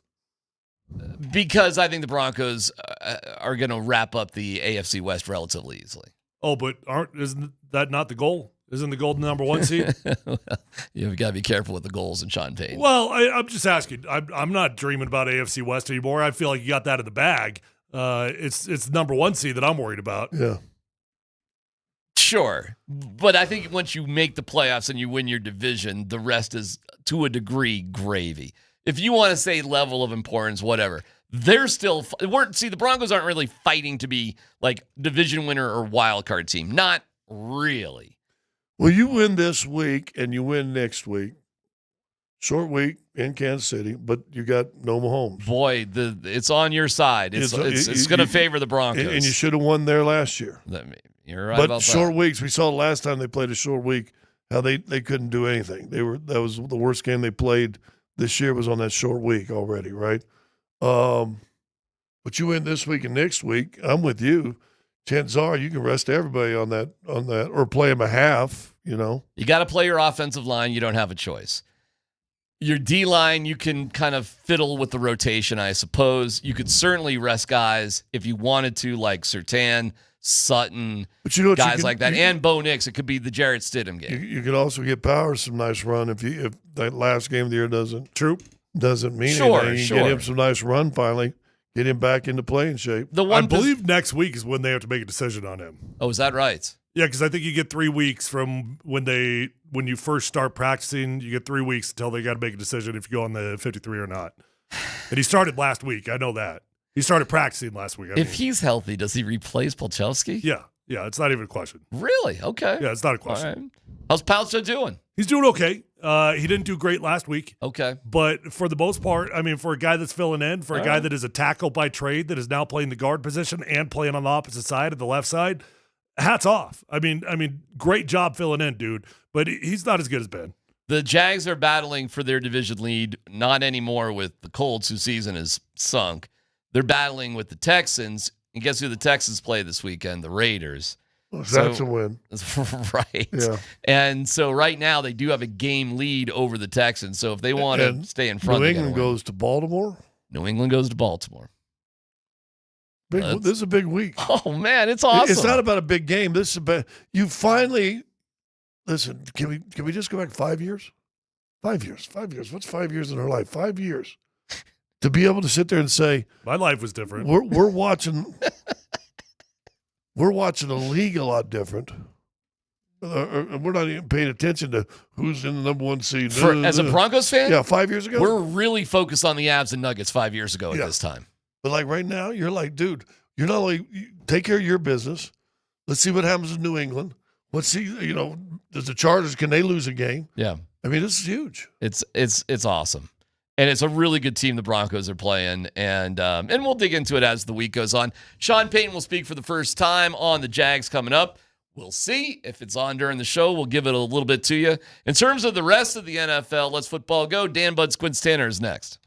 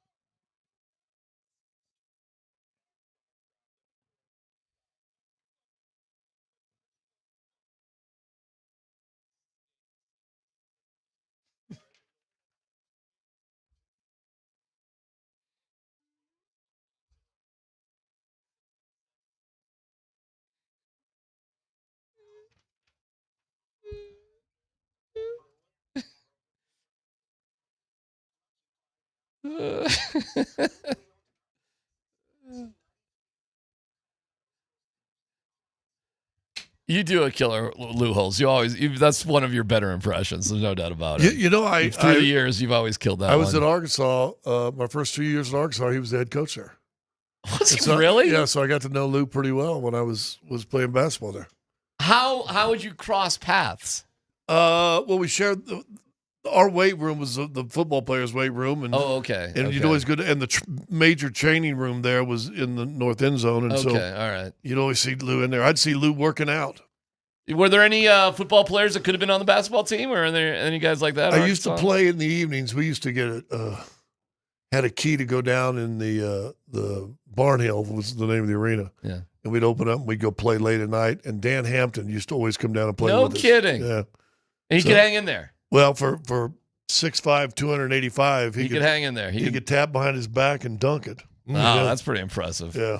All right. He was a big joker. Let's football go, brought to you by Mountain High Appliance. Find him at mountainhighappliance.com. Just a reminder, hey, our guy, Mark Moser and Tullamore Dew are going to be down at number 38 in Rhino. The hell he is.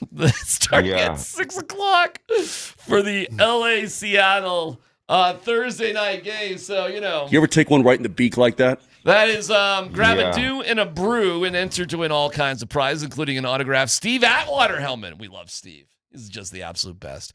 Get to number 38. That is tomorrow to grab a dew and a brew. Let's go, Dan. All right, let's start with the Arena Gridiron Sports Talk Show. There was Skip Bayless, Gerald McCoy, and Aqib Talib. They had Patrick Surtain on the show there you go. After the win over the Green Bay Packers, and they asked PS2 what makes Bo Nix special.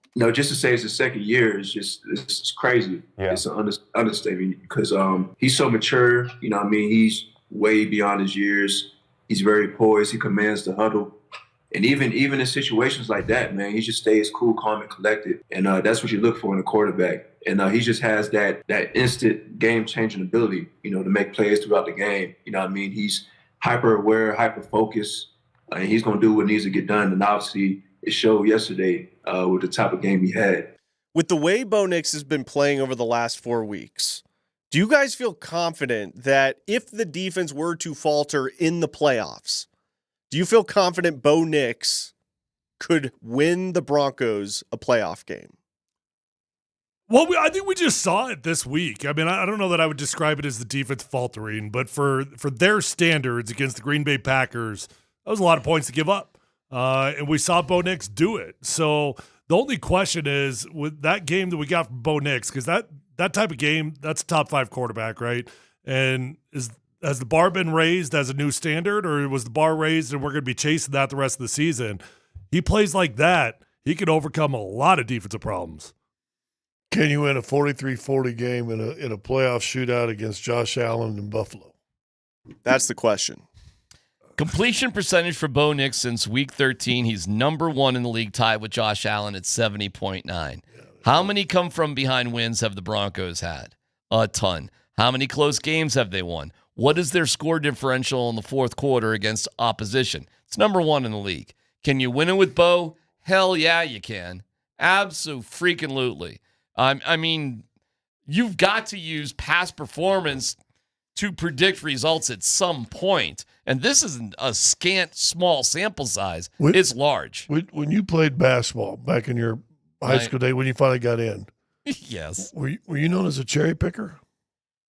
No, but I was a terrible defensive player, and I was the world's shortest 2-guard who couldn't ball handle but could hit a shot.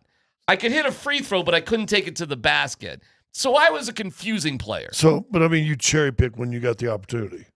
It would suit my player profile, yes. Okay. Because you just cherry picked all the stats you wanted right there, so I just wondered how good Okay, well, what are the contrary numbers to that? Fine. I asked a question and you went straight to numbers. No, look, we've been talking a lot about Trevor Lawrence in the last 4 games. That's been D-Mac's whole take of the day, right? Is don't worry about what happened at the beginning of the season. Look at what he's been doing the last 4 games. Well, we can play that same game with our quarterback, by the way. Our quarterback, you want to go back to the last 3 or 4 games? How many games back was the Commanders game? Because that's what it started to be. Was that just 3? The Commanders game is when it started for because Bo the Nix. Raiders game, that was 4 games ago, wasn't it? Raiders came after the Commanders. It went That's Chiefs, exactly. bye week, Commanders, Raiders, Packers. Okay, so 3 games. All right, the last 3 games, Bo Nix has been phenomenal. Yeah. By the way, he did win the FedEx Air Ground Player of the Week, which is pretty remarkable considering the game Trevor Lawrence just had over the Jets. So that is actually really interesting that is valued more than a statistical. Trevor did win the AFC Offensive Player of the Week. Okay. All right. Well, I guess they're balancing it out. The fact that Bo would win anything over Trevor Lawrence last week is kind of remarkable. Wait, what did Bo win? The FedEx Air Ground Player of the Week. Okay. And again, I just asked the question, though, can you beat Buffalo in a 43-40 game in the playoffs?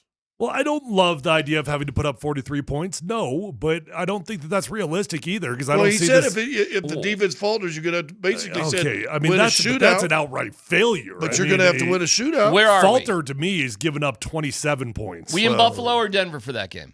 Well, if we're in Buffalo, we don't have a shot. I agree. And I think that's why this game is just important to the Broncos as it is to the Jags. Because they got to get that home field advantage. What the fourth quarter is doing to teams here in Denver this year is noticeable. And when Sean's sitting there saying, look at those guys, they're gassed, he ain't lying on that one either. It's made a difference. All right, next story, Dan. Which is another reason in the middle of the year we're saying, how about you pick up the pace and play quicker, get the play call in, and let's go. Go back to the Super Bowl win 32. What do they say? Keep pounding that 300-plus pound line.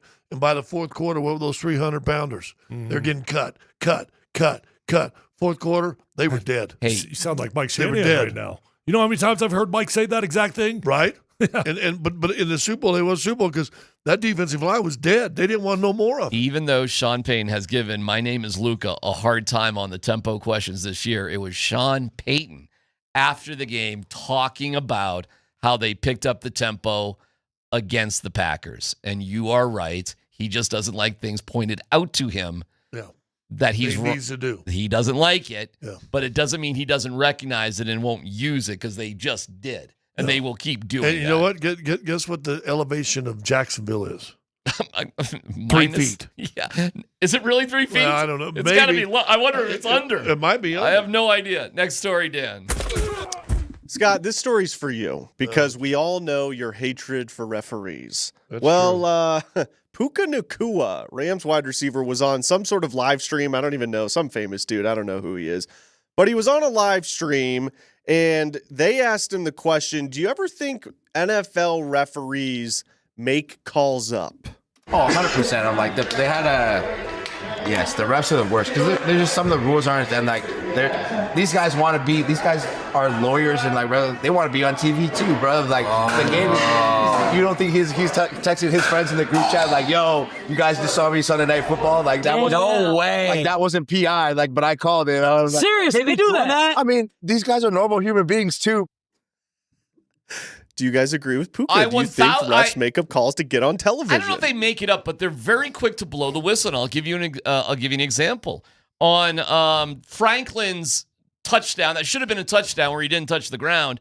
I was stunned how quick that ref blew the whistle on that instead of just letting the play roll itself out. And to me, there you go. The ref is over to that sideline. Something's happened in front of him. He has a chance to do something when he's done kind of nothing the whole game. I do think it happens like that because I do think these guys want to feel justified for their existence. So let me ask you a question. Say Franklin, a very exact play, went over there and fumbled the ball. How many times would we show that replay? 10. At least, right? Would it probably be the highlight packages in the night also on all the highlight shows? So a referee blows a call like that. Why aren't we showing who made that call? Why aren't Fair we question. like, put the camera on the ref? Yeah, why aren't we pull that goes, look, you see right here, that's Tom. Yeah, what's he doing? Tom Solo, the side. Why side doesn't that judge. ref have to answer a question? Yeah, that's the biggest problem with refs in the NFL is there's no accountability for anything, whether it's publicly or privately. There's no demotions. There's just no accountability for getting things wrong. And these guys just want to feel like there's a lot of refs on the field. Let's just be honest with you. They can't wait to do something out there. That's the feeling I get watching the NFL all the time. I think it's way over officiated, and I think that's a good example. So I'm with Puka on that one. Next story, Dan. All right, fellas. Chiefs quarterback Patrick Mahomes has begun rehab already after undergoing surgery to repair a torn ACL and LCL in his left knee. The team is optimistic, guys. He could return by week 1 of next season. Good luck. Yeah, no. Have fun. Do you think there's any chance he returns by week 1 of next year? No, and Sean's speaking here, so we can get back Keep to that. that up, yeah. Well, let's go to Sean. Sean, you guys have talked, you talked a little bit about the Monday plan earlier this week, but what has made this in particular good at taking whatever happened before? Look, I think there's that 24-hour rule to some degree, and it can happen. You know, after a tough loss. You know, one of the challenges in this league, I think, is a gut-wrenching loss, and then coming back in and trying to flush it and get on with the next goal.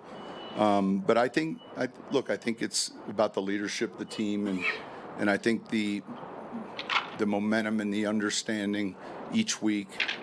We have this term. This is a big game. Of course, this is an important game, and there are going to be bigger ones. But I think it starts with the players and the leadership and the way they approach it. One of the challenges going against Trevor Lawrence has really been on a great roll. Yeah, I'd say this. They've really, I think they've won 5-6 in a row, and ATM, they're doing a lot of things really well. They're scoring. Mondays, I look at the touchdown reel, and there's a ton of good schemes. He came up under Sean McVay, and so there's certain beliefs relative to what you're going to get in the run, in the pass game. I think the one thing that stands out, they're plus 10 in the turnover ratio. They're second in the league in interceptions. And so I'm not going to say they play man-to-man, but there are a lot of snaps, like last week, where 7 eyes are on the quarterback, in their zone coverage. And so, we've got to be on point. They mix it up defensively. They've got a very talented punt returner. And so as you look at them and you watch the tape, it's a smaller market, but you see a real good team. Coach, you touched on what makes them so efficient at taking the right away. Well, you see the punch outs, and then I would say, generally speaking, in those zone coverages, like they rush the passer real well. And so if you're hurried into zone coverage throws, that eyes are on the ball, and it's different when your eyes aren't, when you're playing man. And let's be real specific. There are some weeks we play corners that can't catch. And so when you throw at a corner who can't catch, you can get a completion, an incompletion, or a pass interference. I would say they have very good ball skills in the secondary. But a corner who can't catch we're going to throw jump balls to you just the downside or the risk drops dramatically, and so they have really good ball skills. Sean, at this point in the year, with how much is on RJ right now, how are you trying to manage just his workload? Guys, attitude? Yeah, I think. Look, it's a great question. I think we're doing it in third down situations with Bidet and Adam, Jaleel. I probably need to get him a little bit more touches. I made that note after the game. And again, he's built in a way where, he can handle, a good dose of running. And this is the number one run defense in the NFL, and they're stout, they're strong. I would say they're rarely out of their gaps, and so you know, at this stage of the season, if I give you that week 4, you'd say, all right, but at this stage of the season, to be first in the NFL in rush defense, you know, they're doing something really well. So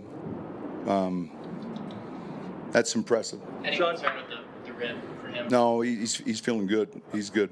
Sean, do you see any similarities between Liam Cohen and yourself? The first year success, and how impressed are you? I don't. Win 10 games? I don't. Yeah, I've met him once. I was just telling Greg. I was walking into the Four Seasons Westlake for my interview with Denver in California, and George is going to be in the veranda, but coming out was Liam, and he looked familiar. We said hello. And I think he was just leaving the Rams, sold his house, and I think getting ready to go to Kentucky. And I think I probably met him. I think he came to one of our camps when I was in New Orleans. But all right, we got Liam Cohen. Sometimes we get the history lessons from Sean, but there were some really interesting things in there. Was he talking about RJ Harvey is okay? Yeah, well, RJ practiced today, as did Pat Bryant. Okay. Well, I gotta admit, I'm a little surprised by that. That's good news. He probably just got kicked in the side, got a little bruise. Okay, I'd be happy to have RJ Harvey healthy. That being said, other takeaways from what Sean said about the Jags. I don't know, same old. I realize relative to look and a great question. That's about all I hear. Also, and a great question is a staple for every one of his pressers. Yeah. What I heard is what we were talking about. This is a dangerous team to throw against because, as he was talking about, they have ball skills defensively. They will pick the ball off. They're not one of these teams that's just going to bat it down or whatever. They've proved that over the year. So heads up.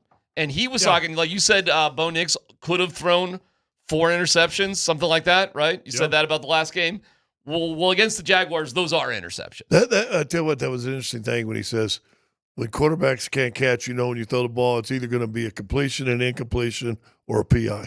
Mm-hmm. Well, let's throw the ball. What does that mean for the game plan? It might mean the game plan's a little bit more reserved. That's right. You might see you might see a Raiders game plan. Maybe. Yeah, and although they are number 1 in run defense, that comes with some caveats. Yeah, you got 20-point leads. Exactly. So having RJ Harvey healthy and good to go, I bet you could surprisingly do okay. You on the surface, you'd say, "Oh, forget about it, whatever." No, I don't think you give up on that. I think you got some room to grow, and I think you're right. Bo can't take the same chances, or at least if you do, it's a lot riskier against the Jags than perhaps against the Packers or other teams that aren't as good in that department. And that's who they're playing. Great matchup, and he's citing too. They're on a roll right now, which is true as well. What Trevor Lawrence is doing right now is pretty exceptional. So there you go. We're following. He's still talking, and we'll follow up on whatever else he's got to say. Also, we have to figure out do's and don'ts for office parties. As literally, this is hysterical. First time we've seen people. I have never, in my 38 years working in radio, have ever been in a situation where a party is literally happening like right outside of the studio. And I got a conspiracy theory that I wanted to throw at you guys. Well, that is fantastic. We'll get to it next.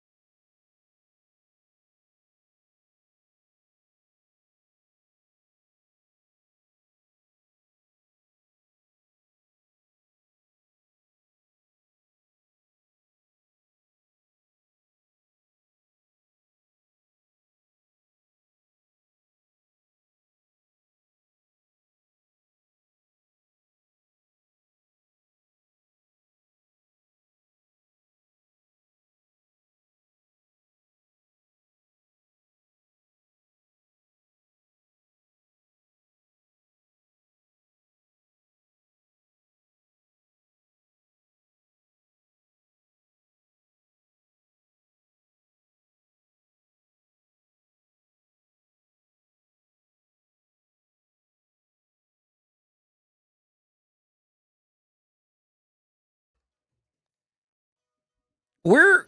Man. And no dumb questions here. Where do you buy an ugly Christmas sweater? Online. Really? So you can't just get that in a store? Oh, you probably could. Oh, you can go to Nordstrom's. They sell them. Oh, Nordstrom. Oh, wow. I mean, you can go to Macy's. Go to. You probably go whatever. great across the street. Well, because I went to like the Target near my house. Oh, and Target's got them too. Yeah, I they couldn't got find one today, man. And Basically, all it is one that looks Christmassy and is stupid. I couldn't find anything. Oh, listen. So maybe I With was. what you I saw a wear in- Grinch one at Target the other day. Oh, really? With what you wear in here every day, you couldn't find this stupid outfit? Oh, I was gonna buy the first stupid thing I saw. Had I seen it, I would have bought it. But it was like, I don't know. And then it's. I figured you just thought it was beneath you. I don't have to worry about. No, I these, was trying to find one. I don't have to worry about these holiday things because I got to go do an old cough after this. Oh, you getting all this today? Yeah. I'm doing a cough. You want to? Well, I'm really. It sounds exciting. Well, so I'm looking warm forward up to it. stretching before. You already gave me one earlier with the spider bite. True. Yeah, what'd you call the Josh Hart thing to Brunson? What'd you call that again? Oil check. Oil check. See, you getting an oil check today? Well, I'm not getting the oil check. No. Oh, I'm doing a cough. Yeah, he's got the cough. Gotcha. Oil check's on the backside. You want a conspiracy theory? Yeah, sure. It ties in with what Dan was trying to finish his thing up that you so rudely interrupted him to go to Sean about Mahomes. Already had a surgery, and the doctor explained it because it was both those ligaments. You got to get him done soon. Blah blah blah. They think he can play by next year. No, he can't. Okay, whatever. You guys happen to understand where he went for the surgery and who did the surgery? I do not. I didn't look into that at all. In Dallas. Okay. By the Cowboys team doctor. Yep. He is from Texas. I understand that. But okay. What about the hundreds of thousands of dollars that trade hands? Well, and now we'll go back to the report you put about the worst facilities, the teams that hate the ownership the most. Who is always way down low? It's always the Chiefs. They don't trust that guy. They don't trust ownership there. So now your franchise quarterback's going to go and trust the Cowboys to do my knee surgery. So and not Kansas City? that's the weird. It's not entirely unusual to go outside the building to get the surgery done. Lots and lots of guys go down to Alabama for Dr. Andrews, right? So that's not. Who did my first knee operation? Oh, did he really? Okay. Ironically, when he was just a kid. I've never had a surgery from Dr. Andrews. My 8 surgeries, never had him do any. But it is definitely unusual to go to another team's orthopedic surgeon for sure. Which, what does that tell you? I don't trust my medical staff. Right. But that says something, though, doesn't it? What does it say? I don't trust my medical staff. All those, maybe that player questionnaire thing that we always do once a year, maybe there's some validity to it in Kansas City. Okay. I agree with you there. Do you think there's something to where he went with the Cowboys? No, I just find it funny that another franchise has obviously a better doctor than you, and you're arguably the best quarterback in the league. Kansas City should have been pulling stops and jumps because we can bring Dr. Andrews up here if you want her. Whatever. And there was a guy that Dr. Andrews started with that was before him that I think he passed away. But they started their own clinic in Alabama and do all that stuff. I got to be honest with you. Like, listen, it's a serious injury, obviously, and it's an LCL as well as the ACL.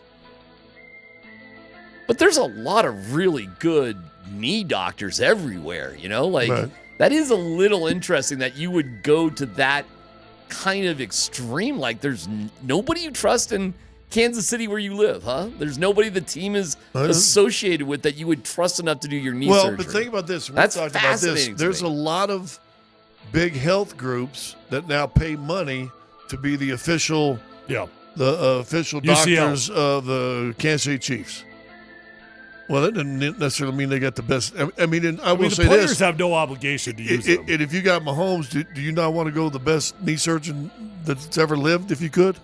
Sure. Yeah. I just find so. Then why wouldn't you get those guys to be your team doctor? I really don't know. And I mean, if you're going to have anybody locked down as a team, I would think a knee doctor is like a pretty high priority for every the orthopedic surgeon. Yeah, the orthopedic surgeon is very high on your list of priorities. Well, but even, and I don't know what it is now, and I'm just thinking about when I was doing the Bronco games, everybody would go to Stedman, but this before Stedman was a big, did any sponsorship or was tie-in, but if you had a knee thing, they were just in Vail. They were just in Vail, and they were going to go right up to Vail. All these guys was getting stuff done. I think Stink, half his surgeries, I think, were probably done up in Vail. All but one of mine were done by Dr. Garrity at Stedman. Yeah. But now My he's other got one was Dr. offices. Prusback, who was the Broncos. But they have offices here. Did they? They're now. They're literally across the street. Oh, really? Yeah.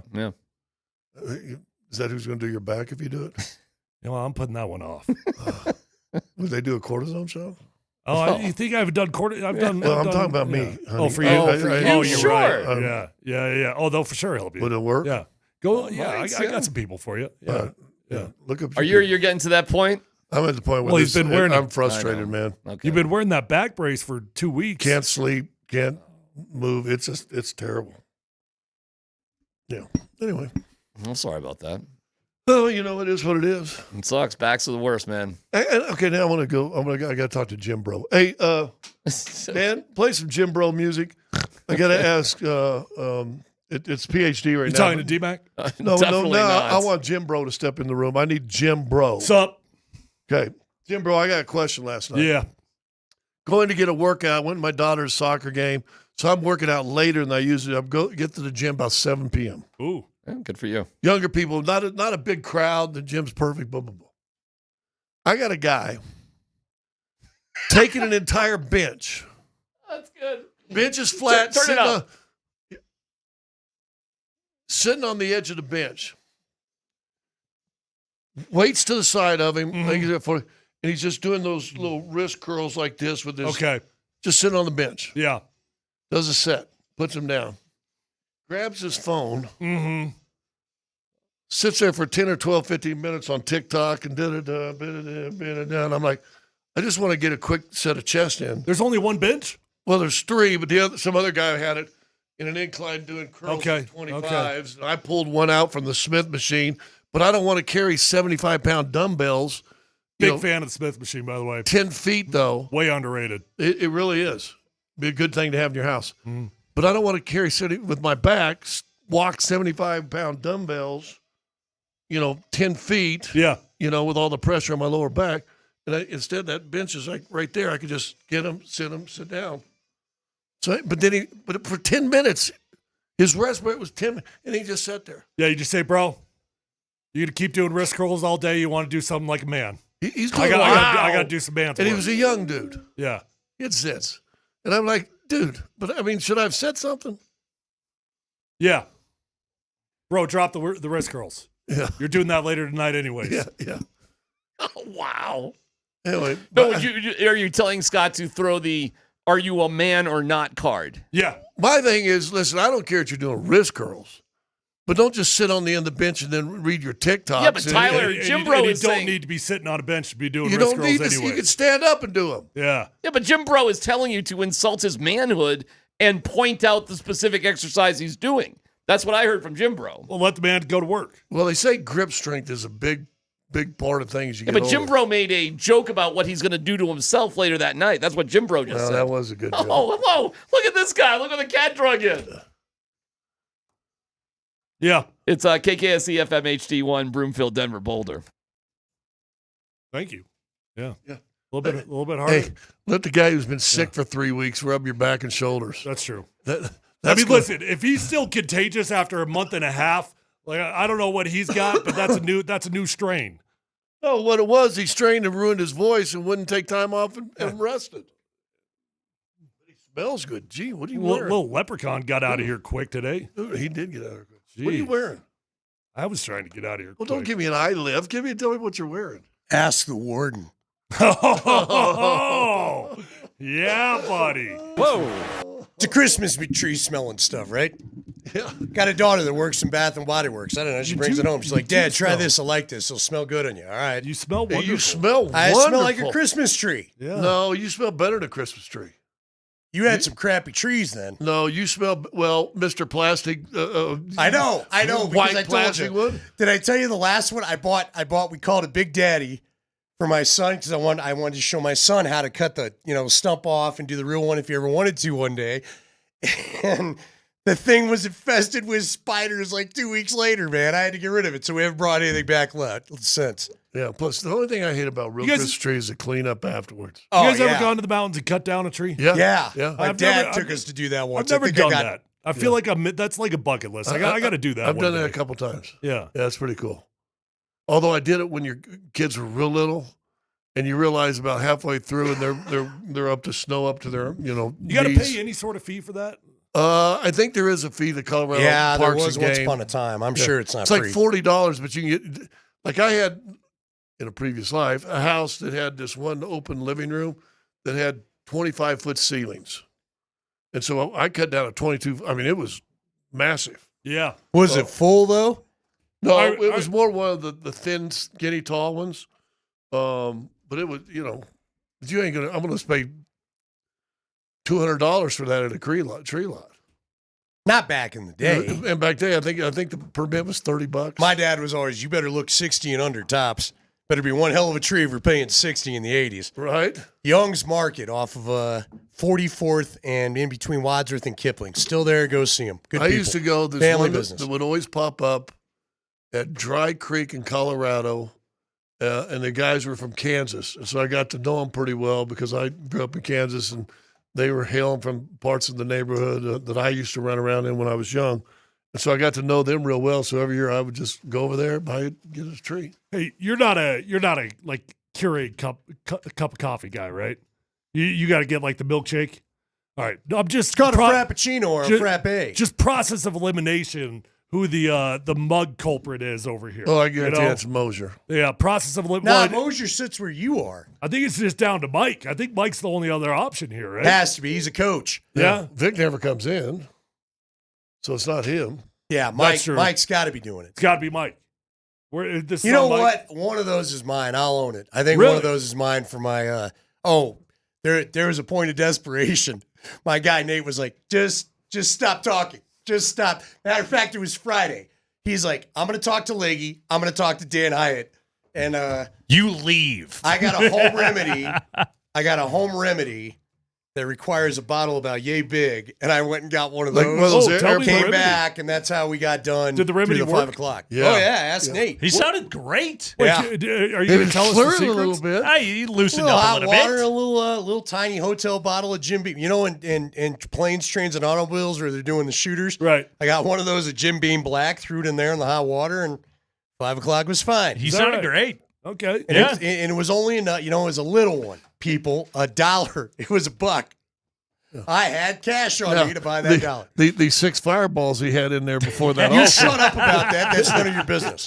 It's called show Okay, prep. real quick. I want to hit something in crosstalk before you two get out of here, and we'll set you free in 5 minutes. I would say this because you and I have been more hesitant to drink the Bo Leave Kool-Aid. Right. But I will say, and I know you didn't want just stats from DMac, and I get that. I'm with you. But I asked the 2 former athletes. We talked about this the other day. The care for the way, you know what I've wanted to see this entire time? I don't want to see Bo Nix be the remote control Madden kid that I feel like Sean's just playing in the offense. And I felt like if you can give me Sunday, now in fairness to your opposition, Scotty, we can't see a Raider game at home, right? That Raider game, or even the Raider game on the road where it's just dump. I don't know if you can get it done in the playoffs, but I felt like Bo Nix read the room the other day. Like, let's take the little Jordan Humphrey throw on the goal line. That was not a safe throw. That maybe was one of the most unsafe throws we've seen the guy make. But I think he knew, I got to make a couple of these today if we're going to win this game. So he did it. The one that he hit Franklin on, there are a triangle of players. There's a safety or a backer up front. He had safety over the top. There's a guy coming up. Again, not the most safe throw. If he's going to play that way and he's going to play free. And what I loved about the kid was that was a huge game from the beginning. I got a little Patrick Mahomes going on. From the beginning, that was a high-pressure game. And what I was so psyched about, the thing that's got me having at least a hot toddy cup of Bo Kool-Aid for the holidays at the old Punch Bowl, is that game, he was loose. You could tell he wasn't feeling pressure. They didn't have everything go right at the beginning. He stayed like... The way, it's just the way that he played, just playing ball. I loved it. I feel like it's maybe the first time I've seen it. And if you can be that guy, even if it leads to some interceptions, I think you need that guy in the playoffs. All right. Period. I mean, I don't disagree at all. And if you get that guy, you're going to win a Super Bowl. I think it's as simple as that. You get that version of Bo Nix, you win a Super Bowl. Counterpoint to it this week, I'd be surprised if we see the same game plan. The Jaguars are very good in the turnover margin. The Jaguars are very good at creating interceptions. And if you listen to Sean today, I think he gave away a little bit of a nugget of that. he's talking about how these guys have got great hands. These defensive backs, you got to be aware of it. They dropped 7. They've got 7 eyes on the quarterback. So I would expect more of a Raiders game plan than what you had against the Packers last week. But we all saw the cut-ups because I heard you talk about it in one show. There were a couple of throws he could have made. Yeah. There was one to Adkins where if he throws it early, the safety's not in play. Well, you guys did that. I'm talking about the Raider game a couple weeks ago. But you and Nate did that in the Raiders game, that he made 5 completions, safe throws, but he had 5, a little bit more. He could have picked up a few more. I'm standing on an island on the Raiders game, and that's fine. I'm not afraid to be on an island when I'm right. Bo Nix had a great game against the Raiders. And yes, there were some throws down the field, specifically to Cortland Sutton in the first half. There were probably 3 15 to 20-yard dig routes that he was wide open, right? And you could have thrown that, or you could throw the check down to R.J. Harvey, who had 12 yards of green grass in front of him, and just take an easy 10-yard gain. So, I'm not going to be mad at a dude for taking the most simple way to pick up a first down. I'm with you, but in a 12-yard gain over a 25-yard completion. Wouldn't you like to see him try a couple of the deeper ones in a playoff game? Of course. I want to see what we saw against the Packers for the rest of the season. Of course, I'd love to see that. I mean, guys, he has been, at least going into the Packer game, he was the least accurate quarterback in the NFL in the intermediate part of the football field. True. And that's so I think there's also just there was a mental block with him of, I don't have it to get these throws there. I think there was enough in the Raider film to make it blatantly obvious to him, dude, you have the protection. You have a guy getting open. And it's, by the way, it's Cortland Sutton who that's your dude. That's not only is he your dude, he is a dude, man. That guy Ring of Famer. Is a legit number 1 NFL wide receiver the way that he is playing right now. And I think you could show it enough to Bo to say, that throw is there. And one of the things that I've loved about this season from Bo Nix is I think he's downloading the information and using it. I think he's getting better in real time. Would you guys, and this is why I always say, and I know we've all we've all done shows together for a long time, right? Different spots, but whatever. We always talk about giving a guy 3 years to figure it out. Mm-hmm. This is why. Did we not see another evolution? I feel like, and I know we can go, look, the Raider game, throw it out. Bo is showing us a different Bo this second half of the year, much like he did last year. Yeah, good point. And it continued slow. Now, hopefully next year, not so much a slow start, but I really think we're seeing this kid grow. And look, man, again, I was the biggest skeptic out there. I'm really getting excited about because he's just, this kid, he's just calm in the big games. Now, I say that there are a couple spastic moments when they're getting the play in. Like Sean's got to realize, and I think he's done it. No more under 10. You better have that damn play in by 15 seconds. His calmness at the line of scrimmage is night and day when he's not worried about 5 seconds. What's the check? We got to get this done. There's so many factors, guys. It's the under center stuff. It's the bigger formation stuff. It's keeping more tight ends on the field. It's against a tough zone like Green Bay was throwing at you, figuring out ways to scheme up Cortland Sutton, split wide, and get him into one-on-ones that Bo was comfortable being able to make those kind of throws. Again, like Sean he's mentioned, I'd one quarterback forever. And so I'm still adjusting to being able to call plays for this guy, and I think they're finding something right now. Hey, hold on. I'm going to go help Scotty move her fridge. Here you go. Take your spot. Take your spot. That's all you got. That's all you got, Mr. Moving Back Brace. Oh, man. I'm not going to, you know what? I'm not going to mock a man in a back brace because but for the brace of God, go I, okay? It's coming for all of us, You don't man. know like I do. Much worse things have been exchanged between the two of us. The karma of messing with somebody in a back brace, it's just like that's coming for all of us, now, man. To be fair, it's just a simple belt. It's not like he's in the full apparatus. The man fell off a chair. Whoa, you broke the chair. Again, planes, trains, and automobiles. Why were you messing with it? Now you broke it. The man fell off of a chair. That's not what did it. That was like a month ago. I had a voice when he did that. I think it's a contributing factor. It's like all things. The math adds up to eventually Scott Hastings having to wear a back brace to do his radio show. Nah, you know what gets him? All the guys, it's those flights, man. Being tall and having to sit on a plane. They all, a lot of my ex-athletes buddies, they just get into the seat, and I don't know, you get all bunched up, and that's a dozen more than anything. It is. You're the right Kreckman, though. Trauma on the floor probably didn't help. The Kreckman and Lindahl show. I hope everyone's having a delightful Wednesday afternoon. Hopefully you're not blowing away currently wherever you may it be. didn't get. I'm not going to say anything because then I'll find out it did. Picked up a bit, I would say. It did. A drive down today was a little bit of an adventure. A couple of times it was like, ooh, two hands on the steering wheel today, I see. But yes, we are here with you, and we hope that you are driving safely out there and traveling safely and all of that. We have so much to do on this radio show. Andy, there is there's a bit of, I don't know, bulletin board. Nobody uses bulletin boards anymore. We have a whiteboard, but nobody writes the thing they claimed that they needed to in a meeting on it. But there's material that gets out there that causes extra motivation for particular athletic contests. And this week, between the orange and the teal, Broncos and Jaguars, we've got a pretty big one here. Did you realize that earlier today, social media locally was abuzz with the announcement that the winner of this week's FedEx Air and Ground Player of the Week was none other than one Beauregard Nix. Yes, Bo Steven Nix won himself the FedEx Air and Ground Player of the Week. Oh, man, the Broncos tweeted it. The local fan blogs all jumped on it, got it out there, made the graphics really quick, and got him out there, let it know, oh, man, Bo Nix, FedEx Air and Ground Player of the Week. Only to find out what? Was he, though?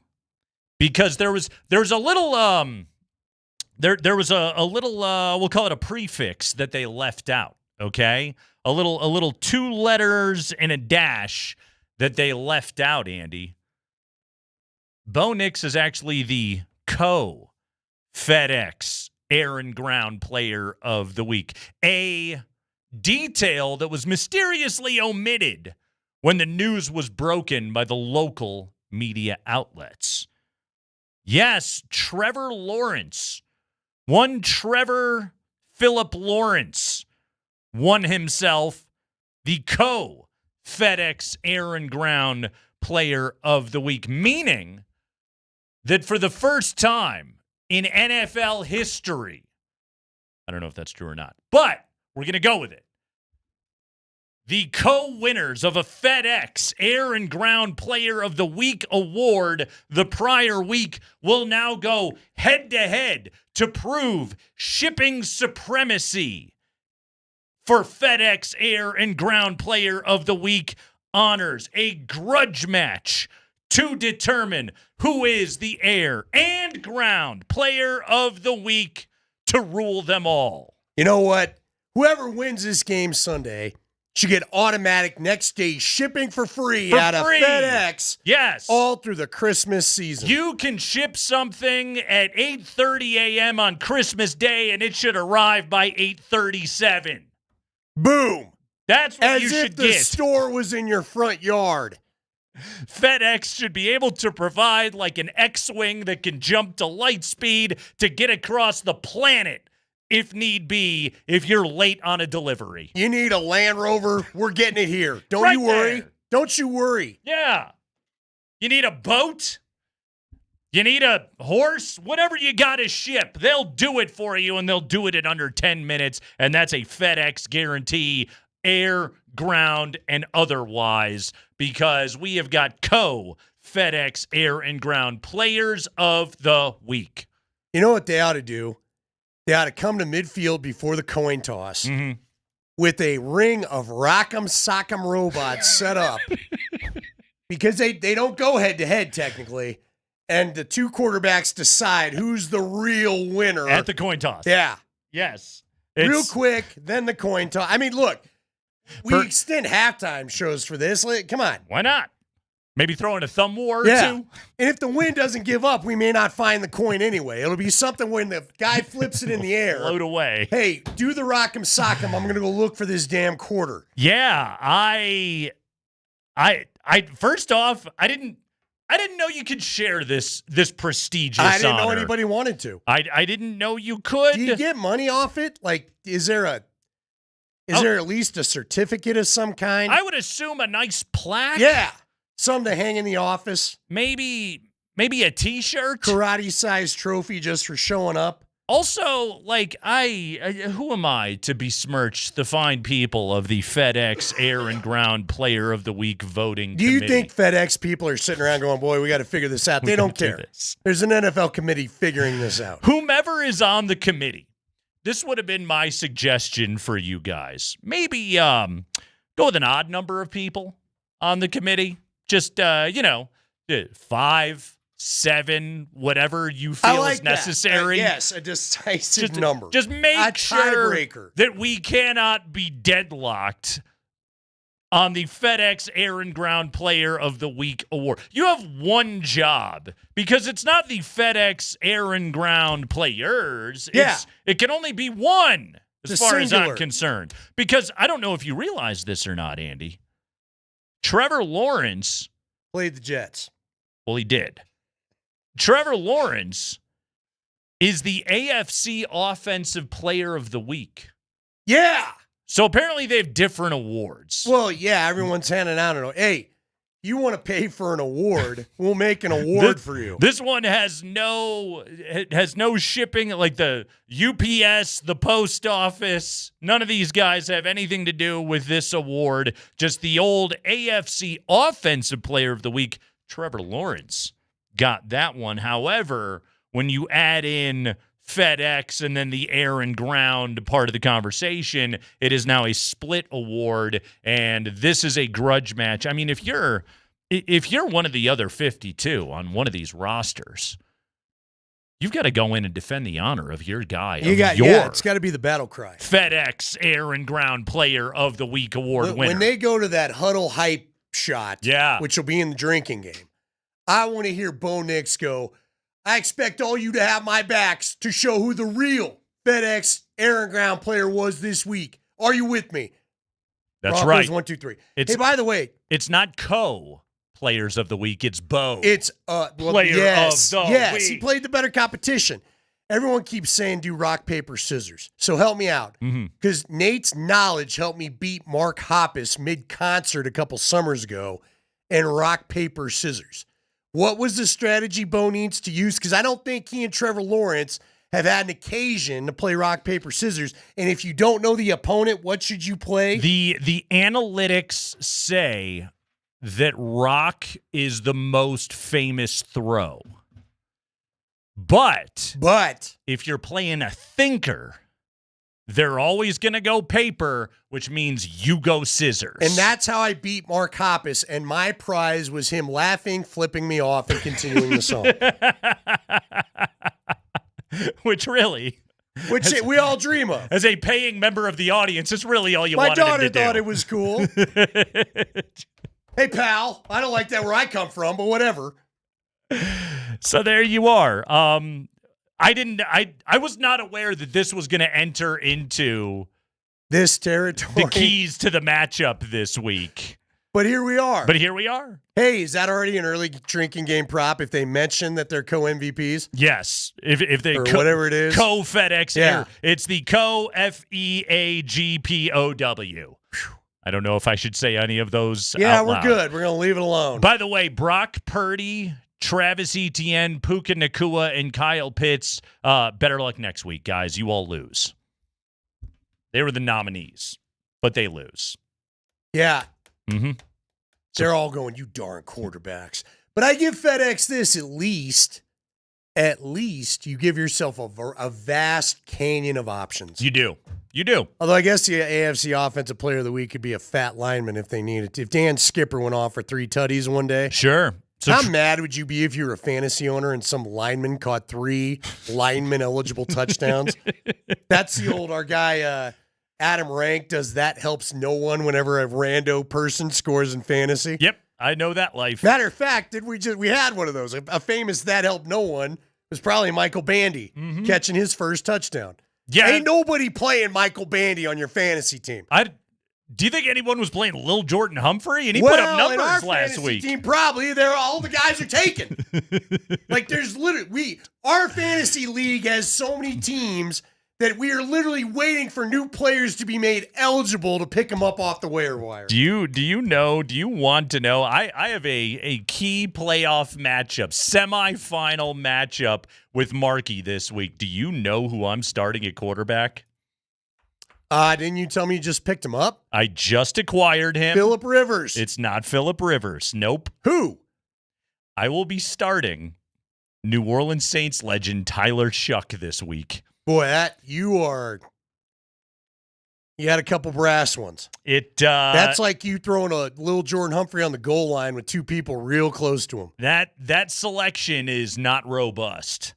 And I chose to go Tyler Shuck over Kirk Cousins this week. Yeah, you don't have a lot of options, but nobody does. That Daniel Jones Achilles explosion did the kickers no favors. I can't cut him. I wish I could cut emo Joe Burrow, and then you guys could all have at it. I'm the '96 Broncos. I was just a wagon going into the playoffs, and I am going to be one and done. And now you're nervous. Yep. Hey, yeah. by I'm the way, we need to relive a bit from years ago that Mark Springer did excellently. Remember when we had emo Von Miller to My Chemical Romance? Yes. You're going to have to dig this up because we got more emo Joe Burrow today. So in the high five, I need a little I'm not okay as Joe Burrow tries to explain why maybe he's okay. Because this is 2 weeks in a row. 2 weeks in a row, our guy's got eye black on and is looking to relive his emo phase. You know who else is not doing real well right now? The Packers. Kraken head coach Lane Lambert. Well, what we got going on? What'd I miss? Lane Lambert, right? Last night, okay, after losing 5-3 to the Avalanche, Lane Lambert has his post-game press conference. 1 minute, 3 seconds. Only took questions from Kraken website guy. Cool. And then bailed. Okay. Yes. What are you upset about? Your team played above what they had been. 9 losses in 10 games. All right. Lane Lambert. You know who you were playing, though, right? Not doing well after last night. Dude, I got to tell you, and you know my bloodlust was high. I don't think it's been since Avs Red Wings since I've seen. Since you were that mad. The bloodthirst in the actual player's eyes that I saw in Josh Manson. He wanted Marchment. If we're going to do this. Yeah. Get the gear off and let's go. When you're throwing haymakers with the glove on. And he didn't want to. He said later, I didn't want to do that. That's not how we're supposed to do this. You're big mad. You're real mad. And then who's the donkeys behind that jumped in and started giving Burns the business while he was on the ground? Oh, it was what was that dude's name? Brandon Montour. Montour, the dude with the stash. Do we still have who was our big guy last year? Who was like the giant defenseman we called up for Keaton Middleton? Yeah, is he still around? I think he's still somewhere. Next matchup, let's go. Hey, I thought Josh Manson handled his business beautifully. Yeah, I ain't worried about that, but Montour can go. We need Manson around.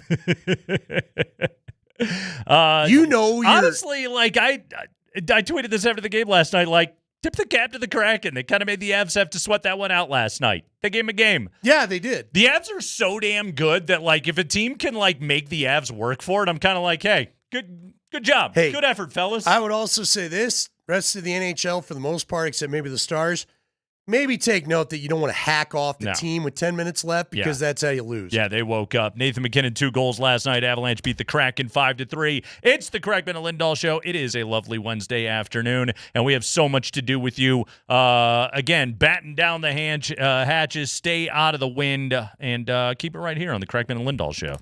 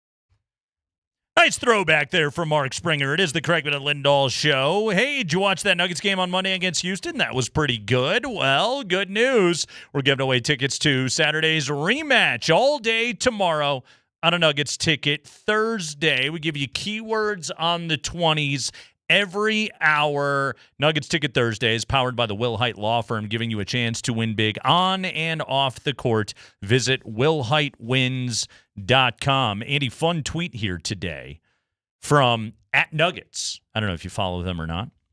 But Jamal Murray, career highs, 24.9 points per game. We'll call it 25. I'm comfortable rounding up. 6.8 assists per game. Let's call it 7. I got no problem rounding up. 54% from 2, 53% from the mid-range, 45% from 3.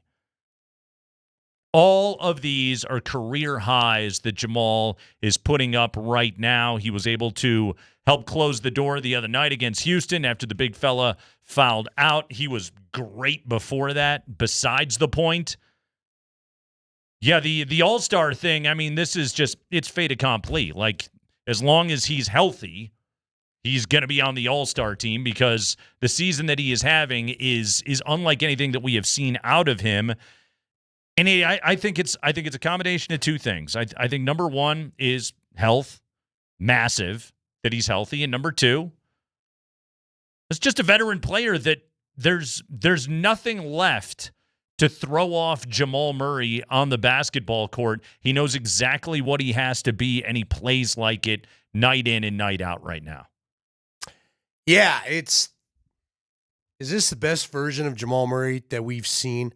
This is, I mean, like, okay. I'm trying to, like, Okay, again, so- playoff Jamal is another thing, but. Bubble Murray. Okay. That was pretty good. Are we ranking that over what we've seen to start the year? Championship Murray. Okay. And those are both, like, to me, those we'll call, all right, well, tell you what. Let's break it down this way, okay? Bubble Murray, Championship Murray, and 2025-26 Jamal Murray, okay? Those to me are the three best versions of him. The Bubble Murray was just, oh, this guy is a freak. Like, this guy shoots the basketball that way. This guy can get to his spots and score whenever he needs to. Playoff Murray was, I'm that, plus I'm just absolutely locked in on what this team needs to. And that's also just a damn team that was on a mission, right? And everybody was playing at the top of their game when they won a championship. To me, the other element to what he has right now is his playmaking, his understanding of his role, whether it's stagger minutes running the second unit, exactly what he needs to be when he is out there with the starters. Like, that to me is the thing that took the big jump this year. Again, the scoring, the shooting, we've seen all that before out of Jamal Murray. Right now, it's his playmaking. He is passing on a level that, like, it's always going to get underrated because he's playing with the best passer of all time, but also his playmaking and his creation and what he's doing for his teammates right now it's absolutely elite. Marlo made a Steve Nash comp to him the other night. Oh, I heard that. And I was like, heard that. Yep. Because that's what he looks like right now. Got to make a Canadian proud, doesn't it? Absolutely. See, if I'm ranking him, I go, nothing's going to top championship Jamal Murray. Mm-hmm. But then I'm putting what we're seeing right now ahead of Bubble Murray because what's been so important about his play, we heard so much about it, and I think we see it, that crowds affect not only momentum of the team, but even momentum of the refs sometimes. Right. And Jamal has killed momentum in key spots a lot of times this year for the other team. Always hits the shot. So that's why I would put that second. But, yeah, this is awesome. And would you love, I'd love, and we'll never get it. He's too quiet. He barely talks to the media. He does it in the playoffs mainly when he has to, right? I would love to know what is different from this year to last year. I know health is a big part of it. Yeah. At some point, I just want to know how he felt about the arrival of Russell Westbrook. Because I felt like a lot of dudes loved Russ. I think Russ and Jamal found their workable relationship in the playoffs. Just did not feel like that dude was jazzed. That guy was around him in the regular season last year. Our buddy Jake Coyne tweeted this, the Stat Squatch on Twitter. Entering this season, there have been 64 instances of a guy averaging 24 points for a team that was 19-6 or better through 25 games. As Jamal Murray is, all 64 previous players made the All-Star game that season. Yeah, if he stays healthy, he's going to be on the All-Star team.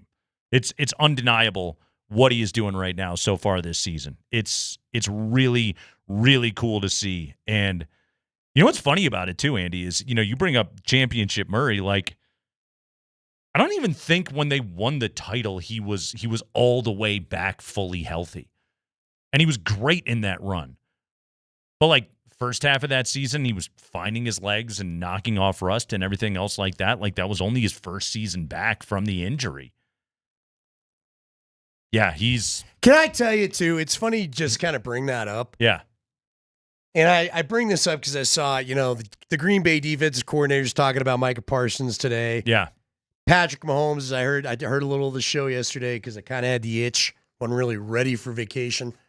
But you guys were, Mahomes is, I think Mark had it in the high five or whatever, but talking about how he's going to be back and already going to hit rehab, already got the surgery done, already this, that, the other. And I just can't, and really go back to Javonte Williams. It is insane to me how the NFL pushes guys back, and it took Jamal, a year and a half to really feel like Jamal again? Right. To really, and when I say a year and a half, he wasn't out there trying to play, right? Mm-hmm. He finally got going. That championship year, he was there from the start, wasn't he? But they slow played him even then. Yeah. It's just amazing to me how different sports look at these two different injuries. It's very true. I mean, there's assorted factors. Guaranteed money clearly is we know that that's a part of it. Culture of the game is absolutely a factor. Individual brilliance can have a greater weight in the NBA than it necessarily can in the NFL. I know it's different when you're talking about Mahomes. But I think that that's a factor as well. And then I think, just to your point, it's just culture of the sport. It's just culture of the sport. I think that NBA players are just kind of viewed as, well, you guys are high-powered sports cars, and NFL players are just like your trucks. Get back out there. Okay. You're a Pinto. Exactly. We don't care. Yeah. The oil light's on. Don't care. Get out there. Play. Sean Payton today on the challenges of playing these 10-4 Jacksonville Jaguars. Yeah, I'd say this. They've really, I think they've won 5-6 in a row, and ATM, they're doing a lot of things really well. They're scoring. Mondays, I look at the touchdown reel, and there's a ton of good schemes. He came up under Sean McVay, and so there's certain beliefs relative to what you're going to get in the run, in the pass game. I think the one thing that stands out, they're plus 10 in the turnover ratio.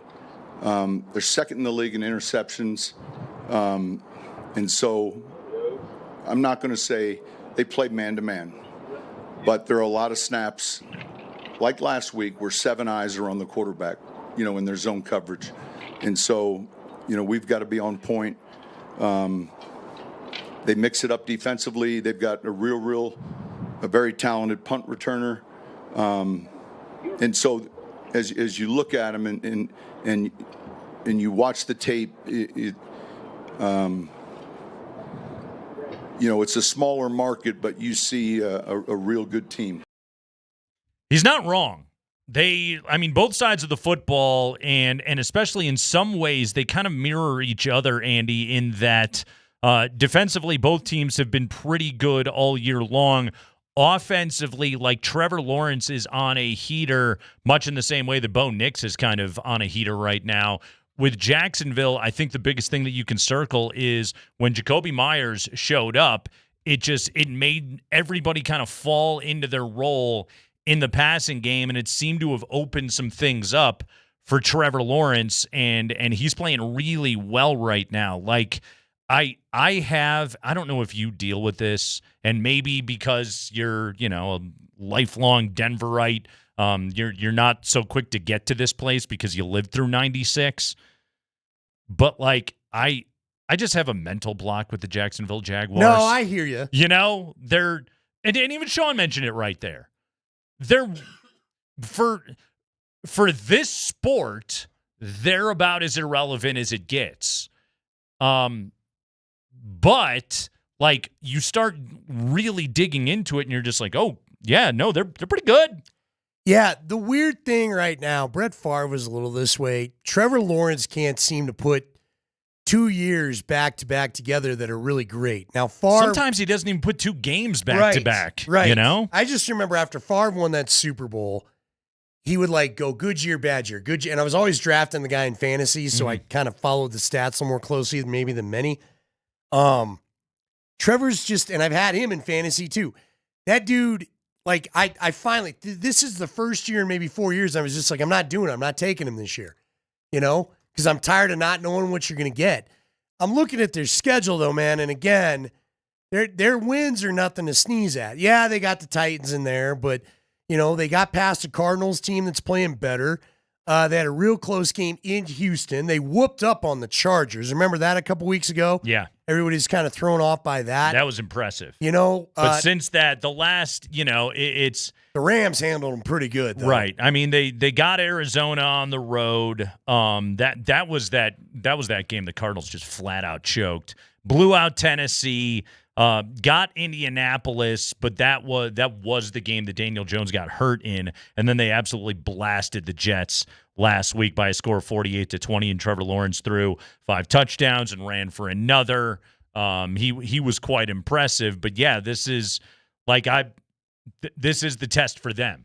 You know, much the way I think last week was the test for Denver with Green Bay coming in. I think this is the test for the "Are you for real?" test. I think that's what the Jags get this week against Denver coming in here. So, but I'm going to ask you right now: you don't expect anything more than 1-score game, right? Because that's just what the Broncos play. I think so. I don't care where they are; they Yeah. pretty much play 1-score games. Pretty much. Yeah, I think this is a 1-score game. I don't Yeah. think they'll be running through them like they did Dallas. And it's a pretty good Jaguar defense. To Tyler's point, he brought up, you know, he mentioned Sean specifically talking about the turnover differential and when they drop 7 and eyes on the quarterback, and he might be right about that. We could see a more Raiders-esque game plan this week, and the task in this game could be defense, go out and handle your business. Okay, but the fact that we saw Bo come back and play a completely different style because he thought that's what the game called for to win, yeah, makes me worry less about the Raiders. First off, you won the Raider game. Mm-hmm. And if it wasn't for Pete Carroll apparently caring about the sports books in Vegas, yeah, that's not a 1-score game. It wasn't really a 1-score game. Do you know what I mean? Yeah. And if Bo does what he has to do to win the game, fine. Yeah. But he gave me the game I wanted to see against the high-powered offense last week. I'm less worried about the Raider game in Vegas. The game that he gave us last week was the game that I didn't know he had. Yeah, I think a lot of us needed to see it, then weren't ready to just don him simply because your team picked him first. Right. That was the game where it was like, oh, you played against type. Like, you've been terrible against zone all season long. You haven't been good in the intermediate part of the field. And, like, he just, like, answered those questions in real time. And you did it in December. What I like is 2 years in a row. Here's where I get excited about Bo. 2 years in a row, think about it. He's played better in December than he had beginning of the year. Good quarterbacks show up in December, period. Trevor Lawrence is playing some of the best football of his life, and a big reason why is his head coach, Liam Cohen, who's now gaining a reputation as being a Sean Payton-esque quarterback whisperer. Payton talked about the matchup with Cohen. We'll hear what he had to say with Mr. Duval coming up next.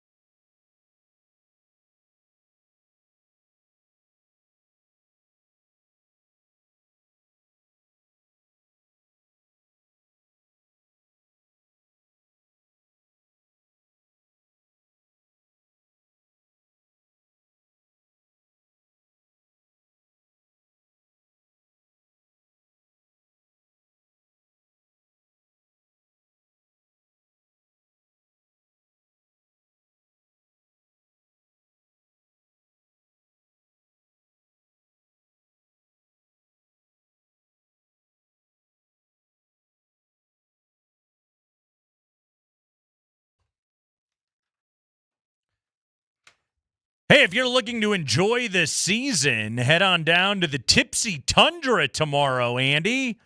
Why should they do that? Because you and I are going to be there. We're going to be broadcasting. That's right. And we're going to be tipsy. We're going to be tipsy at the Tundra. It's a special holiday pop-up bar at the Michelob Ultra Mountain House in Ball Arena. Doors open to the public at 5. You can enjoy fun holiday drinks like the Blizzard Buzz, the Warm-Up, and more. No game ticket required. We'll see you at the Tipsy Tundra tomorrow. This is our first show ever at the Tipsy Tundra, by the way. Yeah, we're pretty excited about it. I'm glad to be out at Ball Arena. We're making history. That's Might right. have to do a little Christmas shopping at Altitude Authentics. The Nuggets and Magic tomorrow night. You'll listen to it right here on Altitude Sports Radio 92.5. The Broncos prepare for the Jaguars of Jacksonville on Sunday. Let's talk about the coaching matchup a little bit. Liam Cohen. He has repaired a few things since showing up there in Jacksonville. He's got Trevor Lawrence clicking right now, and they look like they've got a great shot to be able to hang on and win that AFC South division. Today, Sean Payton talked about his opponent when it comes to the coaching matchup on Sunday. That is Liam Cohen. I've met him once. I was just telling Greg, I was walking into the Four Seasons Westlake for my interview with Denver in California. And George is going to be in the veranda, but coming out was Liam, and he looked familiar. We said hello, and I think he was just leaving the Rams, sold his house, and I think getting ready to go to Kentucky. And I think I probably met him. I think he came to one of our camps when I was in New Orleans. But look, those guys have done a great job. They've done a great job, and it's hard to flip a program, like that quickly, and then you can feel the buy-in and look, all the things that can take place when you're winning. You ever been to a Four Seasons? I have been. Went to the one up in Vail one time because my daughter did a skating event and they had to have the hot chocolate. You ever had the hot chocolate at the Four Seasons? Literally the only thing in there I could afford. I was going to say. And not by much. I think that was a $40 cup of hot chocolate. I believe I only had booze when I was at the Four Seasons. Yes. Well, they actually take a cube of chocolate. Okay. And take hot water and melt it over a gigantic marshmallow for you. It's very delightful. That is classy. Oh, it is. That's when I knew I had to leave because I am not built for that. I was walking into the Four Seasons Westlake for my interview. Oh, good for you. I once as long as we're telling stupid luxury hotel stories for a moment, just a sip of the finer life. So, I had a relative that worked for Marriott, which meant you got discounts at every Marriott property, which included the Ritz-Carlton in Vail. And so we got a crazy good discount one time. We went to a concert, and so me and my buddies were going to go snowboarding the next day, right? And when you stay at the Ritz-Carlton, it's right by the lift, all right? And so when you check in, they take all your gear. They take it back like they got a shop. They wax it, tune it, like they take care of all of your stuff. So the next morning we go down to get our equipment, and they have a valet that is there to bring you your board, your skis, whatever it may be. The valet walks out carrying my snowboard. Andy, I swear to God, this ski lift was no more than 150 feet from the door. And I reach out to have the guy hand me my snowboard. He's just like, oh, no. I carry it to the lift. And that was when I just be like, no. Yeah. Give me that. Yeah. Okay? Here is your tip. Thank you. But I'm full. I want you to know, guy, all right? I am the dude that I will park 3 miles from the lift in order to get the free lot, okay? I'm not paying Vail Resorts paid parking rates, all right? I will ride shuttle buses. I will do whatever is required to not pay a dime. I can carry my snowboard 150 feet but thank you, sir. Did he give you an as you wish, sir? You did a lovely job tuning it, but please go in the back and smoke weed and whatever you guys need to do back there to be able to tolerate working at this place. You know what always was like that was when they did the John Elway golf tournament. Yeah. And we go up to the Omni Interlock. Yeah. And I'm like, this is just a level of life right. that I am not to. Nor do I expect to be able to afford anytime soon living in radio. Just give me so my I ain't going stuff. to get too used to it. Just give me my and I gear. appreciate you. Don't get me wrong. Thank I know you. you're doing your thing. I'm not trying to be a jerk. But I am here to just kind of handle my own business. Because guess what? I don't need the side eye when I don't have a 20 to flip you. Because as you said, I just dodged any parking expense that I could. Thank you. But I will indeed carry my snowboard all the way to the lift, which is right there. But I appreciate you, sir. I don't have the Scrooge McDuck wad of cash to roll out and grab a crisp 100 to hand you. See, that's like and bro, you looking at me probably know that. I even did tip the guy, but it was just like I can carry it. Yeah, there's a few things. I carry my own snowboard all I the don't time. need you mowing my lawn, and I don't need you carrying my snowboard. I got it. But I appreciate you, sir. Yeah, you're a fine person. Liam Don't get me Cohen. wrong. Think Who- he tips a guy to carry his snowboard? I would hope he would. Liam Cohen's pretty good at what he does. This is a dude that, he was working for Sean McVay. He goes to Kentucky, goes from there, parlays that into the Tampa Bay gig. Baker Mayfield has career year pretty much last year. He's also kind of riding the struggle bus what is right going now. on? Even all with of a his sudden? receivers. He had a pretty good first half. This is what I'm talking about with Bo. Oh, this is the Baker Mayfield MVP conversation. Remember that That's back in gone. September? Yeah, we don't have that anymore. That's why I'm saying, man, you got to tip your cap to Bo. 2 years in a row, looks like he's playing better football in December than he was early in the year. Not every quarterback does that. Improve over the course of the season, please. But yeah, he did a good job working at Kentucky, and now he has parlayed that into being the head coach of the Jacksonville Jaguars. And right now, they make the smart move to go and get Jacoby Myers. Like Brenton Strange is turning into a player as their tight end. Brian Thomas his numbers don't look like they did a year ago, but they have found a role that worked for him. Look, we don't know what's going to happen with the development or the decision that they're ultimately going to make on Travis Hunter once he's healthy and back and able to play football. But in the meantime, what's the biggest thing? What's the biggest reason you go and hire a guy like that to fix Trevor Lawrence, to get Trevor Lawrence to live up to the hype as a number one pick in the NFL draft? And you've seen it of late. Like Trevor Lawrence has all the traits. He's got number one overall pick traits. He just hasn't played to it. Yeah, he has moments. Remember, he led that great comeback against Justin Herbert in the playoffs, so now Michaels could have been more bored by the game. Right. And then the next year he sucks. I don't know. I'd be worried being his coach. And I think we're hoping the guy. But remember, he looked pretty good under the last guy, Peterson. For a minute. And until he didn't. Yeah. Till the very next year. By the way, Andy, remember some Jaguars coaches. Did you realize from 1995 to 2011, they only had two coaches? Yeah, because they had Tom Coughlin. Coughlin. And then Del Rio. Oh, that's right. I forgot Del Rio was there. And he was there a long time. Del Rio was rocking the suit in that Florida heat. What a psycho. In fact, listen to this.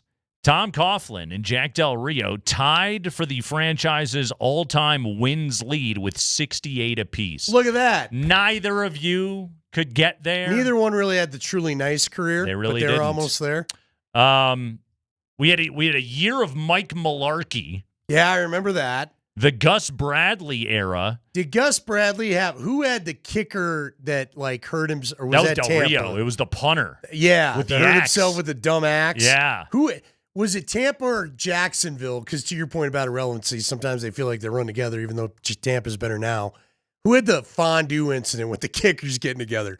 Was that Jacksonville or was that Tampa?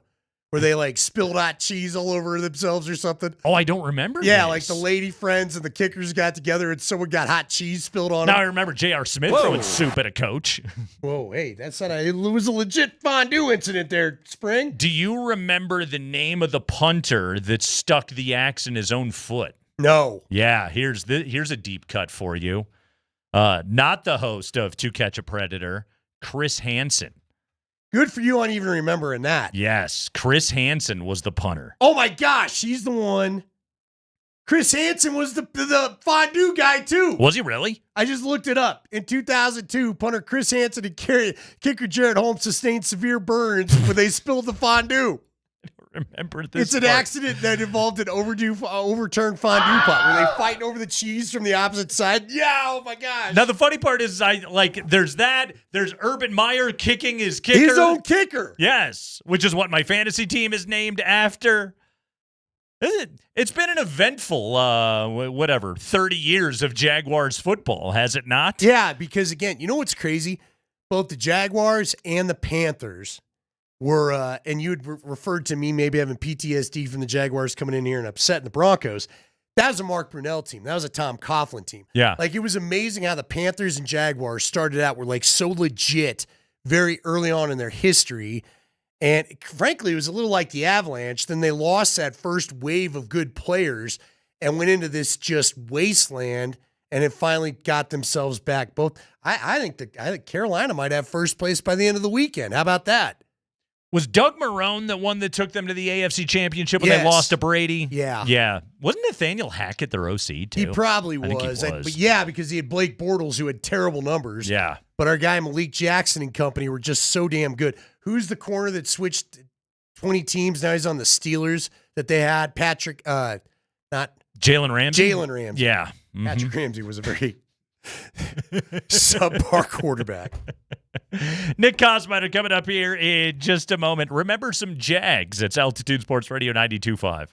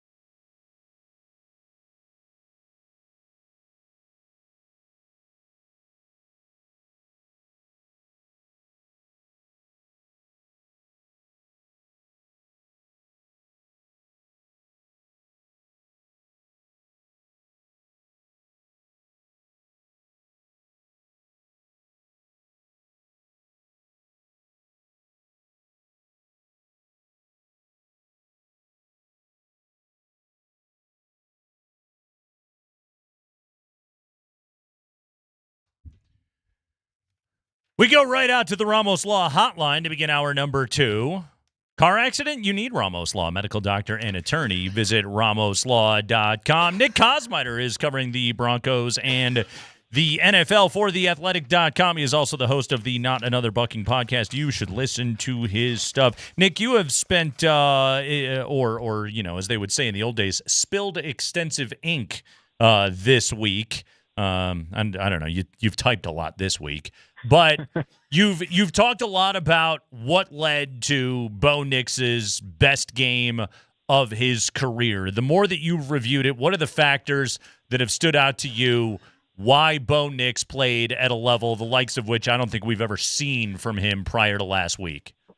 Yeah, I kind of go back to the game that I think everybody sort of reached something of a fever pitch of whether it's concern or frustration or bewilderment about how he was playing. And that was, of course, in Week 10 against the Raiders, where the Broncos win 10-7. Yeah, and Thursday night. They get a late, field goal. And Sean Payton has since come back and said, our game plan was poor. We didn't put him in a very good position. But at the next week after they came back, Joe Lombardi was talking about that there were times where Bo Nix's feet just get kind of not where they're supposed to be. And you have to kind of read further into that, right? Because we see that, but when a coach is saying it, even in muted terms, that it's more talked about behind the scenes.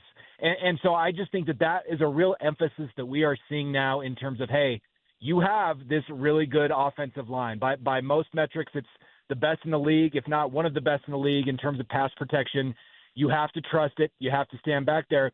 And then when you have that going and you're able to then build your improvisational gifts around that, that's when the whole picture starts to come together. And I just think that's what we've seen. I think we've seen a guy who is more comfortable standing in there with what's in front of him and then only kind of, doing the creative thing when the play requires it, when the pressure requires it versus, just kind of going ahead of that stuff.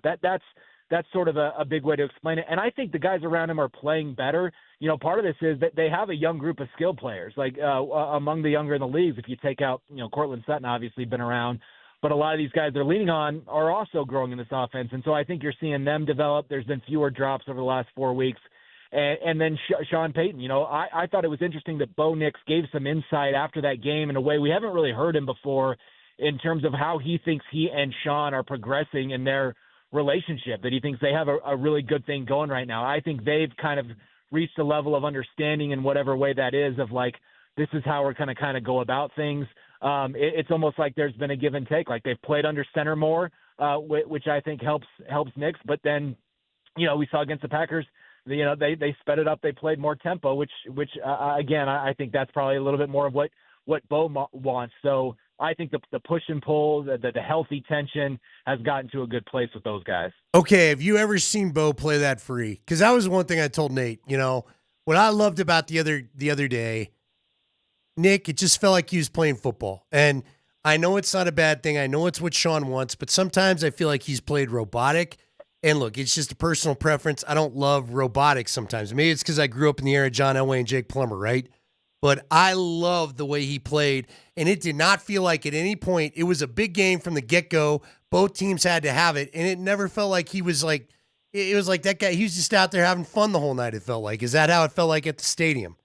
Yeah, and, Sean even mentioned that. They were down early in the game, and he looks over at Bo, and he's just kind of laughing. He's got, a smile on his face.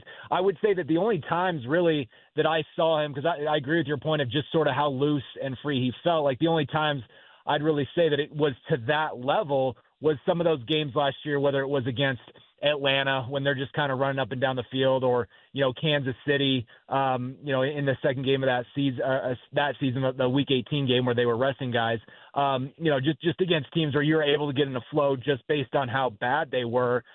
This is you're getting on the flow just based on how well you're playing and what you're doing, and the confidence that breeds. I thought was unique to some of the things we've seen. And again, he had been trending this way. I think what was so enlightening about the Green Bay game, though, of course, was it came against a better defense, but it also came while mixing in some of these deeper shots and still maintaining the efficiency. I think that's kind of the whole picture, that if you're able to kind of play that way being efficient, of being creative within the structure of the offense, and then still being able to hit on the deep stuff more often.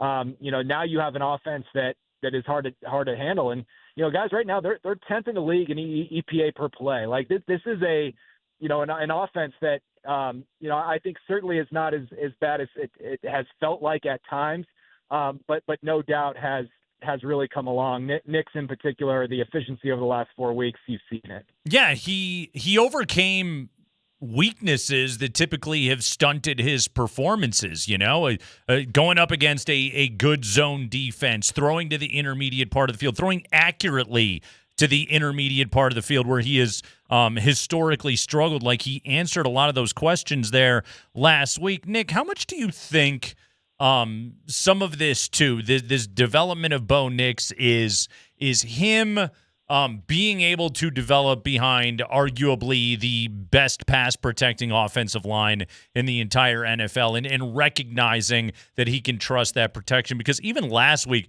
with Micah Parsons, flying around out there, it didn't look like he was getting the pocket zoomies. Like, he hung in and he made good decisions last week. Yeah, and I completely agree. And I think it helps when you don't get battered. Like, we know he doesn't get sacked a lot, but that doesn't mean you can't get hit. And he really just does not get hit a lot. He does not take a lot of big shots. When you look around the league and you watch some of these games on Sunday, like, guys are taking, big hits. And that's not to say that doesn't happen to him at all, of course, but I just feel like there's just not a lot of times where he has taken a licking. And I think that just helps you start to feel more comfortable. I was asking him about this today because, looking back over the Green Bay game, this we know has been a part of his profile, right? This ability to deliver the ball from all arm angles. The Washington game, while he's falling down, being a perfect example, the touchdown to Cortland Sutton.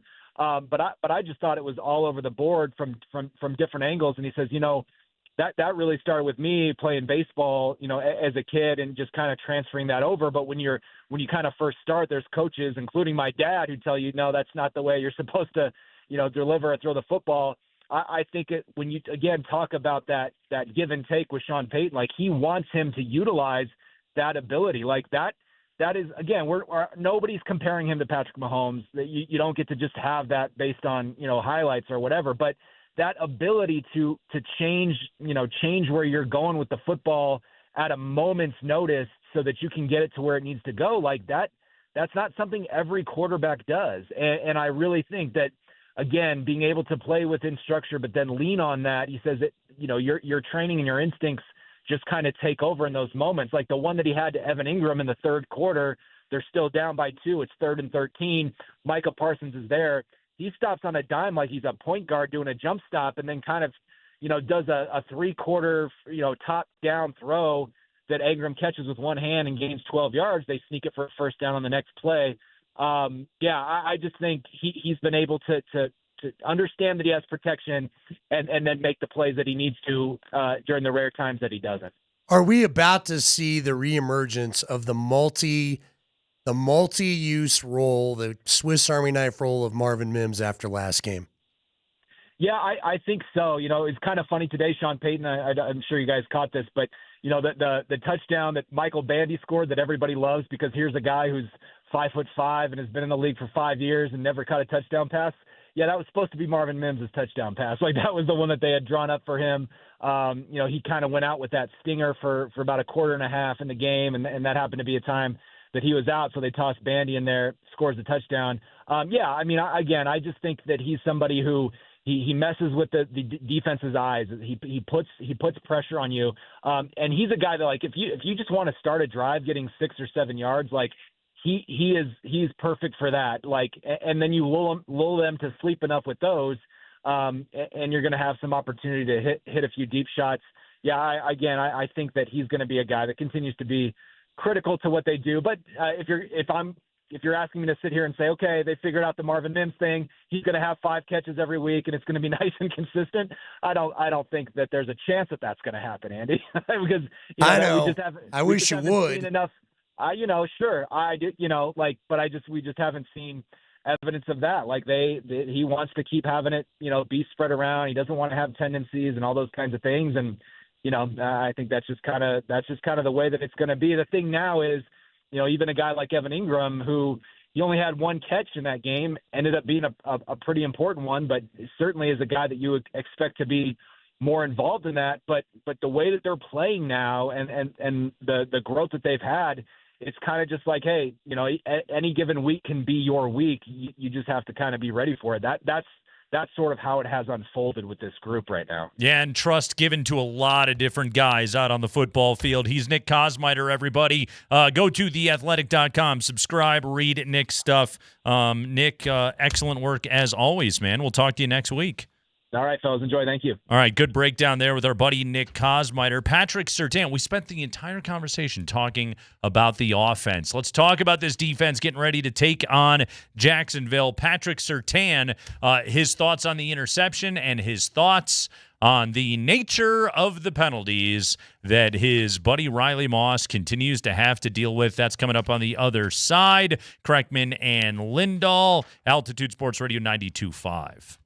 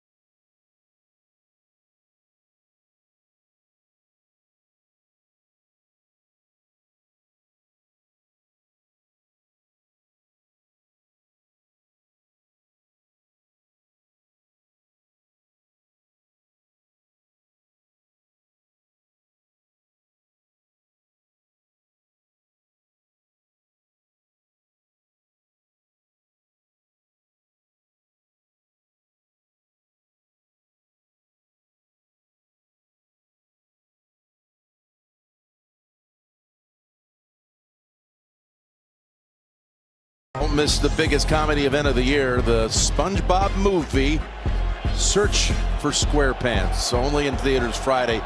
Get your tickets now. Right now. We'll watch the play first because they're going deep. They're going deep. And stepping in front is Surtain with the pick, and Watson was hurt. He was not cooking. It's Kreckman and Lindahl, Altitude Sports Radio 92.5. Yeah, Patrick Surtain, huge third quarter interception of Jordan Love, turning point in the game. Took a 23-14 game and flipped it on its head, 20-3 Broncos the rest of the way, as they were well on their way to their 11th consecutive victory. But it really started with that play by PS2. Today, Surtain was asked by the local media if that was the best interception he has ever had. Here was how Surtain talked about that play in the third quarter.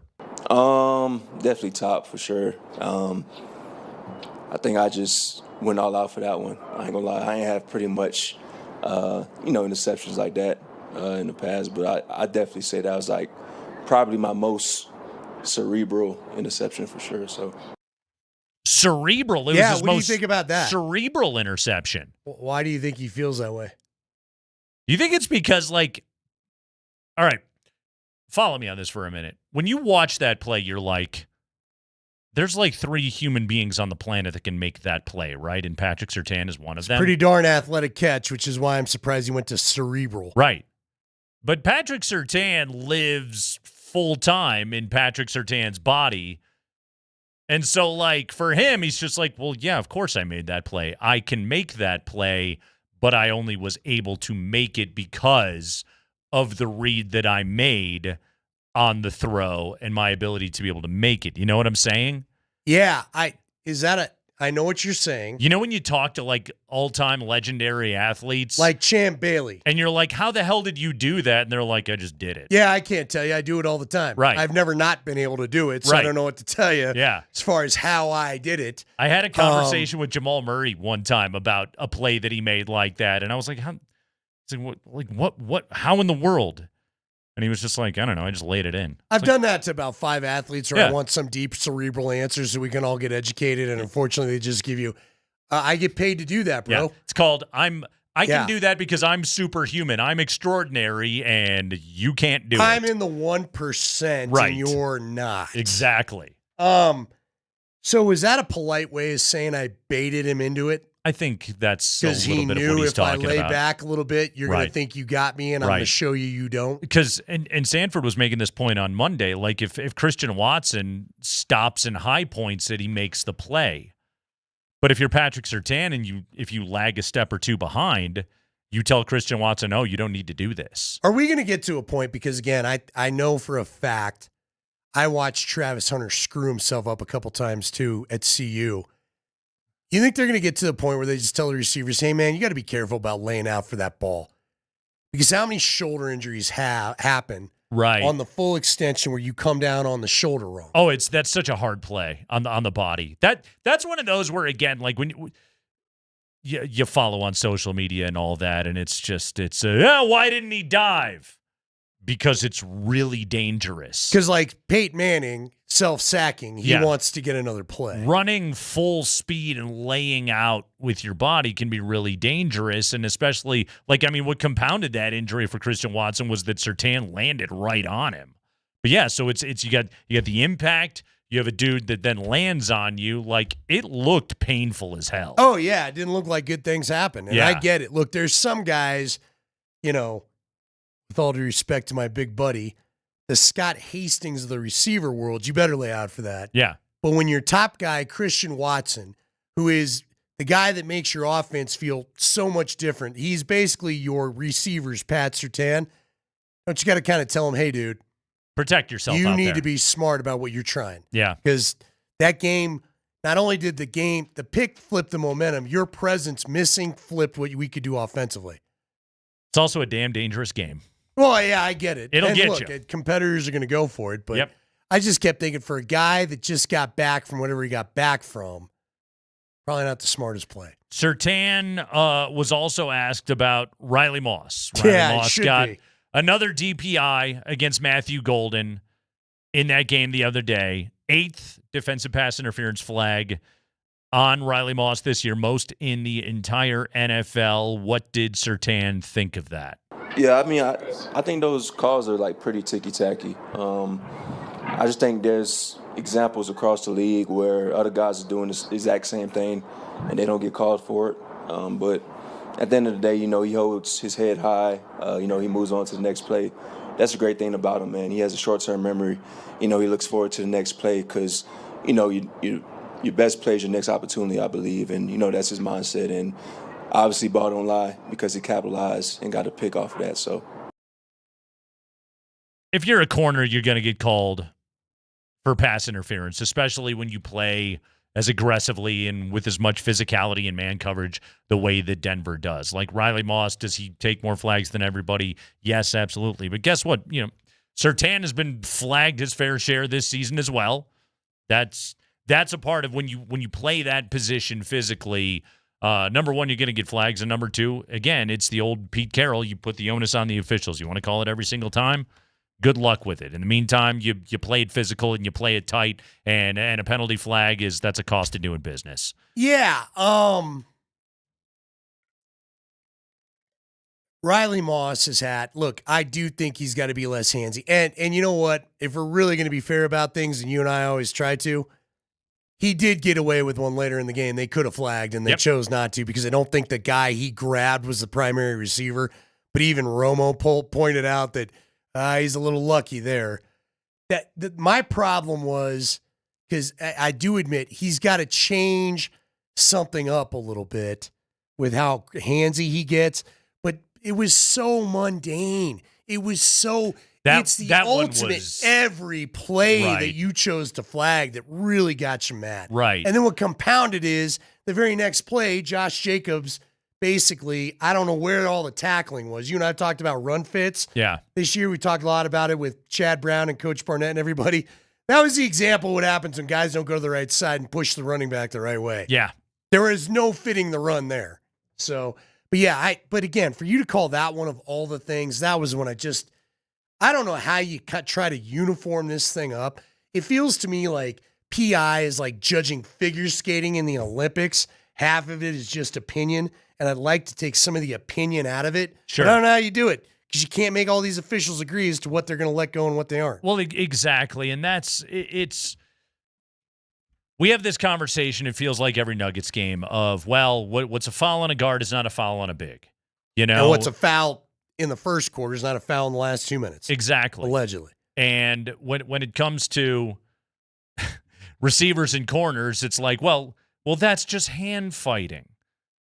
Okay, well, you've now introduced a bizarre gray area then that the officials have to be able to make the determination in real time of what is the allowable hand fighting, but where does the line then exist? Like, it's not like an out of bounds call. Right. Where it's not obvious. A hard definition of what it is. It then turns into like, well, it's allowed, but only up to a point. But what is exactly that point? We have a hard time being able to define it in a split second. Yeah, but here was my problem the other day, because I agree with you.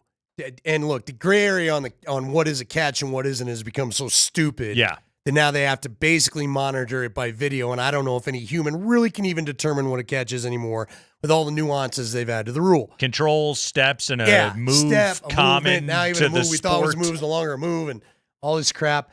But here's my thing with an official. Here's where I won't give an official crap, and I told you it bothered me because Golden got away with it later in the game. Yeah. Once you've established the baseline of I am calling you grabbing each other's arms, then just call it. Right. But then I don't want to see a quarter later Matthew Golden to hold the DB's hand down while he makes a catch and you say that's not PI. Well, that's not sticking to your baseline from just a quarter ago. But Andy, that gets to my rule. Always commit offensive pass interference. Yeah, you might as well. Let's see what they want to do. They're not going to call it. Yeah, you will get it. Okay, defensive pass interference, you get away with that, I don't know, 15, 20% of the time? Yeah. OPI, you get away with it 98% of the time. I got a quote to bounce off you that I didn't know when I was going to bring it up, and I'm bringing it up now. All right. And I don't totally disagree with this, but I think it's interesting. So Rams wide receiver Puka Nacua on ESPN today, they picked up Sarah Barship, has this story. He apparently went on a live stream Tuesday night, and he said he thinks some NFL referees. Was he playing video games? Nah, I didn't see it. All right. Saw something else kind of unsavory from it, but whatever. You weren't watching live streams I'm on your not live Tuesday stream night? guy. No, Okay. I got DirecTV for a reason. But he said, because he was upset, they were all frustrated with the officiating over the weekend, blah, blah, blah. But he said on this live stream, he thinks some NFL referees make calls just so they can get on TV, which I think broad brush to most of the crews is preposterous. But there are a few crews where I'm like, all right, dude. Oh, all right. There's you were making sure you were getting your camera time. I mean, and I don't think it's just the NFL, frankly. Monday night, Nuggets Rockets. Yeah. You don't think Zach Zarba and his sweet hair, he liked being in that little GoPro and his square jaw. And here's the thing: as he told the world, he fouled out Nikola Jokic. And I'll say this about Zach Zarba: I think he's a really good NBA ref. That's what was so crazy about that game the other night. And Ime Udoka, was complaining about it after the game. Oh, it sucked both ways. Oh, I heard you say it yesterday. It is tough to watch at the end. But I think Zach Zarba is one of the best officials in the NBA, and I think he had a game where it got away from him and his crew. But also, like, Zach Zarba's got some blue steel to him. Oh, yeah. Well, again, we know it. There is, I do. These guys, they enjoy being TV characters. It's, Andy, I tell you this all the time, man. Sports are a TV show. No, you're right. And you get to be a character on the TV show, and there's a benefit to it. I do wonder, what would we see called if, like, Mike Pereira was just the dude that announced all the penalties because he had the earpiece to the conversations. Right. And the guys there, the crew chief, was it, or whatever, the referee. They're all jacked now. Wasn't going to get on TV to tell you what is going down. It used to be that everybody was like, look at Hockley, what a weirdo. Why is that guy so ripped? And now they all we all know who he is. Yeah, but now they're all going for it. They're just like, hey, I got to keep the Q rating high, man. But this has been going on forever. You remember a little Jerry Mark, right? You remember a little Red Cashin. Exactly. And this is a league where, again, like, it's a TV show. You want to get assignments? Have some guns. Be a good-looking ref. You're gonna get out there. Have a little pizzazz. Exactly. The TV loves the pizzazz. Again, it's all a part of the show, baby. And guess what? The more that you and I sit here and complain about it, and you can complain all day long. You can complain on social media. You know what Roger Goodell says? Hey, you know what they're doing? They're talking about the NFL. Watching my game. Exactly. They're talking about my game. They're watching my game. I don't have to fix anything. It's going great. Because they're printing money out there. So, yeah, I think Puka Nacua is absolutely right about that. They're TV characters, too. Real quick, what'd you think of Jokic getting fouled out? Well, the sixth call was absolute crap. Yeah, when Jamal got him first. That was on Jamal. Yeah. Yeah, that was absolutely terrible. Do you think, though, that's what Adelman said? Do you think Adelman said, I'm challenging because Jamal got him first? You got to go for whatever it takes to keep Joker in that game. Were you not nervous that last 15 seconds? Oh, my God, are they going to survive this now? Well, exactly. And it's, they're inbounding to Şengün, and he's jacking up that three, and it's like, should you intentionally foul? Are you going to be able to box out all those giants on the Houston Rockets? No, that was a gutsy win the other night for the Nuggets. That was a lot of fun. Saturday's going to be awesome. It'll be a fun one against Orlando tomorrow night. We got keywords tomorrow, too, for the rematch, We do. We sure do. That's right. Our guy Jonas needs to make sure he does not get to the sixth foul. And you know what? A great place to watch the Nuggets Magic game tomorrow night is number 38. You can join Moser and Tullamore Dew Irish Whiskey at number 38 and Rhino starting at 6 o'clock for LA Seattle Thursday night football. And then grab a Dew and a brew and enter to win all kinds of prizes, including an autographed Steve Atwater helmet. Get to number 38 tomorrow. Andy, have you looked at any of the probabilities, by the way? This Rams-Seahawks game tomorrow night as a regular season game in Week 16 has so many massive implications, not on just who's going to win the NFC West, who's going to be the number one seed in the NFC, but like if you can go all the way through it to like who's going to win the Super Bowl.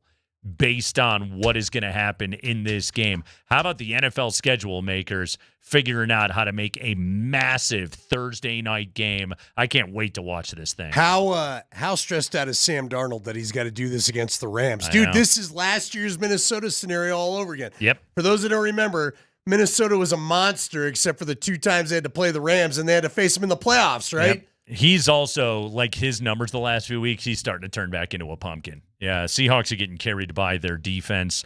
I got some college football news here for you today. We start at the University of Michigan, where according to The Athletic, former Michigan football coach Sharon Moore had a long history of domestic violence against a female football staffer during their relationship, the woman's lawyer told police.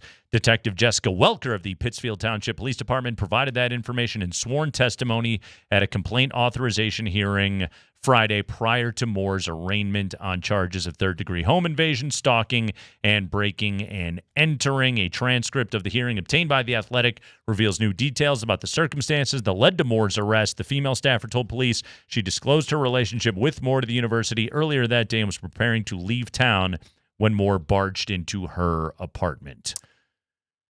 Cool, Carl. That story, is there any chance this? Who knew what when? Because what we're finding out more and more out of Ann Arbor is this was like the worst kept secret in the state of Michigan. Yeah, again, and it just tells you everybody was right. You and I heard it. I think you said it. Everybody said if you beat Ohio State, this continues to get covered up. And you didn't. And so now let it all fly, and now here we are. Okay, so here's now another college football story for you. Not Ohio State, but the Ohio Bobcats. Cool things going on in Ohio, Carl. Ohio University fires head football coach Brian White for engaging in serious professional misconduct, the school announced in a statement today. Quote, the termination follows an administrative review of allegations that Smith violated the terms of his employment agreement by engaging in serious professional misconduct and participating in activities that reflect unfavorably on the university, the school said in a statement today.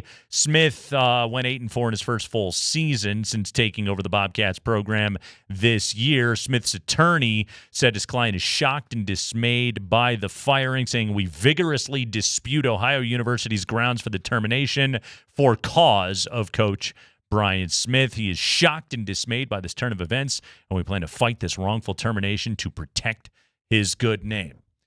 Here's the parenthetical that they didn't write in there. And also to get all the money. Yeah, we're more worried about all the money. Right. Now, we don't. I looked at this story earlier. Do we have any more as to what it? We have no description of the bad behavior, right? Not as of yet. So we don't know if this is more Sharon Moore or Chauncey Billups. We don't know exactly. But the university will not say either why they put the coach on leave or why he's being fired for serious professional misconduct. This feels like a Mark Springer Twitter investigation that we need to dive into with what is going on at Ohio. But yeah, you guys realize, like, when you get the job of being a college football coach. Yeah, you need to chill on what you maybe were. Yeah. And I tell you this, guys, don't do the get fired for cause thing. Yeah. Like, suck at your job all you Sure. want. They owe you money. But don't mess up all the free money that they'll give you. Yeah, okay? you want to keep the check coming in. I also suppose don't also be a complete creep. Well, yeah, that would help too. That too. But, you know. Yeah. Yeah. It's. By the way, someone said Sharon Moore Mm-hmm. broke into an old apartment. Great Bare Naked Ladies song. I dispute that. Great lyric from the song. It's the Kreckman and Lindahl Broke show. into the old apartment. All right, the voice in our I can't do impressions of singers yet. It's been the 420 segment here on the Kreckman and Lindahl show. We're back after this on Altitude Sports Radio 92.5.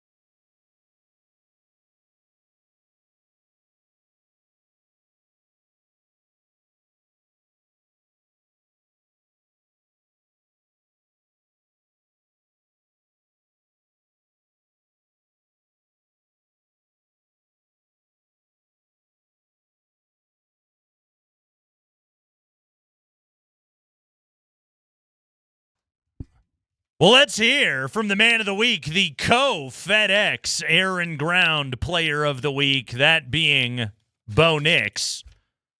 Huge controversy. Oh, the league is beside itself. FedEx Air and Ground Players of the Week, Bo Nix and Trevor Lawrence. Trevor Lawrence, by the way, wins AFC Offensive Player of the Week.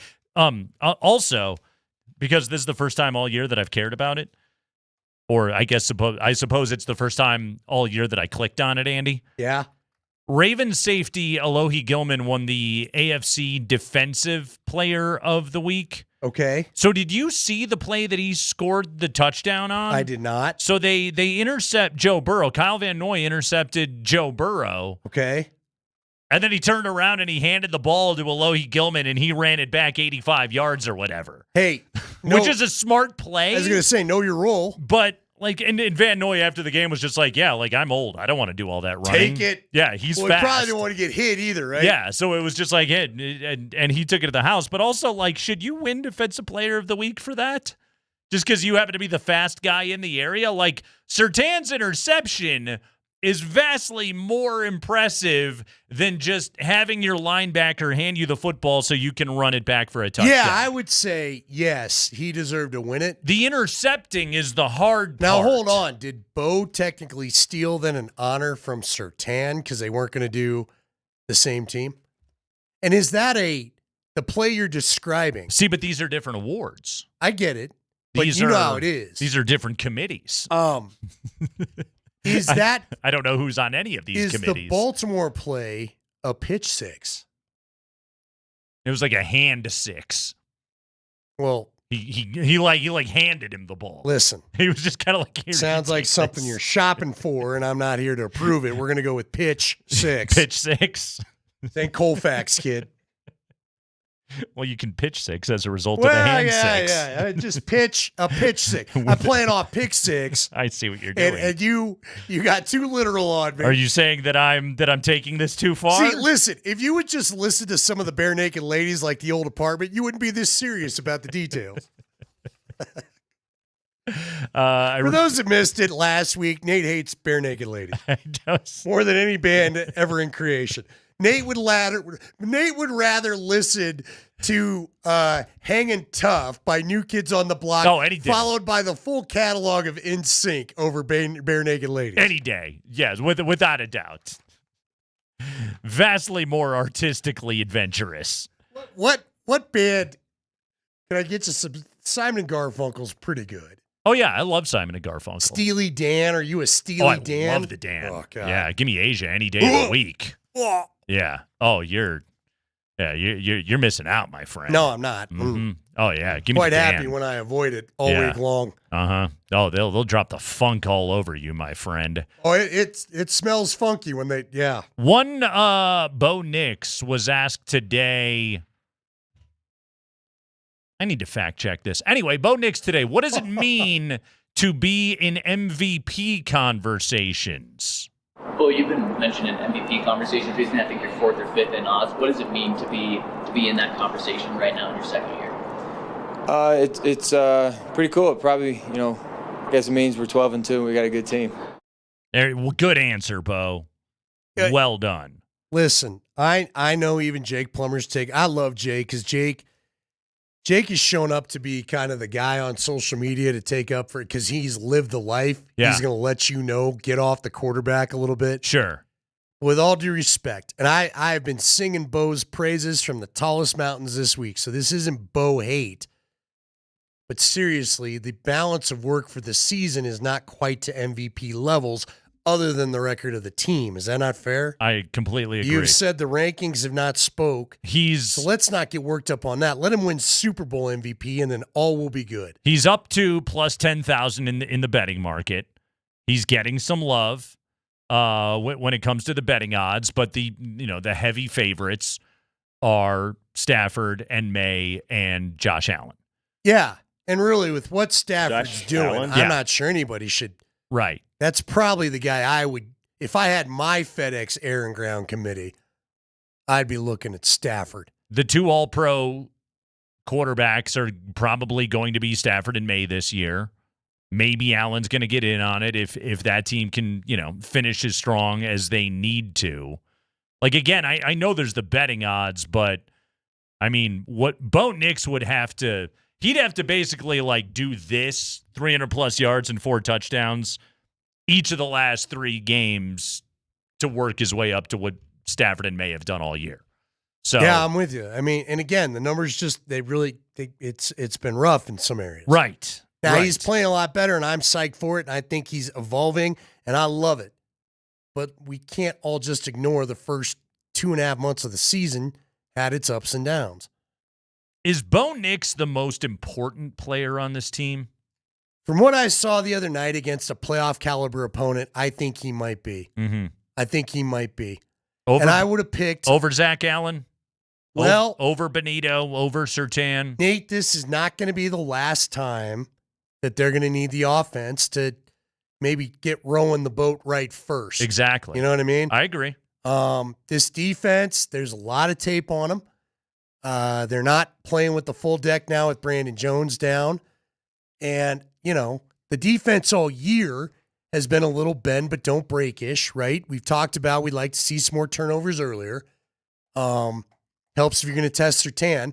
Not sure other teams are going to choose to do that as quickly again. Remember, Jordan Love said the only reason why he did it was, I don't know if he still knows why he did it, frankly. Andy, this team is 12-2 because they have the best pass rush in the NFL. No, there's no doubt about it. There's if you have to have a headline reason why they've won 11 games in a row, it's because they have the best front seven in the NFL. I will tell you this, though. I completely agree. I don't argue with you. Mm-hmm. But, and you pointed this out after Washington, teams have figured out quick release, shorter drops, and try to keep them in their big base personnel. Remember, Tony Romo talked about that before half. Quick substitution. They spent a lot of time, and also using personnel where Denver can't get into its, their elite dime package with the NASCAR version of their pass rush. Yeah. Teams want Hufanga out there in coverage. They don't want him down in dime backer. And when they've got heavy personnel out there, that keeps Greenlaw and Singleton, and that keeps Hufanga back. And that seems to be what they favor. So as that adjustment is made, I do think the offense is going to have to get going a little quicker than we're used to most of this year, which makes Bo very important. Oh, he's huge. Look, the running back is what it is. There's no denying the importance of the quarterback. Okay, there's simply no denying it. But when you talk about why do you fear Denver, it's because of what their defense is. Bo Nix is giving teams something else to have to think about right now. But is that earning an 18-week award? No, I agree with you. He should not. I get it. You want to hype your guy, but what are we doing here? I agree. No, I'm with you. He should not win MVP, and you're not going to change my mind. I mean, and again, let him go win the Super Bowl MVP. That's a hell of a start. And then put together the last few weeks over the entire balance of the season. We'll have the MVP conversation. Who's the best player on the Broncos? The best player is still Surtain to me, and he proved it the other day. Who's number 2? Number 2? Well, dude, it's. I'll tell you what. Here, I'll give you a surprise ranking real quick. Yeah. We'll probably go to 5. Okay, and I'll make it fast. Right now, number 2 is Nick Benito. Yep. Do you see where Nick Benito's play against the run the other night? Do you see where he basically went underneath, took the shoulder, shoved like a big old offensive lineman into the run lane? I don't think he made the tackle, but completely screwed up where Josh Jacobs thought he was going. I mean, just a great play out of a guy that's kind of more of an undersized pass rusher. I'll give you number 3, Zach Allen. Okay, but you know what? I'll tell you what. Quarterback hits at a level we haven't seen the likes of which since J.J. Watt. How does a little Garrett Bowles strike you? I'll put him right there at number 4 because I tell you what, these 4 names, Surtain, Benito, Zach Allen, and Garrett Bowles, those are 4 All-Pros. I'm with you. All 4 of them should absolutely be All-Pros this year, and the numbers will line up. I think when you start getting to number 5, I think there's a conversation ahead between Cortland Sutton, Bo Nix, Talanoa Hufanga needs Quinn Miners. There's a lot of really good football players, but I think you and I agree on this definitively. The 4 best at their jobs in the entire NFL on this team are Surtain, Benito, Zach Allen, and Garrett Bowles. I know MVP is a quarterback award, but I will also tell you this. And Puka Nacua is pretty damn good, but Stafford's the best player on that team. Drake May is by far the best player on his team, and my God, Josh Allen is, again, head and shoulders above the rest of his team. But to be clear, this isn't a hate on Bo take. It No, it's just not. is about the balance of the work of this season. Yeah. Yeah. And I'm very excited, especially after last week. I love the where way this that he is played headed. last week. Yeah. I can't get to The MVP arrow is up. conversation. No, I'm with you because, again, he's been in the 20s for most of the other stats. And you know It is what? what it is. Bo Nix, perfect answer, my I will friend. say it again. Go win the Super Bowl MVP. Who cares? Perfect answer. 5 biggest stories of the day from around the NFL coming up next.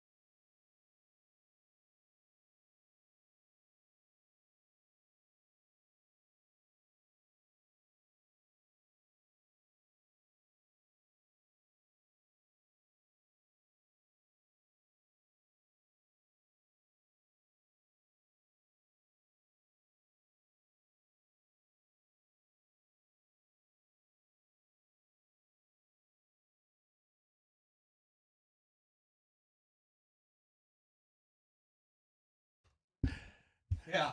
We begin the third hour of the show with the 5 biggest stories of the day from around the NFL. Mark Springer, we begin with the Broncos injury report. We sure do, and it is powered by Ramos Law, the official injury law firm partner of the Denver Broncos. So for Denver, Ben Powers limited in practice today, coming off that biceps injury. He's in his 21-day practice window. Justin Sternad did not practice with a foot injury today for the Jaguars. We talked yesterday about how running back Bashal Tutin is out with a finger injury, not practicing for the Jags today. Defensive end Danny Strigow and defensive end Josh Hines Allen. Josh Allen? He has an illness, apparently. So Josh Hines Allen not practicing today. Starting left guard Ezra Cleveland was limited today in practice, Andy, so we'll have to find out if Liam Cohen can find something better than Ezra. Dang it. I was going to go, are you saying we're all doing better than Ezra? Listen, you're not a degeneration. It matters. I right? listened to Better Than Ezra. I bought one of their albums. Well, my mom bought me one of their albums. Wow, are we talking vinyl, tape, CD? What was their song? Wow, and it's good. Was that it? Yeah. All right. Uh-huh. Anyway. Okay, well, glad we got that joke out of the way for the They week. aren't better than the Bare Naked Ladies, are they? You got a lot of your Bare Naked Ladies supporters coming in, by the way. You know who they are better than? Ezra. Have you met Ezra? Mm-hmm. She's kind Easy, Norm McDonald. There we are. So that's the injury update for today. A little bit of good news here. Pat Bryant was a full participant in practice despite his hamstring for the Broncos. And R.J. Harvey, we had a concern about his chestal region. Well, he was a full participant with a ribs injury. I had ribs for lunch. Don't love the Sternad DNP. Yeah, he did not practice today, which is obviously not great. And we know that Brandon Jones is on IR with P.J. Locke stepping into that role. Also, Marvin Mims, full participant in practice today, despite having, a stinger that he was dealing with on Sunday against the Packers. Still came back and played well after all that. So that's your Bronco injury report. Spring. High five. All right, so the Broncos are the 1 seed in the AFC. The 2 seed is now the Patriots. They are 11-3. They are playing on Sunday Night Football. This game got flexed into Sunday Night Football. 11-3 Patriots at the 7-7 Ravens. So some number 1 seed implications here for Denver on Sunday night. For Baltimore, Lamar Jackson did not practice today. John Harbaugh, their head coach, telling us why. Lamar had an illness. He was kept home with a flu deal. The doc kept him home today, away from the guys, so that was what happened with that. Was he seen running to his car in a funny fashion? He had a flu deal. Diarrhea. Yeah. One of those flu deals is what he's dealing with. Isn't he to the point where he wouldn't practice this? Like, again, if you're a Ravens reporter, are you a little worn out on having it? Isn't it this time of year where he just doesn't go Wednesday. that often? Right. It's Wednesday. And Tell me Friday if he's not practicing, and I'll be worried. Yeah, but in the meantime, for today, he's got a flu deal. By the way, Spring mentioned the flexing that was going on in the NFL. My God, our football Saturday this week. Eagles Manners at 3 o'clock with Jan. Packers Bears, a huge one in the NFC North on top of 3 playoff games in college football. We know we got Bama, Oklahoma on Friday night, and then we got the 3 playoff games on Saturday, Miami and A&M. First round game in College Station. That game is at 10 a.m. The Tulane Ole Miss game in Oxford is at 1:30, and then our buddy Jim Madison takes on Oregon at 5:30. Hell of a Saturday of football coming up here this week. Can't wait, man. Are you excited or annoyed that we've got NFL and college playoff on the same Saturday? Ecstatic. I'm never going to complain about being able to flip between good football games. So yeah, I'm absolutely thrilled about it. So give it to me. Are we going to get good football games, do you think, in the first round? Maybe that's a topic for another day. Get into that Friday. Yeah. Tease. Oregon's a 21-point favorite and Ole Miss is a 17.5-point favorite. I still want to watch. I'm still intrigued. Guess what? There's a lot of blowouts in college football. So yeah. Yeah, not terribly shocking. Go ahead, Spring. High five. All right, the game that got flexed out of Sunday Night Football is the Bengals and the Dolphins. We'll talk about the Dolphins here in a second. But for the Bengals, last week, Joe Burrow was big emo, and the Bengals lost to the Ravens. Wasn't even close. They got blown out. Today, Joe Burrow was asked this. How much do you love playing football? Have you ever thought about not playing? Do we have a stenographer in there? You think about it, but you think about a lot of different things in your life, just like everybody does. You think about all different possibilities that could happen. I'm going to be playing for a long time. I expect to play for a long time, and I expect to play well and consistently great for a long time. Is anybody in the building trying to get you to not play? No. Andy, do you just think that this is a guy that because of yet another injury-plagued season, like his football mortality is just, it's so much at the forefront of the way that he's thinking about the game, especially because their games, like, I don't want to say their games don't matter, but they kind of don't matter because they're not a winning team. I think this is a guy that's been to the championship level, hasn't been to the playoffs in 3 years, can't stay healthy because he can't seem to put an offensive line around him. Yeah. I think playing in Cincinnati sucks. Yeah. I think playing for that owner sucks. And Burrow, I think, has expressed some of that frustration inside the building of like, why are we running a shoestring operation around here? Because again, and you know, look, I love the guy. I do. He's my favorite quarterback in the NFL right now. I love watching him. But you and I have seen this with other guys. Jeff Legwold, I said this the other day. Jeff Legwold's favorite line, he may have dropped it on you yesterday. There's nothing worse than football gone wrong. Right. Losing Coaches football. try to, like, back in the day when they could, a Sean Payton, a Mike Shanahan, a Bill Parcells, those guys would pad you up and almost beat the snot out of you for not having the season they expected. Now, they can't do that anymore, but everybody's miserable. Everybody's snapping at each other. Nothing's fun. Fans are out there giving you grief. Now they got social media where they can be up in your grill telling you how much you suck all the time. And if you're Joe Burrow, like, you know your place in that organization, and like the feeling of I can't be there doing what I need to do is also, weighing heavily on him. Well, and he lets you know, I am going to play. He was asked later, are you going to stay in Cincinnati a long time? And he said, basically, I don't see myself leaving, but crazy things can happen. Listen, we live in an era where Peyton Manning, Tom Brady, Drew Brees probably would have if he had to. We've got guys that were all-time greats that you would think would never need to leave a team that went on to play for other teams.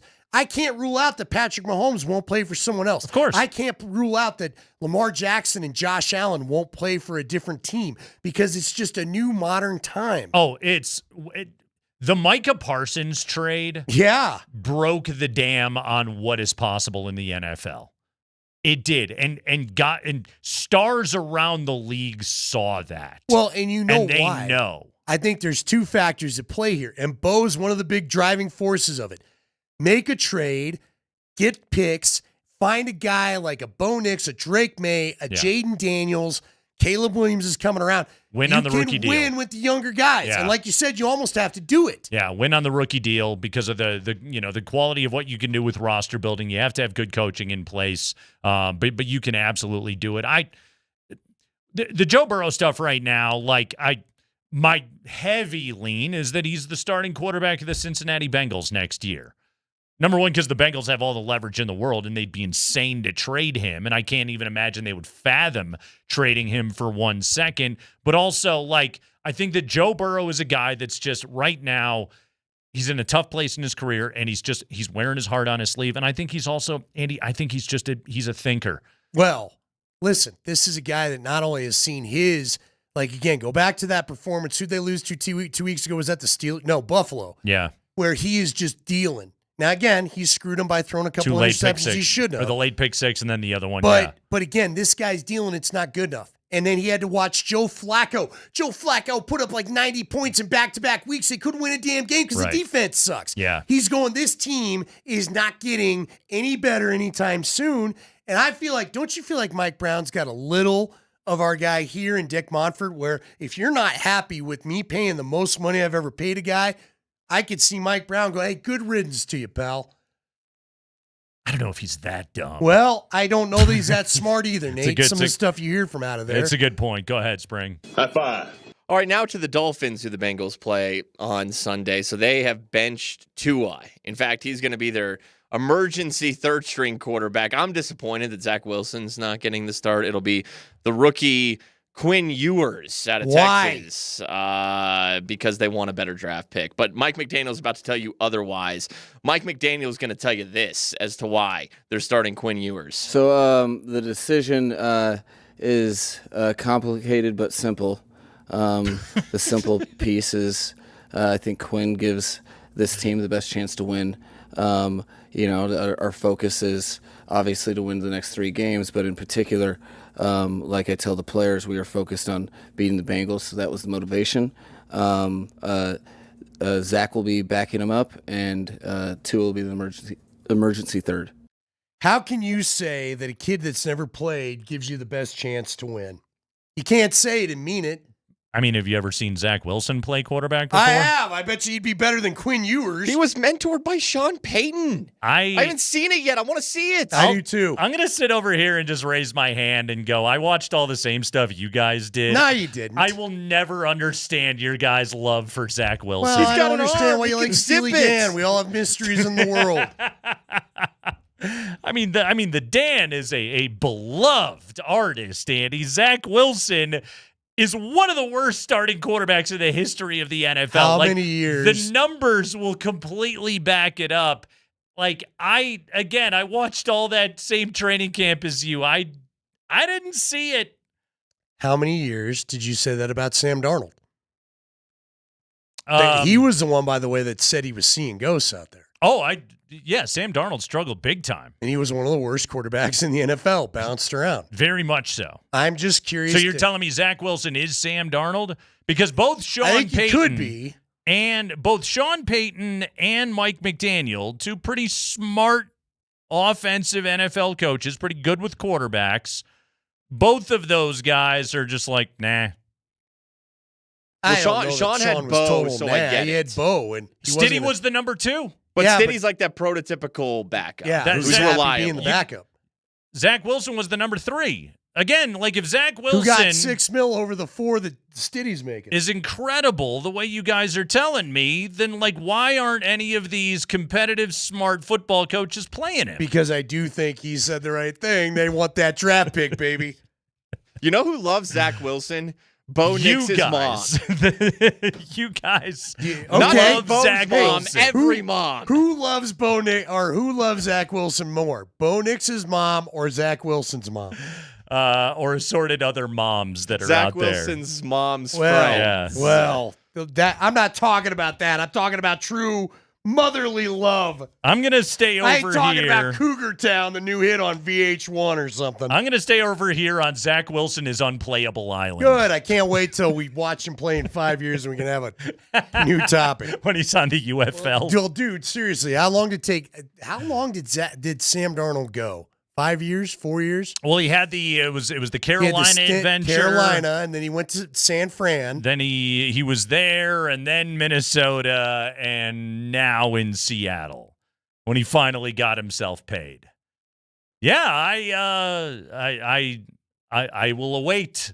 I will continue to await. It would have been fun if they'd have played him. Look, he may play before the end of the year. Well, that's also true.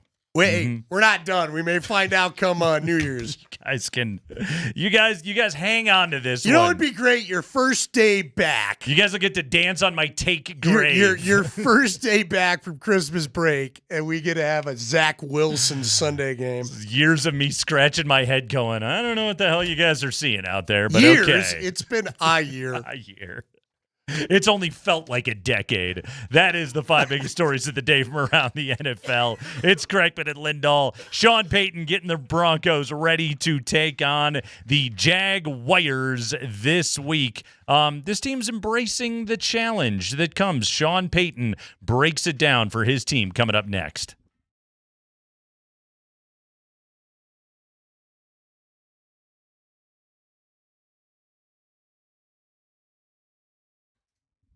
Hey, it's Nate Kreckman for my friends over at Roller Auction. Guys, you know, they're shutting it down as we go into the holiday season, but Roller Auction is going to pick it up in the new year with every auction that you are looking for. Auctions on government vehicles, auctions on electronics, tools, equipment, and so much more. Restaurant equipment, cabinetry. Oh, man, the quality of merchandise that you can get over at Roller Auction at phenomenal deals is absolutely fantastic. But make sure you have yourself set up and ready to bid by signing up at roller.bid/altitude, because we are going to draw names and we're going to give away to one lucky listener that signs up at roller.bid/altitude. One of you is going to win tickets to the Avalanche and St. Louis Blues game on December 31st. Catered suite tickets. You want to win those? Set yourself up. Sign up to bid right now at roller.bid/altitude. That's roller.bid/altitude. Sign up to bid right now, and you could be winning Avs Blues tickets for New Year's Eve.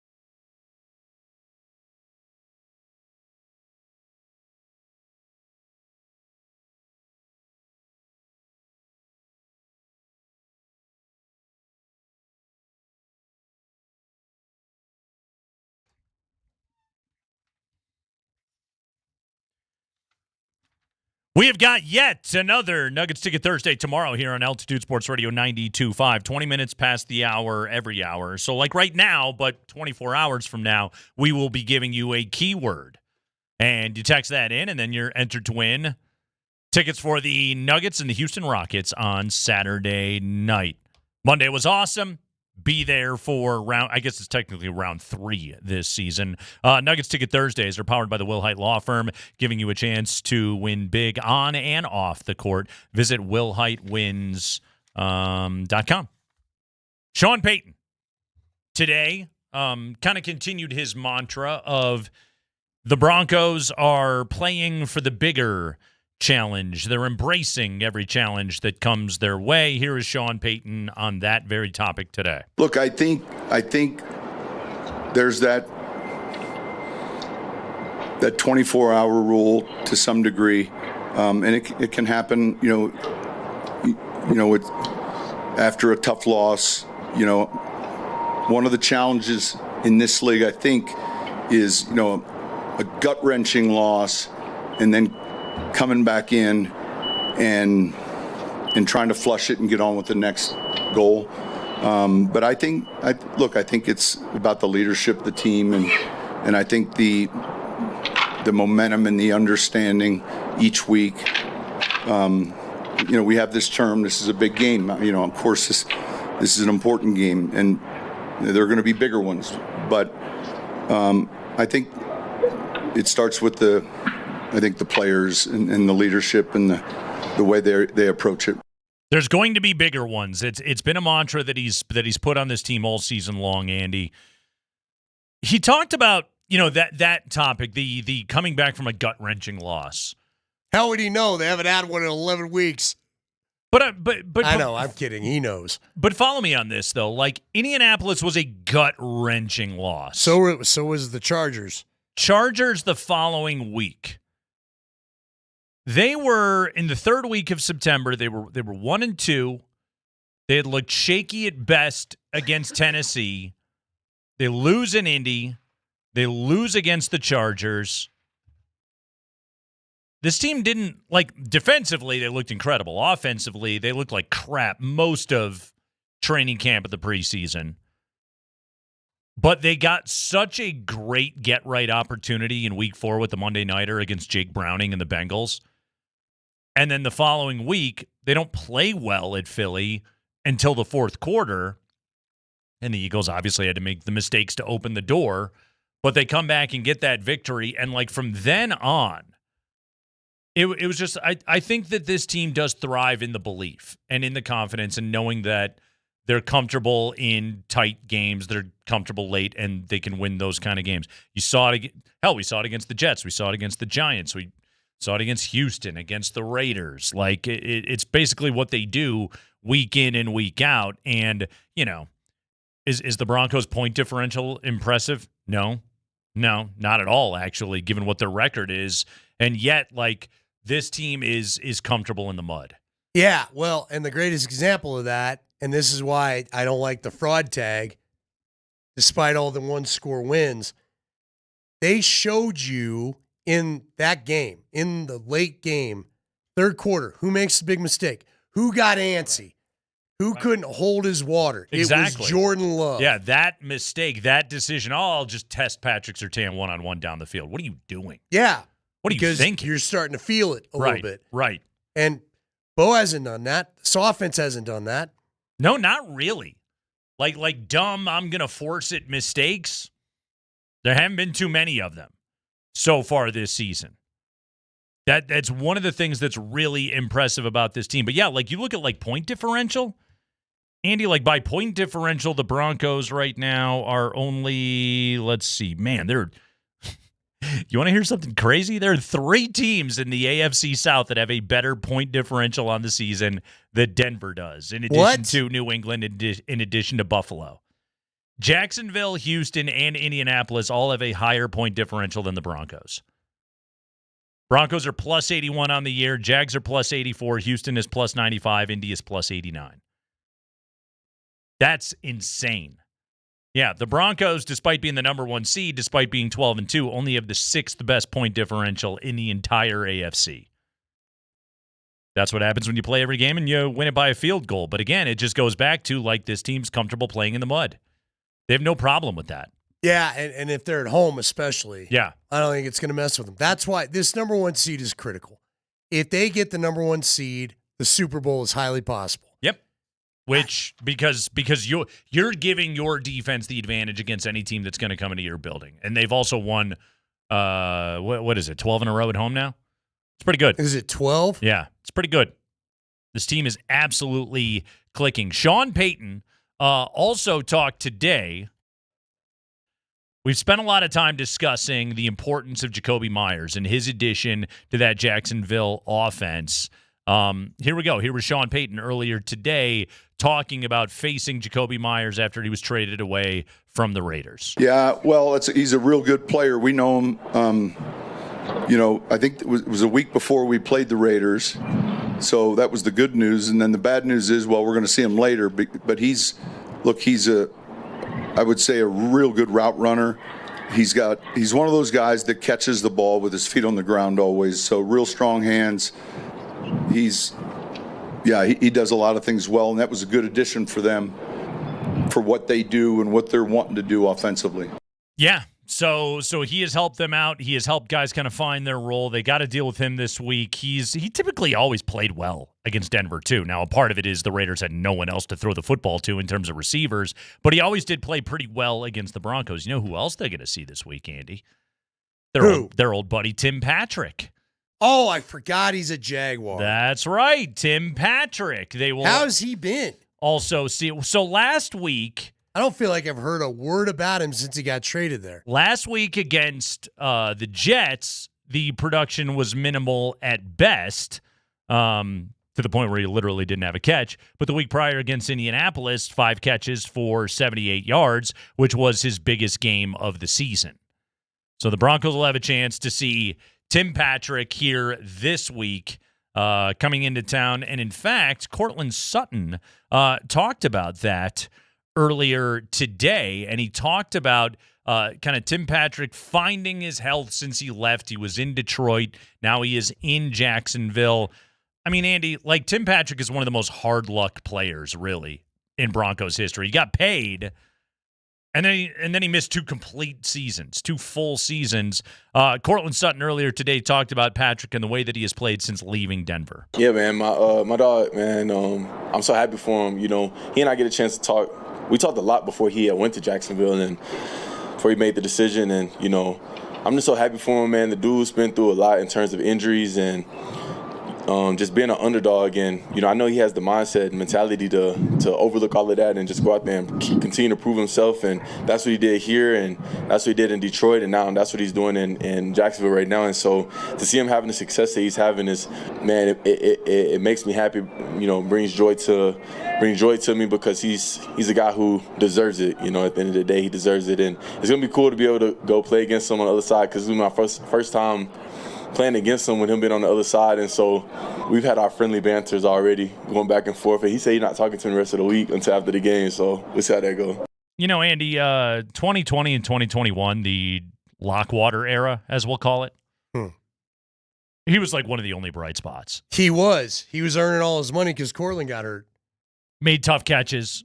Good player. I was not psyched to see him leave. And I then just missed was glad he, 2 complete seasons. He's another guy that kind of like Javonte, right? Gets to a new team. Everybody was pining for him last year, and I get it. But I also understood the Broncos' decision. Didn't feel like the guy could stay healthy. Right. And he's looked not like he'd lost a step. And he's not what he was. He's not. I mean, you look at Jacksonville's 13 catches on the year. Like we said, he had the big game a couple of weeks ago against Indianapolis. But like in terms of targets this year, he's like 7th or 8th on their team right now. Like Jakobi Meyers just showed up and has already been targeted more than Tim Patrick. I was going to say, there's a reason. Like, I know Jakobi Meyers is a good player. Yeah. But, I'm sure he wasn't their top choice at the deadline.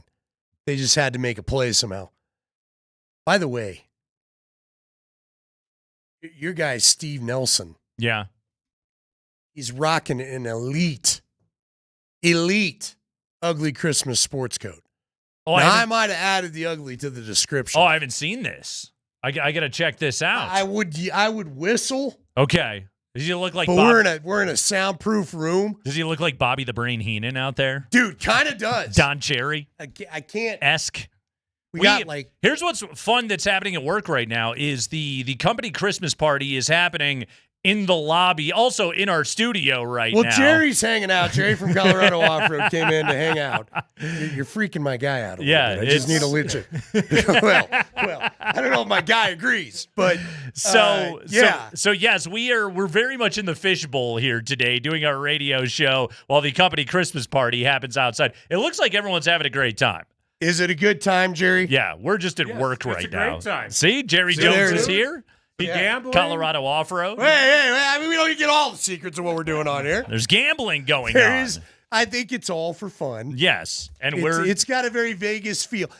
Have you seen this many ugly Christmas sweaters in Vegas though? I mean, I've just seen a lot of ugly clothes in Vegas. By the way, there's the lovely Miss Kim DMac. But it's a lot of people that just think they look good. Okay, so is this the casino at the end of the night after they go broke and their first shot at Swingers? Is that the casino we're in right now? I think we're slightly. Give me one of the Glens. I just went 2 fingers of a Glen. We're slightly higher Dude, class I've got to than find that. Steve Nelson for you. Okay, I've got to transition to this, my man. All right. By the way, we're giving away Nuggets tickets. You want to hit the read tomorrow, and then I'm going to tell you the NBA headline of the day that has me laughing? Nuggets Ticket Thursday is tomorrow. It's brought to you by the Will Hite Law Firm, giving you a chance to win big on and off the court. Visit willhitewins.com. Keywords on the 20s for Nuggets Rockets. And we're going to be out at their cool little pop-up bar, what's it called? The Tipsy Tundra. That's right. Live at the Tipsy Tundra tomorrow, Andy. Now, that one I'm excited for. Yeah. So your guys, the New York Knicks, have you heard what's up? They are NBA Cup champions. But they don't want the world to know.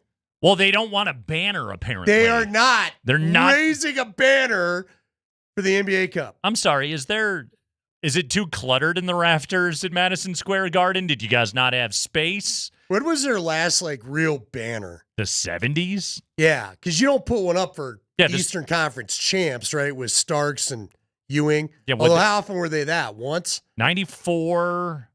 They played Houston. When Jordan was out, they got there in 94. And then, wasn't it 99 the Allen Houston team made the finals? You would know better than me. I'll trust you on that one. I think that's the last time the Knicks got that far.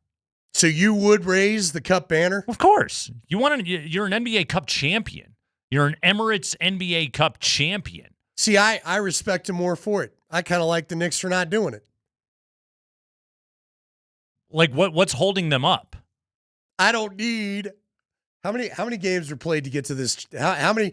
It's Mission 16W. Yeah. What was this Mission 6W? Let's see. You got what? 4 games in group play. Okay. Then you gotta win in the play-in round. You gotta win in the semifinals. So 7. And then you gotta win the championship. So you got 8 cup games to get it home. Would you do a skinnier banner? To be fair, the Knicks they're on pace for 59 wins right now. The Knicks are they're a live championship contender. So I get it. They're trying to play the we've got bigger goals thing going on right now, but they're the Knicks. They're not going to win the championship. I have the same mental block with the Knicks that I do with the Jaguars. You're not buying it. It's I don't believe you're really good. Well, I don't disagree with you, but I think, is it also not adding to your mental block that we got to remember that Indiana, Boston, Cleveland lost a key player, right? Yep. Everyone got a guy hurt last year, and now they're not quite what they were. So I do think the path is open for the Knicks if they want. Oh, very But the much Knicks ain't taking down anybody coming out of the West, are they? I would not take the Knicks over Houston. I would not take the Knicks over Denver. I would not take the Knicks certainly over OKC. Yeah, but Andy, all you need is one Achilles injury, one fair enough, but one healthy. ligament in an NBA Finals, and but you're there. Healthy, I'm not taking them. No, I would say right now. Do you trust Mike Brown? The Thunder, the Nuggets, Houston, probably. I don't know if I What can go about there San with the Antonio? Lakers. Although they just got done beating Just beat San Antonio. I mean, if San Antonio was for real, they would have won the NBA Cup, Andy. But are you mad at Wemby? No. Talking all his noise? No, not at all. I love Wemby. He's fun to watch. Saying that Jokic is only tough to play offensively? I I mean, is he wrong?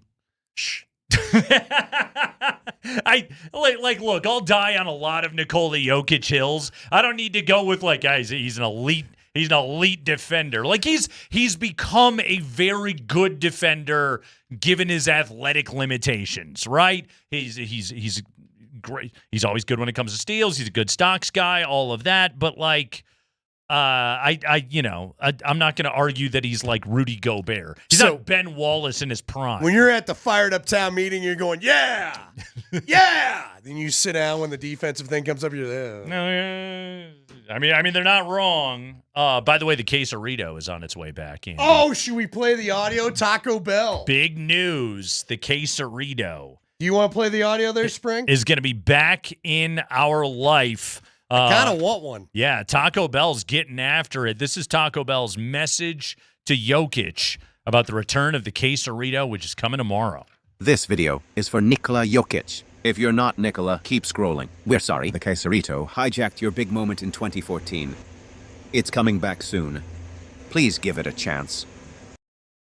I didn't realize there was this much clamoring for the quesarito. I don't think there was. Okay. I think its fame comes from the fact that when Nikola was drafted, that commercial was running. I'm a Taco Bell fan. I would much rather you give me back an Inchurrito or the Mexi Melt rather than a quesarito. See, I read the Westward story on this earlier today, and they said it was a great selling item. Apparently, the quesarito has it's got a cult following. Apparently, how deep is this cult hidden? I don't know. Are they like the people out of DIA? Because I can't seem to find this quesarito cult I keep hearing about. They're out there, apparently. I don't know.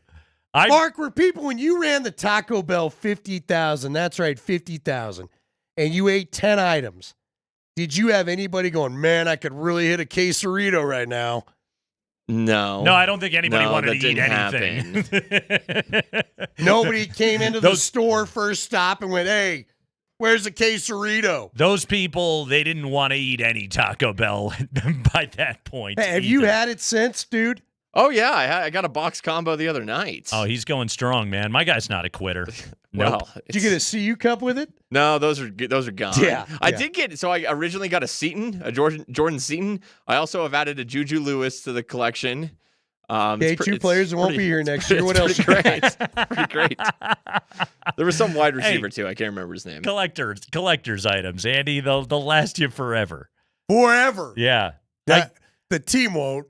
I never had a quesarito. I couldn't tell you. I ain't dying for it. I also, again, and this is just me being honest, I have not had Taco Bell in 14 years. Dude, we did it Saturday night. How'd it treat you? I had a Mexican pizza. Uh-huh.